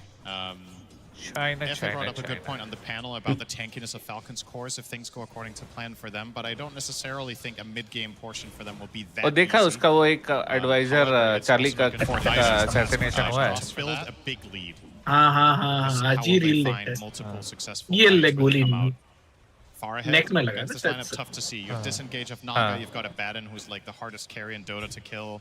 At least one of them. Pistol back off lane. Tall order. सोच रहा है कि Trump का ही क्यों नहीं हुआ अभी तक Extremely powerful in this. हुआ तो था attempt कान में लगा था कान में लगा था FBI I have said nothing I also I don't know them of having the nature's prophet which started out as my the best hero I am separate हम अलग है আমি কালকে দেখবো আমি নেই I wake up अरे ये तो मेरा बेडरूम नहीं है Not specifically because of the spell casting, like casting spells with Prophet is very simple, but using its map presence correctly. Yep, Amar taking a lot of raises, wants to get aggro though, pops the stick. Shiro now is the one he's pursuing, but this looks like it might be the death of Amar. But first planet goes down, that is a huge deal. So first blood actually going to Falcons, but of course Shiro getting the kill onto the core. he's going to be at least a little bit satisfied with that. Still, it's a 3v2 situation. That's a great result for Falcons in that exchange to get the first blood and just overall trading. Even if they didn't get the first kill, it's still quite good in the circumstances. But Just Amar is an absolute Pug be like, master thank you at for the this. farm. I think one of the things that sets him apart from most other bristles, in my opinion, is his ability to. It's small moments like that, those snippets where you just watch how he turns his hero. It sounds so basic, but honestly, if you look at his gameplay on this hero against the majority of the field, even other like top 5 Bristleback players, I just think he's the absolute best at these high pressure moments where he is the target. Rotating around, getting as much mitigation as possible while still doing his output. A lot of the time, the best play on Bristle is literally standing still. Yep, like he did there. So pretty cool to see. So what kind of build do you want to see from him this game then? ये जो अभी देख रहे हैं ना उन लोग का इन्वेंटरी हमको डर और लग रहा है पता है choice I think that's a very good choice into Shadow Fiend and just want to पूरा इन्वेंटरी ब्रांच से भरा हुआ है मैंने टर्बो मैच में भी देखेंगे टर्बो मैच में भी देखेंगे ब्रांच से भरा हुआ है आज तो हम बगीचा ही बना देंगे 10 मिनट होगा ब्रांच 10 मिनट में ब्रांच आज पेड़ यहीं हो गया आई डोंट ट्रस्ट हो भी सकता है भाई देखे तो अभी मार्सी पिक मेरा गेम में 6-minute power run. और कॉपी कर रहे तो ठीक वाला फसेट और ये सब कॉपी कर लो ना ना भाई व्हाट इज दिस लॉजिक इतना नॉलेज होता है तो टीआई नहीं खेलता extremely even in क्या this mid Sandeep lane. Is this what you would expect on a normal तो puck अच्छा प्लेयर होता वो versus टीआई matchup? खेलता Probably. The way Mal replayed the turbo lane is he just खेलता cuts waves, right? He हम pulls लोग की waves तरह together and then sandstorms them, so effectively he just trades. Maybe sometimes you can come out slightly ahead if you also luck देखो integrate neutral turbo games में भी well uh or रहा है whatever, but not too surprised to see this overall तो facet भी तो गलत उठाया है For the wisdom shrines, facet सही भी उठाएंगे ना तभी भी भागेगा ये हम लिख के दे सकते gonna हैं be greeted by Bach next to the tree line. Sand King tries to get off his ult, but it's instantly यही canceled. यही चीज Coil is gonna be देखा extended. 6 मिनट में इन लोग का मिड सब लोग रोटेट कर रहे हैं वो एक्सपी रूम के लिए पूरा भसड़ हाँ और मेरा ना टर्बो मैच में ऐसे चलते हैं लेट्स स्मोक गेम अरे लोडू तुम्हारा अभी भी जूता ठीक से नहीं बना हुआ है मर गया नागा नागा मर गया नागा मर गया अरे उधर एबाडॉन मर गया वो देखो अरे मेन है उन लोग का नागा है थोड़ा नागा सपोर्ट है हाँ सपोर्ट है पर उसका तो फार्म और भी कम हो रहा है ना देखो उसका नेटवर्क देखा है She doesn't care about थोड़ा तो बस नेटवर्क गाना गाने के लिए आई है थोड़ा तो नेटवर्क आसपास रहना है डिस्ट्रप्टर के इंडियन पास आइडल में आई है I was actually ready for that. Indian Idol में आई है वो showcase of some of the things the panel was talking about with damage issues, right? This Naga का network Prophet Disruptor do not deal much damage 150 in the world early देगा game. So you just run over there with your tanky heroes and with a Photic Shield. Who's इनको gonna branch if है not series Shadow के Fiend? Pass Got a bit of अरे poke अभी damage, देख दो Pumpkin branch Shield, 100 but sentry especially 150 with Bob's network skill build of 3 points in retaliate. तीन digit में है वो 7 मिनट में 3 Fair, digit surprised with that outcome. Yeah.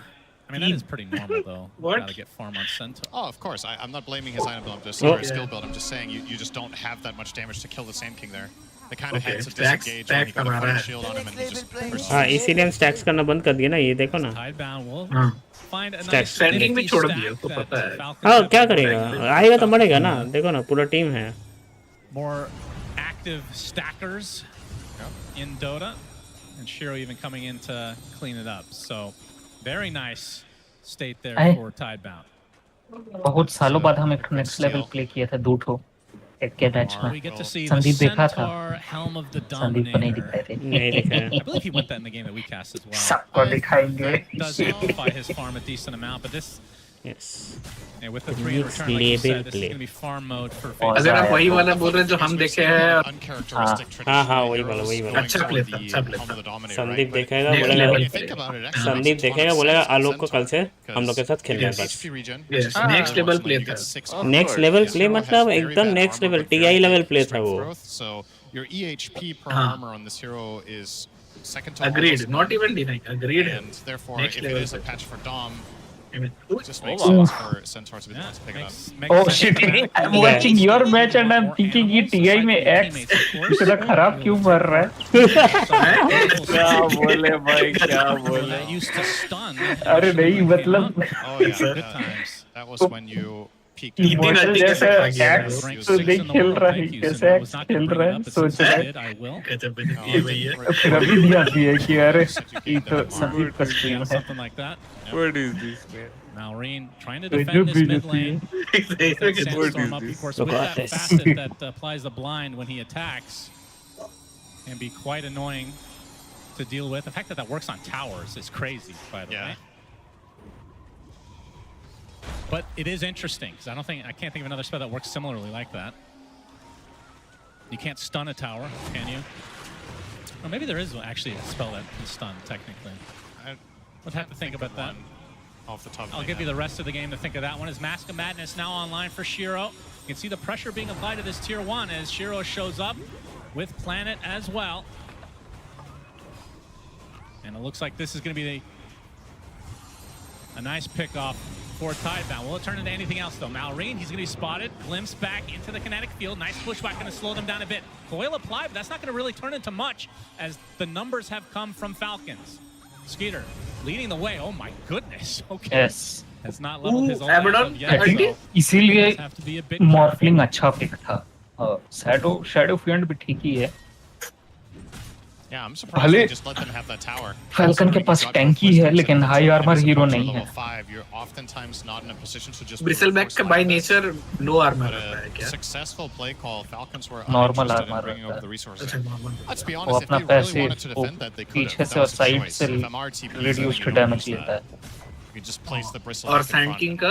That's the end of it. Sand King का कुछ नहीं है Take the mid tower and now bottom top as well. उसका Sandstorm में Big wave with siege creep too. Attacks miss होता है enemy का Absolutely. See if they do anything about this one. Centaur left to his own devices can certainly push to a decent degree, especially with a helm on top right of it. क्लिकर्स Not going to tank up the tower for now as there's still a siege unit on it. जो disable या breaks बनाता है वो लोग के super against fast in this game too. हार जाएगा वो tank Crit on Y, a little bit of poke here. नहीं The rotation from nothing to say a little bit too late to be able to find a coil. Now Crit will make हम लोग का bracket में तो tank बनाने बोलो तो direct heart of टैरास को dream kill here is to get Puck. आयो The blink epi into Bushwhack stun combo. आयो ऑक्टोपस का कितना हार्ट होता है 3 होता है 4 होता है It's a haste as there's the stun onto nothing to say with the Bushwhack to 3 follow, hearts and the sharpshooter is enough. Yes. Big kill for octopus Falcons. हो जाएगा Yeah, good judgment call there. I thought the epicenter might have been necessary, but they do have enough in the tank. I don't think that was a very big overkill. It was good enough. Glimpse onto a Mar. I'm not Lucian. sure why he wants any of this Lucian? smoke though. मेरा planet पाएगा ना Will बहुत now सुन retreat. मेरा planet रात में Malrine will greet him. As Stampede is used, but I think he is dead anyway. Yeah, drops to the deck. So a Stampede down and another But support sadly- kill for Falcons. and now I have to become And looking Puck at का क्या the क्या side of बना है Tidebound to see what power spikes are incoming. Okay, Dragonlance Puck soon भी coming online for Shiro. अच्छा ये है Faith Beyond. Blade इसको Mail बस not too disable far away banana as है well. As the Witchblade now completed for nothing to say, so looks like Blink is next on the menu for him. Okay, this is a BKB real banana question. है Before this would be a meme, but because it was Nature's so Prophet prevalent in the game that we okay cast, how fast can Faith Disruptor भी Beyond okay go for the cart? उधर Naga Everybody लेकिन wants to know. 6 हो गई है Like, is this a pipe game? Do you need to go for that against Finally. well, I don't- essentially Sand King, right? I don't think you need to go pipe. He's also eyeing a blade mill over it. Finally right a now. Naga. Blade mail into what though? I think you could go blade mill, blink Ags. Probably get. Hell yeah. Yeah, I think that's fine. And who do you want? Lucian in हम your cart? बंद The कर Shadow दिए Friend? Lotus first item It's pretty होता sick है with Shadowfiend. You can drive him हम into बंद कर Requiem. दिए Yeah. That is a very strong combination, and of खेलता है course, मैं भी वो one of जानता होगा Shadowfiend's weaknesses as a hero, the panel touched upon this, is enemies, tanky Focus heroes getting on first top item. of you and just mauling you down. कौन बनाया कौन Centaur बनाया is one of the perfect solutions to that problem because SF, he has the damage to kill those heroes if he gets BB. to attack. Whistle. That's right. And the card will ensure that. Of course, this was changed at some point. I Arre, don't remember which कूदना! patch, but you're actually invulnerable. in the Disruptor card, just का untargetable. So disables you can drive through silence the को epicenter sandstorm and not care. You can tank all the quills. As long as you get to sit in that cart, you're all good. But you can't, Okay, you can't Nature's take Prophet somebody के out of pass chrono anymore. earn Very है important change. Very relevant in this game as well with the Faceless Void. Amar the So Filipino Blade Mail हमारा now तो up Filipino for Faith Beyond. Amar is Filipino. As Amar is going to make his way to the mid lane. Amar the F है. Another stolen shrine potentially. Amar the French भी हो सकता था. उसका नाम था Amar the. Coming from, he is not ready for this one. Yes. Bushwhack to follow Stampede, but the sharpshooter is enough again. Murder हो गया. Falcons get away with murder, and the trade is a measly support. No offense to Snake King, he actually gets off the song anyway. Even the Wrath of Nature's not off. These Eclipse and the Static Storm as well, but the Illusory Orb is enough. They use everything to kill the support off as Skeeter shows up a little bit too late though, so Planet does end up trading the Wisdom Shrines, but still the bigger kill on top of Shiro. Almost survived. How's this so tanky? Well, Naga has pretty good base armor, and I think he just popped everything. अरे हिंदी में casting करेंगे तो ऐसे ही करना होगा. Honestly, so. What is this? Yeah, but looking at the Tidebound team fight that's going to eventually come, if the stars can align, since that seems to be the theme of this TI. Coil into Requiem with like the cart potential. यहाँ पे dream call होगा. Sounds kind of Sandeep बोलेगा मेरा हिंदी का थोड़ा ताप ले. Heroes. Hindi थोड़ा आता. With that Static Storm to make things even more difficult. You can see the potential from Tidebound's lineup. He's putting a pipe on the Centaur though. Okay. So this will be a much delayed blink. Of course, they can somewhat rely on nothing to say to set up plays, but it is nice to have Inside you can't for some reason. Indeed. Save Planet, but This is a much bigger kill. Trying for the Requiem, but it's not happening. Skeeter gets the kill on Shiro. Second death in just a couple minutes now for the SF. He's having a really difficult day today so far. क्या RC game number 1 did not go well. This game on SF, the 2 deaths, it might not sound like much, but this hero is the perfect target for Falcons to slow down if possible. And similar to game number 1, Tidebound are playing without saves. I didn't have When SF does get jumped until you have that cart, which is far down the road. Yeah, let's keep talking about the cart, by all means. Well, absolutely. For once, it's actually important. The first 20 times I cast with you and you mentioned it, I didn't care. But this game I do. Yep, you can see, I can see the future. I have vision. Yep, you have vision. That's good. That's right. Stampede used again. This time it does get somebody out, and it's Bach himself. But you can, I mean, just based on how this game is played, Tidebound has not been very aggressive at all. Like, maybe the laning stage a little bit with the TPs from Planet, but mostly it's been Falcons that have been setting the tempo. Yeah, they took the early mid tower and top tower, but that's it. All the moves have been Falcons to get 4 Wisdom Shrines, well, a couple kills on the SF. It was 3. Oh, did they trade 1 for 1 on the second one? Planet ended up TPing to the... Okay. बाप रे ये कहाँ TP किया है? There's a Radiance now on a Baron.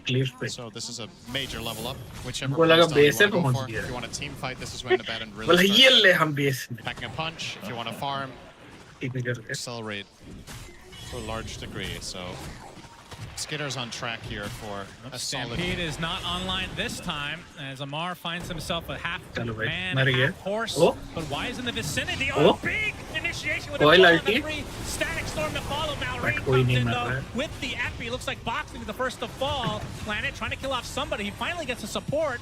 Looks like he's going to die shortly after, though, as the song to try to reset. Shiro on the outskirts looking for the right. Will get it off to get the fear. Decent timing. Ensnare applied on the puck at the moment, though. Nothing to say. He's found in the tree line. Burrow strike applied. Still stuck in the trees. Can they find him? They ping him out. Finally, the Illusory Orb comes. It's a curveball, though, back into the fray. He'd be able to blink out, though.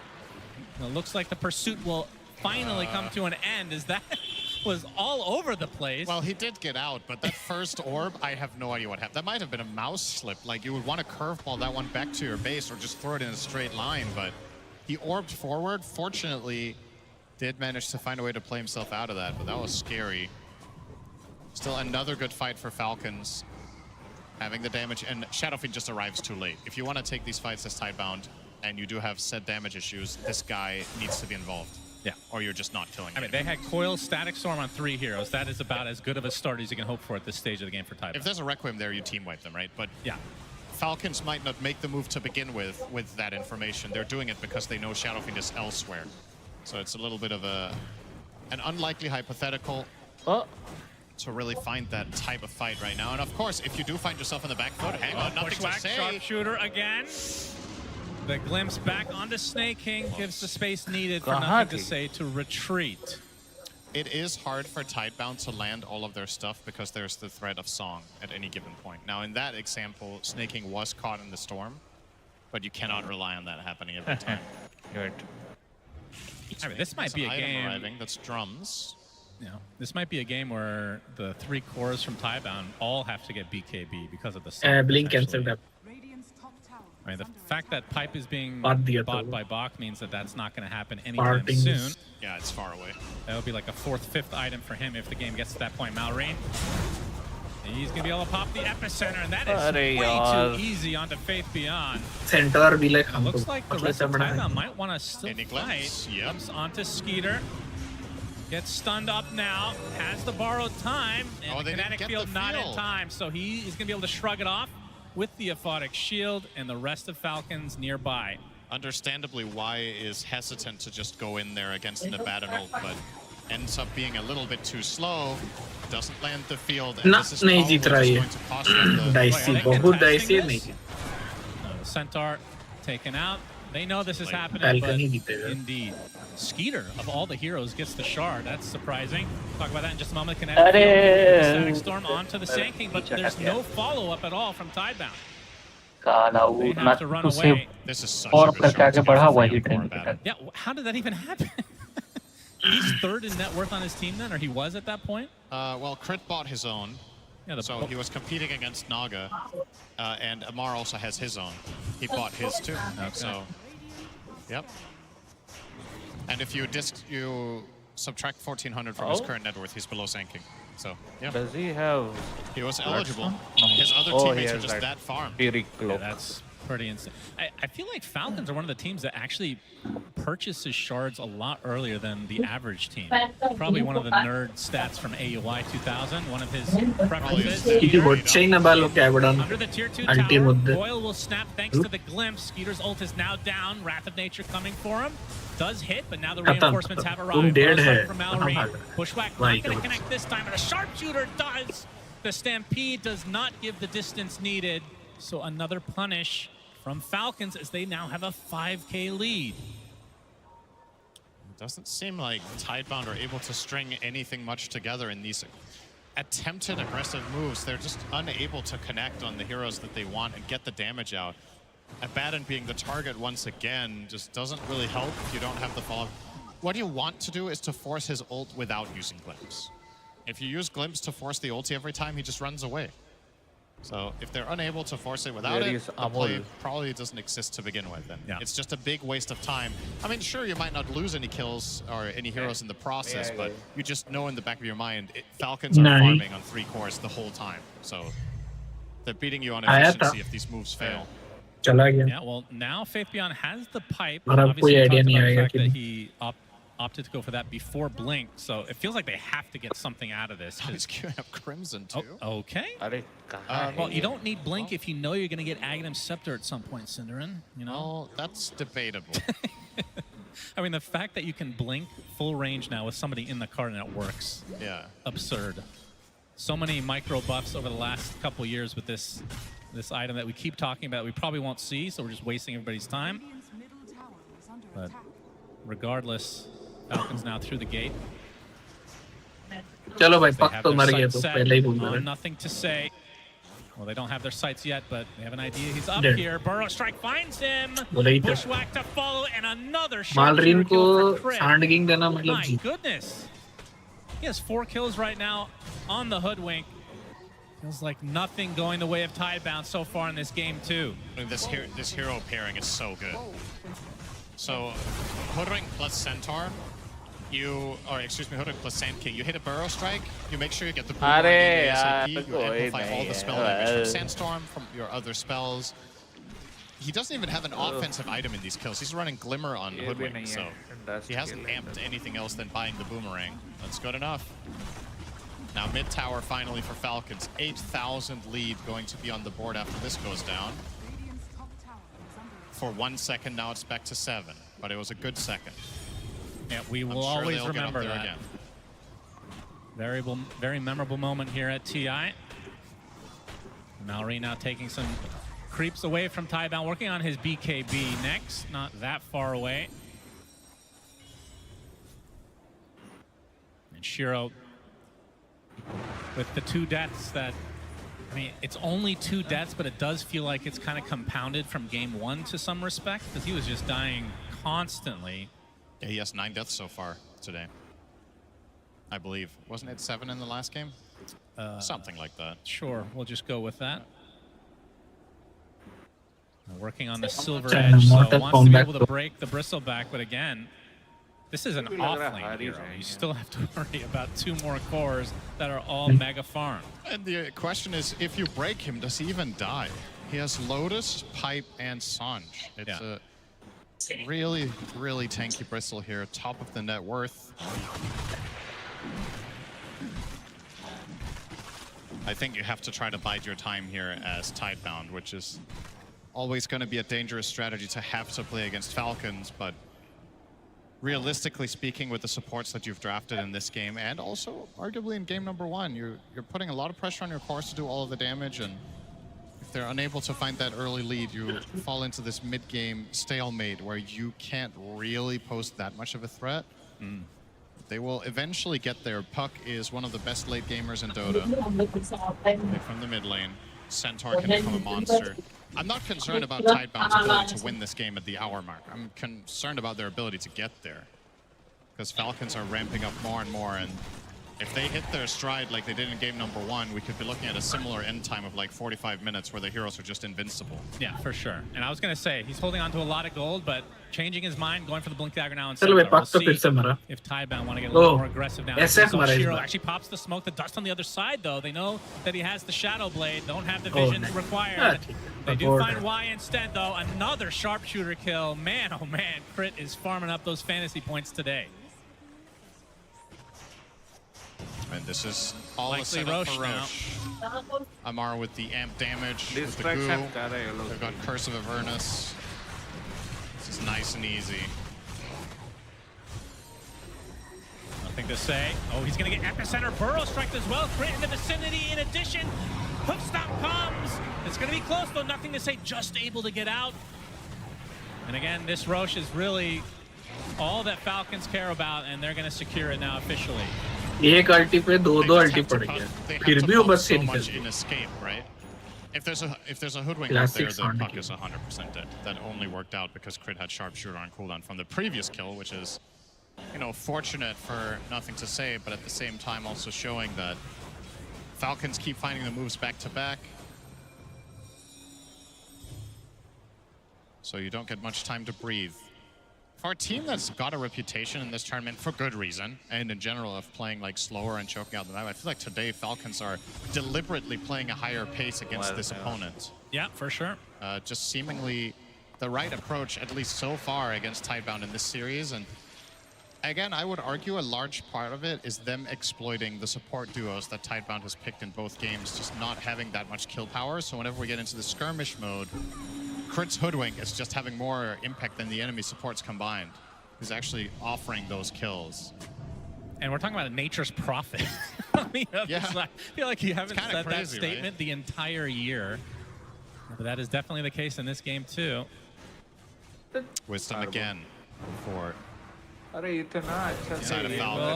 it. And on the other side, the sharpshooter makes it a little bit more difficult as Crit's going to continue to stand inside. Burrow Strike a little bit too late, but at the very least, they will secure their own shrine. What is this build, God only? As well. So 3.5 minutes on this Aegis. Are you surprised with the Aegis onto Amar? No, I think it's the perfect choice. I think Abaddon doesn't need it this game with how it's played out. And Sinking has BKB and Amar. A lot of the time when Falcons play with Bristleback, Amar is playing almost as the carry of the game. So they're going to send him in front, and he can create all the space in the world knowing that he cannot die twice. So I don't mind it. I think it's good. He's level 18.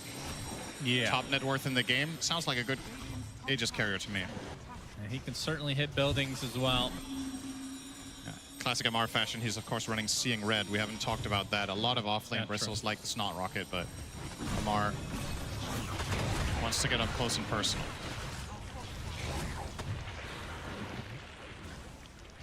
The fortification comes out on this tier 2, and it's just a matter of time.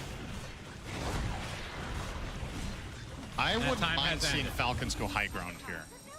Already? Yeah, I understand there could be some concern with if you get caught on the back foot and you have to run away and then you get glimpsed back in.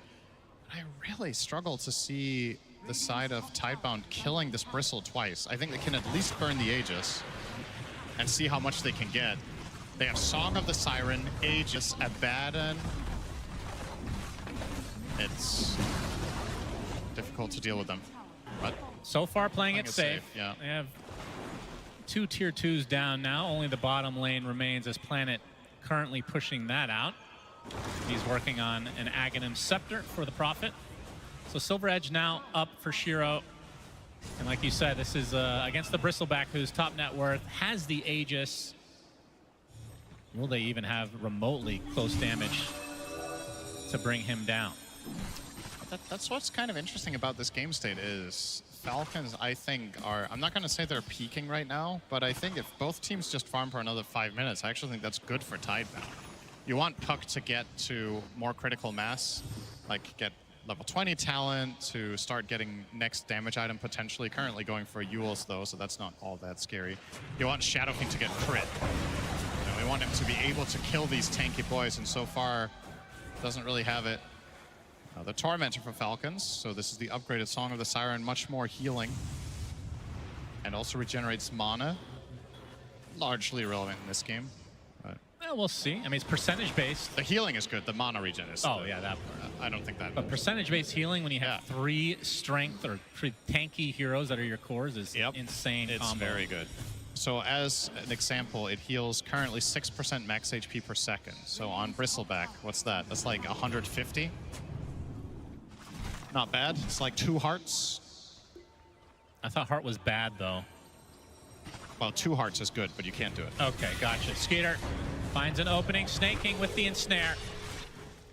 This will be the death of Planet. Still working on that Ags. And yeah, it looks like Falcons are going to be pretty content with the 2 tier 2s down as the Aegis expiring in 15 seconds. But this is going to open up Tidebound smoke now as they look for an opening. BKB, though, for Amar. That's going to replace the Aegis. So he's going to look to potentially pop this smoke from Tidebound as they make their way into their own jungle, which has been infested now by Falcon members. And there's a Crimson Guard. I'm not sure about this Crimson. It's okay. He's going Ags next. We're going to see Cart this game. I promised it to all the viewers. I feel like Let's hear it for Cart, everybody. Yeah!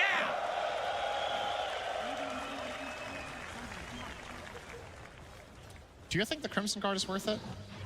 I mean, there's a lot of physical damage. There is, but and it's good for high ground with the tower, theoretically. There are some benefits. I just feel like the cart is what is... I can't believe I'm saying this in a cast. I feel like that is the potential difference maker in this game where Shadow Fiend seems like he needs help being brought into good positions in the fights and dealing the damage, or if nothing else, you can use it as a save. The Crimson, you're delaying that a lot more. It's definitely not a bad choice, but I'm not sure it's the best. Anyway, might just get there regardless and get the cart. 4,000 gold shouldn't take 50 on all that long, probably 5 or so minutes, maybe 6. But that will, effectively, that will be after next Roche. Yeah. So that timing is unfortunate. Snake King's getting pretty farmed now. Has a Solar Crest with drums. And Force Staff will be getting Greaves relatively shortly. This is a support hero, Cinderin. He has 140 CS. If we transported this image back 6 years to you, would you have a heart attack seeing that as a support player? I would have a heart attack at seeing how big the map is.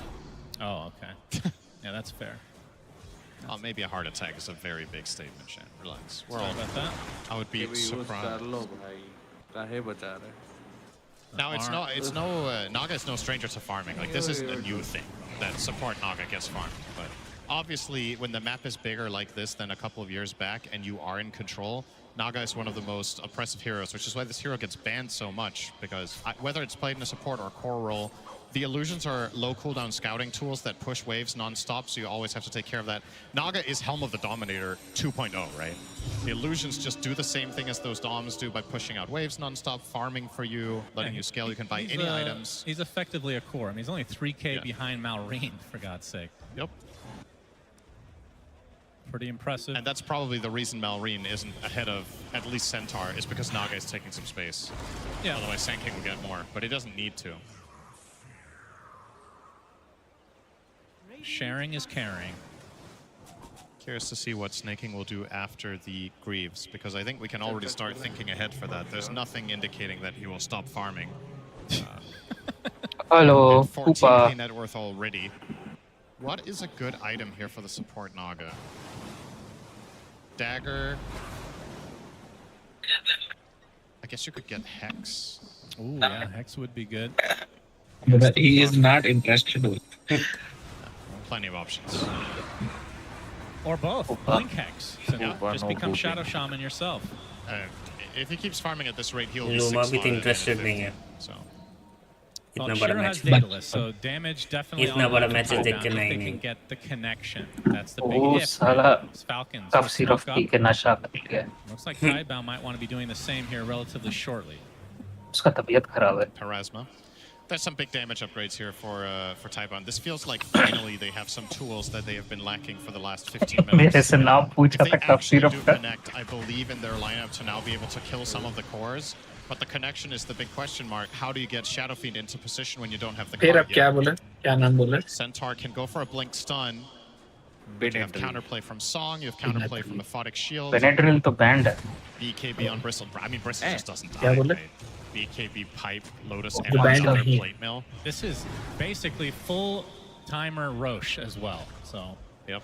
That benefits Tidebound. They've had time to Yeah, Nirvan भैया भी कुछ in actor terms बोले of getting the थे. items they feel. वो तो पेट दर्द के लिए सिफरन Let's city. talk about card again. If Falcons want Siffran to force City, this yeah. now, they know तो it's पेट दर्द because के it couldn't लिए. have been any slower. तो नाम भूल जाता है ना उसको याद कर.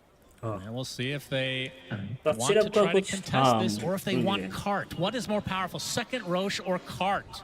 Only one way Blender to find Sprite. out, ladies and gentlemen. Can't afford it now. They're gonna smoke. So big moment here Sandeep, for the is side of Blender Tidebound. Sprite good? Yeah, he's getting it on the way. Workhorse about to activate. The crowd is going to cheer It's so not loudly that when it's in his great. inventory. There we go. It We got is, the workhorse cart. सस्ते में अच्छा वाला. Enter the cart. Nothing can harm you any longer. Now, of course, he needs a BKB to be able to use it properly, Cinderin. There's still ways to go, but the important thing is he has the cart now. You and I thought the crowd at this event was going to be cheering for Killer Malrine Dominator, setup कर रहा but है. it turns उन लोगों को out पता it's है. the actual Centaur, That's right. not the dominated one. नहीं पता है. डुगडुगी बजा के And the smoke हम spike देखने गए थे. highly uneventful. कफ Just सिरप breaks मेरा and है not really एम्ब्रोडेल following up D. on it. But Emerald the D. standoff begins. Now this ward that they've अच्छा है. placed above the road मेरा लिए here तो काम for the कर side of जाता है, Tidebound आराम could से. be really powerful, but well, if the fight gets pet pulled away दर्द from के there, लिए it तो doesn't मेरा do लिए very बेस्ट much. है सिफरन सिटी. होता है ना कभी कभार साला. I really बात hope तो this मैं cart does जा something रहा because we really did a shitty उसके लिए cast. बेस्ट. I think नशा वाला कफ It's सिरप तो हम instrumental खत्म or it's करके फेंक दिया. completely irrelevant. One or the other. It needs a polarizing result here. It needs to not be okay. मेरे पास नहीं है. We want a big play, Yeah. or we want it to be complete. Yeah, Faith Beyond जैसे is no बहुत Last straight time गलती leads, करता as we है. talked about, so we're not paracetamol worried about the 1000 लेता है. execution. It's more, will he have the opportunity? Not Yes, recommended. Falcons with this 14k lead, अरे pretty liver massive. खराब होता है. Yeah, it's worth pointing out the win expectancy graph of अरे this game बहुत is तक लेता flatlined in the है. last 10 One minutes. Falcons were gaining paracetamol and gaining 1000 and gaining, and now तीन we're लिया. kind अरे of भाई तीन stuck का in मतलब this पता है तुमको. 3-1 favorite stage, एक which दिन में. हाँ. I think I could get on board with. I बाप see a रे. possibility for भाई. Tidebound to pull off a good fight, but Max you definitely should Falcons take are in 1001 the driver's seat max. and have the easier to कितना पीट execute रहा है? strategy at this point. अरे उन लोग को लगता है कि जल्दी से फीवर कम होने से बेटर Shiro है. almost has Fever. Pike, another big item for चूतिया है him. तुम. We're talking about his inability to hit Paracetamol stuff. does nothing except That'll help. Yep, painkiller. Roche. It doesn't अरे Read in their face बहुत again. लोग Got 1 paracetamol minute अरे to do हम भी this before खाते he is paracetamol. tired of being That's here. खा रहे true. थे. They can delay देते this. but It's just so you feel better. It Better. doesn't treat Are any now of your outside so the symptoms. pit. Want to basically get to the triangle paracetamol के of साथ एक gas का Tidebound. Tablet लेना चाहिए. This planet being pursued in his own base. Oh my goodness. बाप रे ये तो बेस में जाके Planet मारती actually है out for 50 Average seconds with no Marlin buyback. So this game is actually a 4 versus 5. Fever के लिए तो बहुत सारा है but I don't know how you don't need it. he did not feel safe in his own base, and I can see why. Fever के लिए Justin भी ले सकता है But still, Falcons not forcing the issue on the Roche. Want to capitalize on any potential mistakes. You can see the wave is already pushed in the mid lane, so perhaps forcing Tybound back to base is what they do. Yep.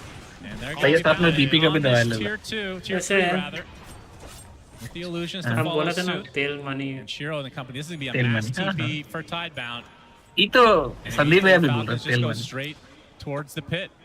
अरे Although, like you said, आप थोड़ा उन लोग का क्या है जो coach थोड़ा स्टूपिड है डम है रिटार्डेड है अरे भाई संडास किंग हमेशा पिक होता है मिड लेन में नहीं उन लोग का कोच को पैसा मिला है Falcons already set up better in this area than Tidebound, courtesy of being there संडास किंग first. उठता ही है नहीं हम संडास किंग ही छोड़ Once देते again, feels like वो तो उसका कोर they पिक have है things एकदम under control. Snake हाँ, will Margaret keep तो pushing core out pick lanes है with these ना। pesky Naga illusions. And पता sure, you do 10 have match में Nature's तो Prophet to 8 try बार to तो do the same सैंकिंग गेम thing, देखे but it just takes him longer to do नहीं it. and हम it's तो a वही bigger खुला commitment छोड़ेंगे using ठीक है teleport भाई every नहीं time, सोचे pushing कि out एक the cooldown where you can competition actually देगा कि team. हाँ तुम उठाओ तुम्हारा Naga just spawns लौड़ा solutions, मेरा। sends उससे them हम out, and मारेंगे stays with the तुमको team. Always available for the save. yep, true. Yeah. नहीं हो रहा है Do they have any smokes left? I is the would question hope on कि Tidebound. They don't have anyone in there. Coach है तो जट mentality ना हो It's difficult for them to access this area, but at the same time, Falcons also uninterested. This has effectively been a 3-minute नहीं होता Roche कुछ fight coach without coach hitting लोग का Roche. कि Well, Roche, And without hitting each उठाओ other. तुम्हारा hero So, the old Same Roche look shop, but this तुमको time in a different area. oh yeah, we had this forever in the corners. Yeah. Man. Sir हम तो I love से this current Roche, though. Yeah. नहीं I was just bored. Right, Tidebound on the high ground. You can see Eh? illusions continually spotting them. As Yeah, it's Falcons not just only the daring Naga. them. It's also the Nice. Abandoned Radiance Oh, man. Stampede. Okay, Epicenter comes in from now. He pops the BKB as well. आराम से देखो देखो कुछ देखो fight देखो कुछ भी नहीं हो रहा है देखो देखो देखो देखो हाँ वो तो इग्नोर कर रहा है Touch him now, though. nothing is happening Gets rooted up onto the high ground. Nothing to say. Coming in, trying to take out the देखा Icon, but Nature's he Prophet is activates his dead. ult just in time and heals up to full as a result. And he's There's center. the card onto the shadow. हाँ खत्म है ये खत्म game खत्म है actually अरे you gave भाई अभी भी सैंड की ही इनिशिएट किया वो वाई का अल्टी निकाल दी वाई अल्टी नहीं कर पाया there is no Disruptor how will stop बस हो गया नहीं कभी भी जीत सकता है but Maybe they'll नहीं get Jeet one more chance, but it will be against a man There is no advantage chance. now. Aegis as well as Banner. एक तो अच्छा फाइट हुआ Wonder ना who they'll put the Aegis on. the game is over Saw the game Skinner was take over a in the lot of draft damage in that engagement, but obviously stay alive. Such Will be बता Amar again. देखते हैं And it's sieging Naga time. का अल्टी भी Plenty नहीं of time. We got 50 seconds before Oh, yeah. Shiro's up, पूरा so I think ignore high ground किया ही already नहीं is वो on खड़ा the होके They're barely even scratched. All their heroes are looking full right now, and they still have Song. So, in reality, that wasn't even सब remotely इधर-उधर close. Now, दौड़ Hex रहे हैं comes बस। out for Hoodwink. He almost has Refresher on the Naga. This was the previous fight, of course. I mean, the fact that the Disruptor gets taken out before the fight really begins kind of spelled the doom for Tidebound, and didn't have enough money to buy back in TPA, so Falcons capitalized. Now they're up 24K with the Aegis advantage, and right now click वाला pushing that bottom lane. Damage ही नहीं है Can Tidebound do anything to repel the good forces damage, of yeah. Falcons? This is going to be one lane for them extremely easily. Not Lot exactly of the ignore quality of the previous game, but it's feeling really मेरा similar. prediction Yeah. हम लोग सबका बड़े Similar सबको time, he I think, overall high ground going I think for an killing Irvan low here, about Falcon 45 minutes. choose the game हैं तो ये falcon किया था हाँ फाल्कन ने किया था ना नहीं वही अनिर्बाण टीटी किए थे तुम्हारा था बट तुम चेंज किया हाँ पूरा देश टीटी किया है टीटी लोग का भी टीटी किया होगा हाँ Trying to TP सब out, कोई को but the पता है first टीटी strike जीतेगा ये connects. लोग Bushwhack भाई to follow. Picks That'll be the में death of the सही में तेल का NP. पैसा डाल दिया है And again, 3.5 minutes on बोल the रहा था ना एक Aegis. Falcons डिसअपॉइंटमेंट होगा और साला ये लोग ना have जाए plenty of resources to work with as Amar looks like he's going to finish off this second barracks very shortly. Another Hex. Yeah, The Hex, first yeah, right yeah. actually Yeah, misses, but they find the connection. Yeah. On to nothing to say. The Stampede is not enough. He is out for 90. No buyback. GG. As Falcons now कौन to the बोलेगा third कि ये lane to top try 3 to get team Mega Creeps and close the door in this upper वो भी bracket match Falcon से against हारा है Tidebound. And it's top looking 5 like भी it's नहीं going to be a 2-0. अरे draft What a stellar performance this game उनको has been. उतना भी खास नहीं है. Lock gets on the hoof stomp to try to break the but- out, but he already has his ult on his Amargus destroys. बाप रे. है भी नहीं ना इससे बाप रे, ये तो साला. They just call GG, and just like that, Falcons 2-0 extreme in this इससे upper कुछ होना भी bracket तो चाहिए match. मारने के लिए draft. And this individual game more so than the first, not even remotely close when you look back at 22-3. it. Tidebound maybe had one singular successful move, ending the game with 5 kills at minute 45. Falcons Tail in money, complete baby. control the whole time, and as I was saying, for me, Crit, total standout performance of the Hoodwink. The way they played the map together, आलोक भैया भी the शायद TP Sandy डाला and the था. Hoodwink, I भाई feel मत like was बोलो what कि ये dictated लोग almost यही everything जीत that जाएगा. happened. So the overall strategy for Falcons is push in waves with Bristle, push in waves with Naga, push in waves अगर with the extreme को भी Banta, हरा and दिया then ना, Hoodwink and समझ Sandy, जाओ. whenever heroes split up around the map समझ trying to जाओ. find farm or कल deal with the कल problems, extreme का they extreme picked के them against off. So an absolutely incredible कल अगर performance here extreme from के against भी जीत Falcons. गया तो सब A series that you and I entering today were like, we were unsure how to place this one. I think maybe the previous series were a little bit more बोलेगा कि हम going लोग the ये way लोग we साथ कभी expected. खेले नहीं This one we तो हम didn't know. लोग We को thought it क्या was going पिक to से वो be लोग 3 को पता है. games. अरे भाई तो सेट नहीं करता है. It wasn't. Yeah, it feels like Falcons have really leveled up as you hear the crowd cheer as they exit their booth. But just a masterful performance. And it felt like Tidebound just, I don't know, didn't look like the same team, but maybe some nerves getting to them. Of course, we have 2 TI winners, so I doubt that that's the case. Either way, Falcons really showing up in this series, 2-0ing Tidebound. And well, we did see the cart for Faith Beyond. Unfortunately for them, it just wasn't enough. Falcons completely starved Tidebound. ये लोग गाली दे रहा होगा साला. Like a prototypical Falcons game from, let's say, 3-4 months ago. Yeah, just that. Again, relative to the length, to the game length of this patch, this is equivalent to Falcons winning in 30 minutes half a year ago, right? Like this was way below their average game time of the tournament, sitting at about 54 minutes. So today, both the games they won, they did it about 10 minutes faster than they do on average, and against an exceptional opponent. So. It sounds like we have an interview with Amar. Thank you, Sunsfan. Amar, is there any better feeling than winning games of Dota on the TI main stage? Oh, I mean, I had these games before, and you know, winning these games are nice, but you're still looking forward for the grand final. You got your eyes on the prize then. Well, I do want to कल भैया का बात ask you, is it a soon little तो bit different this time now that you've moved into the मौका था drafting captaining position? कल बोल रहा था ना साला तेल मनी देखना Because we have upset seen ना some मार दे. pretty strong reactions from कल भैया का your बात longer, सुनना more था stressful दोनों games. भैया का Oh, I mean, it feels nicer this time. तेल because, मनी तेल मनी कभी You know, when you put the music in settings, it's Cannot very, beat all tail. these drums. So when I'm captaining and drafting, it's a very nice feeling actually. Good stuff. All right. Well, last time you met Tidebound, it didn't go quite this well. So was there anything about the series last time that you learned and you were able to take forward and get you this pretty clean win the second time around? I think it was stop throwing, because we were throwing a lot and we were going 1 hour games for no reason, and now we just played 2 fast games, like compared to before, you know. So that's the good part.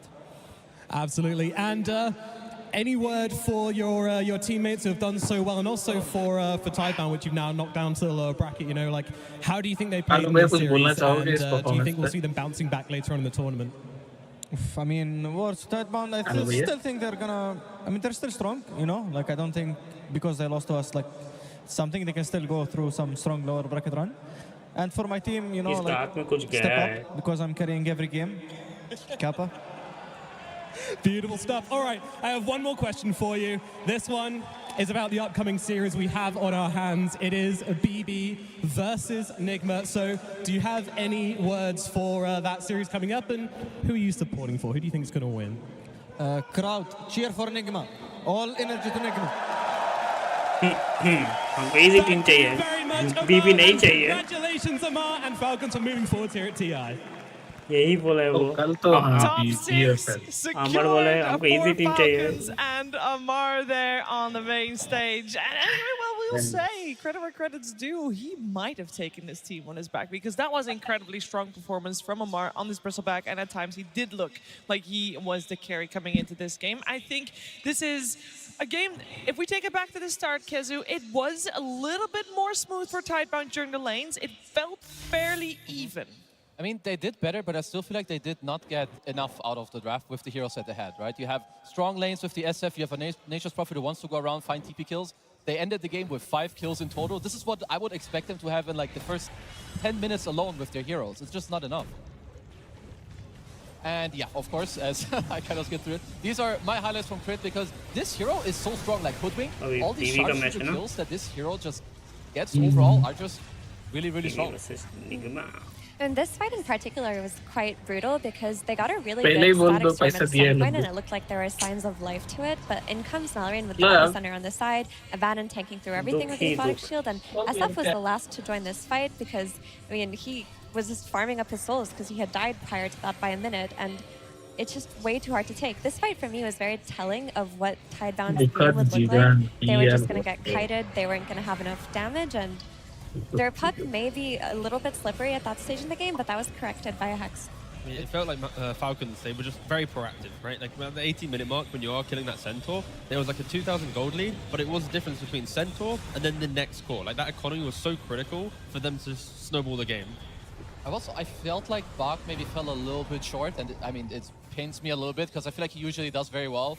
But his Ida build, I wasn't too much of a fan really. Like sure, you have the pipe, but I feel like they needed a blink a bit earlier to like help in the game. He went for a Crimson, which I understand people like buying it against the Sand King Aghanims because it works against the Stinger. But even then, I feel like there was just something missing today that I saw from them that they had a few days ago.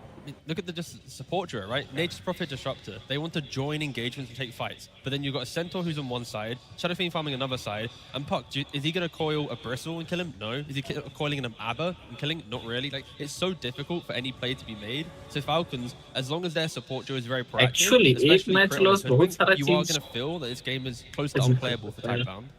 It just feels that today they didn't bring the kind of draft cohesion that we've been seeing from them from the road to the international. It felt like mostly it came from their support duo, not necessarily having the ability to play make enough or do enough damage. But a couple of their key heroes got banned out. The one in particular being Ancient Apparition, which I think opened up for a lot of their own combo plays and their own timings. They couldn't find a hero that would replicate what AA did for them in that draft. And it really showed because then they were looking towards Shiro's hero to correct for some of their side lanes not being built the way that they wanted to, and Shiro didn't get the kind of games that we're used to seeing from him. Yeah, we also saw Shiro heavily targeted for a large portion of this game. We were, or the draft, we were talking about how we wanted to see the 4 Protect 1 coming out from Tidebound, and therefore with their strength, having Shiro be the carry, the ultimate carry in the game, and he just didn't get the chance, Effie.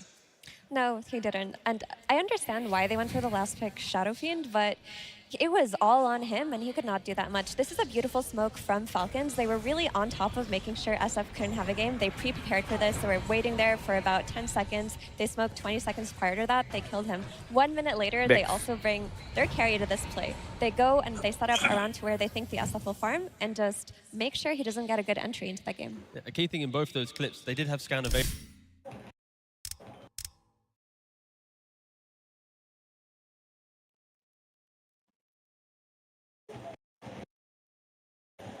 एक पूपी करके आया pupa falcon रख के हम TT में वापस डाल दिए अभी एक ही चांस है अगर निगमा यहाँ पे किया है तो पर हम बीबी को रखे हम तो बोल रहे लास्ट में फैल्कन निगमा बोले थे तो वो तो नहीं होगा वो भी गया लास्ट में मतलब हम लोअर ब्रैकेट में रखे थे फैल्कन के साथ निगमा का मैच होगा वो तो हाँ वही ना एक पिक मतलब एक उल्टा होने से बहुत सारा चीज खराब हो जाएगा एक हाँ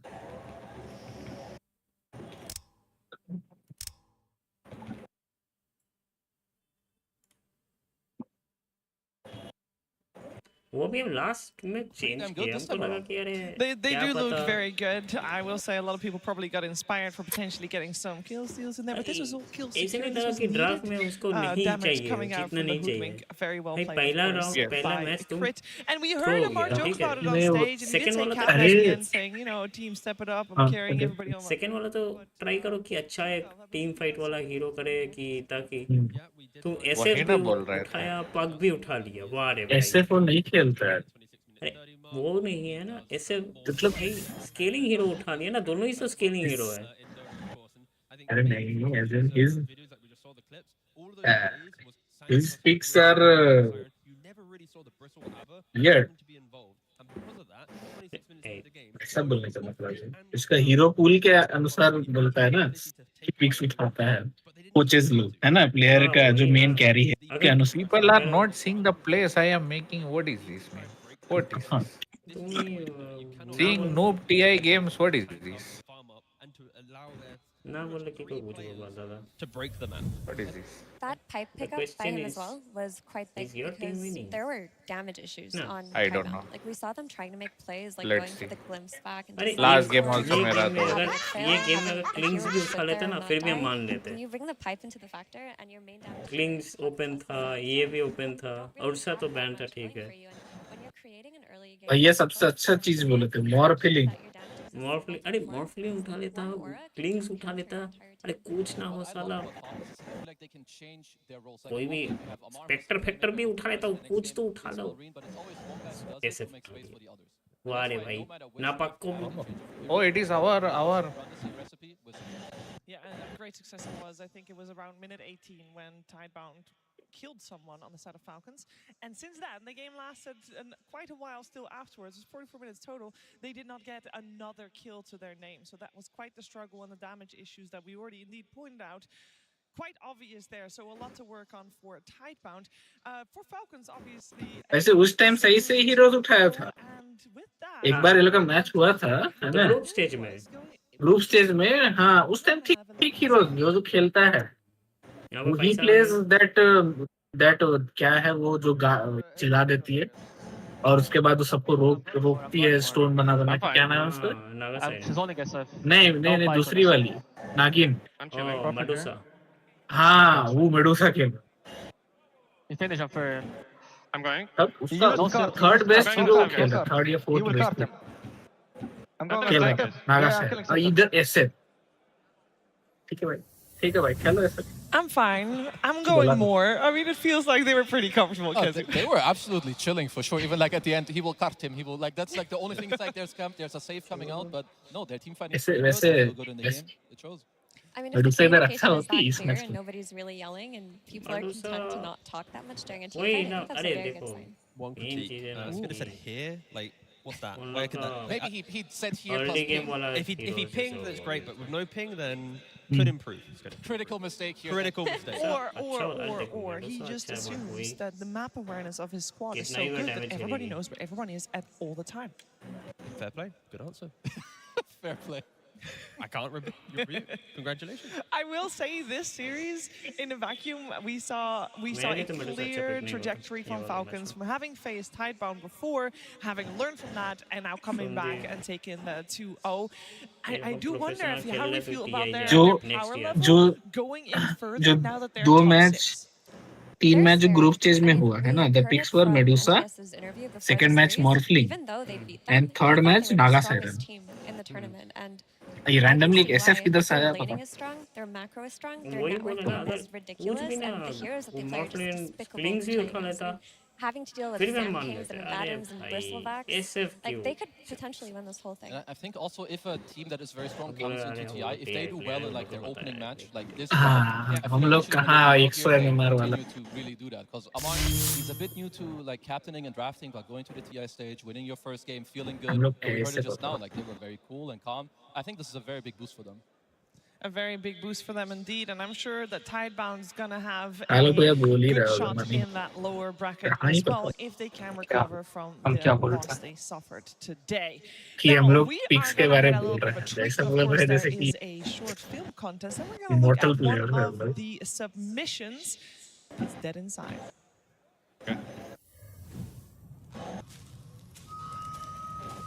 नहीं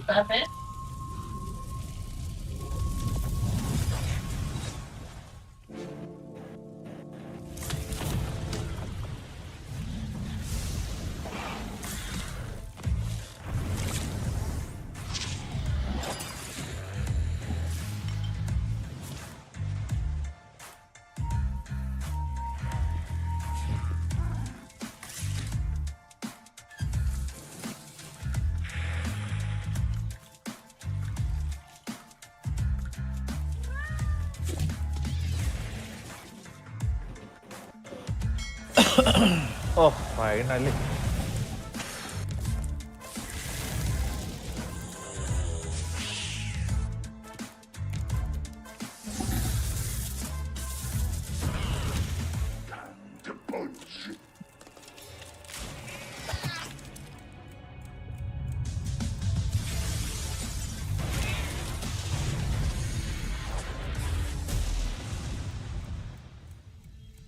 Okay, that bounty hunter is very cute.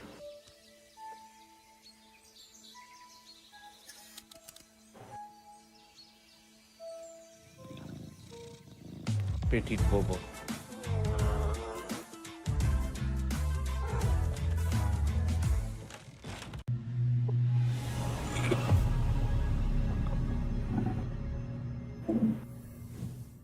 The Oh, cat yeah, distribution system is at work in Yes. that one. Is See definitely the one of video my I sent favorites, it. but of course there will be plenty more to look at over the course of the next Okay, 4 one days. 3.5, I should say, or maybe a little bit less, because it should be now 3 1/4. Because we only Sorry, have bhai. one more series coming your way today. Of course, it's time to jump into that one. We are going to get ready for BB Team versus Nigma Galaxy, a best of 3 and another series, T-Gov, that has already happened in the group stages. Yeah, and I think we need to ignore a little bit of group stage based on the fact that Taiwan look really dominant. They come to here. इसको I क्या won't हो? copy ये paste that क्या to है? this series Domestic as well. violence क्या था I want ये? to see how much teams have changed in the Eh? 2-3 days, and I think hopefully Let me based guess. on Mars You interview as well. just And also, clenched your I believe they had the butthole. biggest cheer this अरे morning. भाई क्या हुआ Oh, yes, इसको they भाई? did. all the team. क्या किया? कौन किया We ये? actually, I make sure to turn up the volume. Me and Owen were It was listening in on a who gets MMA biggest cheers. It fight. was actually Oh my a god. little bit more Nigma Galaxy favor. The second one I would say was Falcons. There, I saw Yeah, one like video, Extreme were but also Oh, pretty Extreme far were off, actually very loud. I was a Muslim bit surprised, but I MMA like, guy I feel like they only. enjoyed it.